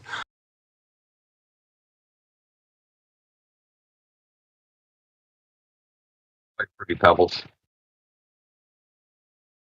You they even have that there. They have Fruity Pebbles where you live? They have what, sorry? Fruity Pebbles cereal. Never heard of Do they have that there? Nah, never had that shit. It's freaking bomb. Best cereal ever. Cocoa Pebbles was my favorite when I was a kid, if anybody cares, which you probably don't. That's what, is it like rice? Yeah, it's like almost like Rice Krispies, But But Fruity we've Pebbles got is like, yeah, it's like Crystal Ice, but like the chocolate one tastes, Cocoa Pebbles tastes like cocoa, and Fruity Pebbles tastes we've like got artificial flavoring. we've got Cocoa Pops, which is like Rice Yeah. Krispies but chocolate flavour Cocoa Pops, man, and Frosties and fucking.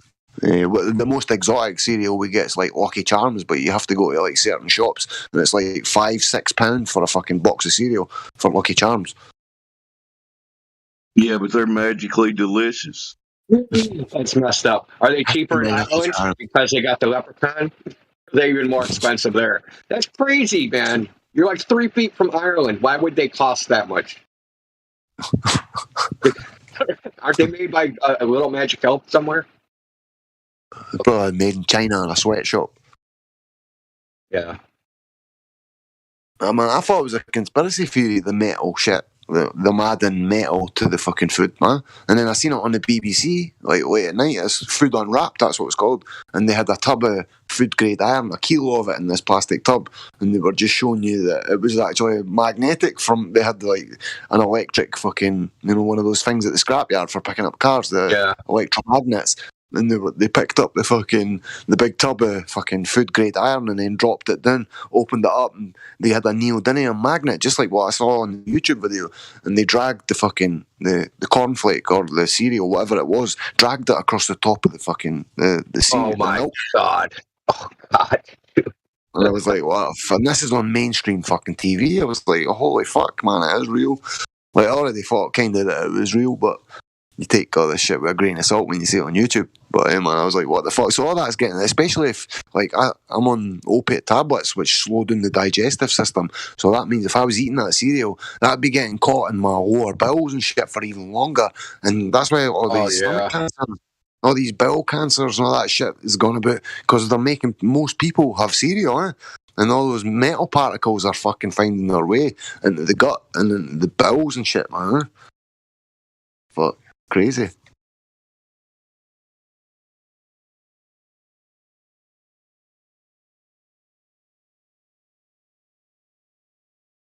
I don't think this, but see if this dude broke through some balls. Yeah, that's what I was asking. Did you not check? Was he popping off when they got put in? Doesn't look like he's been saying anything. Yeah, Oh, man, great effort from the Globe defender there. I didn't even hear him make any single point as far as the debate, and he wanted to debate, right? Anyway, go ahead, Spike. No, I've got an idea. Why do we not go down there, Indio, right, and cock this and fucking say, right, we'll debate you here. So then, like, once he's been in there for a few minutes and he thinks he's in cock this, we'll just move him up here, and he's not even going to know. You and him just continue talking. Or with this, and what fun is it destroying someone if no one is there to witness it? I said, well, yeah, he probably plays solitaire in a closet.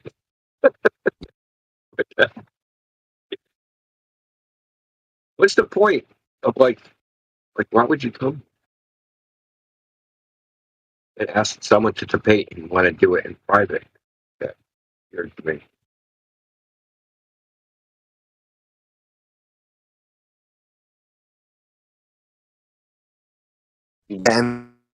MVC deal, like, just sit there for a bit and I'll drag him up.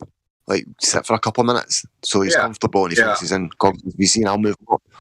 I'll work. I got other stuff to do. I'll multitask. If you can, just if you could.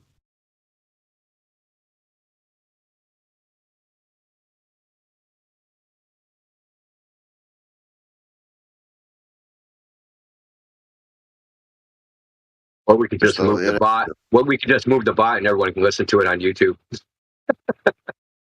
But he's going to hear the ding dong. He's going to hear it moving. I don't think there's a noise when you move somebody's rooms, because he's going to hear the bot. Or he's just going to hear any accounts that join. Because he's probably on a phone, and once you're speaking to him, he'll probably not even realise. He'll probably not bother looking at the phone. Just don't drop a gear. Take it easy on him for a fucking minute or three, and I'll fucking kick him up. But you'll need to watch when. The only argument he attempted was, so you're saying the Earth is infinite. And I was like, no, there's no such thing as infinite. Then he's like, so there's places on Earth that aren't explored. I said, but did you just get here? Of course not. There's lots of places on Earth that aren't explored. I mean, Jesus Christ, man. Like the entire ocean bottom. Oh. And there's fucking new species of fucking insects and fucking birds and fucking God knows what found out in these jungles. You know, these expeditions and shit. They're bringing back new stuff all the time, man. Yeah, like if you go to a rainforest, there's places in that rainforest where there's never been a human being. Like, I mean, everyone explored the whole Earth. Of course not. Like, what kind of question is that? And that's as far as he got. And then he asked, like, to debate, and then, like, all this happened. Well, he's in. That should show you the level that he's at. You know what I mean? Like how it would have, you know. That's why I said he could debate the worst person on this server and lose if that's what he has. Yep, and I would volunteer to be that worst person because I never debate. Go ahead. Oh, you ain't the worst. I'm sure we can find someone worse than you easily. I've heard you make many a good point, Dave. Many times. Many times. Years. So if y'all do that, we all have to stay on mute by ourselves, right? Or you can mute us all. Maybe. You want me to go down there and I'll talk to him so he chills out a little bit, hopefully, and then I'll just kick him up. So you listen for the ping, and then I'll need to jump up as quick as possible. But you'll have to, like, if anybody's talking, as soon as you hear the ping, stop talking, or we're busted. Want me to try? What if someone new just jumps in and then starts getting into the argument? Is there any way you can mute everyone else? Or?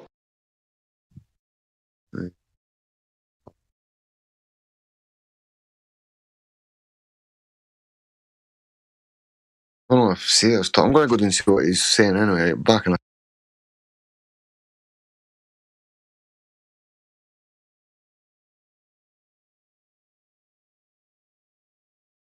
Have we already tried to talk to Waffle? Is my mic still working? No, Waffle's been around, though. I don't know what he got on the server. Okay. Only tag I'm seeing is chess. So what does that mean? Plays chess.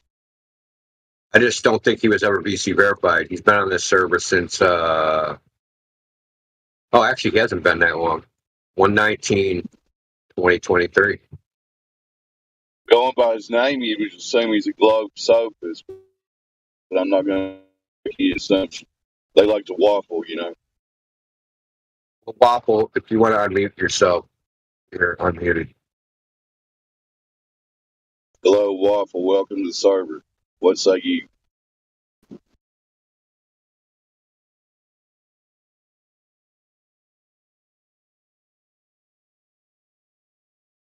Like the Waffles episode of the Teen Titans cartoon?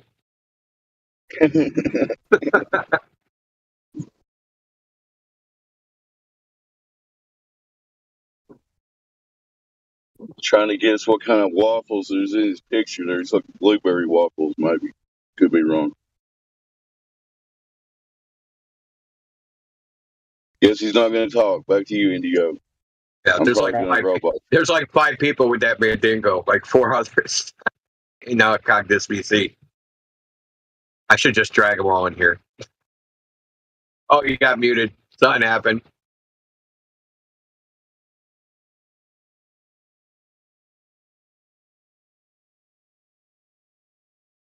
The other news, they're trying to retroactively cancel Mr. Rogers. They found a video of him saying, boys are boys and girls are girls, and if you're born a boy, you stay a boy. They can't have that. Oh my God, Mr. Rogers is apparently a freaking transphobic bastard. Wow, and he used to teach kids that stuff. Can you imagine that, India? Boys are boys, girls are girls. How dare he? Mr. Rogers has a PhD in child psychology. Last I knew. It's a beautiful day in the neighborhood. Would you be my neighbor?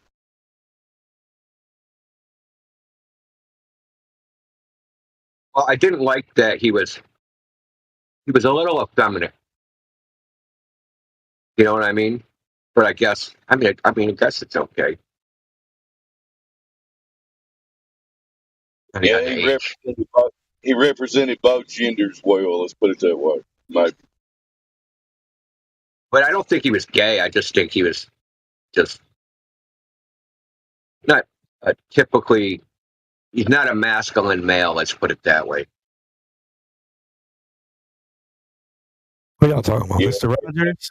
Yeah, Mr. Rogers. Bro, there's a video of him like talking about exactly what's going on right now with like young people being like, I guess he warned people like how things are right now, exactly how things are right now. So it's like Mr. Rogers might not be like a masculine guy, but he kind of saw what was coming. Yeah. Well, I mean, not every man traditional masculine values. There's always going to be like a bell curve, but I'm just, and plus maybe he was, and like, not on TV. That probably isn't him. And the target audience, I guess, is 5 to 3, maybe. So I guess you don't really need like super masculine men for 5 to 3-year-olds. That's not really the purpose of the show. It's like the land of make believe. I don't think there is a point if there's a masculine man or not. It's values that are more important.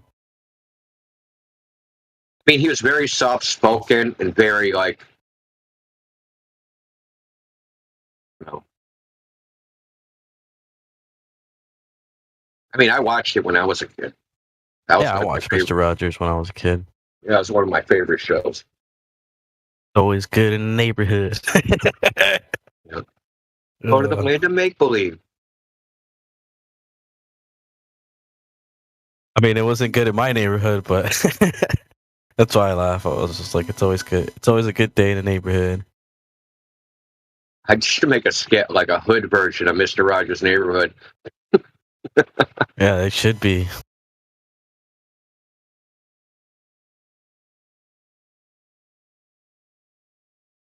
I'm just glad I don't live in the hood anymore. That shit's fucked. I mean, it's not all bad.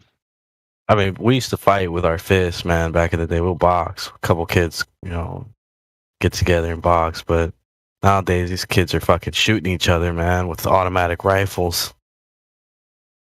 Pretty insane. Definitely wouldn't want to be in that scenario. I mean, I don't know. How old? Like, when did you grow up? Like, what decade? Oh, I'm 33, man. I've lived in almost every goddamn hood you can imagine in the United States. Well, I'm only going to say this. When I was young, crime was something like 300 times higher, like murders, rapes, armed robberies. All that stuff was much, much worse. It peaked, like the crime in America peaked in 88, 89, and 90. Yeah, but there was crime like majority of that was like gang on gang violence. Now it's like indiscriminate, these. So I'll give you an example. Chicago, for instance. They call Chicago Chirac. Like, yeah, I know. It's like FBI is doing investigations on guys that have like military grade weapons. They didn't have that shit back then. That's the difference. Like, these kids don't give a fuck nowadays. They will blast you in your car with your family in there. I don't know about that, man. There was some fucking Tech 9 Uzis, fucking You'll get your common 9mm. Now they fuckers are running around with AKs, man, AR-15s, military grade weapons. Well, in Compton, they were running around with AK-47s back in the day. It was like a rare. It was a rarity, and then Compton. Yeah, I don't know. I think gangster life in Los Angeles was like the peak of that was like in the 1980s. It's not like that over there anymore. It's definitely not over there like that. I mean, it's still pretty bad, but it's not as bad as it used to be in the 80s and 90s. Yeah, I have to agree. Like the type of gun crime, like what weapon used, was really regional. So if you're near New York City, you can pretty much guarantee it's a pistol. Yeah, But in New York, exactly. So it's like majority of gun crimes are committed with handguns, not fully automatic weapons. yeah, the thing about New York City was it was so like it was more targeted. In LA, they would just spray like they see you, they're spraying the block. Yeah, Right. That's how it in is New in York, Chicago. in New York, man, you are getting like shot in an alley, then stuffed in a freaking car trunk, and then thrown in the East River. Then they find your body like 5 days later. It was very targeted, like, you know what I mean? I mean, there were of course, there were incidents of collateral damage, but it wasn't like LA where like, I remember like, oh, look, another 5-year-old got shot, and then, you know, as a bystander. Shit was happening too often. I mean, that's it. But I see too Chicago's a many little videos fucked up. of like dudes in ski mask, fucking gloved up, and they just go up to this car and they just spray the hell out of the car and then just take off. Like they never find those guys. That dude's still running free. They'll never find that guy. That's kind of how it is nowadays. Yeah. Well, I mean, yeah. But to me, it's like I'm surprised. I'm like split on this, right? There's a lot of technology around where they could, if they tried, they could catch these people, right? They could figure out, okay, what cell phone was in this area, or you know, everybody's got like Ring doorbells, and like you could tell, like you could track a car through a complete path. If I drove from one side of Boston to the other, I'd be on camera like 500 times. Are you My in entire Boston? path. Yeah. Yeah, I don't know, man. Like Boston, Massachusetts, or like Boston, New York? Boston, Massachusetts. There's a Boston, New York. Yeah, there's like a. It's not in New York City. It's like in New York State. Yeah, I'm in Boston, Massachusetts.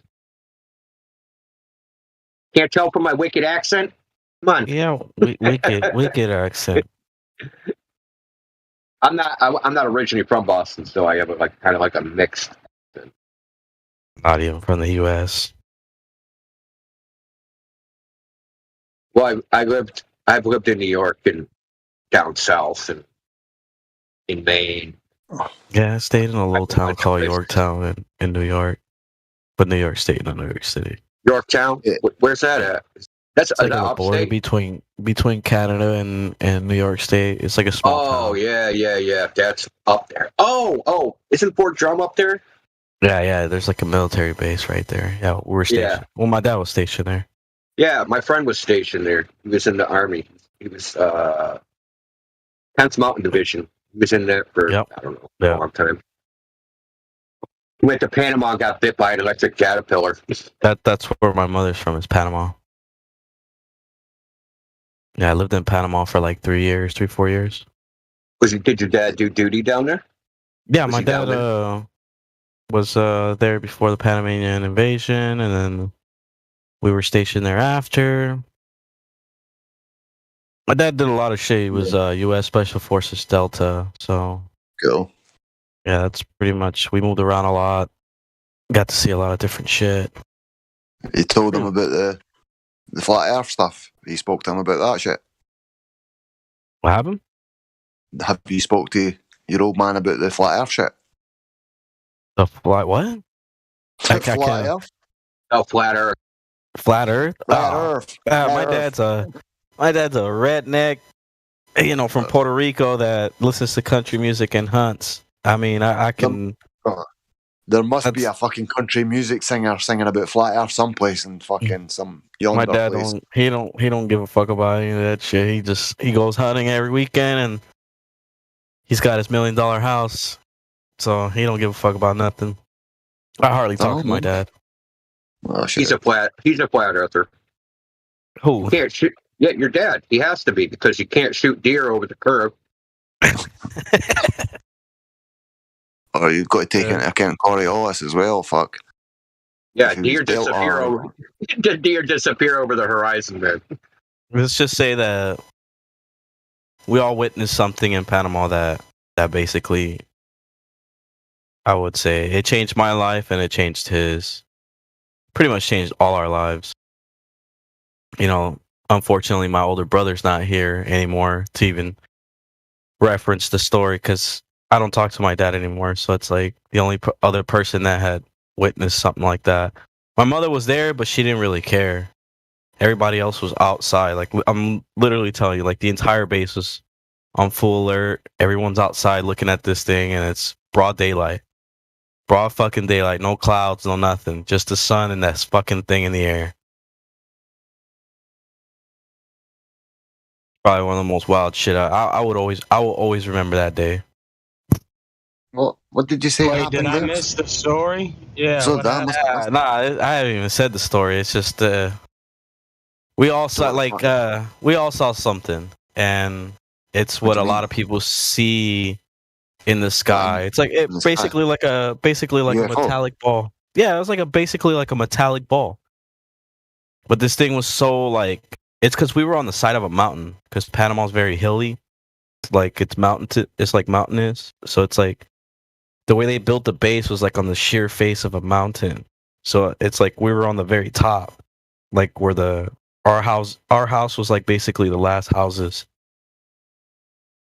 So it was like we all saw it. Everybody was outside. This wasn't something that was like, oh, you know, like few people saw it and it just disappeared. No, this thing was sitting up there for a good couple hours. The entire base was freaking out. What, were they on alert and shit? Did they have to fucking start setting alarms and shit off? Yeah, the base went on lockdown. Fuck. What was the official, like, what did they come out after? They never even. I know that my father and a lot of other people that were outside that they had to write or sign affidavits, including my mother. Non-disclosure agreements. Yeah, exactly. Space? Yeah. Nah, It was a reflective silver sphere. Yeah. Okay. Pretty much. What's the possibility? It was a Mylar balloon. Nah, this thing was it would move from one side of the base to the other.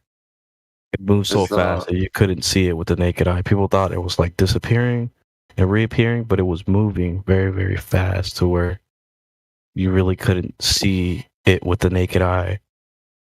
But what I remember from the movement was you know how you like wave your hand really fast across your face and you could see like the strands of light as your hand moves.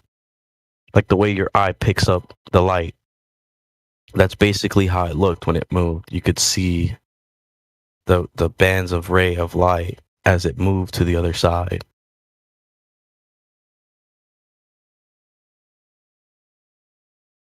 It's like seeing an object that moved faster than the speed of light, pretty much.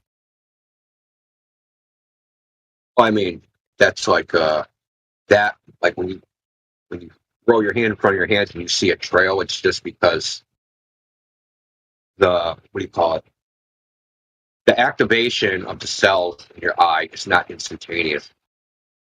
It's just like any other electrical detector.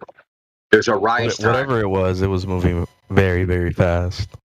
Oh yeah, sure. I'm not disputing that. I'm just saying that there's a rise time. So yeah, faster than the speed of light, you wouldn't be able to see it move. It would just, yeah. I'm not necessarily saying it was moving as You fast. could actually- fast. It's like the way that thing took off. The way it took off, like upwards, I would say it was accelerating to at least light speed, because that thing took off straight up. Like it was ridiculous. It made no sound too.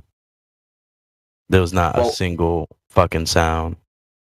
What I was going to say is you can estimate how fast it was moving based upon that blur. Because there's a limit. Like if you're moving at like a narrow range of speed, you'll get that blur. If you're moving slower than that, you'll see it. But if it's moving faster than that, it'll appear instantaneous. It's almost Yeah, like a that's- frame rate. It's almost like a frame rate to your. That's to your kind of how eyes people were vision. They were saying like, "Look, it's disappearing and reappearing," and I'm like, "Nah, that thing is moving so But Indigo, fast, you can't Indigo, see it." Indigo, listen, yo. Listen, Listen, Indigo. yo. Yo, yo, Indigo. yo. Old man, listen, bro. You listening? Yeah, I'm listening, dude. Okay. So if the Earth isn't flat, no, isn't round like a globe, yeah. So how come we have different time zones? The sun moves. Wow. Really? Yeah, how come we have different time zones? Go and prove it. The sun moves. Hold on. Time zones are man-made, dude. Man-made Time zone is man-made now. Yeah, time. Well, China has one time zone. Why is that? What? China has one time zone. What do you mean China has one time zone?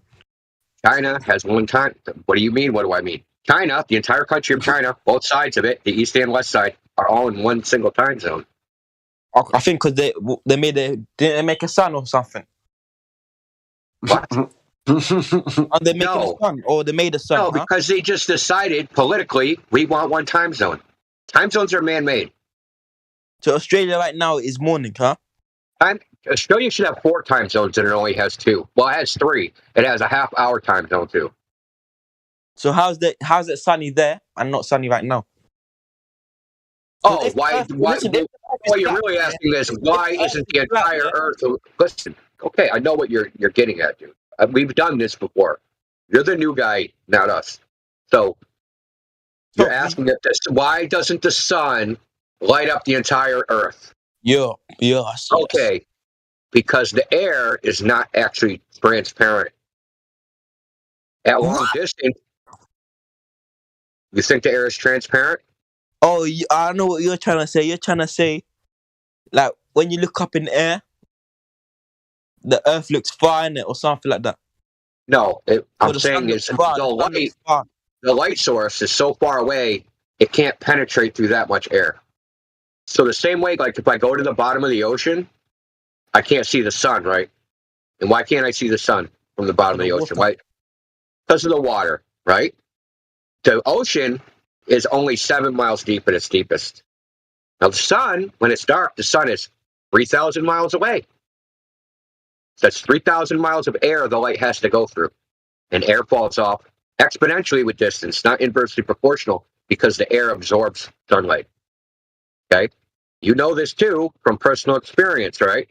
You ever been like when it's a dust storm or clouds or whatever, and it gets completely black out, almost near black during the day? What did he say? What? For fuck's sake. No, at the back. No, listen. Has ever been during the day where it's been nearly completely black because of the weather conditions? Completely black because of the... Nearly completely black. Dark enough that the streetlights come on. Yeah. Okay. So what does that mean? So that's during the day, in the sun is close to you. It's right there. Now, what you're talking about is why isn't the whole Earth? So if I'm on the other side of the Earth, right? I'm on one side of the Earth, and the sun's on the other side of the Earth. The light has to travel through all that air, thousands of miles of air, to light up where I am. And it's not possible.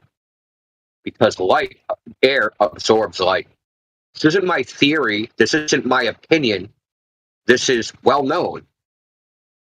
You can just go on Google and type in meteorology visibility, right? And that'll give you a wiki page, and it'll give you all the information you want. There's a formula for it. It's called optical extinction, and light falls off exponentially with distance. The brightness of a light. In fact, just the difference between the sun being at noon, and we're talking about a clear day, a completely clear day. The sun's at noon versus when the sun's on the horizon. If you try to look at the sun at noon, you're going to burn your eyes out. But you can look directly at the sun when it's on the horizon, because the sun on the horizon is 23,000 times less bright than when it's directly overhead. Why is that?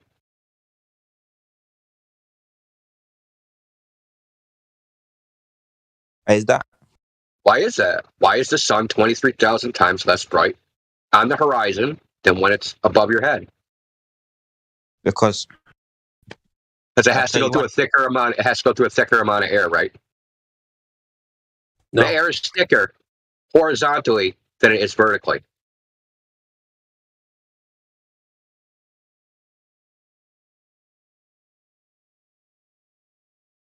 Okay. I could debunk this. Shall I debunk it? Do you want me to debunk it right now? Yeah. Make something up. Say nigger, nigger, nigger. Or Why nigger? Like what? That's usually what you guys do when you freaking don't have an actual answer. You resort to swearing and rage quit. No, listen, no. I'm not rage quitting nothing. I'm debunking the earth is flat right now in front of all of you and YouTube. Why don't you just address what I said? About the sunlight.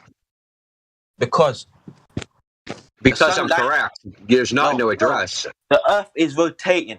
Okay? Okay, what's your evidence for that? Do you believe the earth? No. You don't. No evidence the earth moves. So, do you believe the sun rotates? Hey guys. The sun rotate? The sun, so you guys the sun moves above the earth. So it does a circuit above the earth. It moves above the earth. Yeah, like in a circuit, like a circle. Looking live stream voice text. I'll post a representation. Let me see. Let me see. Let me see. Hold on. How are you going to debate this when you are so you haven't you don't even know how circumnavigation works on a flat earth? Because I don't believe the earth is flat. That's why. But how are you going to debate when you don't even know the other side's position? And you don't know the evidence. You don't know the evidence for your own position. So what's under us right now? Because you're saying the earth is flat, yeah? So we're all even right now, like even. There's no such thing as outer space. There is no under the earth. And we don't think we live on a disc, like what I told you up in Cock this. We don't think we live on a frisbee. So what's under the universe? What do you mean? What's under the universe? What's under the universe? Where's the edge of the universe? Where's the edge of the earth? If the earth is flat. Well, that's why I'm asking you. I'm showing you that what you're asking is called an infinite regression fallacy. Yeah. Okay. So it's a logical fallacy. No, infinite is a concept. Infinite is if I counted numbers, that there's always a number that I can count that's after it. That is fiction. That does not exist. It's something you can think about, but you can never do it. If you think you can do it, count an infinite amount of numbers and then come back when you're done. Okay, I got another point. Right here, yeah? Yeah, we just gallop to something else. Don't address anything I said again. Listen. You see the sun, yeah? Oh, you gotta listen, kid. You can't just keep shuffling the question. Do you think the sun is flat as well? No. The sun has nothing to do with the earth, and whether the sun is flat or not is irrelevant. Just say it. Do you think the sun is flat as well? I don't think anything about the sun. Is the sun flat? I don't know. There's no measurement that determines that can show you it's a sphere or flat. Because you need something called parallax, and there is no parallax to the sun. So optically, they call it the disk of the sun, right? Because the sun looks flat, but that doesn't mean it is flat. So you think the earth is bigger than the sun? Could be. What if it is? Does it look it? Could be. You guys think the earth is bigger than the sun? What if it is? Does it look like it? What do you mean, does it look like it? So what we can only go by what we experience, and we experience the sun just like what you do. Pardon? Say that again. We see the sun, we observe it just like you do, so we can only tell you like it's just the same. It's an opinion. I mean, it doesn't look like it's bigger than the Earth, does it? It looks a lot smaller and it looks a lot closer. Okay, so you guys think the sun is smaller than the Earth? Okay, first we of all, don't know. Listen, dude. We don't make shit up to which there's no answer. That's the heliocentric model. You can't measure the size of the sun. So when you sit here and say, "Oh, the sun is this size or that size," I already told you, there's no parallax to the sun. This isn't my opinion. This is So how can you measure opinion. This is opinion of astronomers, not me. Listen, If if you there's no think that listen, dude, how would you measure the size of the sun? Tell me. Just tell me. How do you measure the size of the sun? how do I measure the size of the sun? Yes. How do you measure the size of the sun? They say it's 800,000 times the size of the Earth, 400 times larger than the moon. How was that measured?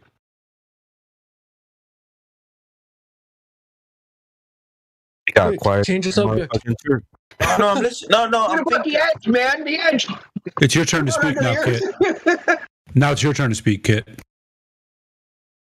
Yeah, give me a moment. Innit? Oh, okay. Well, how do you measure the sun then, Kit? You got an answer? 1 second. You You're Google not it. going to find it on Google. It's too obscure. You're going to be Googling for at least 15 minutes. No, I'm not. Okay. Good luck. See, we already know the answer. So listen, how do I measure the size of the sun, right? We know how they claimed they measured it. And they didn't measure it by looking at the sun. No, they use the Earth to measure the sun.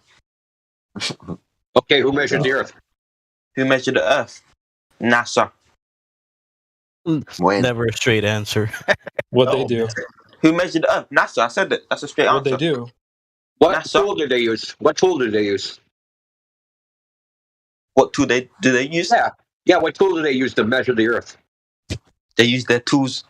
What they have. I'm not a NASA scientist, am I? You're starting to sound like you're trying to sound like an expert, like you know what you're talking about. Didn't say that. Hey. Well, then how do you know Not only are you NASA not an measured expert, anything?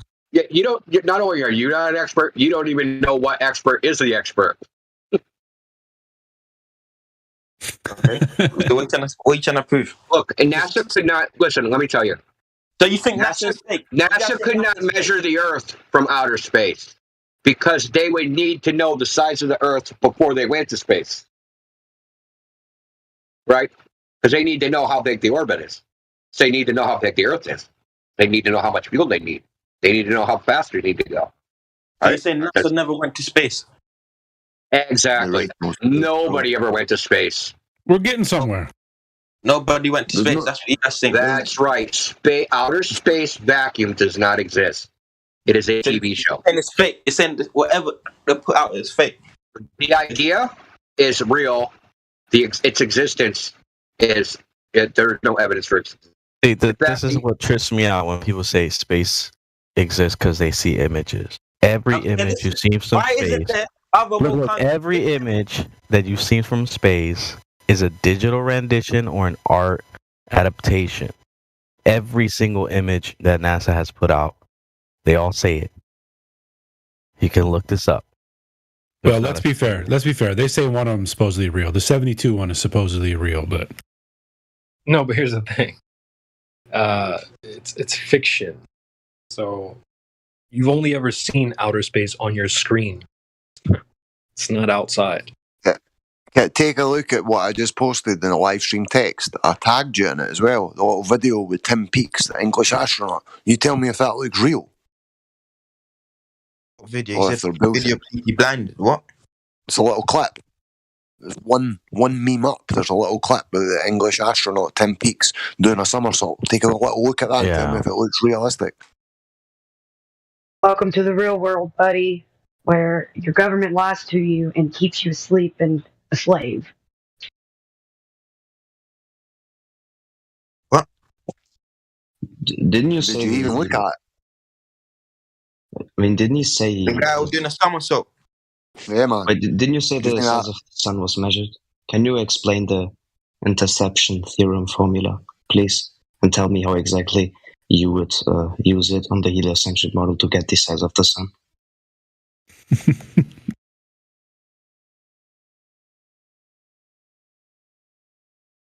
Did you hear that going whoosh over his head? Listen, bro, tell me you're still watching that clip. Deflect. You see the moon? Listen, man. Quick, change the subject again. What's the subject are we on? Like what? Dude, you said the size of the sun was measured, so can you explain the interception theorem formula for me, please? And tell me how it was measured. What did I say before? Did I tell you? Do I work from NASA? Wait, Do I you said look like I work from NASA? What? You trying to? But why are you Like claiming I'm stuff friends? without knowing? Why are you claiming stuff without knowing anything about it?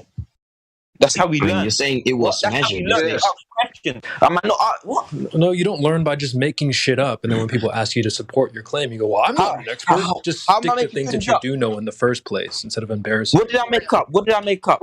Tell me what did I make up? NASA measured the size of the Earth. You made that up. What?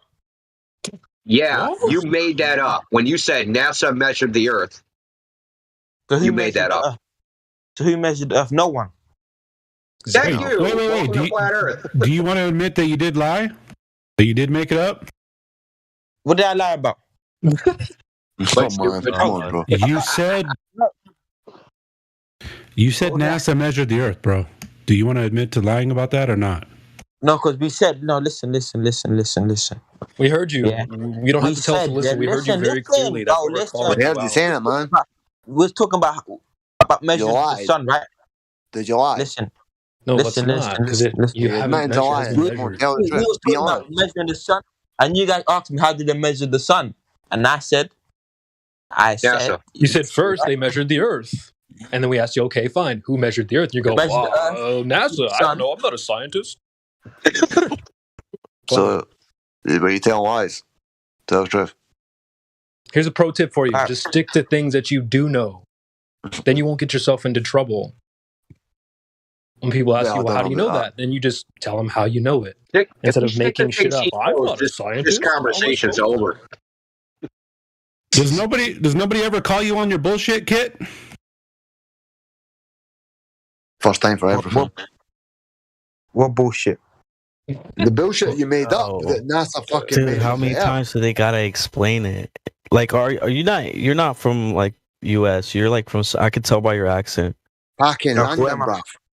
So I don't know where you're from. I'm just asking. That's what I'm saying. Sometimes language, there's like they're basically telling you you're basing your evidence on something that is you either heard and thought it was real, where it's not real. I admit it. You admit what? Well, that's good. You're bullshit. Earth is a globe. That's what I admit. Okay. Where do we go? We want to experience this globe thing. Street. Where do we go to do that? But don't say sit down in front of the TV. Yeah, well, that's the only answer, Indio. Coming to Yeah, I know that's the only answer. No. Go outside, yeah. Go outside. Yeah. It's not out there. And? Don't worry. Go outside. You don't even need to go outside. Just look outside and look at the clouds. Yeah. Don't worry. Are they moving? Yes or no? How do clouds prove the shape of the Earth? Let him finish. They're round clouds. Let him finish. I want to hear this. I want to hear this. Listen, they're moving, right? The clouds are moving, right? Yeah. Yeah, so how not your does that prove house. the shape of Earth. They're going around in circles, bro.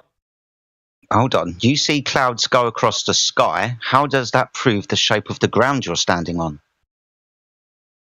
Because you guys said the Earth doesn't rotate. So you think that the Earth is rotating underneath clouds, even though clouds go in different directions with altitude? No, it goes towards southeast, divided by the times of north, divided by x equals north. What? Am I right? Am I right? No, you're wrong. Hold on, you're wrong because you're literally just putting.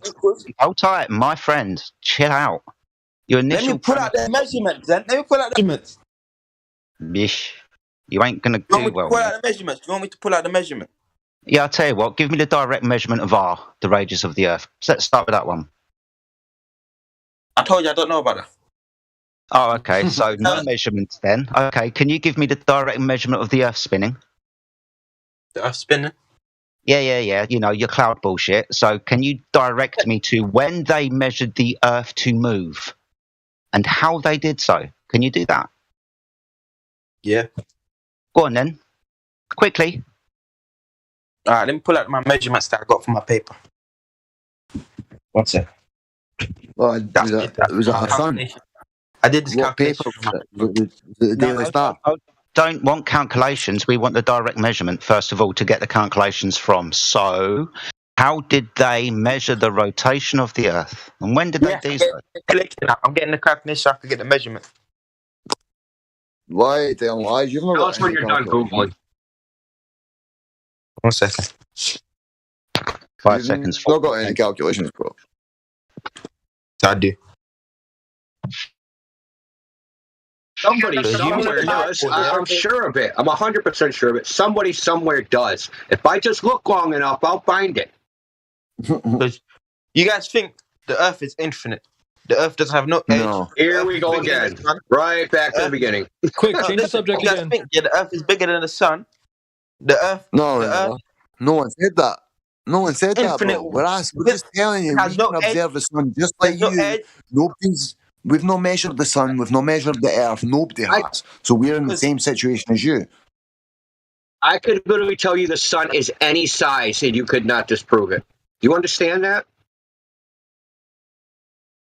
I could say it's any size. Okay, say it. Go on. Okay, it's a Say trillion fucking light years across, but it's a trillion light years across, and it's 90 million times 93 trillion miles away. No, say it's 1 centimeters. Say it. I just said it's 93 trillion light years across, man. That's the diameter. Look, say the sun is 1 centimeter. Sun is 1 centimeter. It's wrong. Prove it. How are you going to demonstrate that Indio's assertion of the sun being 1 centimeter is wrong? Oh, you said the sun is 1 centimeter. Yeah, whatever. Because listen, we can't look at an object and tell it's. Dude, okay, Ed, calm down. You can't look at an object and tell. Listen, let me be wrong. If I showed you a stick, could you tell me if it's 1 foot or 2 feet? Let me. Just by looking at it. Just by looking at it. There's no markings on it. Just by looking at a stick. Can you tell me its length? Let me prove you wrong. Just answer my question. Yeah. See, answer the question, Kit. The smaller things look. Am I right or am I wrong? You're not answering the question. Okay. I can take like a dinner plate, and if I move it very, very far away, it's going to look like it's the size of a dime. And if I move it even further, it's going to look like the size of a grain of rice. And if you move it further, we can't see and then it's going to disappear. You move it further, what happens if you move it further? Then you're eventually not going to be able to see it. You won't be able to resolve it. You won't be able to see it. Boom. Boom. You prove my point. See the sun? It's that big. That even if you move it it has an angular size of a half a degree. If you move it that far. How far away is the sun? How far? Yeah, here we go. See, this is what you don't understand. Okay. You can't get the size of the sun. Listen, spend. Calm down. Take your meds. Eat your Ritalin. Whatever the fuck it is you're taking. It's always funny. Listen, you can't get the size without knowing the distance, and you can't know the distance without the size. That's the problem. That's why I said I can make up any size. It's because I can make up any distance. And you can't prove it wrong because it has no parallax. 1 centimeter, and I did prove it wrong. Okay. How? Okay. Do you now know the distance to the sun? Did you not listen to what Indio said? What's the distance to the sun if it's 1 centimeter? A trillion miles per hour. Yeah, see, now you're not even following correctly, are you? You're in the wrong units. Yeah. No, I'm not in the wrong unit. Who said that? Who said that? I did. You said miles per hour. We said distance, not how fast it's going.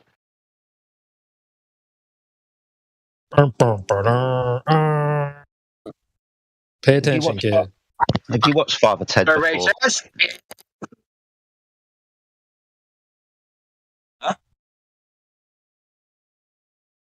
Yes, they don't show Family Feud in your country. What do you say? The TV show. He's just speaking English. Well, speaking English. Nein Sprachen! Language. Nein Is Sprachen this, ist is this old man jokes? Is this old man jokes? But listen though, Wow, you don't understand. You don't even recognize German. it's old people jokes. But I thought it listen, was an old man's joke. yeah, it is. Yeah, But listen, because Germany doesn't exist anymore. Listen, I'm proving you guys wrong, and I'm converting you two guys to global. You haven't proved anything except you don't know what you're talking about. Let me bring out another point. Debunk this point. See the Well, tectonic you- plates divided. What the tectonic plates divided by the What tectonic plates? divided by the axis divided by square. Just give us a link so we can read it to ourselves. What I X? I ain't reading shit. Being mean, I'm sorry. I didn't mean to be mean. Yes, you are being. Yes, you are. I know. Like, listen, it's obvious to everyone here you don't really know this topic very well, and I don't know what came over you that thought that you could come into a place How like long this. have you and- been studying this, old man? Okay. The Relax. servers existed. The server has existed for 5 years. No, how long Okay. have you studying this, old man? Okay. Let's put it this way. This is our second server, and I personally have probably talked to like 5,000 people about this topic. And I've probably debated a couple hundred at least. Okay. PhDs. Not just fucking some scrub on the internet that like click the link in the Roblox Discord. Okay. So listen, we all know this topic very well. We know the globe model very well, right? We know it obviously better than you. We know it better than most globers that come in here. That's the difference between a flat earther and a glober. We actually looked at the model, tested it, and then looked at the data results, and the data doesn't match the model. And the funny thing is, you've never once asked us, what's our evidence? And when you asked for proof in the debate text, I gave you some, but you didn't look at it. But you didn't look at it. Why didn't you look at it? But seriously, why didn't you look at it? Listen, I got one gift, yeah? Are you even listening to Andy? Do you have one brain cell to follow He's what waiting. people have He's said waiting to to you? talk. He's just Yeah. waiting to talk. Yeah, man. Yeah, I'm very polite. Yeah, I do wait to talk. Go on. No, but you're not listening to what's being said to you, bro. We're trying for ages. But everybody's had a bit of fair bit of Pick. patience. Shut up, man. Let Indigo. What do you mean, shut up? Fucking me. You shut up for good. Yeah, I'd watch it. You're probably on the same island. No, we're not. We're not. You're on an Speak, island. Indigo. Speak. You're in UK, dude. Oh, here's the thing: you need to listen, bro. Because he's been speaking, and we've heard you speak as well. If you listen to people, I'm letting Okay. you speak. So listen. Let me ask you a question. So the globe model claims that the Earth has a radius of 3,959 miles. That means that for a six foot man at the seashore, the horizon, that edge that they think is the edge of a ball, is supposed to be 3.25 miles away, 3.25 miles away. Now, if the horizon is farther than that, can it be a ball of the size they say?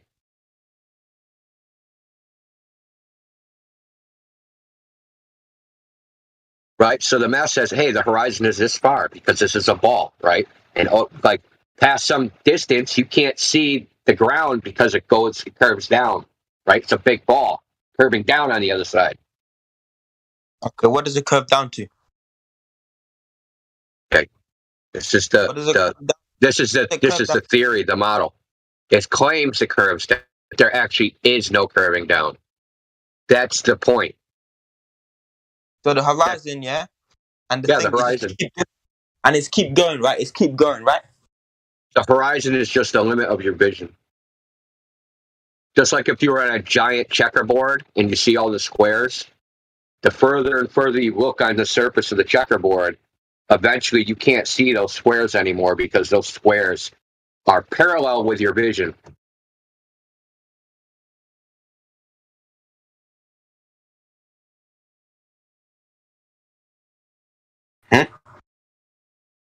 So anyway, the point is that there's supposed to be a certain amount of curvature on the globe, like that it's supposed to curve so much. And do you know how much that is? So 10 miles away, but 10 miles away from me, how much you think the globe is supposed to curve down? In 10 miles. Or how In about 10 100 miles? Yeah, in 10 miles. It's not curving down in 100 miles. It's supposed to be 66 feet. Listen, it's supposed to be 66 feet of curvature in 10 miles and 666 feet in 100 miles. Yeah, that's a lot. That's what you do. This is what people don't understand. They think that the Earth is supposed to be a lot bigger than what they say it is. Because they're thinking of the surface area.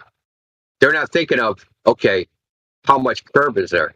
But a ball curves in every single direction, right? If I'm on a ball, I'm on the top of the ball. It's curving down in every direction from my feet.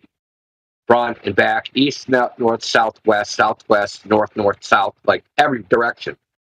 And that curvature is a lot. At 25 miles, it's like 400 feet. I think in 100 miles, it was 6,666 feet. Right, look at this GIF, yeah? Look at this GIF, right? I sent a GIF. Did not address a fucking thing I said, dude. It's like talking to a wall, dude. You're like a time waster. Look. So memes, that's your It's not a meme, bro. Yeah. What about it? It's a What disk about in space. Good thing no Yeah, one's see talking that about any disk, disk yeah? in space. See that? Yeah.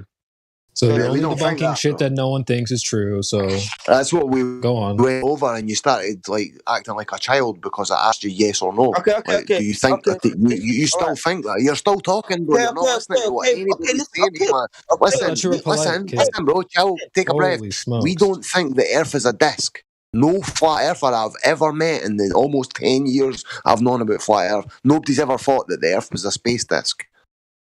Even if we did, why do we have to defend someone we don't know's GIF? Like, why are we defending someone else's shit? Like, why would we do that? It's not beneficial to anyone. Why would we take a random thing off the internet and make you defend it? Like, I mean, come on, man. Right. We should do I've that got more a bone often, to actually. pick with you about this thing someone else said. That's a great point. We should do that more often.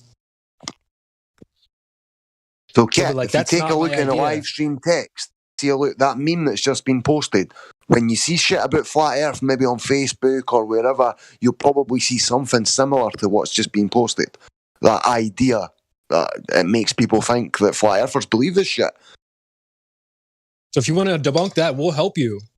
It's cap. Yeah, man. So don't be he's on fooled mute. by Someone the will have to globe unmute him. and be fooled by flat Earth. Don't at least learn their position before you try and take the piss. Yeah, defend this, man. Why is the sun so close and so big, and why is the rays converge or diverging? Like, what make you defend a random freaking diagram? That's what I'm telling you. Send me a You picture think of what you think this diagram is accurate? The one I just Let me posted. speak 1 second, bro. Okay, old man. We Just 1 heard second, you. bro. We heard you. I got a picture. I'll send you a picture in the live stream voice text of the Earth. No problem. This whole let me speak, dude, we've been listening to you for the past 15 minutes. The issue here is you're just not addressing what people are saying. This is what people do. You've got a stack of Monopoly money that are in form of questions. You're on the short bus out the window just making it rain all these questions that don't matter to you. So why don't you find some questions that have actual value to you, and then you can ask. And then we can discuss that question instead of just scattering 50 questions at once that you don't even care about. Why not tell us why you believe in the globe? Like, what's your evidence? Like, No, instead of let me against speak flat 1 Earth. second, bro. Yeah, we Calm heard you, yourself kid. down, man. What, you just I think you should do what exposed Creation Bear that says, assault because we're sick of listening to you ramble and asking us questions you don't actually care about. Okay, listen. Okay, I'll care about this question. Pick one So question, tell kid, us your and we'll evidence stick for the on globe. this until Go the for it. top of the half I've got hour. one question. Send me one gift. Yeah. What's proof number one? Go and give us the proof number one, the best proof you have for the globe. I'll just Tell say us. that I know what he's asking. Look, Kit, there is no gift. The flat Earth isn't on your screen. It's outside. So go outside. There is no globe out there. The only time you're going to see a globe is on your screen. There's no GIF of the flat Earth. It's outside. So there's no picture or nothing that you can. Nope. You show gotta me. go outside. You can't zoom out your eyeballs and see the whole Earth. Okay, so no one's gonna be able to tell you So what this what do whole you place imagine looks like? like. What do you imagine like? I don't. We don't imagine. There's no need. That's Yeah. There's no What do need I to imagine? close your. Why not Listen, there's take a no look need at the to close GIF I your just eyes. posted?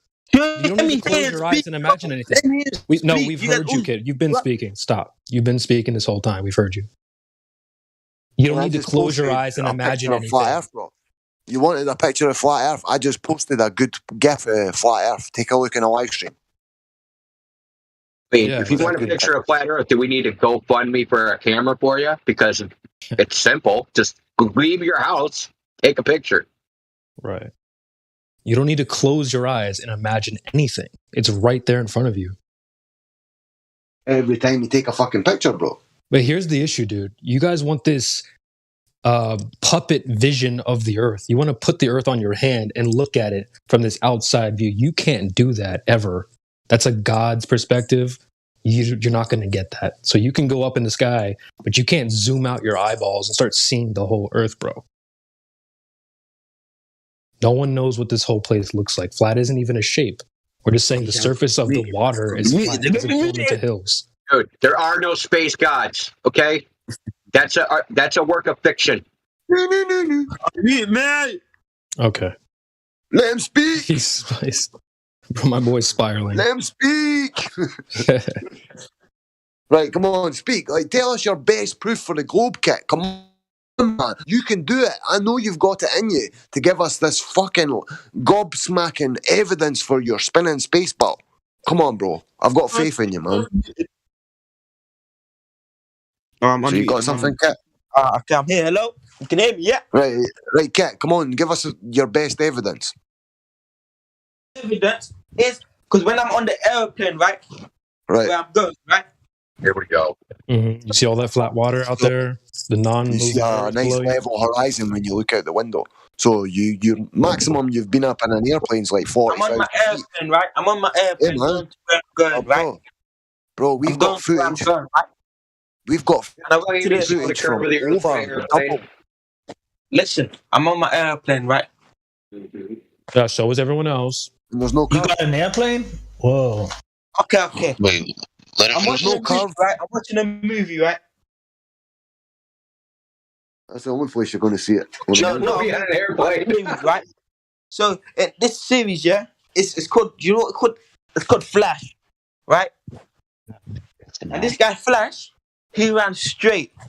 He's a flasher. Oh boy. straight, right? Let's go into the Flash fiction realm and then Is he a bring flasher? that back into reality. That makes sense. See Superman, right? Flash ran Cat, straight. Stop being insane, bro. Cat, stop And being then insane.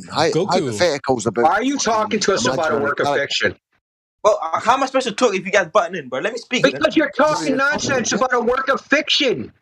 We don't care about the fucking Flash. It's a goddamn movie. Stop snipping fucking it's a glue series, and tell us what the proof of the globe is. So What's the Flash? I'm watching Flash, right? He's running straight. Come on, man.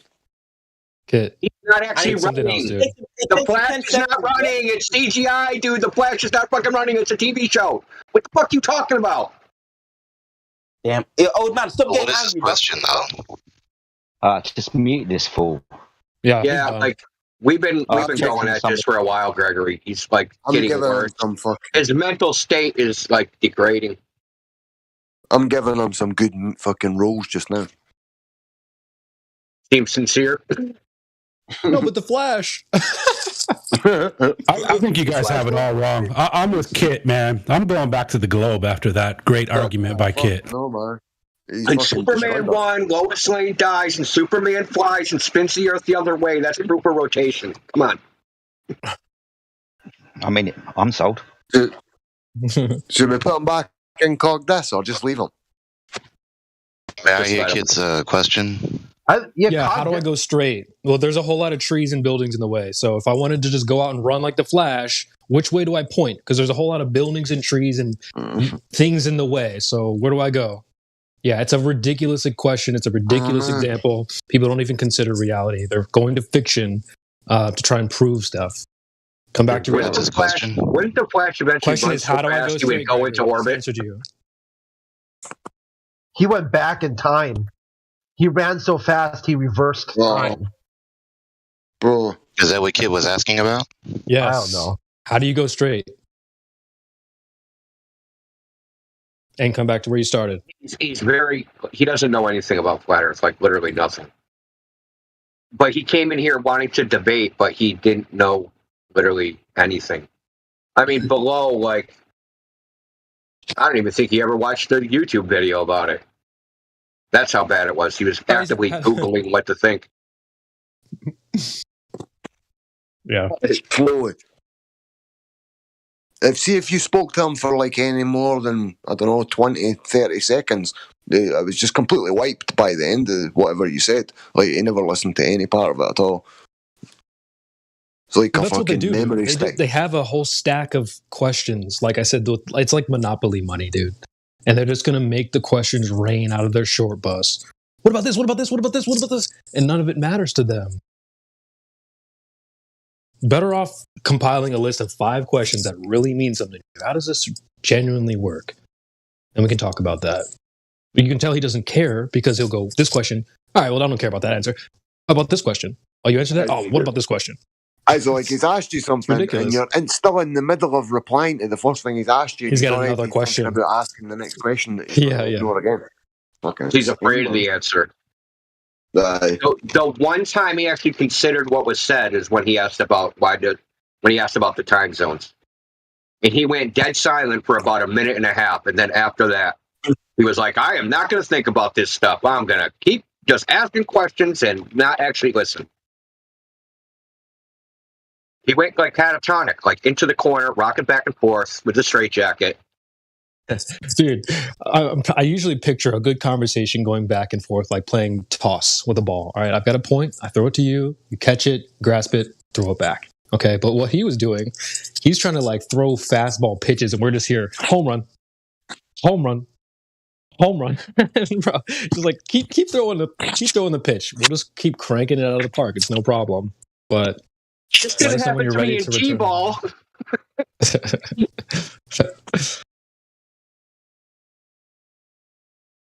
The Flash, gotta admit, that's I haven't heard that. Yeah, that's just like. But what about the Flash? Oh God! I proved the sheet the earth with the TV show Flash. I mean, imagine that. Freaking! I just watched The Boys. Well, we're gonna get A Train.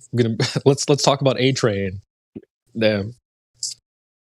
If you guys haven't seen The Boys on Netflix or what is it on? I love that show. Amazon. It's really good. The A Train is like their version of the Flash. Bro can just run fast. It's really good. The first scene of the first episode is just like the greatest opening to a series ever. Oh, with where his girlfriend steps off the curb. No, it opens with his girlfriend steps off the curb. Oh yeah. And she gets turned to mist. Dude, that's like great. I'm like, I gotta watch this. I saw that. That's right up my alley. Yeah, The Boys, folks. If you haven't seen it, it's called The Boys. Hilarious. But yeah, they have a Flash type of character in there called A Train. It does the same type of thing. It just like runs really fast. I like that too because it's kind of like American history as they told you, Superman. American history as it actually happened, Homelander. Mm-hmm. Homelander. A bunch of degenerate drug addicts. That's all they are. The superheroes are just a bunch of degenerate drug addicts. There's so many good scenes in that show. I love when Homelander's on the plane. I will fucking laser your eyes out. Like at that point, what did it matter, right? You're going to die anyway. The dude's not going to save you. You must just take your chances, die quickly. The comic is even better because they toned it down quite a bit for the TV show. Really? I mean, wow. Yeah. Some of the stuff is probably TOS even. Yeah, I would have to if I describe how the scene went in the comic book. Damn. The smartest thing Homelander says in that whole series is after he lasers the dashboard of the airplane, he's like, "Can you fly a plane?" He's like, "Even if I could," and just points at the freaking control panel and it's just in shreds. But I can fly a plane perfectly. You're not flying this plane, that's for sure. Yeah, that movie's pretty cool. Or show. They got the villain from Breaking Bad as well. He does a good job in there. Giancarlo, something like that. Yeah. Black dude. Yeah, Homelander goes to him, "You're a superhero company." He's like, "No, we're not. We're a pharmaceutical company. Your product and your bad product." Well, let's do a quick check-in because I could keep going on about the show, but I think Jedi said there's somebody new. Yeah, he hasn't joined the live stream just yet, and well, his name's got flags at the beginning, mate. So there's no point me looking at it for alphabetized. But yeah, does anybody remember Zilla from last night, the English gentleman? He was a bit tired. Yeah, so I remember you talked to him. Yeah. Yeah. So he's Zilla's mate. So Zilla's been having conversations because of the conversation that we had last night, and one of his friends decided to join. He's got British flags either side of his name, but his name's Flight. So when he joins the live stream, just check out for him, man. It was Zilla, no, an alright dude. Yeah, it was fine. Yeah, he was fine. Just a bit sleepy. So lots of conversations, but his answers were basically one syllable at best. Maybe a word if we could. Well, I want to give the chance to Jesus is King 8621. I know we popped you on mute there. I felt like you were just interrupting the conversation, but did you want to get in something? Do you have a point you want to raise up? Something? I had some points I wanted to share, but I don't know. I was muted. Yeah, go ahead. I don't know. It's just talk to Kit. Oh, you want to talk to him? But Okay. He's gone, I think. He's still here. No, he's still here. No, I was like, he's just on a cooldown. Well, we can unmute him, but do you actually think he's going to listen to you? No, it's fine. I think the opportunity's passed. Okay. I agree with you. I don't know when that opportunity was, but do you want to explain some of the gifs you were trying to post in the chat? I was just trying to share gifs. I was like wondering why couldn't I share gifs? Oh, you have to post them 33 times and then it'll work. Sorry. Hit Alt. Sure. You go press Alt and F4. That will bring up the GIF menu. I'm not that stupid. Yeah, did you find the baller text, mate? Did you find that? No. I bet you had a good time finding that, didn't you?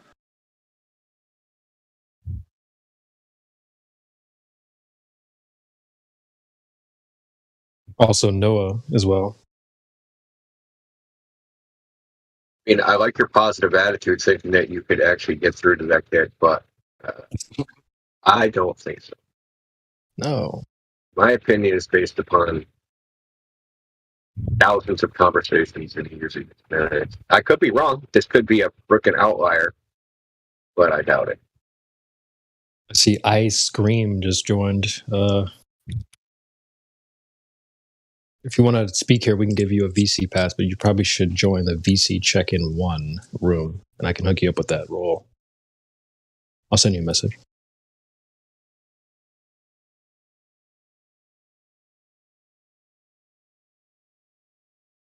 What did you guys do? Unmute everybody from Cogdis or something? Somebody whacked the beehive? What's going on? I'm trying to find a customer from Lobby just now. I'll try and get some there. Here, I got one for you guys. They're on the prison work program. Oh, okay. That makes much more sense. Yep.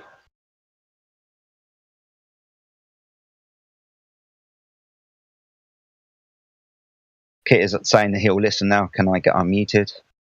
Please, would be a good help. You know what? I totally believe that. Was Kit the guy that was jumping around from left to right, shouting and screaming? And listen. They're not saying anything. Yeah. Well, he's using loads of words though, but still not actually saying anything. Yeah, well, let's not have double standards, right? If you want us to listen, which we have and have responded to every single point you've made, why don't you do a bit of listening, my friend? Yeah. Listen. One day in band camp.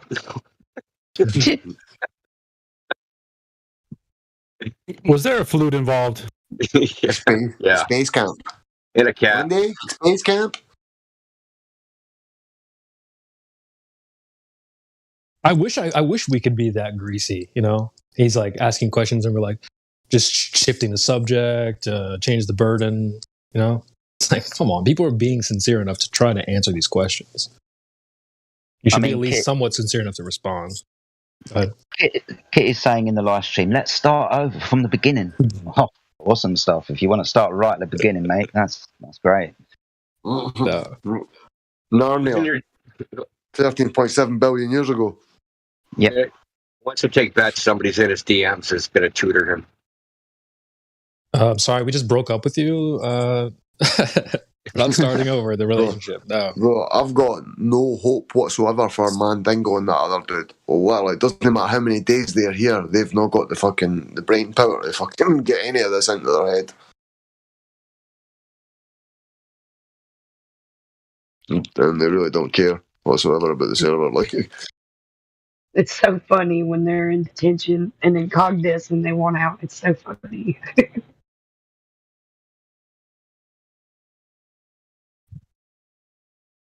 Weren't Kit and Mandingo the same person? sure. I thought you banned one of the accounts and then Mandingo was the remainder, no? No, I thought someone brought him in here. And I went back and listened, and their voices are very similar. Well, I did notice a little bit of difference, but they were very close. Like they could be brothers or something. That was the same. That was the same person. That's the same person. Period. Sound like inner city London, anyway. Or somebody trying to pretend they're from inner city London because you know it's cool. Well, the difference could have been just like a different mic on a different computer, though. I'm pretty sure it was the same person. Yeah, I'm like 100% sure it's the same person because he was in Cogdis VC. Then all of a sudden then all of a sudden I hear the voice in here. I just assumed that like you guys moved him in here or something and gave him a second shot. No, I banned him. And I look and I say someone changed his name too. I'm like I just thought it was the same person. Nah, I banned him for being a complete dickhead, man. All I done was ask him, like, do you think that we believe the earth is a disc? Like a frisbee and a pizza. And then he was like, you just asked me if it was a pizza, bruv. Kind of like acting like so pathetic, man. Right. No, that last guy, he was a member. He was last active back in like 2021. And then he showed back active like shortly after that Mandingo was banned. So I'm figuring it's the same dude. Yeah, his voice actually sounded familiar, which is probably why he didn't want to debate in here, because he knows what's going to happen. I mean, do you think after all that time he would learn something or came with something better? Indio, can we give the chess roll away without VC verification? Can we just give it to somebody? What's his name? Ted. Ted. Well, I mean, have him talk first. Well, have you talked to him? Nah, I've not spoken to him. You got to give him to like just at least verbally agree to the rules. That's the minimum that they have to do. It's verbally agree to the rules to some mod or gold or silver. We'll see if I can get him in to check him. See if I can get him down. You know, it's psychological. You know what I mean? Like some people usually uphold their agreements if they actually have to make one. It goes to show you too that you got two things in this world: your name and your word. You already on the internet don't have your name because you're using a pseudonym. Are they willing to throw their word away too? If that's the case, then there's not much Flat Earth or anybody can do for them at that point. They have devalued themselves to nothing. Oh yeah, it doesn't hurt us if they like say, "Yeah, I'm going to agree to the rules," and then just openly decide that they're going to want the rules, right? That doesn't hurt me. It says stuff about him though, or her. Don't hurt my feelings. They're the ones that have to live with themselves.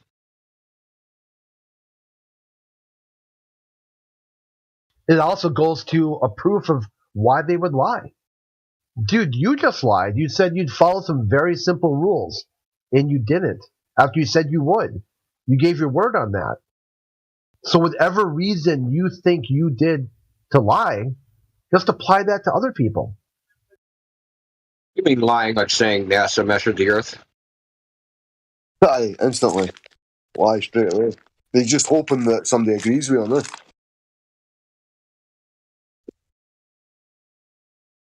Because they don't know fucking jack shit about anything, man. Like, even about basic shit, like, they're fucking scraping the barrel completely. That's why I don't understand why you would try to debate a topic you don't know anything about. Because you don't know better. Like, imagine, like, one of us trying to go debate, like, a marine biologist. Like, or like James Tour or something. Yeah, exactly. Like some very specialized piece of knowledge, and then you're going to just go debate it. With nothing. Like, literally nothing. Like, yeah, I could debate a marine biologist as long as they don't speak. I know a couple fish. I know some mammals in the ocean. I had fish for my supper last night. But he was watching The Flash, and he was running in a straight line. Oh, shit, man. Shut it down. Shut it down. I should have asked him, man. Oh, shit, was that a fucking documentary, man? I never realised. Isn't it on the WB network? So the WB network proved the globe. Discovery. Discovery 3-part special. Fucking Warner Brothers.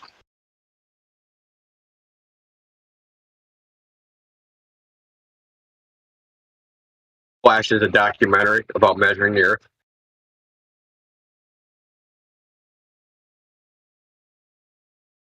Didn't the Flash go into orbit, though? He runs too fast. I don't know, maybe.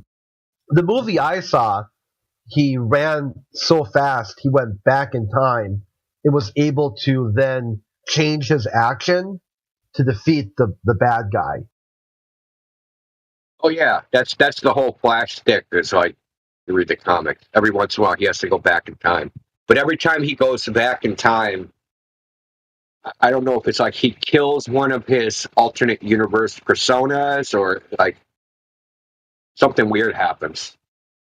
It's like a weird infinite loop thing.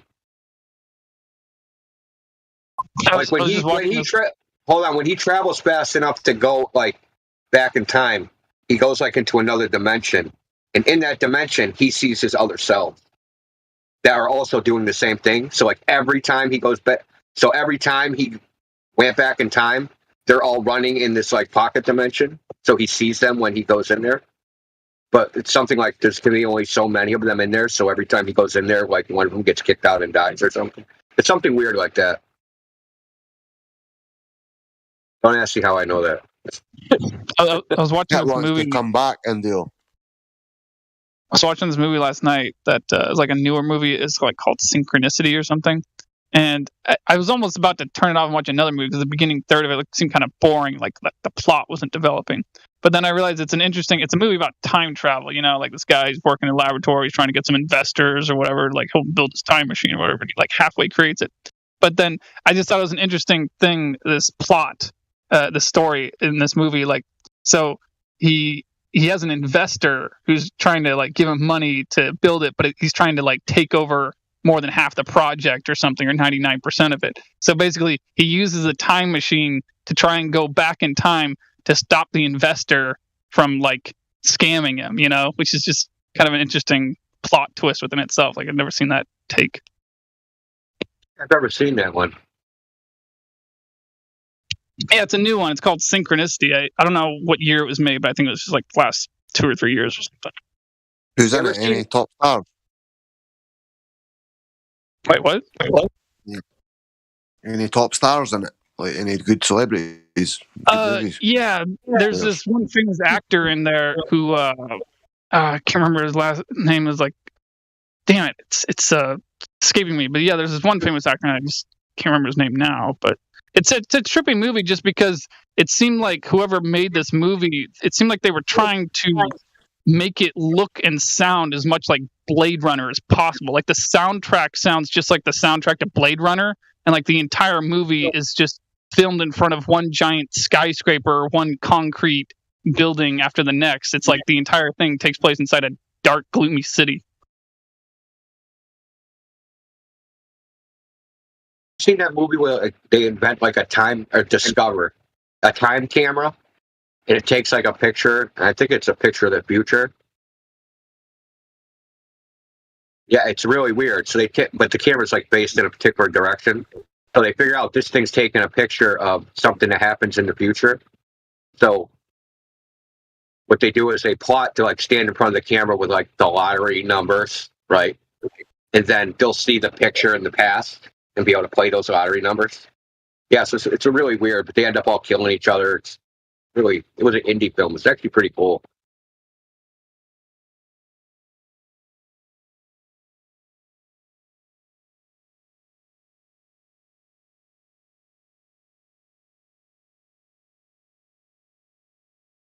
Right, so from voice checking, It's called Time Lapse.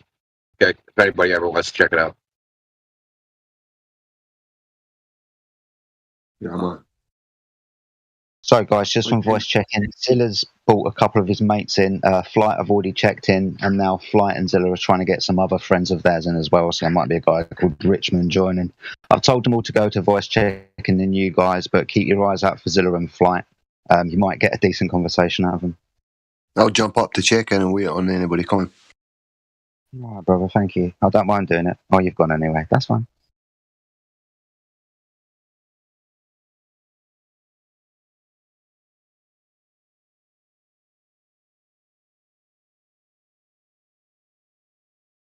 I mean, there's people in here without a. All right. I'm scrolling. I can't see. I think everyone has. Guy in the bottom, he's VC verified. I've never seen him before.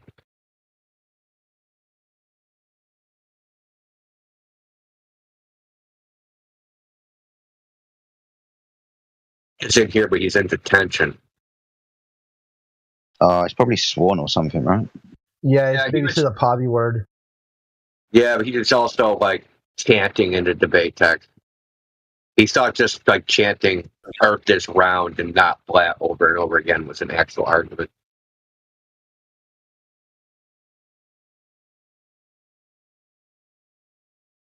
Fight, are you there?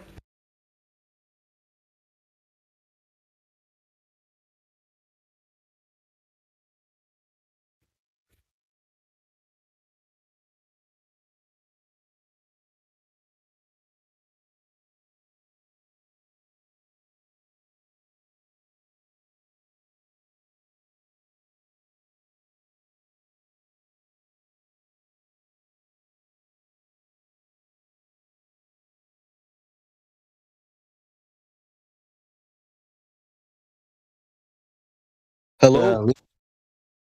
Hello, Flight. How are you? I'm good. It's just mad.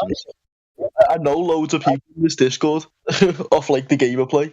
Crazy. Yeah, so you're friends with Zilla, aren't you? Yeah, Zilla. Yeah. Yeah, so just to keep everyone up to date, Zilla came in yesterday and a relatively good chat with him. It looks like he's been speaking to a couple of his mates either on game servers or whatever, so Flight is a friend of his, and I believe they're trying to get other members of their friend group to join as well. But welcome to the server, my friend. Good to see you. Thank you. Yeah, no, I've just been listening. In. What was that thing about the Flash? I was so confused. Yeah, so were we. Yeah, something about the Flash. It's called banter. It's what humans do when they kind of fill silence. They just kind of talk about some topics and stuff. Yeah, I was thinking. Once they upgrade your software to be more human-like, you'll maybe they'll add that plug-in. Is Zilla here? Yeah, he is, mate. Yeah. Zilla, I'll meet you, mate. To be fair, he's probably in bed. Sorry, buddy. What have you been talking with Zilla about today? Why have you joined the server? Me or Zilla? No, you, mate. Oh yeah, no, I just joined just to literally all it was just to listen in and understand the situation because I don't like I said to you in the separate call before, I literally know nothing. So it's all about just learning. You know what I mean? That's all I'm here to do. That's fine. What did you speak to Zilla at all today about the server and what we spoke about? No, all he's told me is he put it in our little Discord because we have like a little Discord with like 8 people in. He's told us to join and just listen and understand. Like that's literally what he put in the Discord. So I think I'm the only one who's joined. But there was another 2, which I've known for years on this game, and I don't even know how they're in this Discord. That's crazy. Yeah, someone called Crazy and then someone called Richman. Yeah, I saw you ping them earlier as well, so hopefully they'll join the call. But I tell you what, mate, being as it's relatively quiet, have you got any questions you'd like to ask us about why we believe / understand the Earth is flat and stationary? Yeah, just everything, because like everything in the high school and stuff, and just general when you're brought up, you're in school, they always say like the Earth's round, but they always talk about like, I don't know how to explain it. They say something to do with the way the ocean is and stuff like that. There can be tsunamis or something, or I don't know, like the way they say it. That's what I got told when I was younger, but stuff like that. Something to do with the way the world's shaped, like certain things wouldn't be possible. But I don't know if this is true or what. Yeah, I mean, we all went to school, buddy. We all kind of got taught the same thing, right? I mean, I believed that the Earth is a ball spinning in space until I was 35, 36, 37, actually. So, yeah, I mean, that's coming up 8 years or so. Can't do really good maths at the moment. But, yeah, I mean, we in this server predominantly believe the same thing that you did. We went through the same education system. Main thing is when we put those claims to the test, i.e. that the Earth is a ball and that it moves and up there's the vacuum of space, we can't find anything that they're talking about. So, for example, they say the Earth is a ball. Well, that means that the water of the Earth must be curved, right? So when we make observations and measurements over distances of water, we don't observe or measure that curvature anywhere, which is a bit of a problem if the Earth is a ball, right? Yeah, see, the thing is as well, like, I don't believe, like, I'm guessing you're British, am I right? Or yes, buddy, yeah. Like, I don't believe anything the government says in this country. I just don't. So anything they say, I believe the opposite automatically. So it's one of them situations. So because it was my cousin, what it was, we were having a little joint and stuff, and then he was saying to me, he was like, "You should jump. Like, you should listen to what people have to say about it because they have good points. You don't just pull it from their arse." Do you know what I mean? So they have very good points on the situation. So this is another reason I kind of joined the Discord too. So I appreciate that. Going back to your comment about, the government lies and stuff, and you kind of just believe the opposite because, they've lied so often. Probably the best thing to do is when